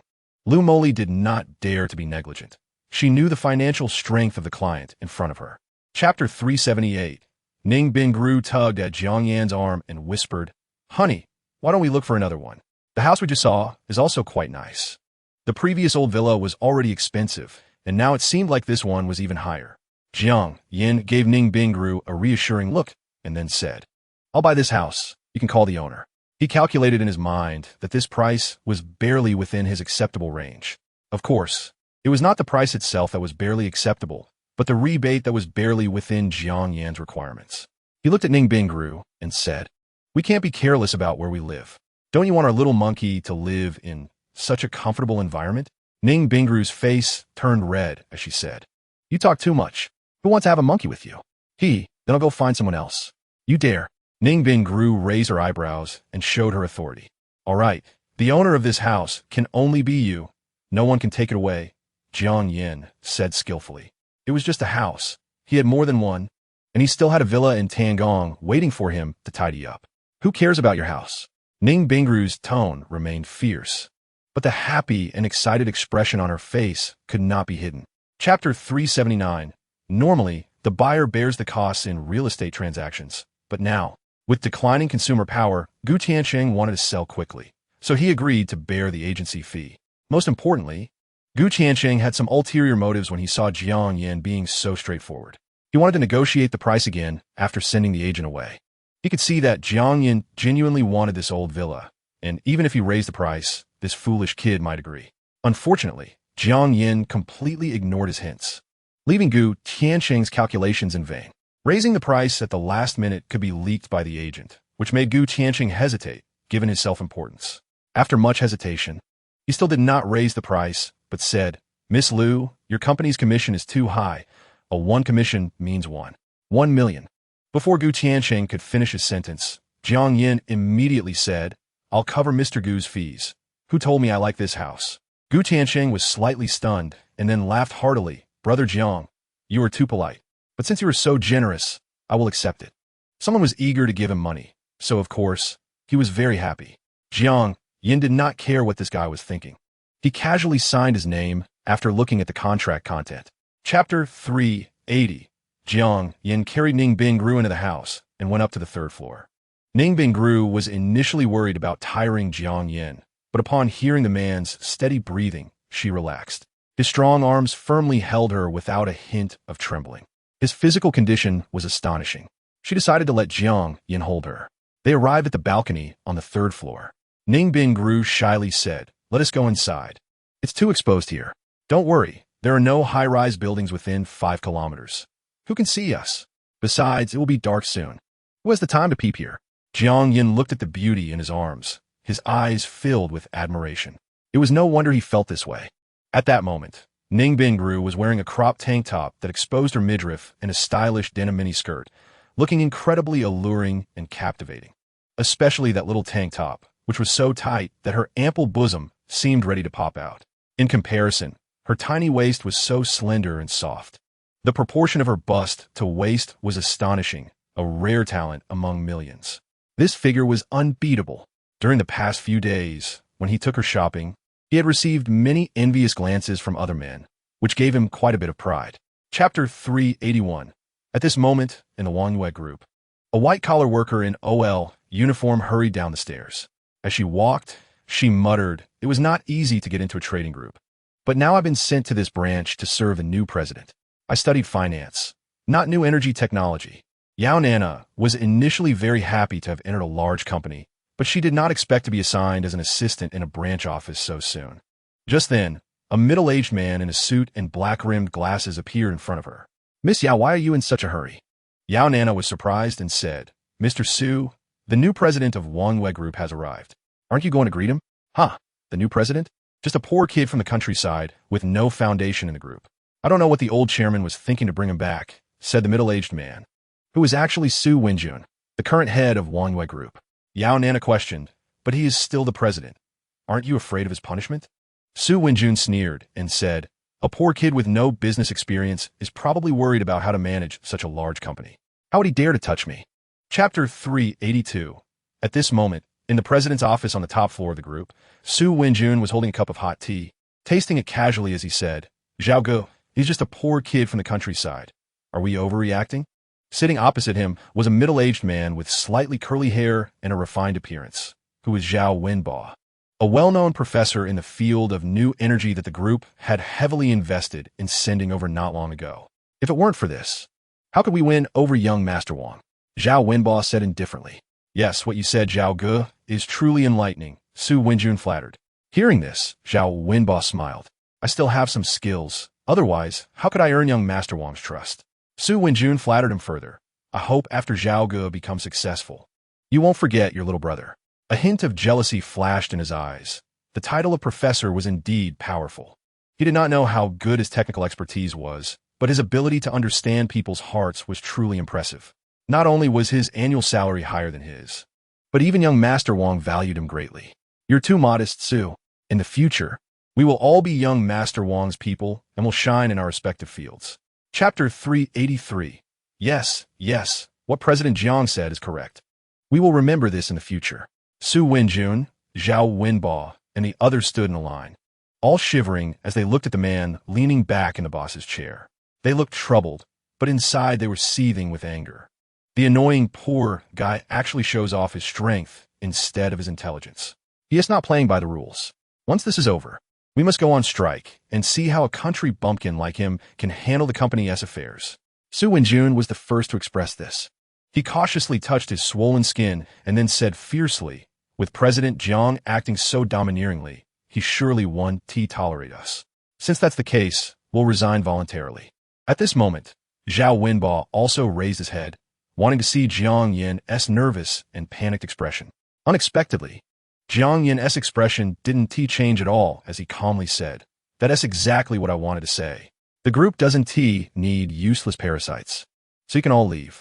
Zhao Wenbo was taken aback and said ominously, "President Jiang, we are the company's elite backbone. If we leave, the company will be completely paralyzed." Yao Nana leaned over and whispered in Jiang Yin's ear, "These two are important figures in the company. Once they leave, the mess left behind will be hard to clean up." Chapter 384. 1 hour later. In the conference room of Wangwei Technology Company, Jiang Yin sat at the head of the table, looking at the empty conference room, narrowing his eyes slightly. "President Jiang, I tried my best to persuade them to stay, but they all insisted on resigning, not even wanting the remaining salary." Yao Nana sighed and revealed the current situation of the group. She couldn't understand what benefits Su Wenjun promised them to make them give up their salaries and resign. "What about the non-management staff?" Jiang Yin asked, his expression unchanged. "They all resigned too. Even the cleaning lady left," Yao Nana said helplessly. As the new vice president, she found herself all alone. Hearing this, Jiang Yin was somewhat surprised. Su Wenjun was quite capable to convince so many people to resign together. It seemed that there must be a master behind the scenes exerting influence. Without any enticing benefits, it was impossible for such a large company to suddenly become deserted. Thinking of this, Jiang Yin smiled lightly. "I still underestimated them." Seeing that Jiang Yin was not angry, but instead smiling, Yao Nana began to doubt whether he might be going crazy. How could he still smile in such a situation? Chapter 385. In the small booth of an ATM, Yao Nana looked at the long string of numbers on the screen, her mouth agape in surprise. Hundreds of millions. In disbelief, she extended her long, delicate finger and began to count like a kindergarten child. This is real, not a dream. At this moment, Yao Nana finally understood that Jiang Yin hadn't deceived her. She was now a person holding billions in funds. If only this money were my salary, Yao Nana thought greedily. With these 2 billion in funds, she could make a substantial profit with just a little maneuvering. But then she shook her head. The boss generously entrusted her with 2 billion, Such heavy trust made it impossible for her to be greedy for this money. Imagining the future, Yao Nana felt invigorated and immediately prepared to return to the company to work hard. As soon as she exited the bank, she suddenly saw her president standing in the distance, watching her leisurely. Looking back at the bank, Yao Nana awkwardly said, "I have a savings card that has been frozen due to long-term inactivity. I just came to unfreeze it, definitely not to check the amount." After saying this, she felt foolish, instinctively covering her mouth and lowering her head, timidly not daring to look at her president's expression. Chapter 386. Seeing Yao Nana's curious eyes. Tang Lu explained, "The new president's actions are too strange. Be careful not to be left with nothing." Yao Nana defended, "Not at all. He's very nice." She couldn't help but think of Jiang Yin's solid muscles and that faint smile at the corner of his mouth, her heart racing like a deer. Tang Lu noticed the unusual change in Yao Nana and a hint of gloom flashed at her eyes. Suddenly, the phone rang. Yao Nana took out her phone and saw it was a call from the new president. Thinking it might be something important, she hurriedly answered the call. "President Jiang, is there something you need?" She was now completely obedient to this man, not just because he promoted her to vice president, but also because he was so generous that it was impossible not to like him. "Nana, do you have time? I just arrived in Modu and would like someone to show me around." "Ah." Yao Nana hesitated. "This doesn't seem like work. Is he asking me out?" Beside her, Tang Lu turned red with anger, now completely certain that this man had ulterior motives. "No time? I must have been too abrupt. I'll just wander around by myself." Chapter 387. Jiang Yin quickly analyzed the situation and made up his mind. This woman, even if she were truly an angel created by God and Yuhua, he would still make her taste the bitterness of love. Their hands touched and then released. Jiang Yin behaved very gentlemanly, showing no dissatisfaction over the intimacy. Yao Nana didn't notice the subtlety between them and excitedly asked, "President Jiang, where are we going?" Jiang Yin smiled. "Since it's outside of work hours, let us not use formal titles. Just call me Jiang Yin." "Oh." Yao Nana hesitated for a few seconds before saying, "Then I'll call you Brother Jiang, okay?" After all, he was her superior, and being so generous, calling him Brother wouldn't be a loss. That's what she thought her heart. "As long as you like it," Jiang Yin smiled back. Yao Nana casually tied her long black hair into a cute bun, instantly transforming from a pure girl into an adorable little girl. Coupled with her height of 178 centimeters, she looked like a big loli. A 9-headed loli was indeed rare. It was Jiang Yin's first time seeing one in real life. He checked Yao Nana's intimacy level. Chapter 388. Seeing Tang Lu getting angry. Yao Nana's drunken face instantly became a bit clearer. She whispered, "But I really want to go." "That's not allowed. It's already very late. And it would be rude to disturb Mr. Jiang. Let us part ways here." Yao Nana pouted, wanted to say something, but ultimately didn't. She really wanted to go. But Tang Lu was her best friend. She didn't want to contradict her, so she could only lower her head and remain silent. Tang Lu ignored Yao Nana's resentful gaze. The man in front of her was extraordinary. In just a short dinner, he managed to make Yao Nana let down her guard. This was something Tang Lu absolutely did not want to see. And what was even more tragic was that she could only watch helplessly. Therefore, Tang Lu wanted to reduce the time they spent together, not giving them a chance to develop further. Jiang Yin certainly understood Tang Lu's hidden intentions. After he guessed the woman's secrets, he realized that Tang Lu was a stumbling block in his pursuit of Yao Nana. As it turned out, this was indeed the case. Impatience cannot yield hot tofu. As long as Yao Nana works at the company for a day, she cannot escape his grasp sooner or later. With this thought, Jiang Yin smiled gently and said, "In that case, let me give you a ride." Chapter 389. Tang Lu's father from Eagle Sauce Country had a history of domestic violence. Unable to endure the long-term abuse, her mother took her back to their home country. Unfortunately, the years of suppressed living caused her health issues, and she passed away the year Tang Lu graduated from university. This experience made Tang Lu detest men from a young age, believing that all men in the world are no good. She thought she would live a lonely life until she met Yao Nana at a gathering. Yao Nana's cheerful optimism deeply impressed Tang Lu, and over time, she gradually developed feelings for her. She was afraid to let Yao Nana know, fearing that she would look at her as a monster and that she would lose this girl who saved her life. Although she could only silently harbor her feelings, she found various excuses to hug Yao Nana, even showering and sleeping naked together. She would also subtly instill her beliefs into Yao Nana, that all men are not to be trusted, and that their friendship was true love. Sometimes she would think how wonderful it would be if they could stay like this forever. But now, their happy and stable life was suddenly interrupted by an uninvited guest. If it were an ordinary man, she wouldn't care so much. After all, Yao Nana wouldn't even look at those kinds of people, and Tang Lu didn't care either. Chapter 390. Yao Nana followed Jiang Yin with a heavy heart. No one contacted her. Did Jiang Yin think she was not up to the task and found someone else to replace her? Tang Lu also wanted to see what kind of man this was, so she followed along. Upon arriving at the company lobby, the two women were taken aback. The lobby was packed with people, creating a bustling crowd that made it impossible for anyone else to squeeze in.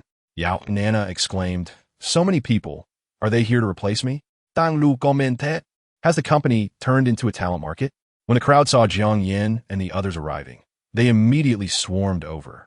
"Excuse me, is this one with technology company?" "Yes." Jiang Yin nodded. "Then it's right. I want to join you." Upon receiving Jiang Yin's confirmation, the man who asked the question immediately became excited. "I am a graduate of Qingbei University, and I want to join you. I am a former senior management member of Ningda Era with extensive industry experience. I really like your company's culture of no overtime. I wonder if I could have a chance." And me, they all came for the salary and benefits. But I'm genuinely passionate about this. Definitely not for the company's annual salary of 16 months, 6 insurances, and 2 funds. Chapter 391. Unexpectedly. The anticipated pain did not come. Tang Lu opened her eyes and realized her head was just a centimeter away from the ground. Her body was embraced by a pair of strong arms, and the man holding her was Jiang Yin, who had just been sitting in the boss's chair. For a moment, Tang Lu was at a loss. Jiang Yin's previous position was about 7 or 8 meters away, not to mention that there was a large office desk in between. Feeling incredulous, Tang Lu stood still for more than 10 seconds before reacting.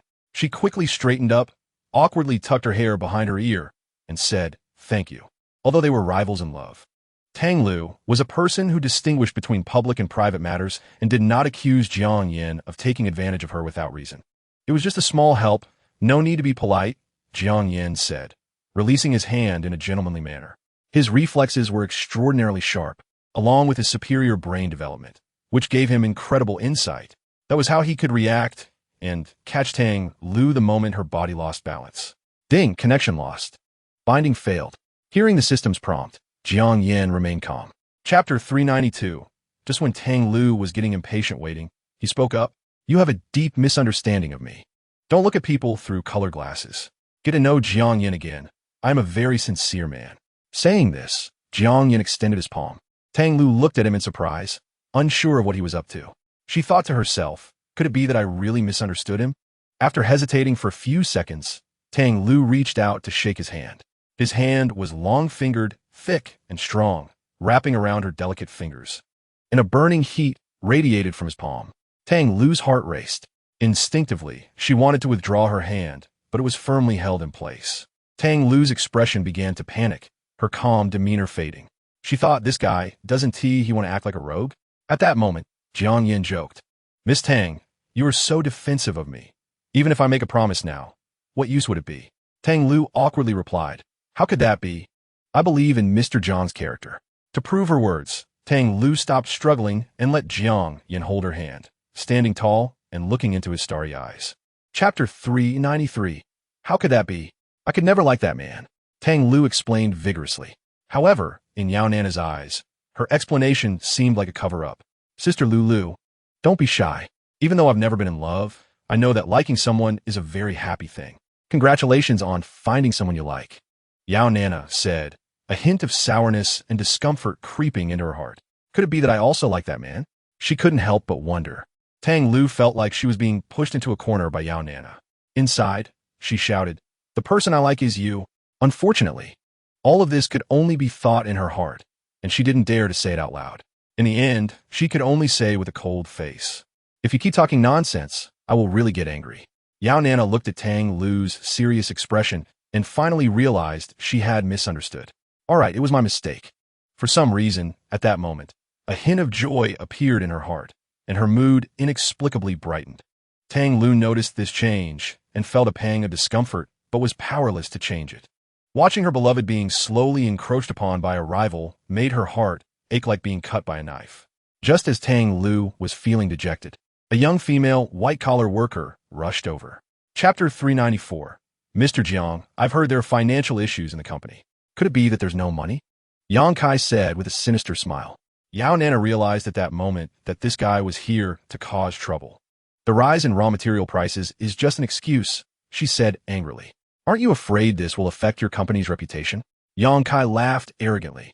I have never targeted any company or individual. The rise in raw material prices is a market factor. What does it have to do with me? If you don't have the strength, don't speak carelessly. The words were impeccable, but the expression seemed to say, I am targeting you. And what can you do about it? You will face retribution. Yao Nana was so angry that she could only stammer out a few words that weren't quite curses. At that moment, Jiang Yin spoke up, still leisurely saying, some people, after gaining a little power through a big platform, think of themselves as important figures, not realizing they are just clowns. Upon hearing this, Yang Kai's expression became awkward. He understood the implication of Jiang Yan's words. His eyes narrowed, and he coldly said, since Mr. Jiang doesn't want to talk, let's meet in court.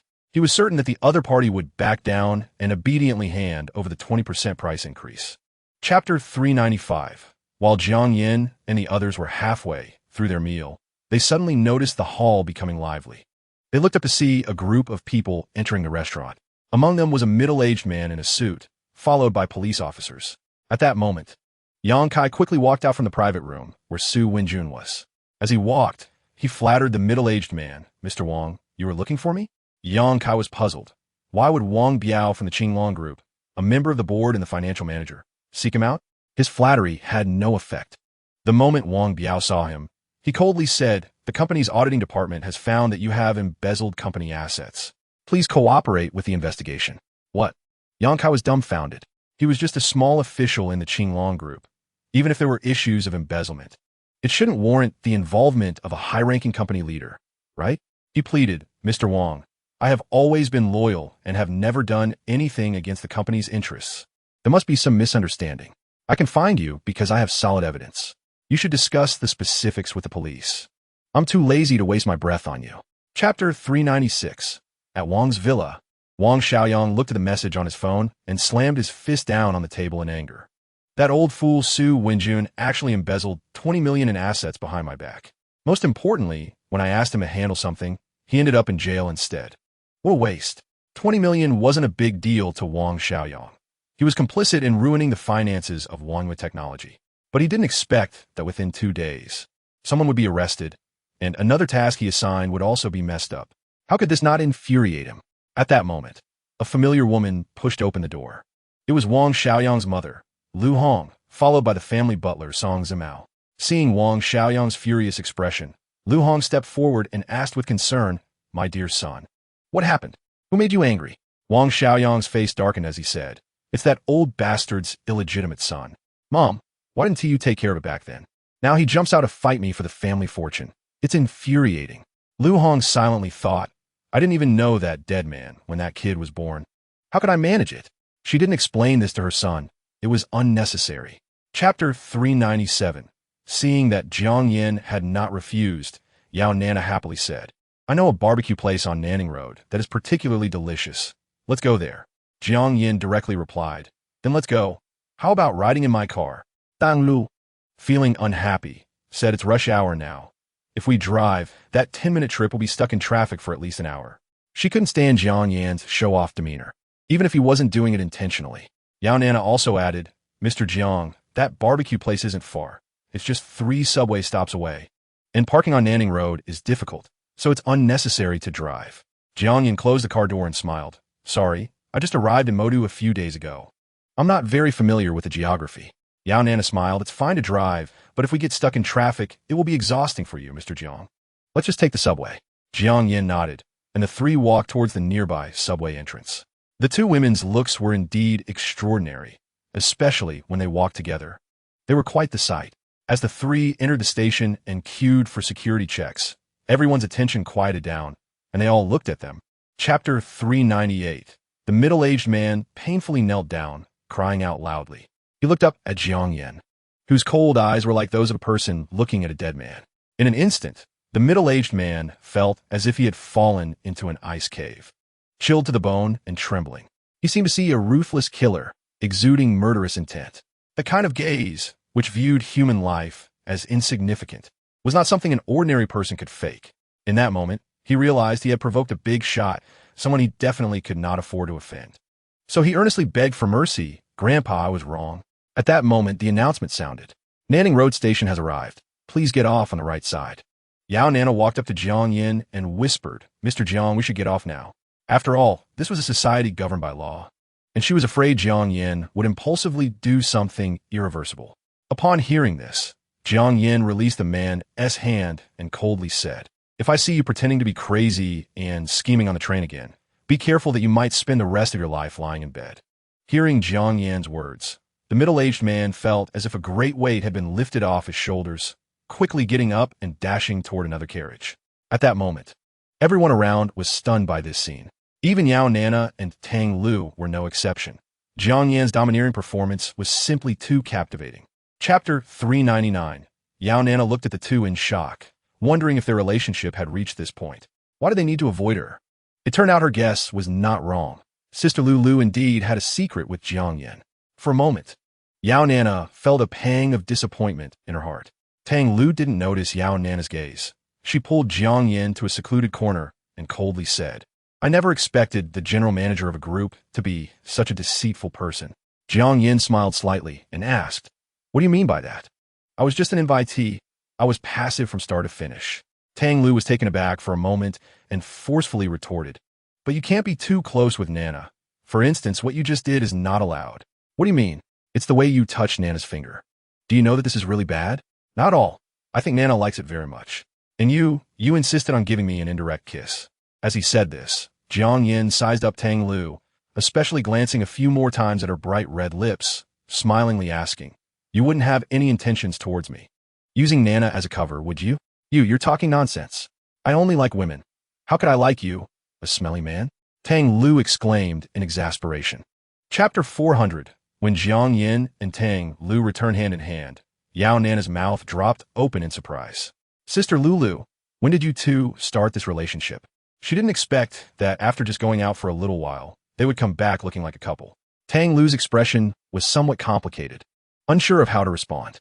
She was also in a daze at this moment, not knowing how she had inadvertently gotten involved. Jiang Yin explained, "I'm sorry for not telling you right away. Actually, I liked Lulu from the first time I met her, and now she finally agreed to be with me. I also have to thank Nana." Yao Nana, with a complex expression, said, "Congratulations on becoming a couple." For some reason, her mood suddenly became disheartened. She wasn't happy even on her birthday, and even her favorite grilled pork belly tasted bland. In fact, she had developed feelings for the man in front of her, and they were starting to take root and grow, only to find that her best friend had intercepted her. Ding! Yao Nana's intimacy level is 4. Jiang Yan's expression remained unchanged, not caring about Yao Nana's feelings. He placed the grilled black pepper steak into Tang Lu's bowl and said gently, "Eat more meat. You're too thin." Chapter 401. "Thank you for your trouble," Tang Lu said politely. "It's no trouble at all, not at all. It's my duty, especially for a valued regular customer like you," the sales assistant said with a smile. Jiang Yan's eyes flashed with surprise. He didn't expect Tang Lu to be a regular at this store. Not only Jiang Yan was surprised, but even Yao Nana looked at Tang Lu in astonishment. Although she knew her good friend came from a well-off family, she didn't expect her to be a regular here. Seeing this, Tang Lu explained, "When my mother was alive, I lived quite comfortably, but things changed after she passed away." As for what changed, Tang Lu didn't say. But both Jiang Yin and Yao Nana guessed that it must have been a drastic change. Yao Nana quickly apologized. "I'm sorry, I shouldn't have asked." Although they had been good friends for many years, they had only recently started living together. No wonder Tang Lu's clothing had become simpler. Many designer clothes and bags were gone, revealing that significant changes had occurred at home. "It's okay. Even though I'm down on my luck now, the remaining money is still enough to support myself. I just can't be as extravagant as before." Although she spoke lightly, outsiders would find it hard to understand the bitterness behind it. Chapter 402. Tang Yuan had been jealous of her cousin Tang Lu since childhood, as she was superior in every way, good at studying, beautiful, and favored by the elders. Her grandparents liked Tang Lu far more than her, and when they passed away, They left a huge inheritance to her aunt, hoping that their only granddaughter could live happily. Meanwhile, Tang Yuan had always been the overlooked one in the family. No matter how hard she tried, the best compliment she received was always, "Not bad. You're as capable as your sister." This oppressive life continued until this year when her aunt passed away, and Tang Lu's status in the family immediately changed. Tang Lu's uncle, who was also Tang Yuan's father, took advantage of the lack of a will after her aunt's death to seize a large portion of Tang Lu's inheritance and several shares, even pushing her out of the company. This incident caused Tang Lu's financial situation to plummet, while her own life was on the rise. Thinking about this, Tang Yuan felt a bit relieved and sarcastically said, "My dear sister, it's only been a short time since Aunt passed away, and you're already having so much fun." If she knew, she would surely be very disappointed. She had originally wanted to see Tang Lu's embarrassment, but now the latter looked in good spirits, with a handsome boyfriend by her side who was also very affectionate. Chapter 403. In a corner of the Chanel counter at the New World Mall, Yao Nana smiled as she watched Tang Yuan leave. That annoying woman must be scared by Sister Lu's financial power now, right? Tang Lu looked at Jiang Yin with a hint of gratitude in her eyes and said, "Jiang Yin, thank you for your help." Jiang Yin smiled lightly and said, "It's no big deal. Who told you to be my girlfriend?" Tang Lu opened her mouth but didn't say anything. Regardless, Jiang Yin had helped her vent her frustrations this time. The three of them went to the LV counter, where Jiang Yin casually picked up a piece of clothing and said to Yao Nana, "I think this outfit really suits your style.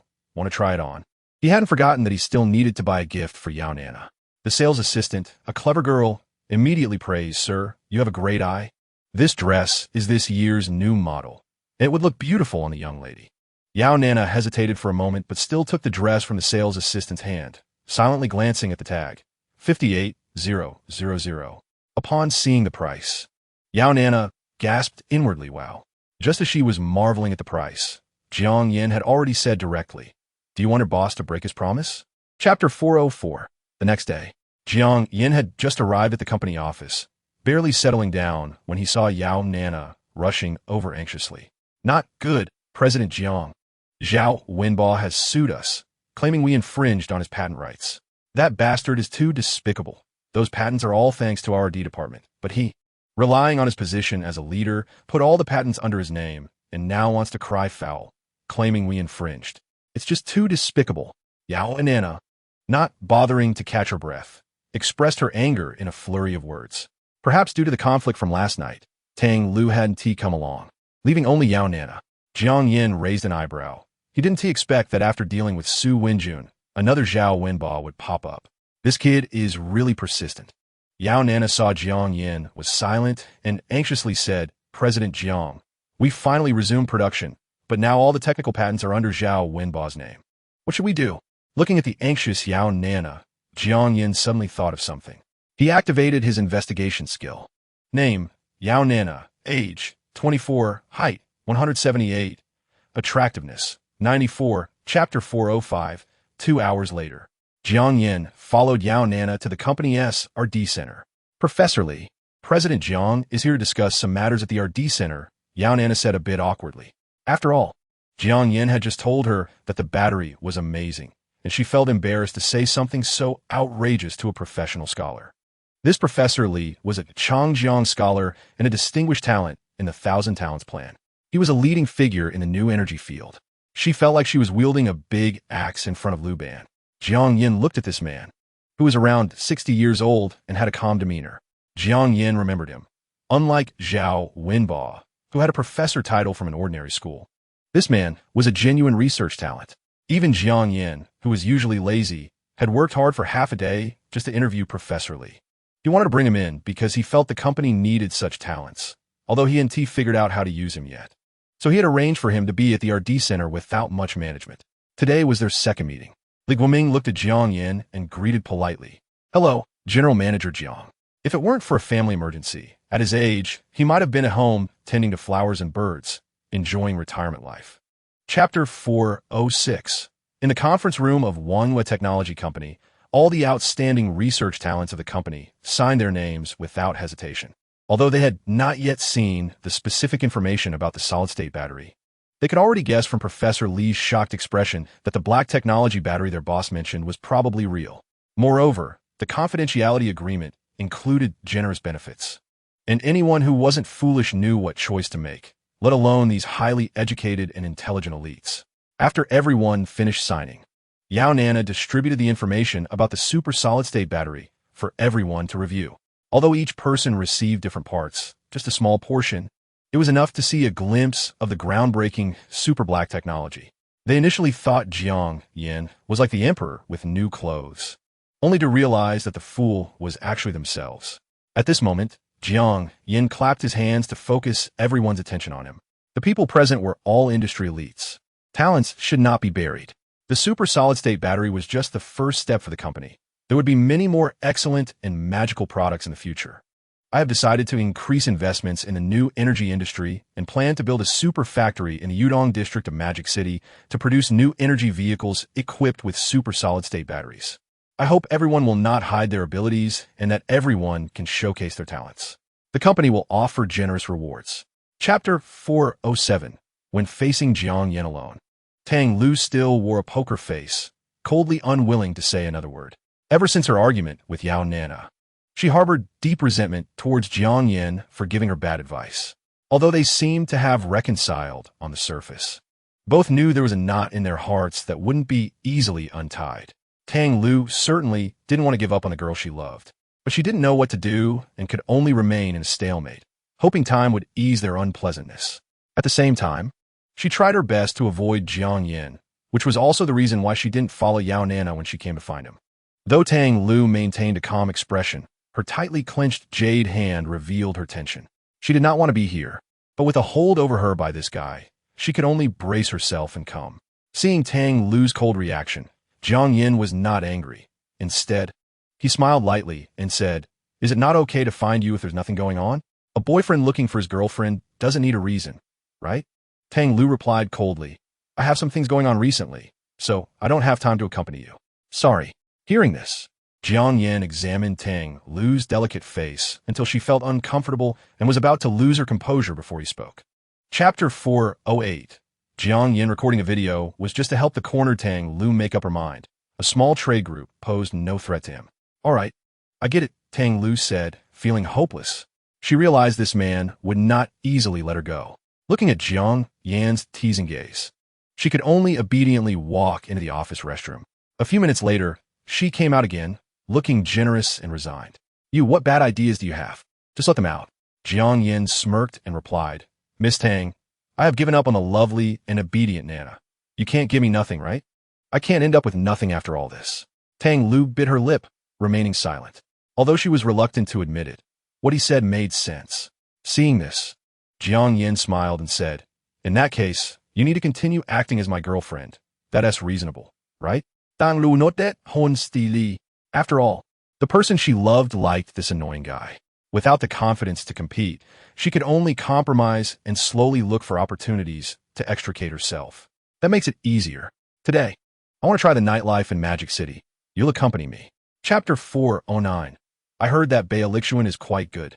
Shall we go there? Jiang Yin suggested. Yao Nana and Tang Lu naturally had no objections and nodded in agreement. At this moment, neither girl cared about where to eat, each lost in her own thoughts. Tang Lu was worried that Yao Nana was getting deeper into trouble. She no longer had the confidence to pull her out of that trap.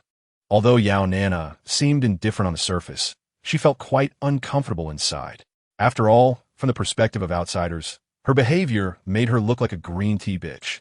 The third party, as long as they are not married, I have the right to pursue love, Yao Nana encouraged herself in her heart. Billionaire is the only Chinese restaurant under Bulgari globally, located next to the Bulgari Hotel in Magic City. The restaurant's decor is bright and atmospheric, modern with a hint of retro feel.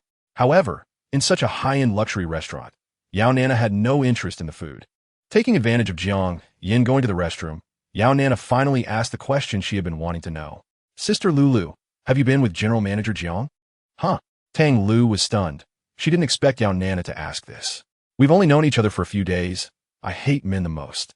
Chapter 410. Listening to their conversation, Tang Lu frowned slightly. She hadn't expected the topic they were discussing was herself. Jiang Yin also frowned unhappily. Just as he was about to stand up to chat with his younger brother, Yao Nana stood up. "Hey, you two." She picked up 2 glasses of wine and approached Wang Xiaoyang and Tang Yuanyuan. Wang Xiaoyang was delighted to see a beautiful woman approaching him. Do you need something beautiful? Tang Yuanyuan felt this woman looked somewhat familiar, but before she could remember, Yao Nana splashed the wine from the glasses onto them. Both were drenched and felt a chill. What lowly thing! Don't you look at yourselves? How dare you try to hit on Sister Lulu? Wang Xiaoyang and Tang Yuanyuan were furious, wiping the wine off their faces and standing up to curse. You crazy woman, what were we talking about? What does it have to do with you? Yao Nana placed her hands on her hips and arrogantly said, Sister Lulu is my good friend. You were talking behind her back. Why shouldn't I care? Tang Lu looked at Yao Nana, who stood up for her, feeling deeply moved. As expected of a good sister for many years, reliable at critical moments. Chapter 411. After sending off the 2 girls, Jiang Yen returned to the Bingyan mansion. Chatting with his girlfriends on his phone, his thumbs flew over the screen, opening 7 or 8 chat windows, busy and happy. Zhang Shui. Honey, I'm almost done with my work, and will come and find you in a few days. Jiang Yen, that's great. I have some things going on lately. I haven't had time to check the house in Tangong, so it's perfect for you to come. Jiang Wenting, honey, I miss you. Can I come to Magic City to find you? Jiang Yen, sure. Schwerer is coming in a few days. You can come together. I'm not sure what's going on today. These girls are so clingy, chatting with him nonstop. After calming down a group of girlfriends, Jiang Yen finally let out a sigh of relief. Ning Bingru, who was standing by, saw this scene and didn't get angry. Instead, she quietly helped Jiang Yen massage his temples. Ever since Ning Bingru's intimacy level reached 100, Jiang Yen had shared some things with her, including the fact that he was a playboy.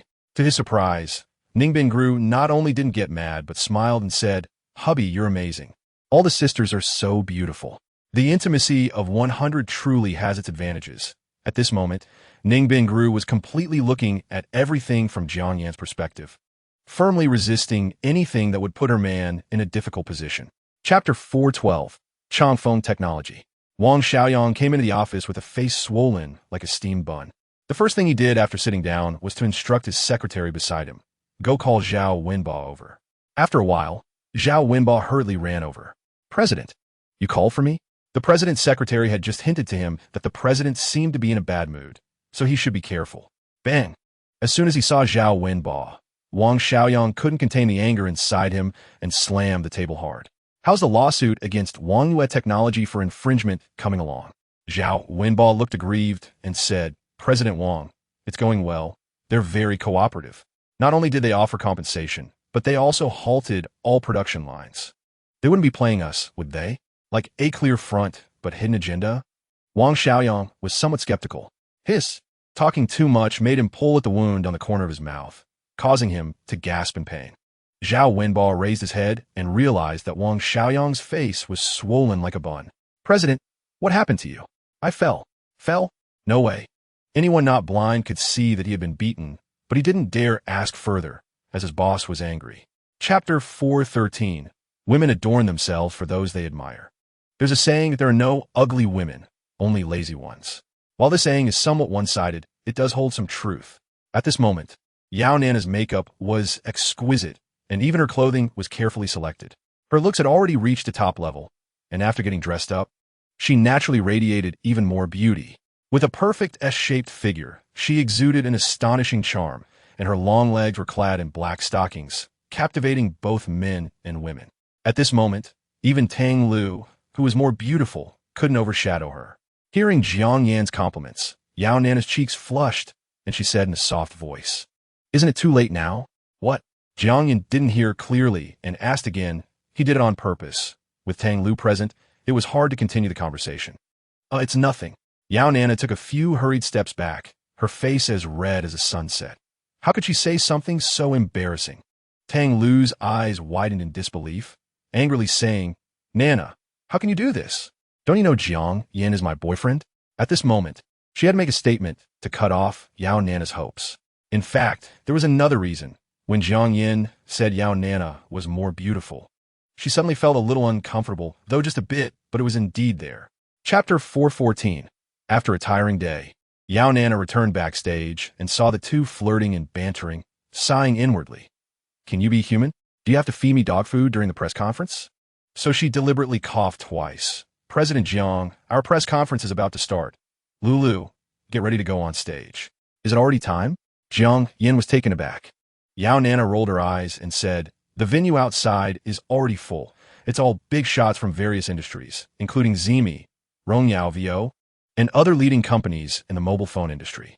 There are also representatives from major drone companies and car fields like Weilai, Li Xiangbid, and other new energy vehicles have sent people over. Many of them specifically came to see you. Hearing this, Jiang Yin waved his hand and said, haven't I said it already? You handle everything. Just treat it as if I'm not here. He was not going to work, especially not this kind of socializing work, which he disliked the most. I've already turned them away. They're just the heads of various companies, not the big shots. They have no right to make you entertain them. During these days, Yao Nana had also broadened her horizons, although she thought Wangyue Group was still a small company. Its future achievements would definitely not be weaker than those big companies, so there was no need to lower her worth. Chapter 415. Is it really not just a gimmick? What is Wangyue Technology Company really about? How could they develop such a miraculous product? It seems to be just a subsidiary of a trading group. Why haven't we heard any news about such an impressive product? I've heard that the head of the trading group has become a vegetable, and the Wang family is embroiled in internal strife, and Wangyue Company is one of the heirs' ventures. Young people, truly remarkable? Not relying on the family, yet making such a big splash, truly promising, in a remote corner of the venue. Wang Xiaoyang looked at Zhao Wenbo beside him with a dark expression and said, this is what you said wouldn't last long?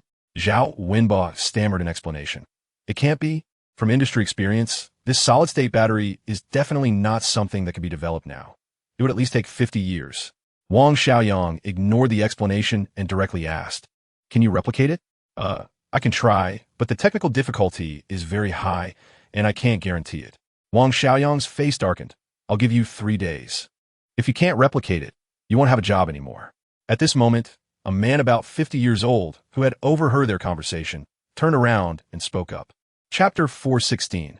Jiang Yan's reflexes are faster than cats. How could he let Tang Lu touch him? Just a slight lift of his hand, and he caught Tang Lu's delicate fist. With a slight twist of his wrist, the woman involuntarily leaned toward Jiang Yan. Jiang Yan lowered his head slightly, just in time to meet the soft lips of the woman. Ah, are you kissing me again? Tang Lu was about to break down, enraged and embarrassed. She wanted to claw this annoying guy to death. But Jiang Yan laughed heartily and had already run behind a long table. She chased, he escaped. Come on, chase me. If you catch me, I'll let you. Hee hee. Jiang Yan made a face, mocking the furious Tang Lu. If you have the guts, don't run. If you have the guts, don't chase.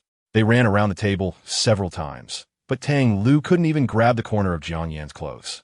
With a body more agile than a cat's, how could Tang Lu catch up? She could only stop, panting, and said, Jiang Yan, stop. Let me hit you once. I swear just once. Then let me kiss you once, and I'll let you hit me. All right, I'll let you kiss me. Tang Lu pretended to agree, but yelled and lunged at Jiang Yan just as he was about to get close. Chapter 417. The atmosphere between the three of them was somewhat subtle. As the legitimate girlfriend, Tang Lu could have loudly reprimanded Yao Nana for her behavior of throwing herself at someone. But how could she speak up if that person was someone she secretly liked? Yao Nana was also extremely conflicted, her pretty face flushed as if she could cook an egg on it. How could a man just beckon and have a moth fly over? Didn't she consider that the other person already had someone by their side?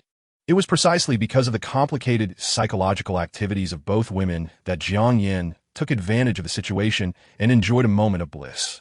After leaving the door, the two women simultaneously slipped out of his embrace. Jiang Yan used the same trick again, wrapping his arm around Tang Lu's slender waist and waving at Yao Nana.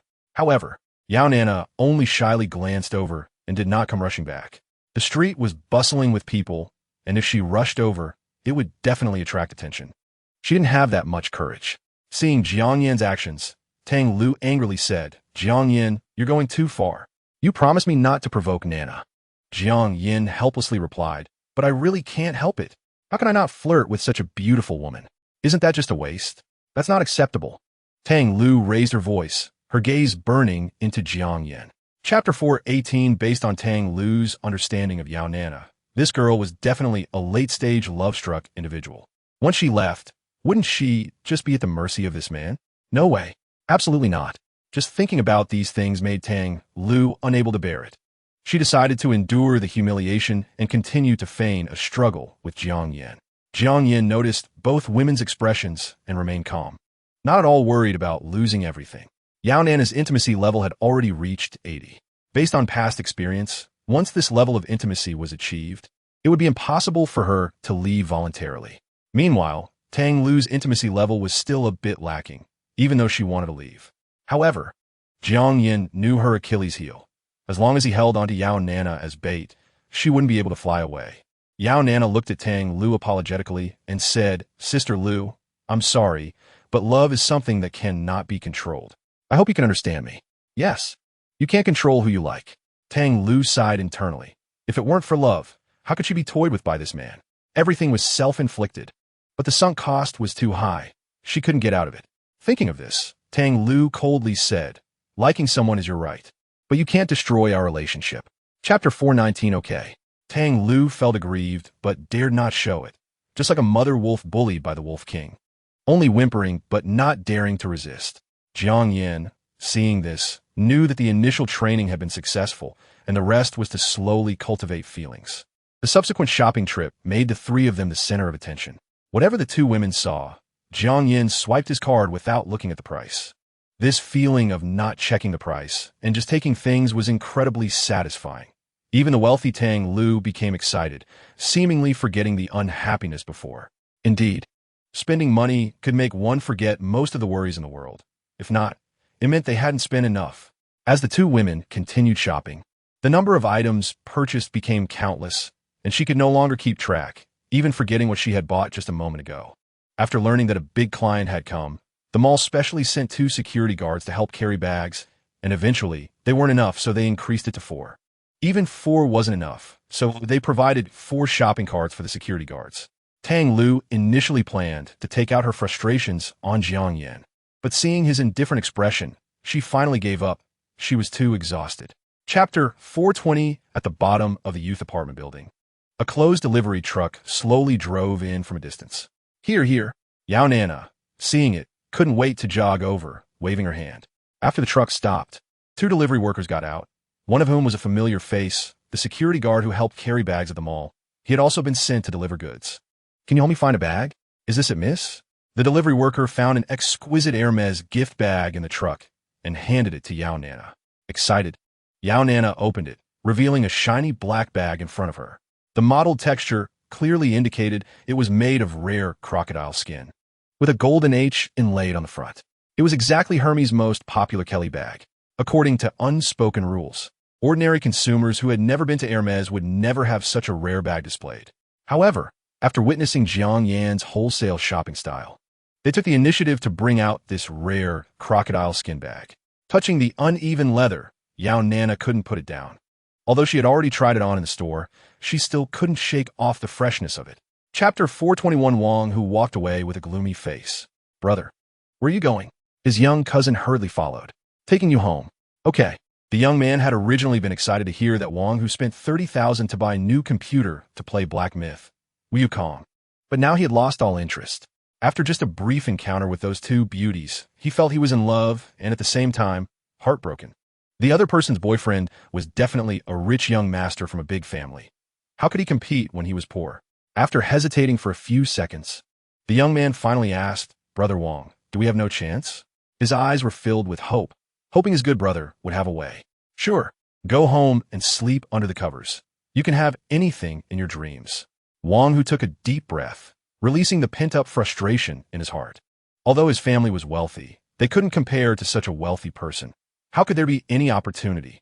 Inside the apartment rented by Tang Lu and Yao Nana, the delivery worker had already left. Yao Nana went to take a shower, leaving only Jiang Yin and Tang Lu in the room. The living room was piled high with various luxury goods, leaving no room to stand, so Tang Lu could only invite Jiang Yin into her bedroom. Chapter 422. How could we possibly have men's pajamas here? Tang Lu pouted. "I don't care. I want to take a shower. If there are no pajamas, I want to wear anything. Sleeping naked is actually good for health." Jiang Yin was unconcerned, and as he spoke, he was about to walk toward the bathroom. "Hey, don't go. I have a pure cotton t-shirt here. We're about the same height, so you should be able to wear it." Hearing Jiang Yan's words, Tang Lu immediately rummaged through her things and found a unisex t-shirt, as well as a pair of shorts she usually wore for exercise. Then she jogged over to Jiang Yin, afraid that if she took too long, he would come out naked. Jiang Gu, are you not leaving anymore? Yao and Nana said happily. Yeah, I'm too tired to go back. Do you want me to stay, Nana? Of course, I'm so happy.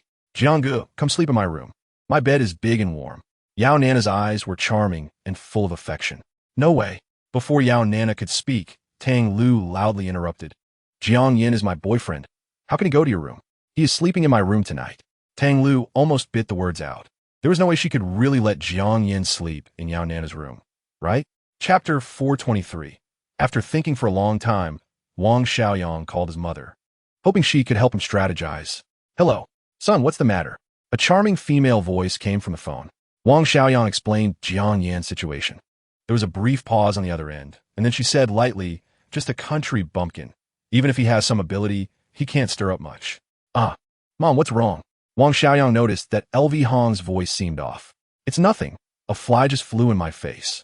The voice on the other end became noticeably heavier, slightly trembling as it said, since the results now depend entirely on that professor. Why not just poach him? Upon hearing this, Wang Xiaoyang suddenly had a flash of insight. Yes, why not just poach him? In terms of financial power and influence, he could offer much more.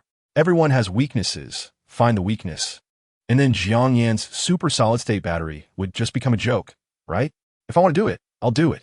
Wang Xiaoyang immediately hung up and started looking for contacts to reach that professor.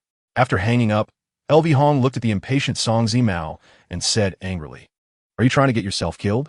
Hey. Song Zimao hugged LV Hong around the waist and said with a sly smile, Then I want to die on your belly. Chapter 424. Jiang Yin and the others came out late and just happened to hit the rush hour. At this time, even if Jiang Yin was driving a Bentley, they could only crawl forward like snails. Aren't we on vacation today? What work? Tang Lu, who just got in the car, said belatedly, Right, today is the start of autumn. Our company is on holiday. Yao Nana also realized this, having gotten so used to working like a horse that she forgot about the holiday when it suddenly came. I know, it's not about going to the company. I heard there's an auction at Dua Yongshuan, and I plan to go take a look. Jiang Yin's expression was indifferent. If he didn't mention work, how could he trick the two beautiful women into following him? Tang Lu grumbled discontentedly. This is too much, resting yet still squeezing us. Are you going or not? If not, I'll drop you off. Of course I'm going. If I don't go, I'm afraid you two will cause a scene. Tang Lu's eyes darted between Yao Nana and Jiang Yin, filled with distrust. Sister Lulu, you're too much. Am I that unworthy? Yao and Nana complained. You know it yourself. Actually, Tang Lu felt quite gratified. At least this girl still had some self-respect. Unexpectedly, the next moment, Yao Nana's words completely shocked her. Chapter 425.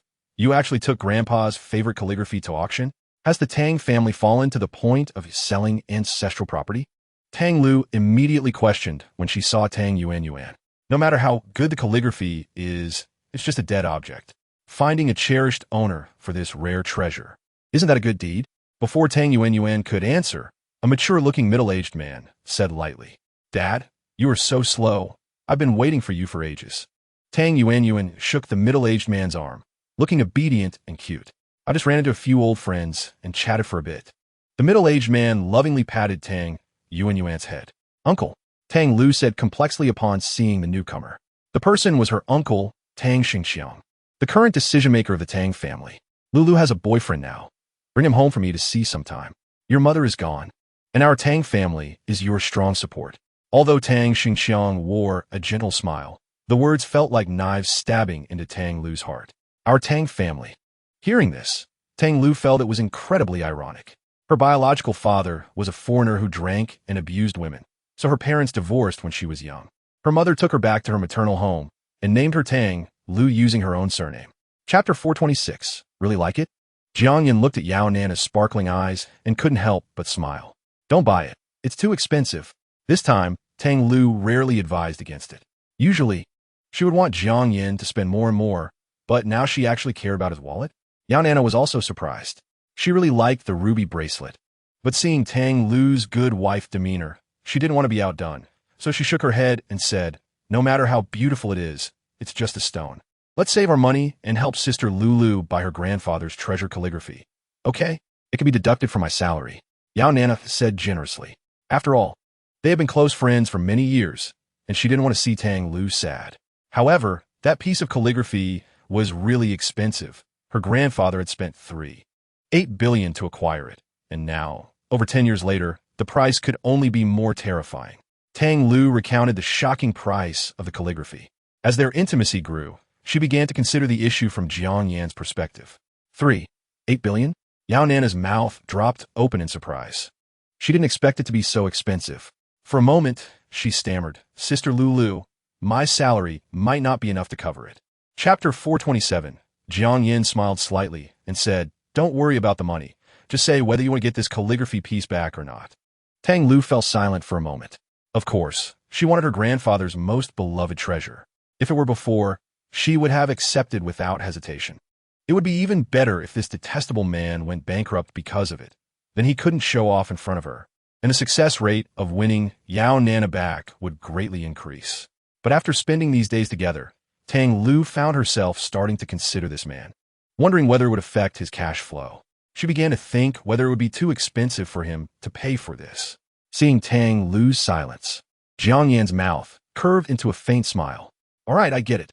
He then turned to look at the auction stage, where the female auctioneer was intently watching every bidder present. The Huang Tingjian calligraphy piece had already reached 450 million, making it the most valuable calligraphy work at the Huagua auction, and the bidding was still ongoing. 6 billion, 7 billion. Jiang Yan couldn't be bothered to increase his bid little by little. He directly jumped into bid. Chapter 428. The three of them happily walked out of the auction house, just about to leave when an unwelcome person appeared. It was indeed true that a new generation surpasses the old. Tang Xingqiang walked over with a broad smile, having completely put away his previous disdain upon seeing Jiang Yan's immense financial power, wanting to befriend this young tycoon. In his opinion, he was Tang Lu's uncle, and the other party was Tang Lu's boyfriend, so he should at least give some face. "What brings you here, Mr. Tang?" Jiang Yan was not interested in Tang Xingqiang, so he interrupted the other party's polite conversation without hesitation. Tang Xingqiang's expression slightly darkened, but he did not lose his temper and continued, "I am very pleased that Tang Lu has found such an outstanding young man as her boyfriend. With my sister gone, as her uncle, I must fulfill my responsibilities as an elder." Upon hearing this, Jiang Yan smiled. An uncle who even robs his niece of her property, what elderly responsibilities can he fulfill? By this time, Jiang Yan had guessed the ulterior motives of the other party. He was merely trying to get close because he saw Jiang Yan being generous. Not only did Jiang Yan catch on, but Tang Lu was also very clear about her cheap uncle's intentions. If it were in the past, Tang Lu might have had the mindset of watching a show, but at this moment, her heart was completely inclined towards Jiang Yan. How could she let her beloved fall into the other party's trap? Chapter 429. The Zhanghe Villa area is a well-known upscale villa in the center of Magic City, consisting of 12 high-rise residential buildings and 9 riverside villas, making it a true gathering place for the wealthy. After having lunch, Jiang Yan took the two women there. "Sir, how may I assist you?" The salesgirl saw the three of them and hurried over. The beauty and temperament of the two women were exceptional. Even without looking at the designer clothes they wore, their looks were not something an ordinary family could nurture. What the two women did not know was that the beauty-enhancing oral liquid they had taken during their meal had taken effect. Their appearances were even more radiant and charming. From any angle, there were no flaws, as if they were glowing and forever at the peak of their beauty.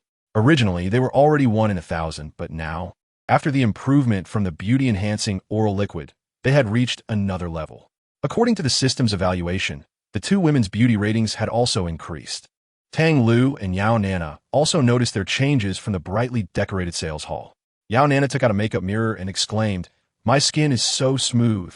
In the past few days, her period had come, causing hormonal changes that led to small pimples on her chin, but now they had all disappeared. Chapter 430. After strolling by the river, the two of them tacitly arrived at the Bulgari Hotel. Before entering the hotel, Tang Lu told Jiang Yan that she needed to go to the supermarket to buy something, but when she came out, her hands were empty. Jiang Yan found it a bit strange, but his attention was completely drawn to other matters, and he didn't pay attention to these small details.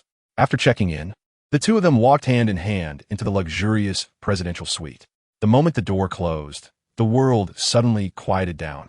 The luxurious high-end presidential suite did not capture their interest at all. The two looked into each other's eyes, and the air was thick with a strong scent of hormones. Even Jiang Yin, who had experienced many things, felt a bit nervous. At this moment, Tang Lu's face was like a peach blossom, resembling a delicate and beautiful rose. When the flower is ready to be picked, it must be picked. Do not wait for it to fall and only then regret. Jiang Yin was certainly someone who understood how to seize opportunities.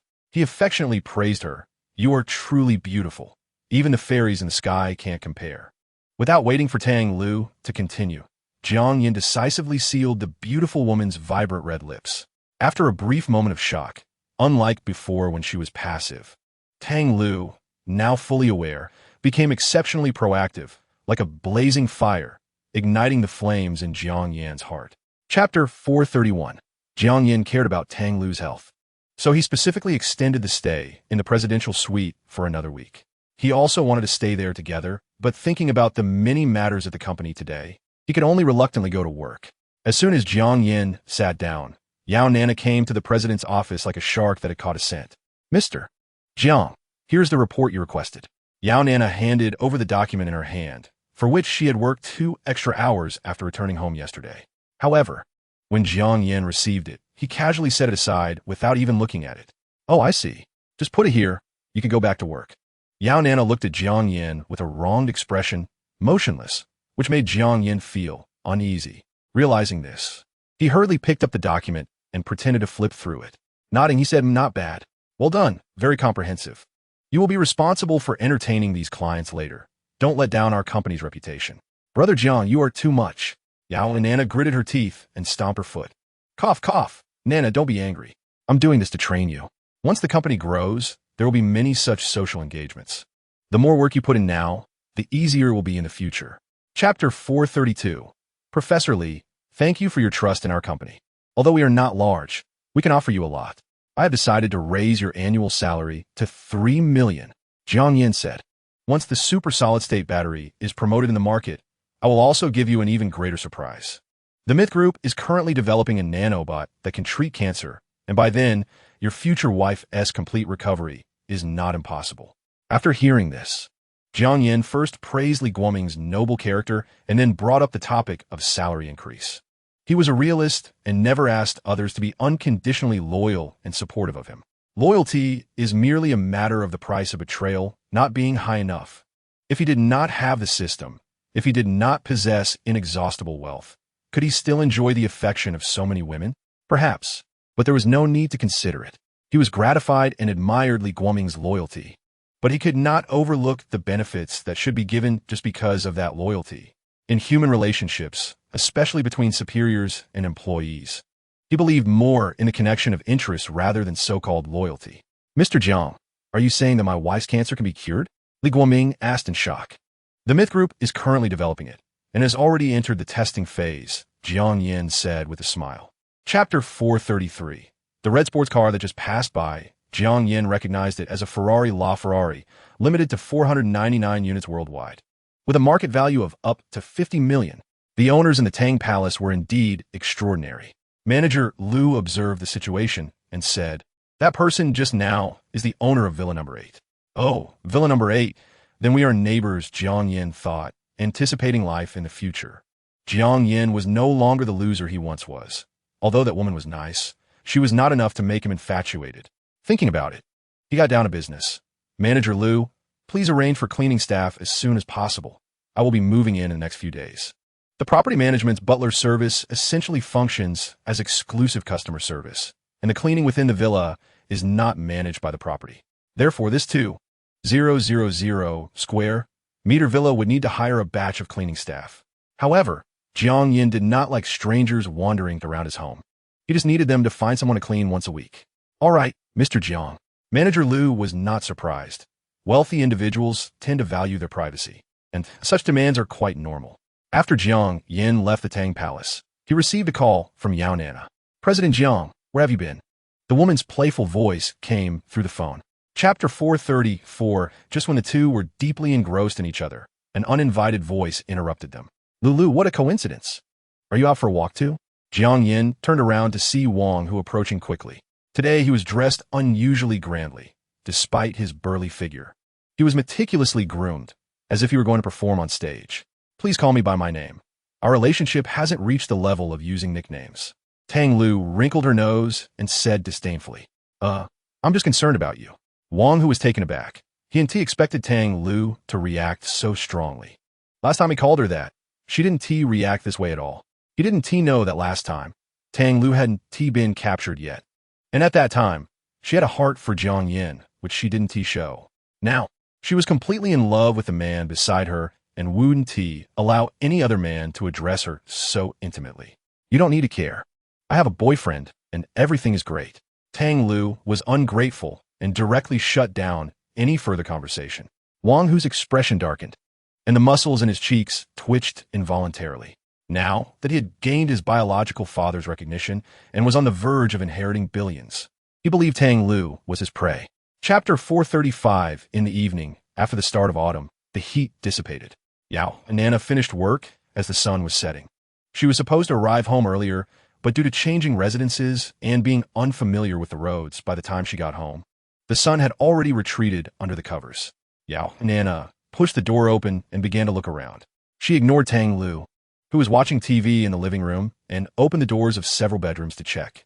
Tang Lu thought she was looking at the decoration of the new house, but her sneaky behavior didn't seem like it. What are you looking for? Tang Lu casually leaned against the sofa, grabbing a chip from the table and popping it into her mouth. After checking several rooms, Yao Nana felt a mix of relief and disappointment. She sat down beside Tang Lu, reaching into the chip bag, and said, Nothing, just checking if you have a hidden man. If you want a man, just say so. What do you mean by hiding a man? Tang Lu discontentedly swatted Yao and Nana's hand away. Hee, you saw through me. Where's Brother Jiang? Yao Nana didn't mind at all. Her sturdy body forcefully snatched a handful of chips from Tang Lu's arms and chewed loudly. He has something to do, and left. Oh. With a confirmed answer, Yao Nana obviously looked disappointed. Chapter 436. A smile appeared on Jiang Yan's lips as he began to watch the show. They say 3 women make a play, but in his view, 2 women are also quite enough. This was the first time Tang Lu actively called him husband, and it was indeed a case of the clam and the snipe contending, while the fisherman benefited. He lightly scratched Yao and Nana's nose and joked, Nana, don't bully your sister Lulu. Yao Nana's eyes widened in disbelief as she looked at Tang Lu acting spoiled. Is this really the Tang Lu I know? She is actually lying in a man's arms being cute. I'm not. I was just joking with Sister Lulu. Seeing her man speak up, Yao Nana dared not threaten any further. Watching Tang Lu, who was hiding in Jiang Yan's embrace and secretly laughing, she felt extremely frustrated. Everything that happened today caught her off guard. This good sister seemed like a different person. Her way of playing cards was vastly different from before. Is she studying military tactics? Has she used the trick of relying on a tiger's power? She naturally didn't understand that previously. Most of Tang Lu's thoughts were focused on guarding against Jiang Yin, but now that she had completely fallen for him and was unrestrained, she could easily suppress Yao Nana with just a slight move.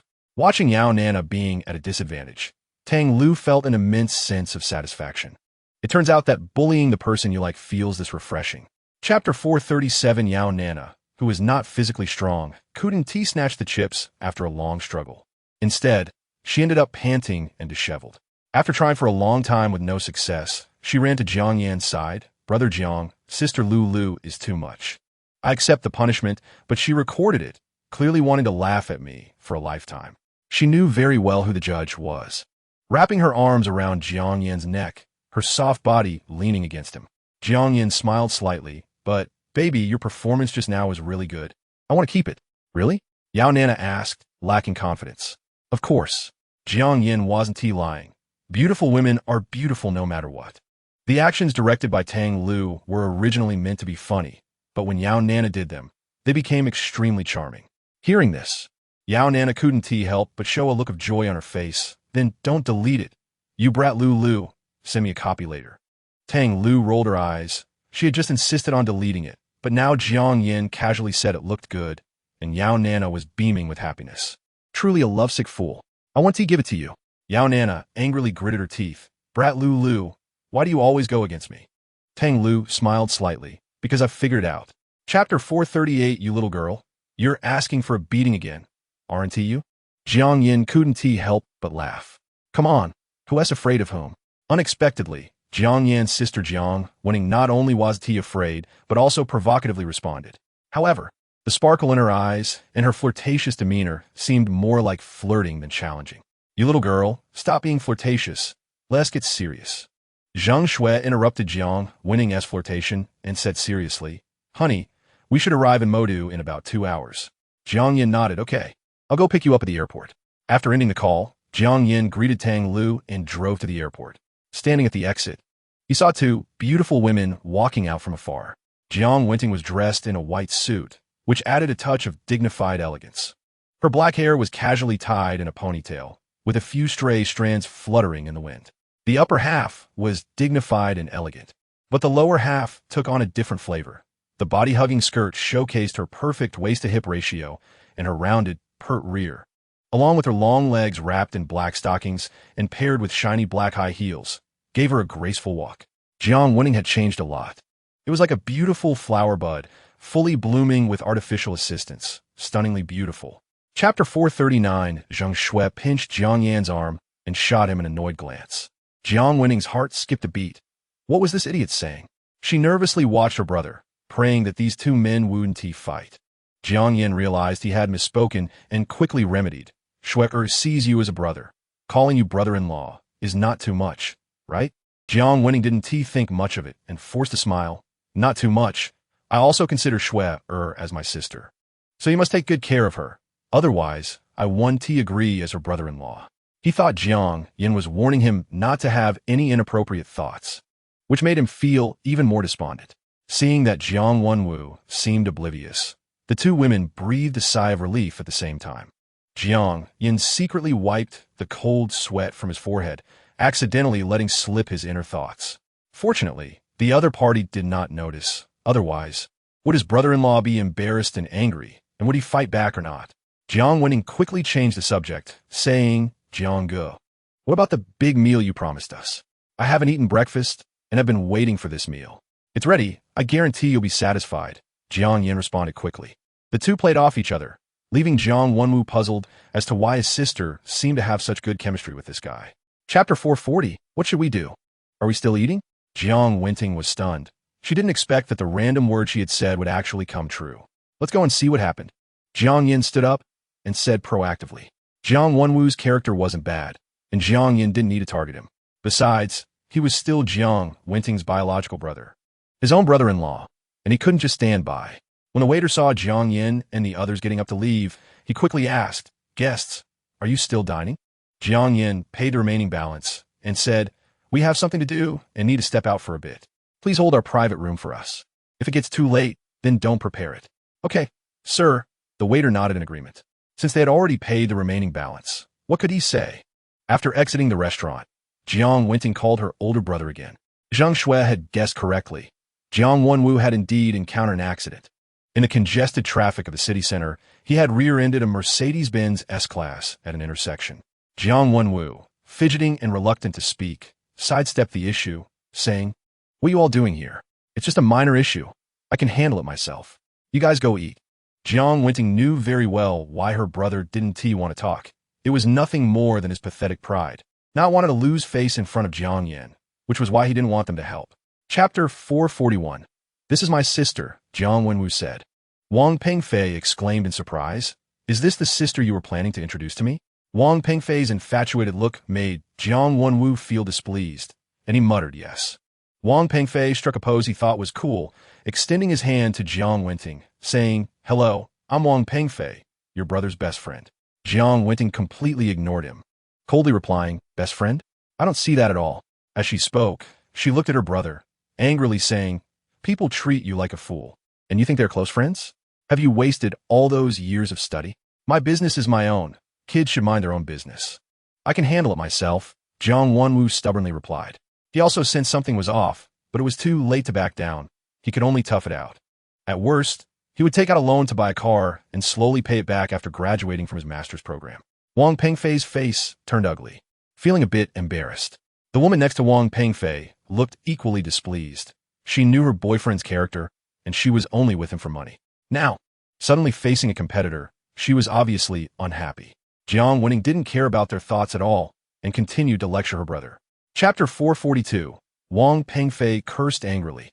"Damn it, am I just your fighting education material? He stood up to resist desperately, but the sudden intense pain made his courage evaporate.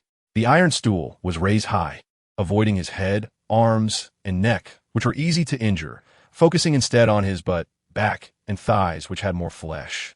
For a moment, Wang Pengfei's screams echoed, but he suffered no substantial harm.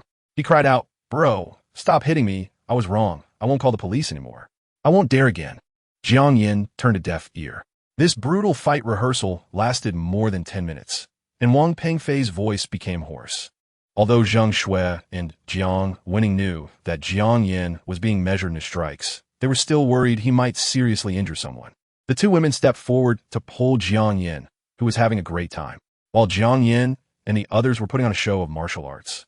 The owner of the Mercedes, who had originally intended to leave, suddenly stopped to watch Jiang Yin. Finally, after Jiang Yin stopped, he approached and asked, "Mr. Jiang?" Jiang Yin turned to look. It was a middle-aged man with a big belly, and he asked in confusion, "Who are you?" He really had no impression of this person. Chapter 443.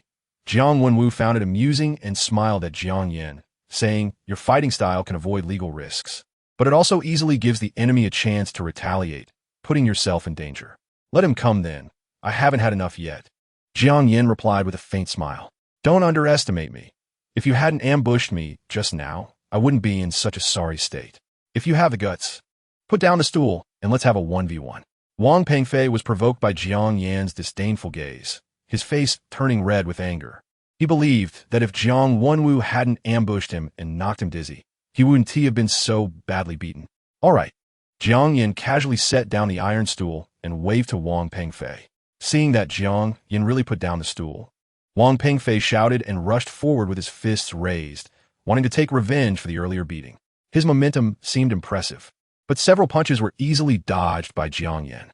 Wang Pengfei felt like his opponent was as slippery as an eel. He couldn't catch him, getting angrier and shouting, "If you have the guts, don't dodge." Jiang Wenwu laughed. Was Wang Pengfei really so mad that he lost his head? Who fights while letting the opponent just stand there as a target? "All right." To Jiang Wenwu's surprise, Jiang Yin actually agreed and stood there without moving. "Chapter 444. I'm sorry." "Lu Yi," Wang Pengfei said with a long face. "What are you apologizing for? You don't even know who you've offended. Wang Baldi, with your little assets. Don't even think about passing them down." Lu Jinfeng sighed. Wang Baldi kicked Wang Pengfei in the butt again.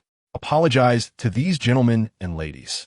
Wang Pengfei, with a pained expression, looked at Jiang Wenwu and quietly said, "I'm sorry, Wenwu, you don't need to fix the car. I'll bear all the losses." He then turned to Jiang Yin and the others, saying, "I'm sorry to all three of you. Please forgive me. As adults shouldn't hold grudges against children." Lu Jinfeng immediately became anxious upon hearing this. How can this kid be so foolish? If he doesn't pursue responsibility, how can I still make a good impression? So he immediately spoke up. "The car accident is our full responsibility. Whatever needs to be done will be done. I'll buy you a new car." "No way. How could I take Lie's car?" Wang Baldi immediately refused. Lu Jinfeng, who already had assets exceeding 10 billion, had recently gotten in with a big shot and obtained the qualification as a distributor for medical nanorobots, making waves in the market. He didn't dare to offend anyone at all. "If I tell you to take it, then take it. No more nonsense." Lu Jinfeng snorted. Chapter 445. Inside the Tangong Villa.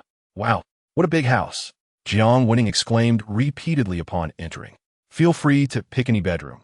I just had them cleaned a few days ago, and all the daily necessities are brand new," Jiang Yin said with a faint smile. "But I'm afraid of loneliness. I need someone to keep me company." "How shameless. Girls should be reserved." Zheng Shui helped Jiang Yin take off his coat while playfully scolding him.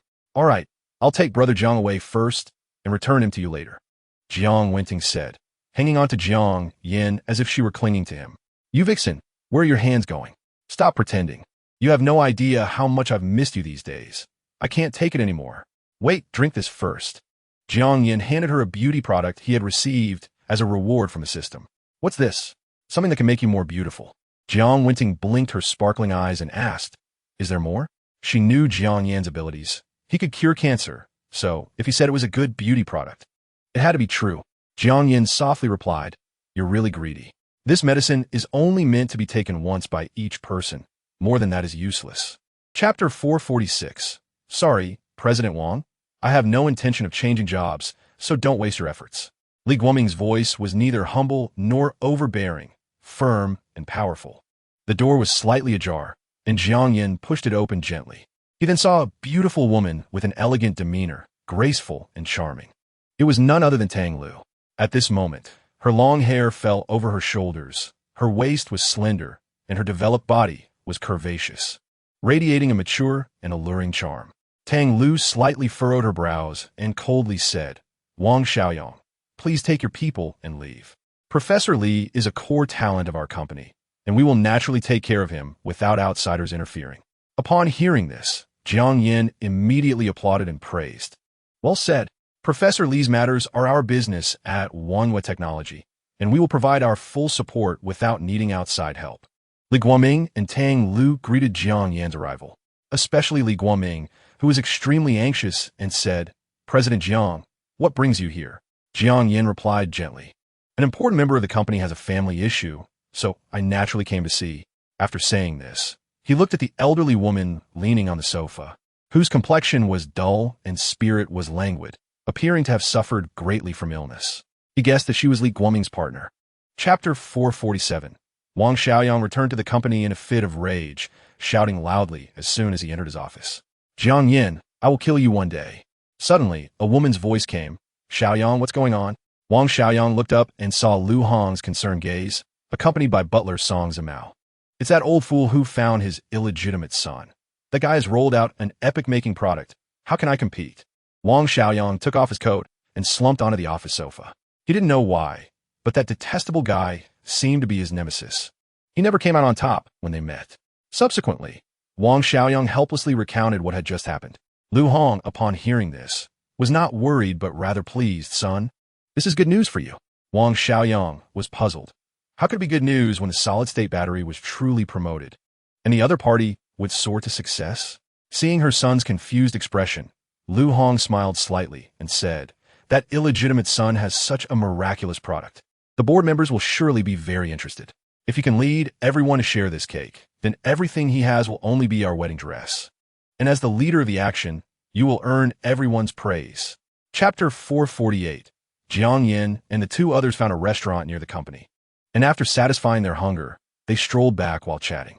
Yao Nana looked around and, confirming there were no acquaintances, secretly linked her arm with Jiang Yan's, smiling like a fox that had stolen a chicken. "Honey, I really like you so much. What if I can't live without you for the rest of my life?" Jiang Yin chuckled. "Then we should just be together forever. We will be together forever. Of course, it would be better if this light bulb wasn't here." Yao Nana glanced disdainfully at Tang Lu beside her. Tang Lu coldly said, "Nana, are you itching for a fight? Brother Jiang, look, Stinky Lulu is bullying me again." Ever since the three's relationship was made public, Yao Nana realized that the seemingly weak and easy-to-bully Tang Lu was actually just pretending. Her combat power was incredibly strong. Now, Yao Nana could hardly compete with Tang Lu and sometimes would be bullied fiercely at night. So she planned to use Jiang Yin as her backing, but unfortunately, her scheme ultimately fell through. Jiang Yin shrugged and said, "Sorry, I won't get involved in women's matters." Just as Tang Lu was about to teach Yao Nana a lesson, she suddenly stopped in her tracks. Chapter 449. Wang Xiaoyang was completely dumbfounded, and the shareholders behind him were also taken aback by the outcome. Tang Xingxiang was anxious. He had rushed over from afar, but not to witness a move-out. "President Wang, these employees don't matter, but we must get our hands on the technical data for the super solid-state battery." He had witnessed Jiang Yan's grand gestures firsthand, more extravagant than a wealthy tycoon. "Let's go to the president's office." Wang Xiaoyang's expression shifted between dark and light as he planned to lead everyone upstairs. But before they could head up, they encountered Jiang Yin and the others in the elevator. Yao Nana and Tang Lu were holding a box containing their personal belongings. The company was moving addresses, and they planned to take them home first. Jiang Yin, however, was empty-handed. He had nothing to take and had only gone upstairs to grab a phone charger. This was a treasure. It might not seem valuable, but if he lost it, how could he slack off? Upon seeing Jiang Yin come down from the elevator, Wang Xiaoyang said, "Jiang Yin, you can move the company and take the employees, but the technical data for the super solid-state battery must be left behind." Jiang Yin scanned the room indifferently. It was still the same few people, not a single one missing. Money is indeed a wonderful thing. It can cloud people's minds and make them relentless in their pursuits. Chapter 450. What are you staring at? So entranced? A delicate hand waved in front of Jiang Yin. It was Jiang Wen coming over to check on him. Nothing. Have you seen our new neighbors? Yeah, I just saw them leave. Jiang Yin felt a bit awkward. Jiang Wen continued, Brother Jiang, do all men like to have their cake and eat it too? Jiang Yin smiled and wrapped his arm around Jiang Wenting's slim waist, generously saying, Who doesn't like beautiful women? I like you too. Jiang Wenting pouted. You are really honest. Jiang Yin kissed the woman's fair and tender cheek and laughed. What's wrong? Are you not satisfied with your brother working the fields? Jiang Wenting blushed and replied, Not at all. With that, the topic reached a point where she felt she couldn't say much more. After all, she was in love with a flirtatious man. Suddenly, Jiang Wenting looked up at Jiang Yin and said, Brother Jiang, I want to start a business. I want to be a boss. Great. What do you want to do? Jiang Yin casually asked. It's good for his woman to have ambitions. Jiang Wenting bit her finger, pondering for a long time, but she didn't know what to do. She said she wanted to start a business, purely stimulated by what she saw. The woman who just drove a sports car had a cold and elegant demeanor, and it was clear she was definitely a successful woman. Chapter 451. Jiang Yin and Tang Lu tidied up and walked out of the lounge, only to see Yao Nana sitting on the sofa, calmly looking at them. Nana, what are you doing here? Tang Lu asked a bit awkwardly. Stinky Lu, I asked you to tell Brother Jiang to hold a meeting, and this is how you called him?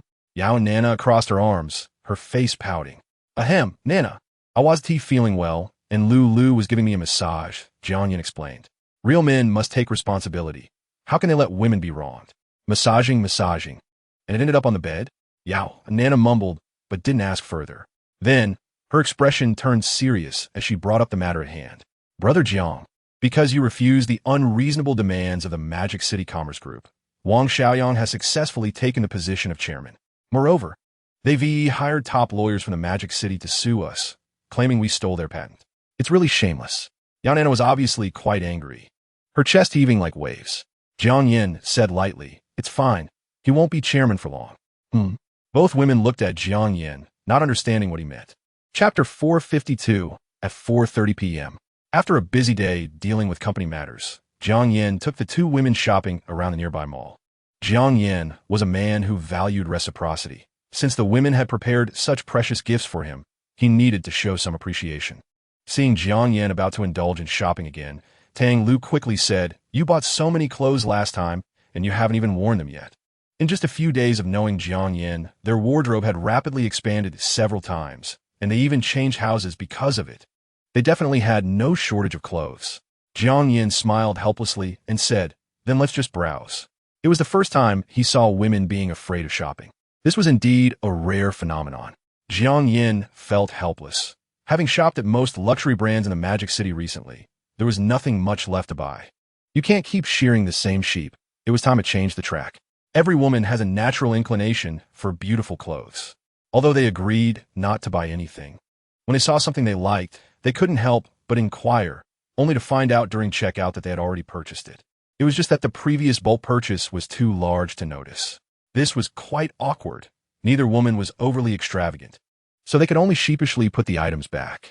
The sales assistant just smiled gently, still respectful and polite. Chapter 453. No matter where they went, they ran into that annoying guy. It was really bothersome. Yao Nana grumbled. After seeing Wang Xiaoyang and Tang Yuan, Tang Lu also frowned. Jiang Yin couldn't help but lament whether Wang Xiaoyang was born to be a jerk.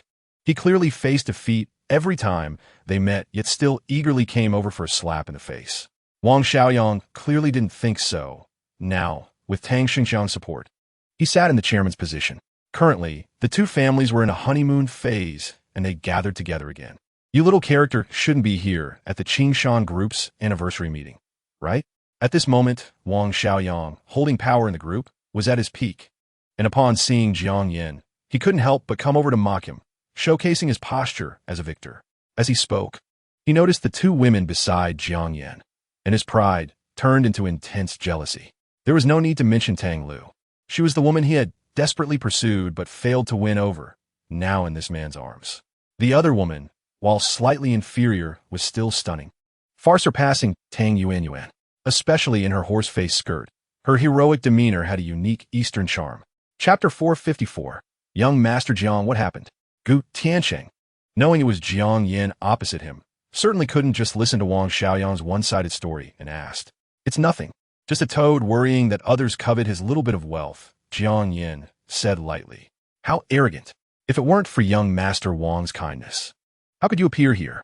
A businessman attempting to cling to the Wang family mocked. He had just risen in recent years, with shallow foundations, and came to the banquet to network with some business giants for new opportunities. Seeing the current situation, he naturally wanted to curry favor with Wang Xiaoyang to gain his goodwill. However, as soon as he finished speaking, he heard Gu Tiancheng coldly say, Sir, please be cautious with your hearsay. Don't bring trouble upon yourself. Though he didn't know the specifics of the situation, he was very clear about Jiang Yan's strength. How could someone who could spend 1 billion without batting an eye be so insignificant? The fact that the other party could casually take out 1 billion without inheriting the Wang family's business left Gu Tiancheng in awe. The would-be flatterer immediately fell silent, retreating into the crowd, afraid of being targeted by Gu Tiancheng. Chapter 455. I'm sorry. Although Wang Xiaoyang was unwilling, he could only apologize obediently. However, his attitude was perfunctory, and he didn't even walk up to Jiang Yin. Try to gloss over it. Come closer and speak up. If you don't have sincerity, I'll have someone find a loudspeaker for you to apologize. Gu Tiancheng scolded loudly. Wang Xiaoyang's face turned red. He glanced at the eager security personnel beside Gu Tiancheng, fearing they would really find a loudspeaker to make him apologize. Slowly, Wang Xiaoyang walked up to Jiang Yin, raised his voice, and with an extremely reluctant expression said, Young Master Jiang, I'm sorry. After saying that, Wang Xiaoyang lowered his head, his heart filled with humiliation. After today, this apology would likely spread throughout the entire Magic City. Not only would he be embarrassed, but the reputation of the Magic City Commerce Group would also suffer. Oh, he really apologized? Although this young man is very capable, Wang Xiaoyang is still the chairman of a 100 billion group. Isn't this too humiliating? So what if he asked the chairman, on someone else's territory, casually slandering a director? Especially such a capable young man. Gu Tiancheng wouldn't let him off, and neither would that Miss Gu. It was unexpected that a group chairman would act like a rural woman slandering others. Truly, the world is declining, and human hearts are no longer what they used to be. Chapter 456. After the banquet, Jiang Yin and the two women returned to the Jianghe Bay Villa area. The bright moon shone over the Magic City at night, and the stars sparkled brilliantly. However, when Jiang Yin returned to his room, the moon suddenly pulled over a dark cloud, blocking its bright light, and didn't forget to shield the twinkling stars nearby. In an instant, the stars dimmed, the moonlight disappeared, leaving only a few mischievous stars peeking out. This situation lasted until late at night, when the moon finally sighed and could remove the clouds. The sky was already getting brighter, and it could only leave with a group of indignant stars. The sun rose to do morning exercises, and, after a busy night, Jiang Yin also stretched lazily, while Yao Nana beside him looked energetic and radiant. Cuddling in Jiang Yan's embrace, she whispered sweet nothings, and indeed, coaxing a woman in bed was more effective than anywhere else. After a night of effort, even the usually aloof Tang Lu had a faint smile at the corners of her mouth. Get up, there are still many things to do at the company today. Okay. Yao Nana reluctantly slipped out of Jiang Yan's arms. After getting up and freshening up, the three arrived at the company. Everything was as usual. Jiang Yin sat in the office, slacking off while Tang Lu and Yao Nana worked hard. Chapter 457. Wang Yongfeng wanted to pretend he didn't know, but someone was unwilling. I didn't expect you to be here for lunch too. What a coincidence. Wang Hu, upon seeing Tang Lu and Yao Nana, couldn't help but walk over in surprise. At that moment, Wang Yongfeng wanted nothing more than to slap this rebellious son to death. Had he never seen a beautiful woman? But who could he blame? It was his own fault for not informing Wang Hu of his relationship with Jiang Yin, resulting in this awkward situation. This is my father. He is a big entrepreneur in the Magic City. Wang Hu looked proudly at Jiang Yin, feeling a swell of pride. He wanted to show off last time in the community, but was stopped by Wang Yongfeng. Now that he finally found the opportunity, how could he let it slip? Of course I know him, even more than you do, Jiang Yin said with a faint smile, filled with amusement. So this old man was no longer pretending to be sick? Cough, cough. Wang Yongfeng, who had initially wanted to avoid the situation, felt embarrassed when he saw Jiang Yan's gaze. After investigating for a long time behind the scenes, he was astonished to discover that the son he had abandoned had now become a billionaire CEO, worth much more than himself. He knew that his current success was entirely due to the sacrifices he made back then, being humble and flattering the Liu family. Chapter 458. Looking at Wang Yongfeng, who was about to have a heart attack from anger, Jiang Yin calmly said, "With this time, you might as well think about how to take off that green hat." Wang Yongfeng suddenly calmed down, taking a deep breath and saying, "It seems your mother raised you well. This is truly unexpected. I really regret not paying attention to you all these years." Since Jiang Yin had guessed the truth, he no longer pretended, his expression turning cold and indifferent. Jiang Yin smiled. "Thank you for your neglect. Otherwise, I might not have achieved what I have today." There was no affection between them, so there was nothing more to discuss. After speaking, Jiang Yin led Tang Lu and Yao Nana away. After leaving the restaurant, Yao Nana cautiously glanced at Jiang Yin's expression and quietly asked, "Brother Jiang, where are we going next?" Jiang Yin smiled and said, "Let's find another place to eat. It's a pity such a nice place was tainted." It would be a lie to say he didn't hate him. Every time he saw this man, Jiang Yin couldn't help but remember the years of hard work his mother endured. He could never forgive this scum of father. To forgive him would be the greatest harm to Jiang Xiujing. Tang Lu quietly grabbed Jiang Yan's hand, feeling her man's anger. Chapter 459. Jiang Yin was living a leisurely life, with Zheng Shui starting school and Jiang going to inspect entrepreneurial projects. Jiang Yin naturally accompanied Yao Nana and Tang Lu. Today the company was on holiday, so he wasn't slacking off but sleeping in. Early in the morning, Jiang Yin was awakened by Yao Nana's loud shout. He angrily pulled her into his arms and said, "What's the big deal so early in the morning? Are you okay?" "Iem me fine," Yao Nana replied, blushing. Then she took out her phone and said, "Hubby, the trading group is in chaos right now. The market is flooded with negative news, and investors are panicking, selling their stocks. Wang Xiaoyang, as the chairman of the group, have been taken away by prosecutors for allegedly manipulating the stock market. Brother Jiang, you're really amazing. Things are developing just as you said." Yao Nana looked at her man with admiration. Ding! Yao Nana's favorability reached 90, rewarding an upgrade to the exploration skill. Jiang Yin was taken aback. He expected the exploration skill could be upgraded. God-level exploration skill. When a high-quality goddess appears within 100 meters, it will automatically alert.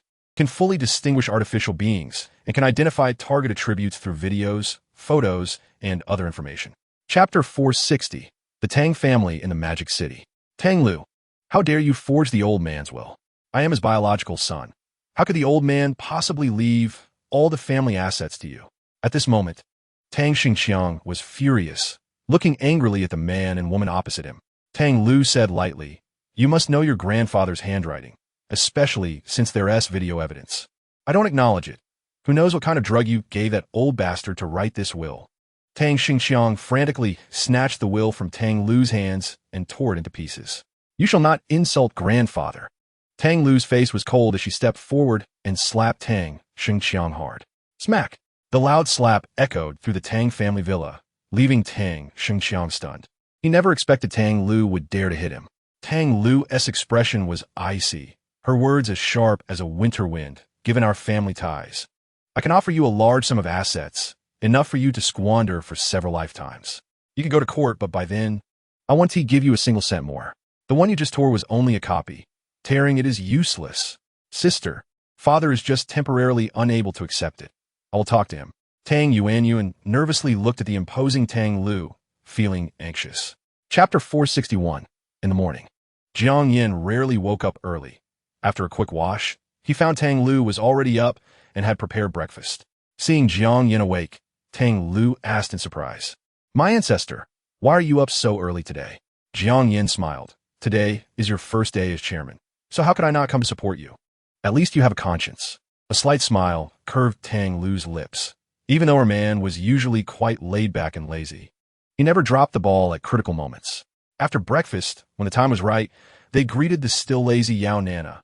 "Are you getting up?" "We're leaving." Yao Nana, still groggy, replied, "Isn't today the day to sign the order with the military? Aren't you going?" The super solid-state battery's powerful performance had caught the attention of the state, and after testing, the military factory decided to place an order for a batch to be used in military drones, walkie-talkies, battlefield electric motorcycles, and other fields. Just sign. You are now the boss of legendary technology company. In recent days, Jiang Yin had handed over the position of president to Yao Nana, completely becoming a hands-off manager, only occasionally going to the company to cultivate relationships with the two women. Chapter 462. In the morning, the sunlight flooded the earth.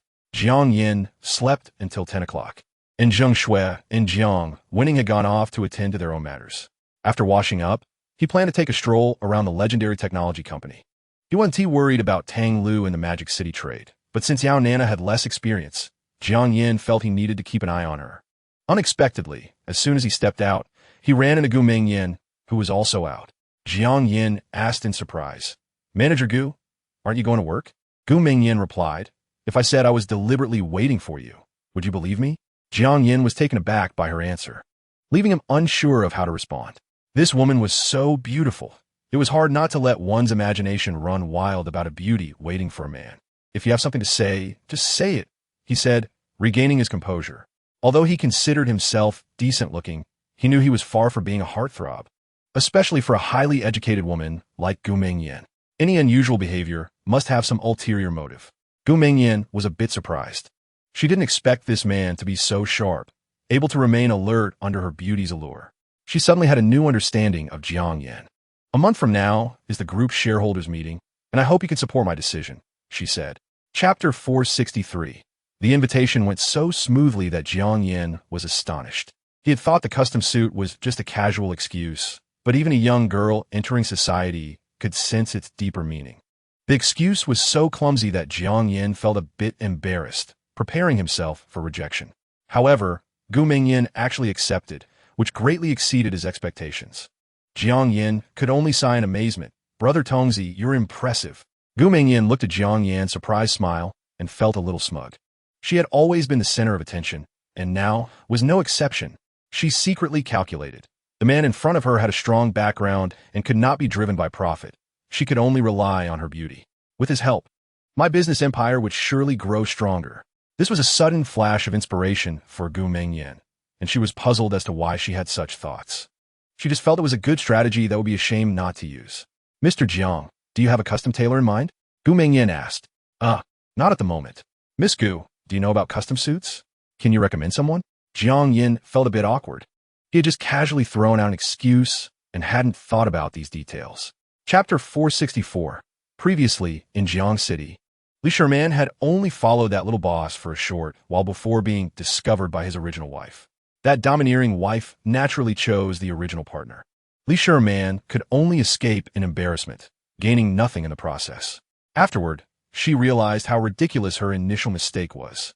If she had not betrayed Jiang Yin back then, she might have already been living a superior life instead of working as an assistant in this tailoring shop, suffering indignities. The old tailor, fearing Jiang Yan's anger, quickly changed the subject. "Mr. Jiang, what fabric do you like?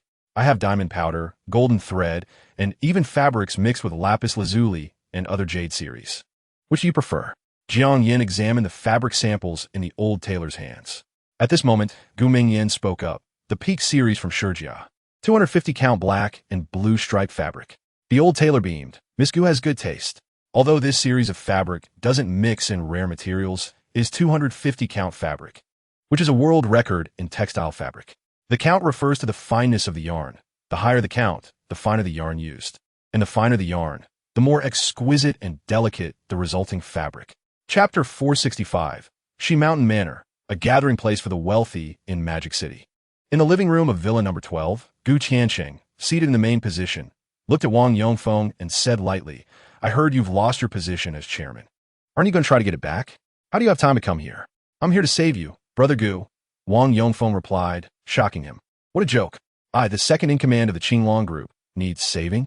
"Brother Gu, it's not that I'm trying to scare you. Your good days are almost over, and your future may not be better than mine."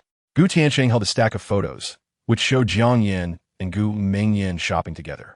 "If the information I've gathered is correct, your niece has wanted to remove you as manager for a long time, right?" Wang Yongfeng said with a forced smile. "So what? No matter how you say it, she is still my niece. Regardless of who leads the Qinglong group, it is still in our Gu family's hands. Unlike you who handed it over to outsiders, like a lost dog running amok." These words were too hurtful, and Wang Yongfeng's smiling face turned cold. Gu Qiansheng, you are biting the hand that feeds you. I'm here to help you. Stop it. Just say what your purpose is. We are old acquaintances. No need to beat around the bush. Chapter 466. Jiang Yin counted the places that had undergone surgery and found there were at least a dozen. He had encountered a plastic surgery fanatic. Startled, he quickly turned away, fearing unnecessary misunderstandings. Li Xiaohong, seeing the handsome guy opposite her, was about to flirt, but he immediately turned and left, as if he were avoiding a plague, leaving her feeling quite frustrated. It seems I still need to work harder. When my father sends over the money, I'll go get a sexy pair of lips to charm these smelly men. Jiang Yin, on the other hand, was increasingly grateful for his system. Seeing is not necessarily believing. Although this woman looked good, it could be too late once he got hands on. At that moment, Jiang Yin lost the mood to wander around the street and went straight back. 3 days later, Jiang Yin arrived at the high-speed train station in Magic City. Brother. A delicate and cute girl ran towards Jiang Yin through the crowd. In just a few steps, she reached him, and Jiang Yin opened his arms to embrace her. The girl nestled in his arms, unwilling to come out for a long time. Savoring the fragrance of the girl in his arms, he gently asked, "Have you missed me?" Wang Linglong, still as cute as ever, blushed at Jiang Yin's question. Chapter 467. The small courtyard had a rustic stone path laid over the green grass, with several verdant banana trees hanging down their broad leaves, full of life. Under the blue sky and white clouds, Jiang Yin swam leisurely in a pool resembling a sapphire. With a flip, he dove to the end of the pool, his movements agile and swift, much like a fish. Brother Jiang, you are amazing. How do you swim like a fish? Wang Linglong, wearing a pink one-piece swimsuit, stood by the pool, clapping in delight. Want to learn? I can teach you, Jiang Yin said, surfacing with a smile. But I'm scared. Is the water deep? Wang Linglong tiptoed to test the water surface, the coolness dispelling the heat from the sun. Although the pool water was clear, she couldn't estimate its depth, and being unable to swim, she was too timid to get in. Seeing her wanting to come down, but hesitating, Jiang Yin couldn't help but feel mischievous. How about this deep? Jiang Yin gestured to his neck. Wouldn't that just drown me? Wang Linglong was even more frightened. Her height barely reached Jiang Yin's neck. The pool was simply too unkind to her. Wasn't it targeting her? Chapter 468. Who's sick? You don't think I came here on purpose to peep at you, do you? Although Jiang Yin had already hidden in the water, he couldn't cover everything. At least his upper body was still exposed. Gu Mingyin looked at the man's streamlined body, her face slightly flushed. After all, no matter how composed she tried to be, she was still an inexperienced woman. I can't be bothered with you. I'll wait for you outside. Let's talk after you get dressed. Continuing to argue at this moment would only put the woman at a disadvantage. Gu Mingyin suspected that the other party had bribed someone around her to create this encounter. If that were the case, her situation would be dangerous. Just as Gu Mingyin was walking outside, perhaps due to her unsettled emotions, she accidentally stepped into a crack between the stone slabs, losing her balance and falling backward. Just as Gu Mingyin panicked with a splash, Jiang Yin jumped out of the water with powerful explosive force. He caught her in his arms just as her head was about to hit the stone slabs. Belvere! A scream even more piercing than before erupted from Gu Mingyin's throat. She slapped Jiang Yin's chest with both hands, looking flustered and at a loss. Chapter 469. Stop being pretentious. What do you have that's worth looking at? Are you old? Is your figure bad? Jiang Yan's words pierced Gu Mingyin's heart like a sharp knife. You, Jiang Yin, I'm going to fight you. Gu Mingyin's eyebrows shot up in anger. She was about to go mad. How could this man, with such a venomous tongue, have so many girlfriends? Infuriated, Gu Mingyin aimed a kick at Jiang Yan's vital area. Jiang Yin was startled and instinctively squeezed his legs together, just managing to trap her thigh that was coming in for the kick. Although his physical fitness far exceeded that of ordinary people, he wasn't invulnerable. If he were really kicked, it would be disastrous. Fearing that this crazy woman would act irrationally again, Jiang Yin took the initiative, stepping forward to tightly embrace her. Gu Mingyin struggled desperately. But how could a delicate woman break free? After futile attempts, she had no choice but to quiet down, saying angrily, "Let me go. If you promise not to go crazy, I'll let you go." Jiang Yin hadn't expected the domineering female CO to act like an ordinary woman throwing a tantrum, and even going beyond. He was forced into this. He wasn't a masochist. Chapter 470. After vacationing with Wang Linglong, Jiang Yin took her to the academy. He proposed buying a set of housing, but Wang Linglong said she wanted to experience university life, so the plan was postponed. In the following days, Jiang Yan's life went smoothly. He played around with Zheng Shui and Jiang Wenting, flirting and joking with Tang Lu and Yao Nan at the company, enjoying a pleasant life. One day, Jiang Yin was lounging in the Tangwa villa. Zheng Shui and Jiang Wenting had gone off to attend to their own matters, and he finally had some free time, so he opened his computer to play the newly downloaded game Black Monkey. Suddenly, the doorbell rang. When Jiang Yin opened the door, he saw Gu Mingyan standing there, looking vibrant in a pure white professional outfit, holding a gift box. "What are you doing here?" Jiang Yin was quite surprised. Ever since they parted at Yangyun Amen, this woman had been intentionally avoiding him. If it weren't for Jiang Yin seeing that their intimacy had not only not decreased but increased by 5 points, he would have thought this woman was truly a fairy who had cultivated for 1,000 years. Since there was an emotional fluctuation and the intimacy remained stable without decreasing, it indicated that what happened that day had stirred something in her heart, and the seed had been planted, just waiting to take root and sprout. Chapter 471. A few minutes later, Jiang Yin was fully dressed in a white shirt, black tie, waistcoat, suit jacket, and trousers, slowly walking out of the bedroom. At that moment, Gu Mingyan couldn't help but be dazzled. She had to admit this bad guy had a great foundation. The dark blue suit was understated, yet carried an inexplicable sense of luxury. A beam of light fell on his chiseled face, making him look like a perfect work of art carefully sculpted by an artist. He stood tall, like a straight pine tree, with a slight smirk at the corner of his mouth, exuding a rebellious charm.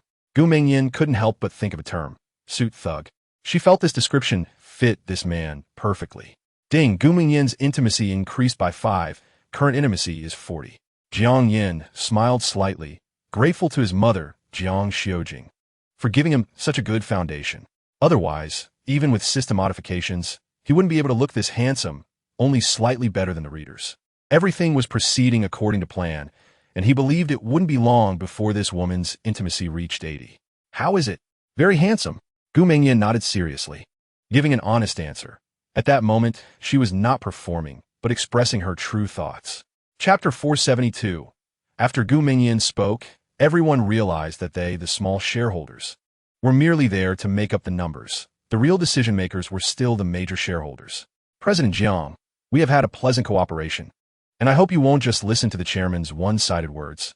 The specific matters still need to be investigated." Gu Tianqing looked earnestly at Jiang Yin, hoping he wouldn't jump to conclusions. Gu Mingyan was shocked. Jiang Yin actually knew Gu Tianqing already. Why hadn't this man told her? He wouldn't really go back on his word, would he?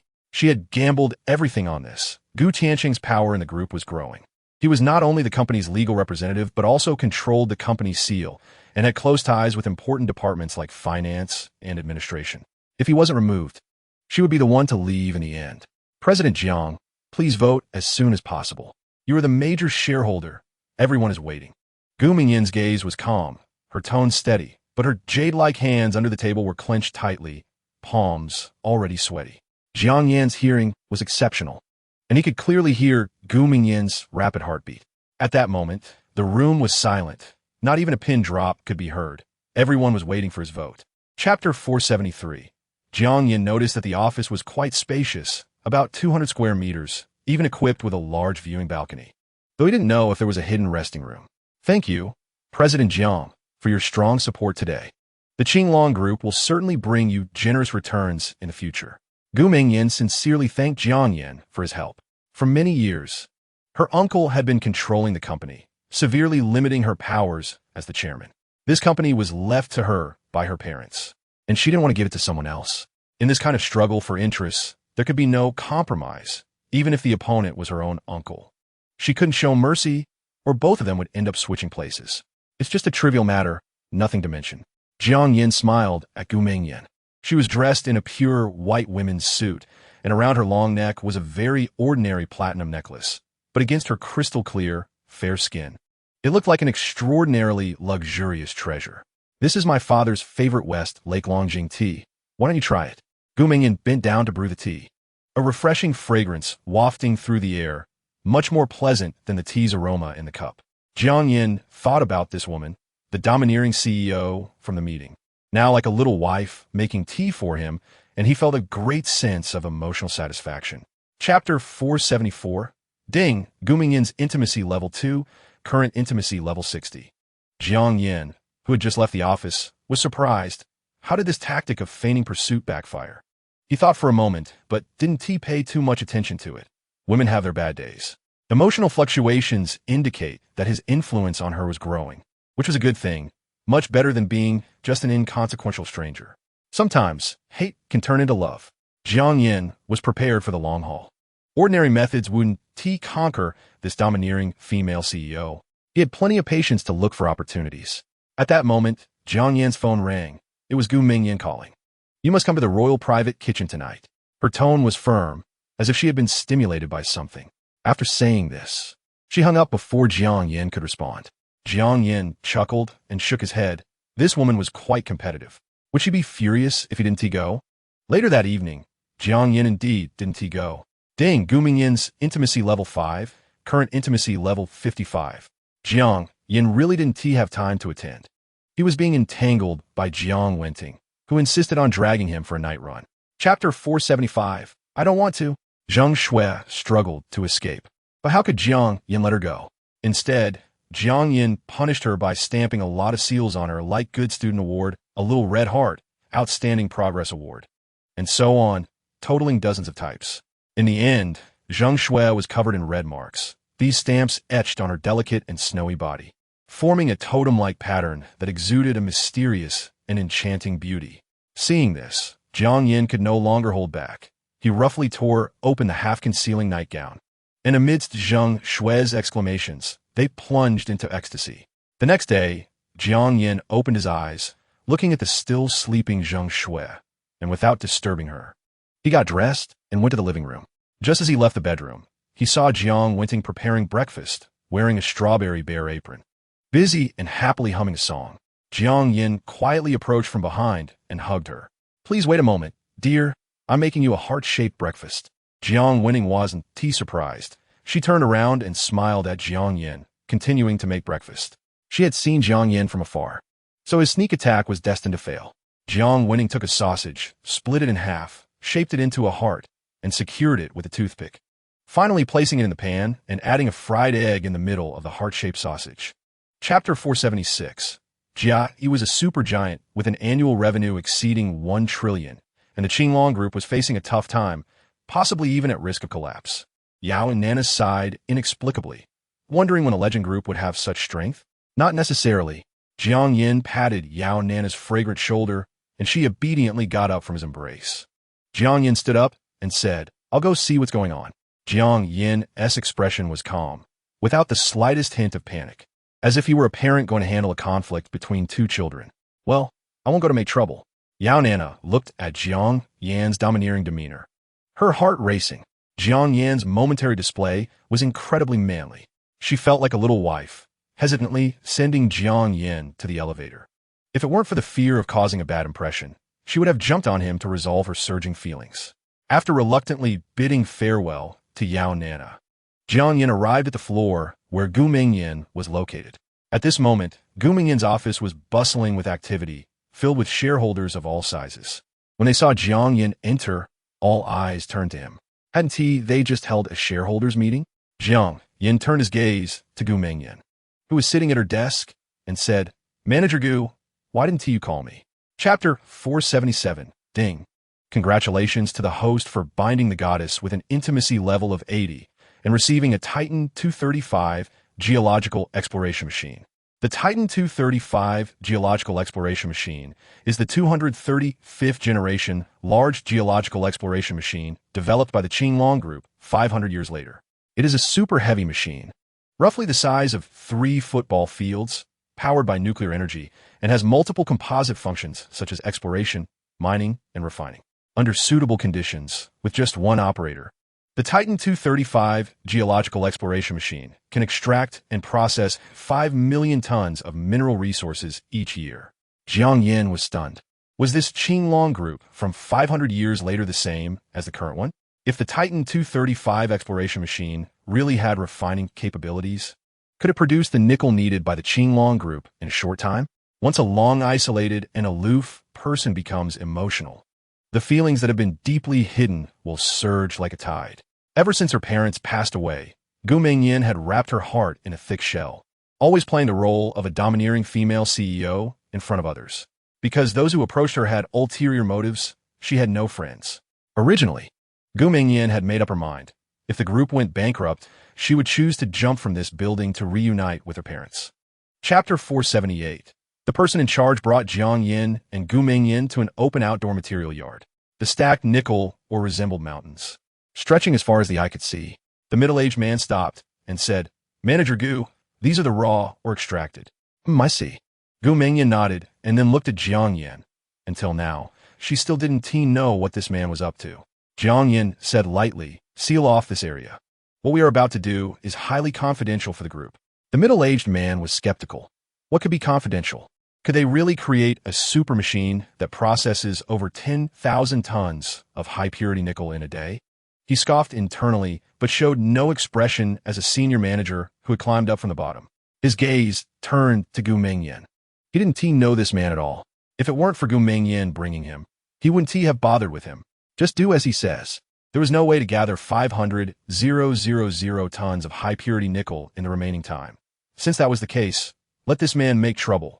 Seeing Gu Mingyin nod, the middle-aged man immediately walked out and took out his phone to notify his subordinates to seal off the material yard. Chapter 479. How did this appear? Wang Yongfeng was dumbfounded. Just a moment ago, there was nothing but endless raw ore, and now, suddenly this thing had appeared. He rubbed his eyes, doubting if he was hallucinating, but after rubbing them, it was still the same. This mechanical giant, comparable to a skyscraper, stood there and had already begun working. The massive mechanical arm continuously sent raw materials into the processing chamber, and after a series of complex processes, neatly stacked high-purity nickel plates appeared. The speed was frightening, as if it was conjured out of thin air. The raw materials piled up like small mountains, being consumed at a visibly fast rate, before quickly moving on to the next pile of ore. At this moment, Wang Yongfeng was speechless. With such an impressive machine, it would be a piece of cake to handle not just hundreds of thousands of tons, but even 1,000,000 tons. His eyes were almost popping out from jealousy. Why should such an amazing machine be in that kid's hands? If he could get his hands on it, he could definitely create a world-class energy company. What method could he use to acquire the machinery? Wang Yongfeng fell into deep thought, completely unaware of the impending danger. Chapter 480. After the person in charge of the mine arrived, Jiang Yin had him take the charcoal man to clean himself up. When he reappeared, Jiang Yin was stunned. He expected this charcoal man to be Wang Yongfeng. In the bustling business district of Magic City, Gu Mingyin had met Wang Yongfeng a few times and immediately asked in shock, "How did he end up here?" Jiang Yin helplessly replied, "You ask me? Who should I ask?" There was no doubt that Wang Yongfeng's appearance here at this moment was absolutely abnormal. But the person had already become a fool. What was the point in dwelling on such matters? Jiang Yin's feelings were complicated. If he had known this person was Wang Yongfeng, would he have saved him? He couldn't think of an answer. But now that things had come to this, he decided to let the past go with the wind. As the green leaves on the street slowly turned yellow and gracefully fell, the dispute between Qinglong Group and Jiai Group in the metal futures market also came to an end. Everyone was shocked to discover that, despite the powerful international giant's obstruction, Qinglong Group not only suffered no losses, but instead made a profit of hundreds of billions of dollars. In an instant, the business community in Huagua was abuzz with speculation about how Qinglong Group defeated Jiai and managed to gather enough spot resources in such a short time. Chapter 481. What time is it now? Gu Mingyin opened her drowsy eyes. It was 3:20 p.m. Jiang Yan's fingers grazed her delicate, fair skin, and he couldn't help but admire it. "Oh no, I still have work to do," Gu Mingyin exclaimed in panic. She hadn't expected that such a ridiculous episode had lasted so long. "It's fine. I've already arranged everything," Jiang Yin said casually. Gu Mingyin rolled her eyes at him, saying, "If you do this, won't the whole company know?" Never underestimate the power of gossip. When one person knows, it means countless others will know too. Jiang Yin stretched his long arms and domineeringly pulled Gu Mingyin into his embrace, whispering, "I want everyone to know you are my woman. Outsiders should not get any ideas. You're so domineering." Looking at Jiang Yan's profile, Gu Mingyin felt a flutter in her heart, but when she thought about sharing such a man with other women, she felt unhappy. So Gu Mingyin said, I don't care how many women you have, but if you want to marry me, you must cut off contact with other women. Marriage is just a piece of paper. It has no binding power. Isn't it good for us this way? Chapter 482. Good morning, Miss Gu. I'm here to pick you up from work again. Gu Mingyin walked out of the group's main entrance with elegant strides and saw a handsome man sitting in a red Ferrari, smiling and greeting her. Feeling a bit anxious, Gu Mingyin quickly glanced around and, seeing no one, quietly got into the car. Why did you come to the company?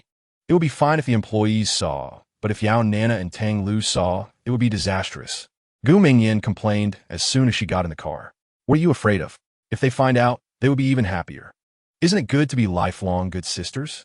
Jiang Yan's large hand habitually rested on her smooth, fair thigh. After playing with it for so long, he still found it irresistible. The touch was top-notch. I don't care. I don't want them to think I'm the woman who steals love. Gu Mingyin had been getting along very well with the two women these days. Ever since Jiang Yan had cleansed her soul, the two women had become her first serious friends, and she didn't want their relationship to change because of this. Jiang Yan smirked. Gu Mingyin might not even know that those two women had been secretly encouraging him to pursue her. For no other reason, Jiang Yan's physique was too strong. As long as they spent more than 2 days together, even sisters couldn't compete. Not wanting to disappoint him, they could only seek outside help. Chapter 483. At the moment of impending collision, Jiang Yan chose to trust his instincts, a special skill given by the system that had helped him avoid life-and-death crises before. He gritted his teeth, his hand on the steering wheel steady as a rock, and made a sharp turn to the right. The truck driver coming head-on saw Jiang Yan's action and couldn't help but reveal a cruel smile.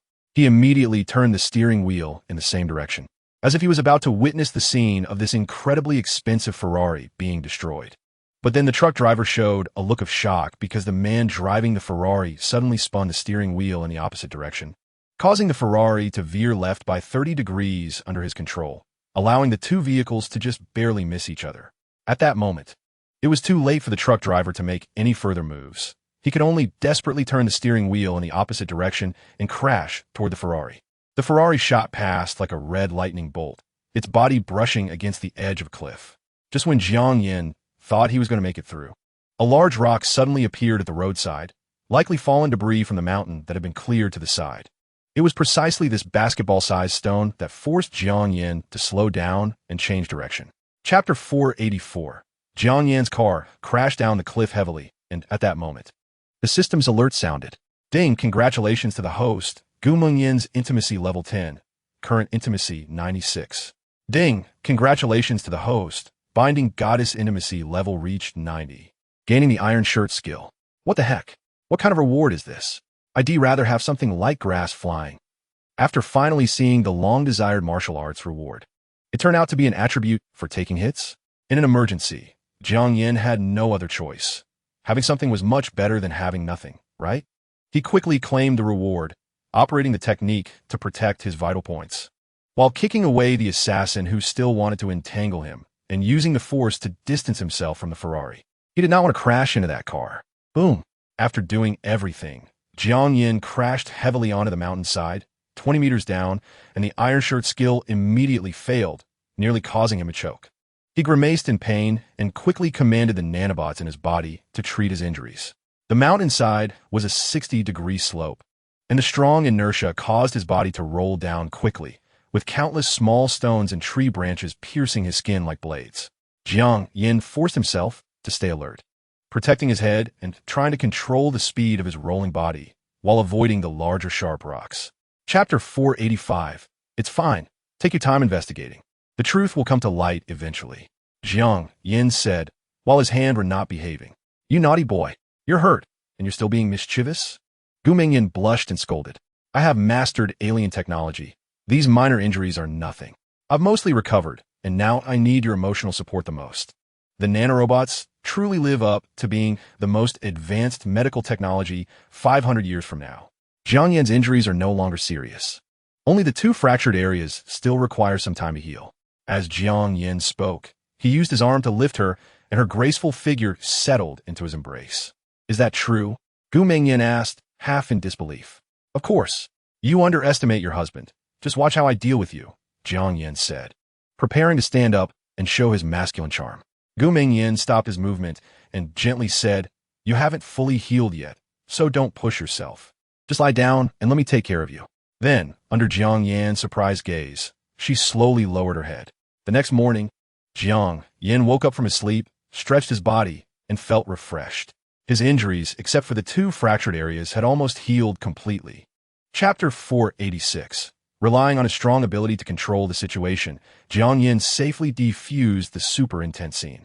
All the women behaved obediently, as if they had come to an agreement, taking turns to spend a little time alone with Jiang Yan, offering him sweet kisses before leaving. Jiang Yan let out a long sigh. As long as there were no fights, everything could be dealt with. On the 3rd day of hospitalization, Zhang Yali, Dong Xiaoxian, Su Bangxia, Zhang Mengyao, and others rushed over from Shanghai. The luxurious hospital room of over 200 square meters was filled to the brim with beautiful women. On the surface, these women did not compete with each other, but there were plenty of secret battles behind the scenes, just like this time. Zhang Yali, Gu Mengyan, and Tang Lu all held loving breakfasts, looking at him with pitiful expressions that made one want to cherish them. It seemed that rejecting any one of them would be an unforgivable act. Jiang Yan gritted his teeth and flaunted 3 large breakfasts. Fortunately, he had a big appetite, and the nanorobots also required a lot of energy. Otherwise, an ordinary person might have been overwhelmed or even stuffed to death. Thankfully, the other women were reasonable and did not deliberately cause trouble. Otherwise, even with Jiang Yan's large appetite, he wouldn't be able to handle so many heartfelt gestures. To prevent such situations from happening frequently in the future, Jiang Yan had to go through another political lesson. Chapter 487. While the beautiful women were trying to figure out how to punish their man, the person involved was calmly taking off his hospital gown in the ward. He peeled off the thick plaster, revealing wounds that had healed about 80% underneath, and changed into casual clothes. Then, he cautiously glanced at the direction of the ward door and climbed out through the window, landing on one leg like a golden rooster standing. He was relieved that this was only the 2nd floor, not too high, so he could jump down with ease. By the time the women noticed, Jiang Yan had already slipped away without a trace. With 1 woman, he swam like a fish in water. With 2 women, he handled it effortlessly. But with 3 women, he could manage. However, with so many women, it became more challenging. He couldn't possibly let them play soccer every day. Could he? Jiang Yan could only use the strategy of withdrawing and wait for some time before dividing and conquering, taking them out one by one. Moreover, his injuries were healing too quickly, which was truly astonishing. Jiang Yan did not want to be studied by the state. Now, he had an important task, to investigate the person behind the assassin. He didn't want to be monitored every day, playing some sort of spy game. The idea that layoffs could lead to a murderous intent was something only a fool would believe. Jiang Yan had to unearth the mastermind and eliminate the threat. Chapter 488. If you want to keep something a secret, you must not do it yourself. Do you really think leukemia can be cured abroad? You killed someone to prolong your son's life for a few more days. Such things are not overseen by heaven, but I will not agree. He cannot go abroad. He must accept his destined fate. Not even Jesus can change the outcome. I say. Jiang Yan's tone was firm, and his expression cold. If this man only targeted him, it would have been fine, but since the other party touched upon Jiang Yan's anti-aging, it couldn't simply be overlooked. Mr. Jiang, you can't do this. My son finally has a hope of being cured. He's my everything. You can't do this. Luo Jinliang was no longer calm and carefree as before. He struggled to get up from the bed and suddenly knelt in front of Jiang Yan, pleading desperately. His expression was sorrowful, and his tone was filled with grief. If Jiang Yan hadn't known about the evil deeds he had committed, he might have been deceived. There is always something hateful about a pitiful person. If Jiang Yan felt pity for him, then who would pity the people he had killed? Killing is a crime, regardless of the motive. It is unforgivable. To gather money for his son's medical expenses, he let the victim die without knowing why. Those people are the truly pitiful ones. Chapter 489. Gu Mengyan asked in shock. Uncle, is what he said true? How could that be? I don't know what he's talking about. It's complete nonsense. Gu Tiansheng's eyes trembled violently, and he immediately denied it. Is Luo Jinliang having second thoughts? His son's treatment still relies on himself. That can't be true. Gu Tiansheng was horrified and kept pondering where the problem lay, to the point that his body was unconsciously trembling. He was very clear about what kind of outcome he would face if the matter was exposed. Uncle, why did you do this? Gu Mengyan was very clever. The subtle changes in Gu Tianqing's expression had already revealed some clues to her. When her parents had their accident, she was far abroad. By the time she returned, everything was over. The aftermath of her parents' death was all handled by Gu Tianqing. And when Gu Mingyan proposed to meet the perpetrator, she was firmly refused. At that time, she didn't think much of it. Now, looking back, everything was filled with red flags. If she hadn't decisively given up her studies and chosen to return to inherit the family business, perhaps the Qinglong group would have fallen into the other party's hands. Jiang Yin directly exposed all of Gu Tianqing's lies, revealing everything he had seen with the all-knowing eye at that time. You were discovered by the old chairman for embezzlement and bribery. He was prepared to remove you from your position as a shareholder, so you ruthlessly arranged for Luo Jinliang to drive and kill Gu's father and mother, and falsified the traffic accident scene. Chapter 490. After a long wait, Gu Mingyan finally found a makeup look she was satisfied with. Her black hair was elegantly styled up, complemented by a white silk shirt with lantern sleeves and a khaki half-skirt that highlighted her pearl-like fair and delicate skin. Paired with a white Chanel bag, she looked like a wealthy young lady stepping out of a comic, exuding elegance and grace. After spinning around, she asked, "Honey, what does this outfit look?" Jiang Yin praised her. "Miss Gu, you're so beautiful. How can other girls live?" Gu Mingyan's lips curled up slightly, clearly in a good mood. However, thinking about meeting her parents soon made her anxious again. Even though she was the chairwoman controlling the fate of thousands in the group, she feared leaving a bad impression on her future mother-in-law. With you being so beautiful, she'll be happy enough. How could she not like you? Jiang Yan's reassurance calmed Gu Mingyan's heart a little. Inside Villa Number 9 of the Tang Palace, Ying and Yin Yin, many beauties like butterflies flitting among the flowers, surrounded Jiang Xiujing. "Aunt, please have some tea. You must be tired. Let me give you a shoulder massage." Jiang Xiujing felt a bit at a loss. She thought there was only one daughter-in-law, Zhang Shui, but unexpectedly, there were so many. Chapter 491. Jiang Yin appeared leisurely and casually in the West Lake scenic area. To escape the life of a stud, Jiang Yin had to use nanorobots for precise location tracking, fulfilling the desires of many beauties to become mothers. What modern technology can achieve is a piece of cake for nanorobots. Whether it's twins or dragon and phoenix twins, all wishes are met. Recently exhausted, if it weren't for some high-tech help, who knows how long this old ox life would last. Unlike in vitro fertilization, he had actually put in real effort, and now his waist and knees were sore. Jiang Yin hadn't forgotten his initial ambition to travel the world in search of goddesses and enrich his skill treasure trove. This kind of thing he couldn't tell the beauties directly, so he could only leave without saying goodbye, as he would return anyway. Ding! Discovered an 80-point goddess. One by one, fair-skinned and beautiful, a lively girl with twin ponytails entered Jiang Yan's sight. Name, Zhao Xueli. Age, 19. Height, 168. Appearance, 87. Opposite sex affinity, 0. Intimacy, note. A cute, lively girl, binding can achieve fluency in 10 languages. Jiang Yan's mouth slightly curled up. To start his walking journey and encounter such a useful skill was truly a blessing. Chapter 492. Big brother-in-law. Over here. Jiang Yin greeted with a smile. Jiang Wenwu's face was as dark as the bottom of a pot. Although some time had passed, he couldn't help but feel the urge to beat the other guy to death. This detestable guy not only snatched his childhood sweetheart, but also got his sister pregnant. If it weren't for Jiang Wenxuan's unwillingness to speak up, he would rather go to jail than let the other guy off. Jiang Yin paid no attention to Jiang Wenwu's expression and instead scrutinized the woman beside him, dressed in OL attire, elegant and beautiful, looking somewhat similar to Zheng Shui. Jiang Wenting, fearing her brother's impulsiveness, nervously said, "Brother, you promised me. Don't worry, I absolutely won't hit him. I'm just here to say goodbye to the past." Jiang Wenwu glanced at Zheng Shui with lingering feelings, showing some relief, then pulled the woman beside him and said, "This is my girlfriend, Li Zimo." Jiang Yin was taken aback. It seemed this big brother-in-law had finally come to terms with things and was no longer entangled in the past. Of course, the other party also had the intention to show off, as this woman, named Li Zimo, was indeed quite beautiful. "Sister-in-law, hello." The three greeted each other warmly. If this woman could help Jiang Wenwu move on from shadows, they all sincerely wished them well. Chapter 493. August 9th, 2100, Maldives Beach.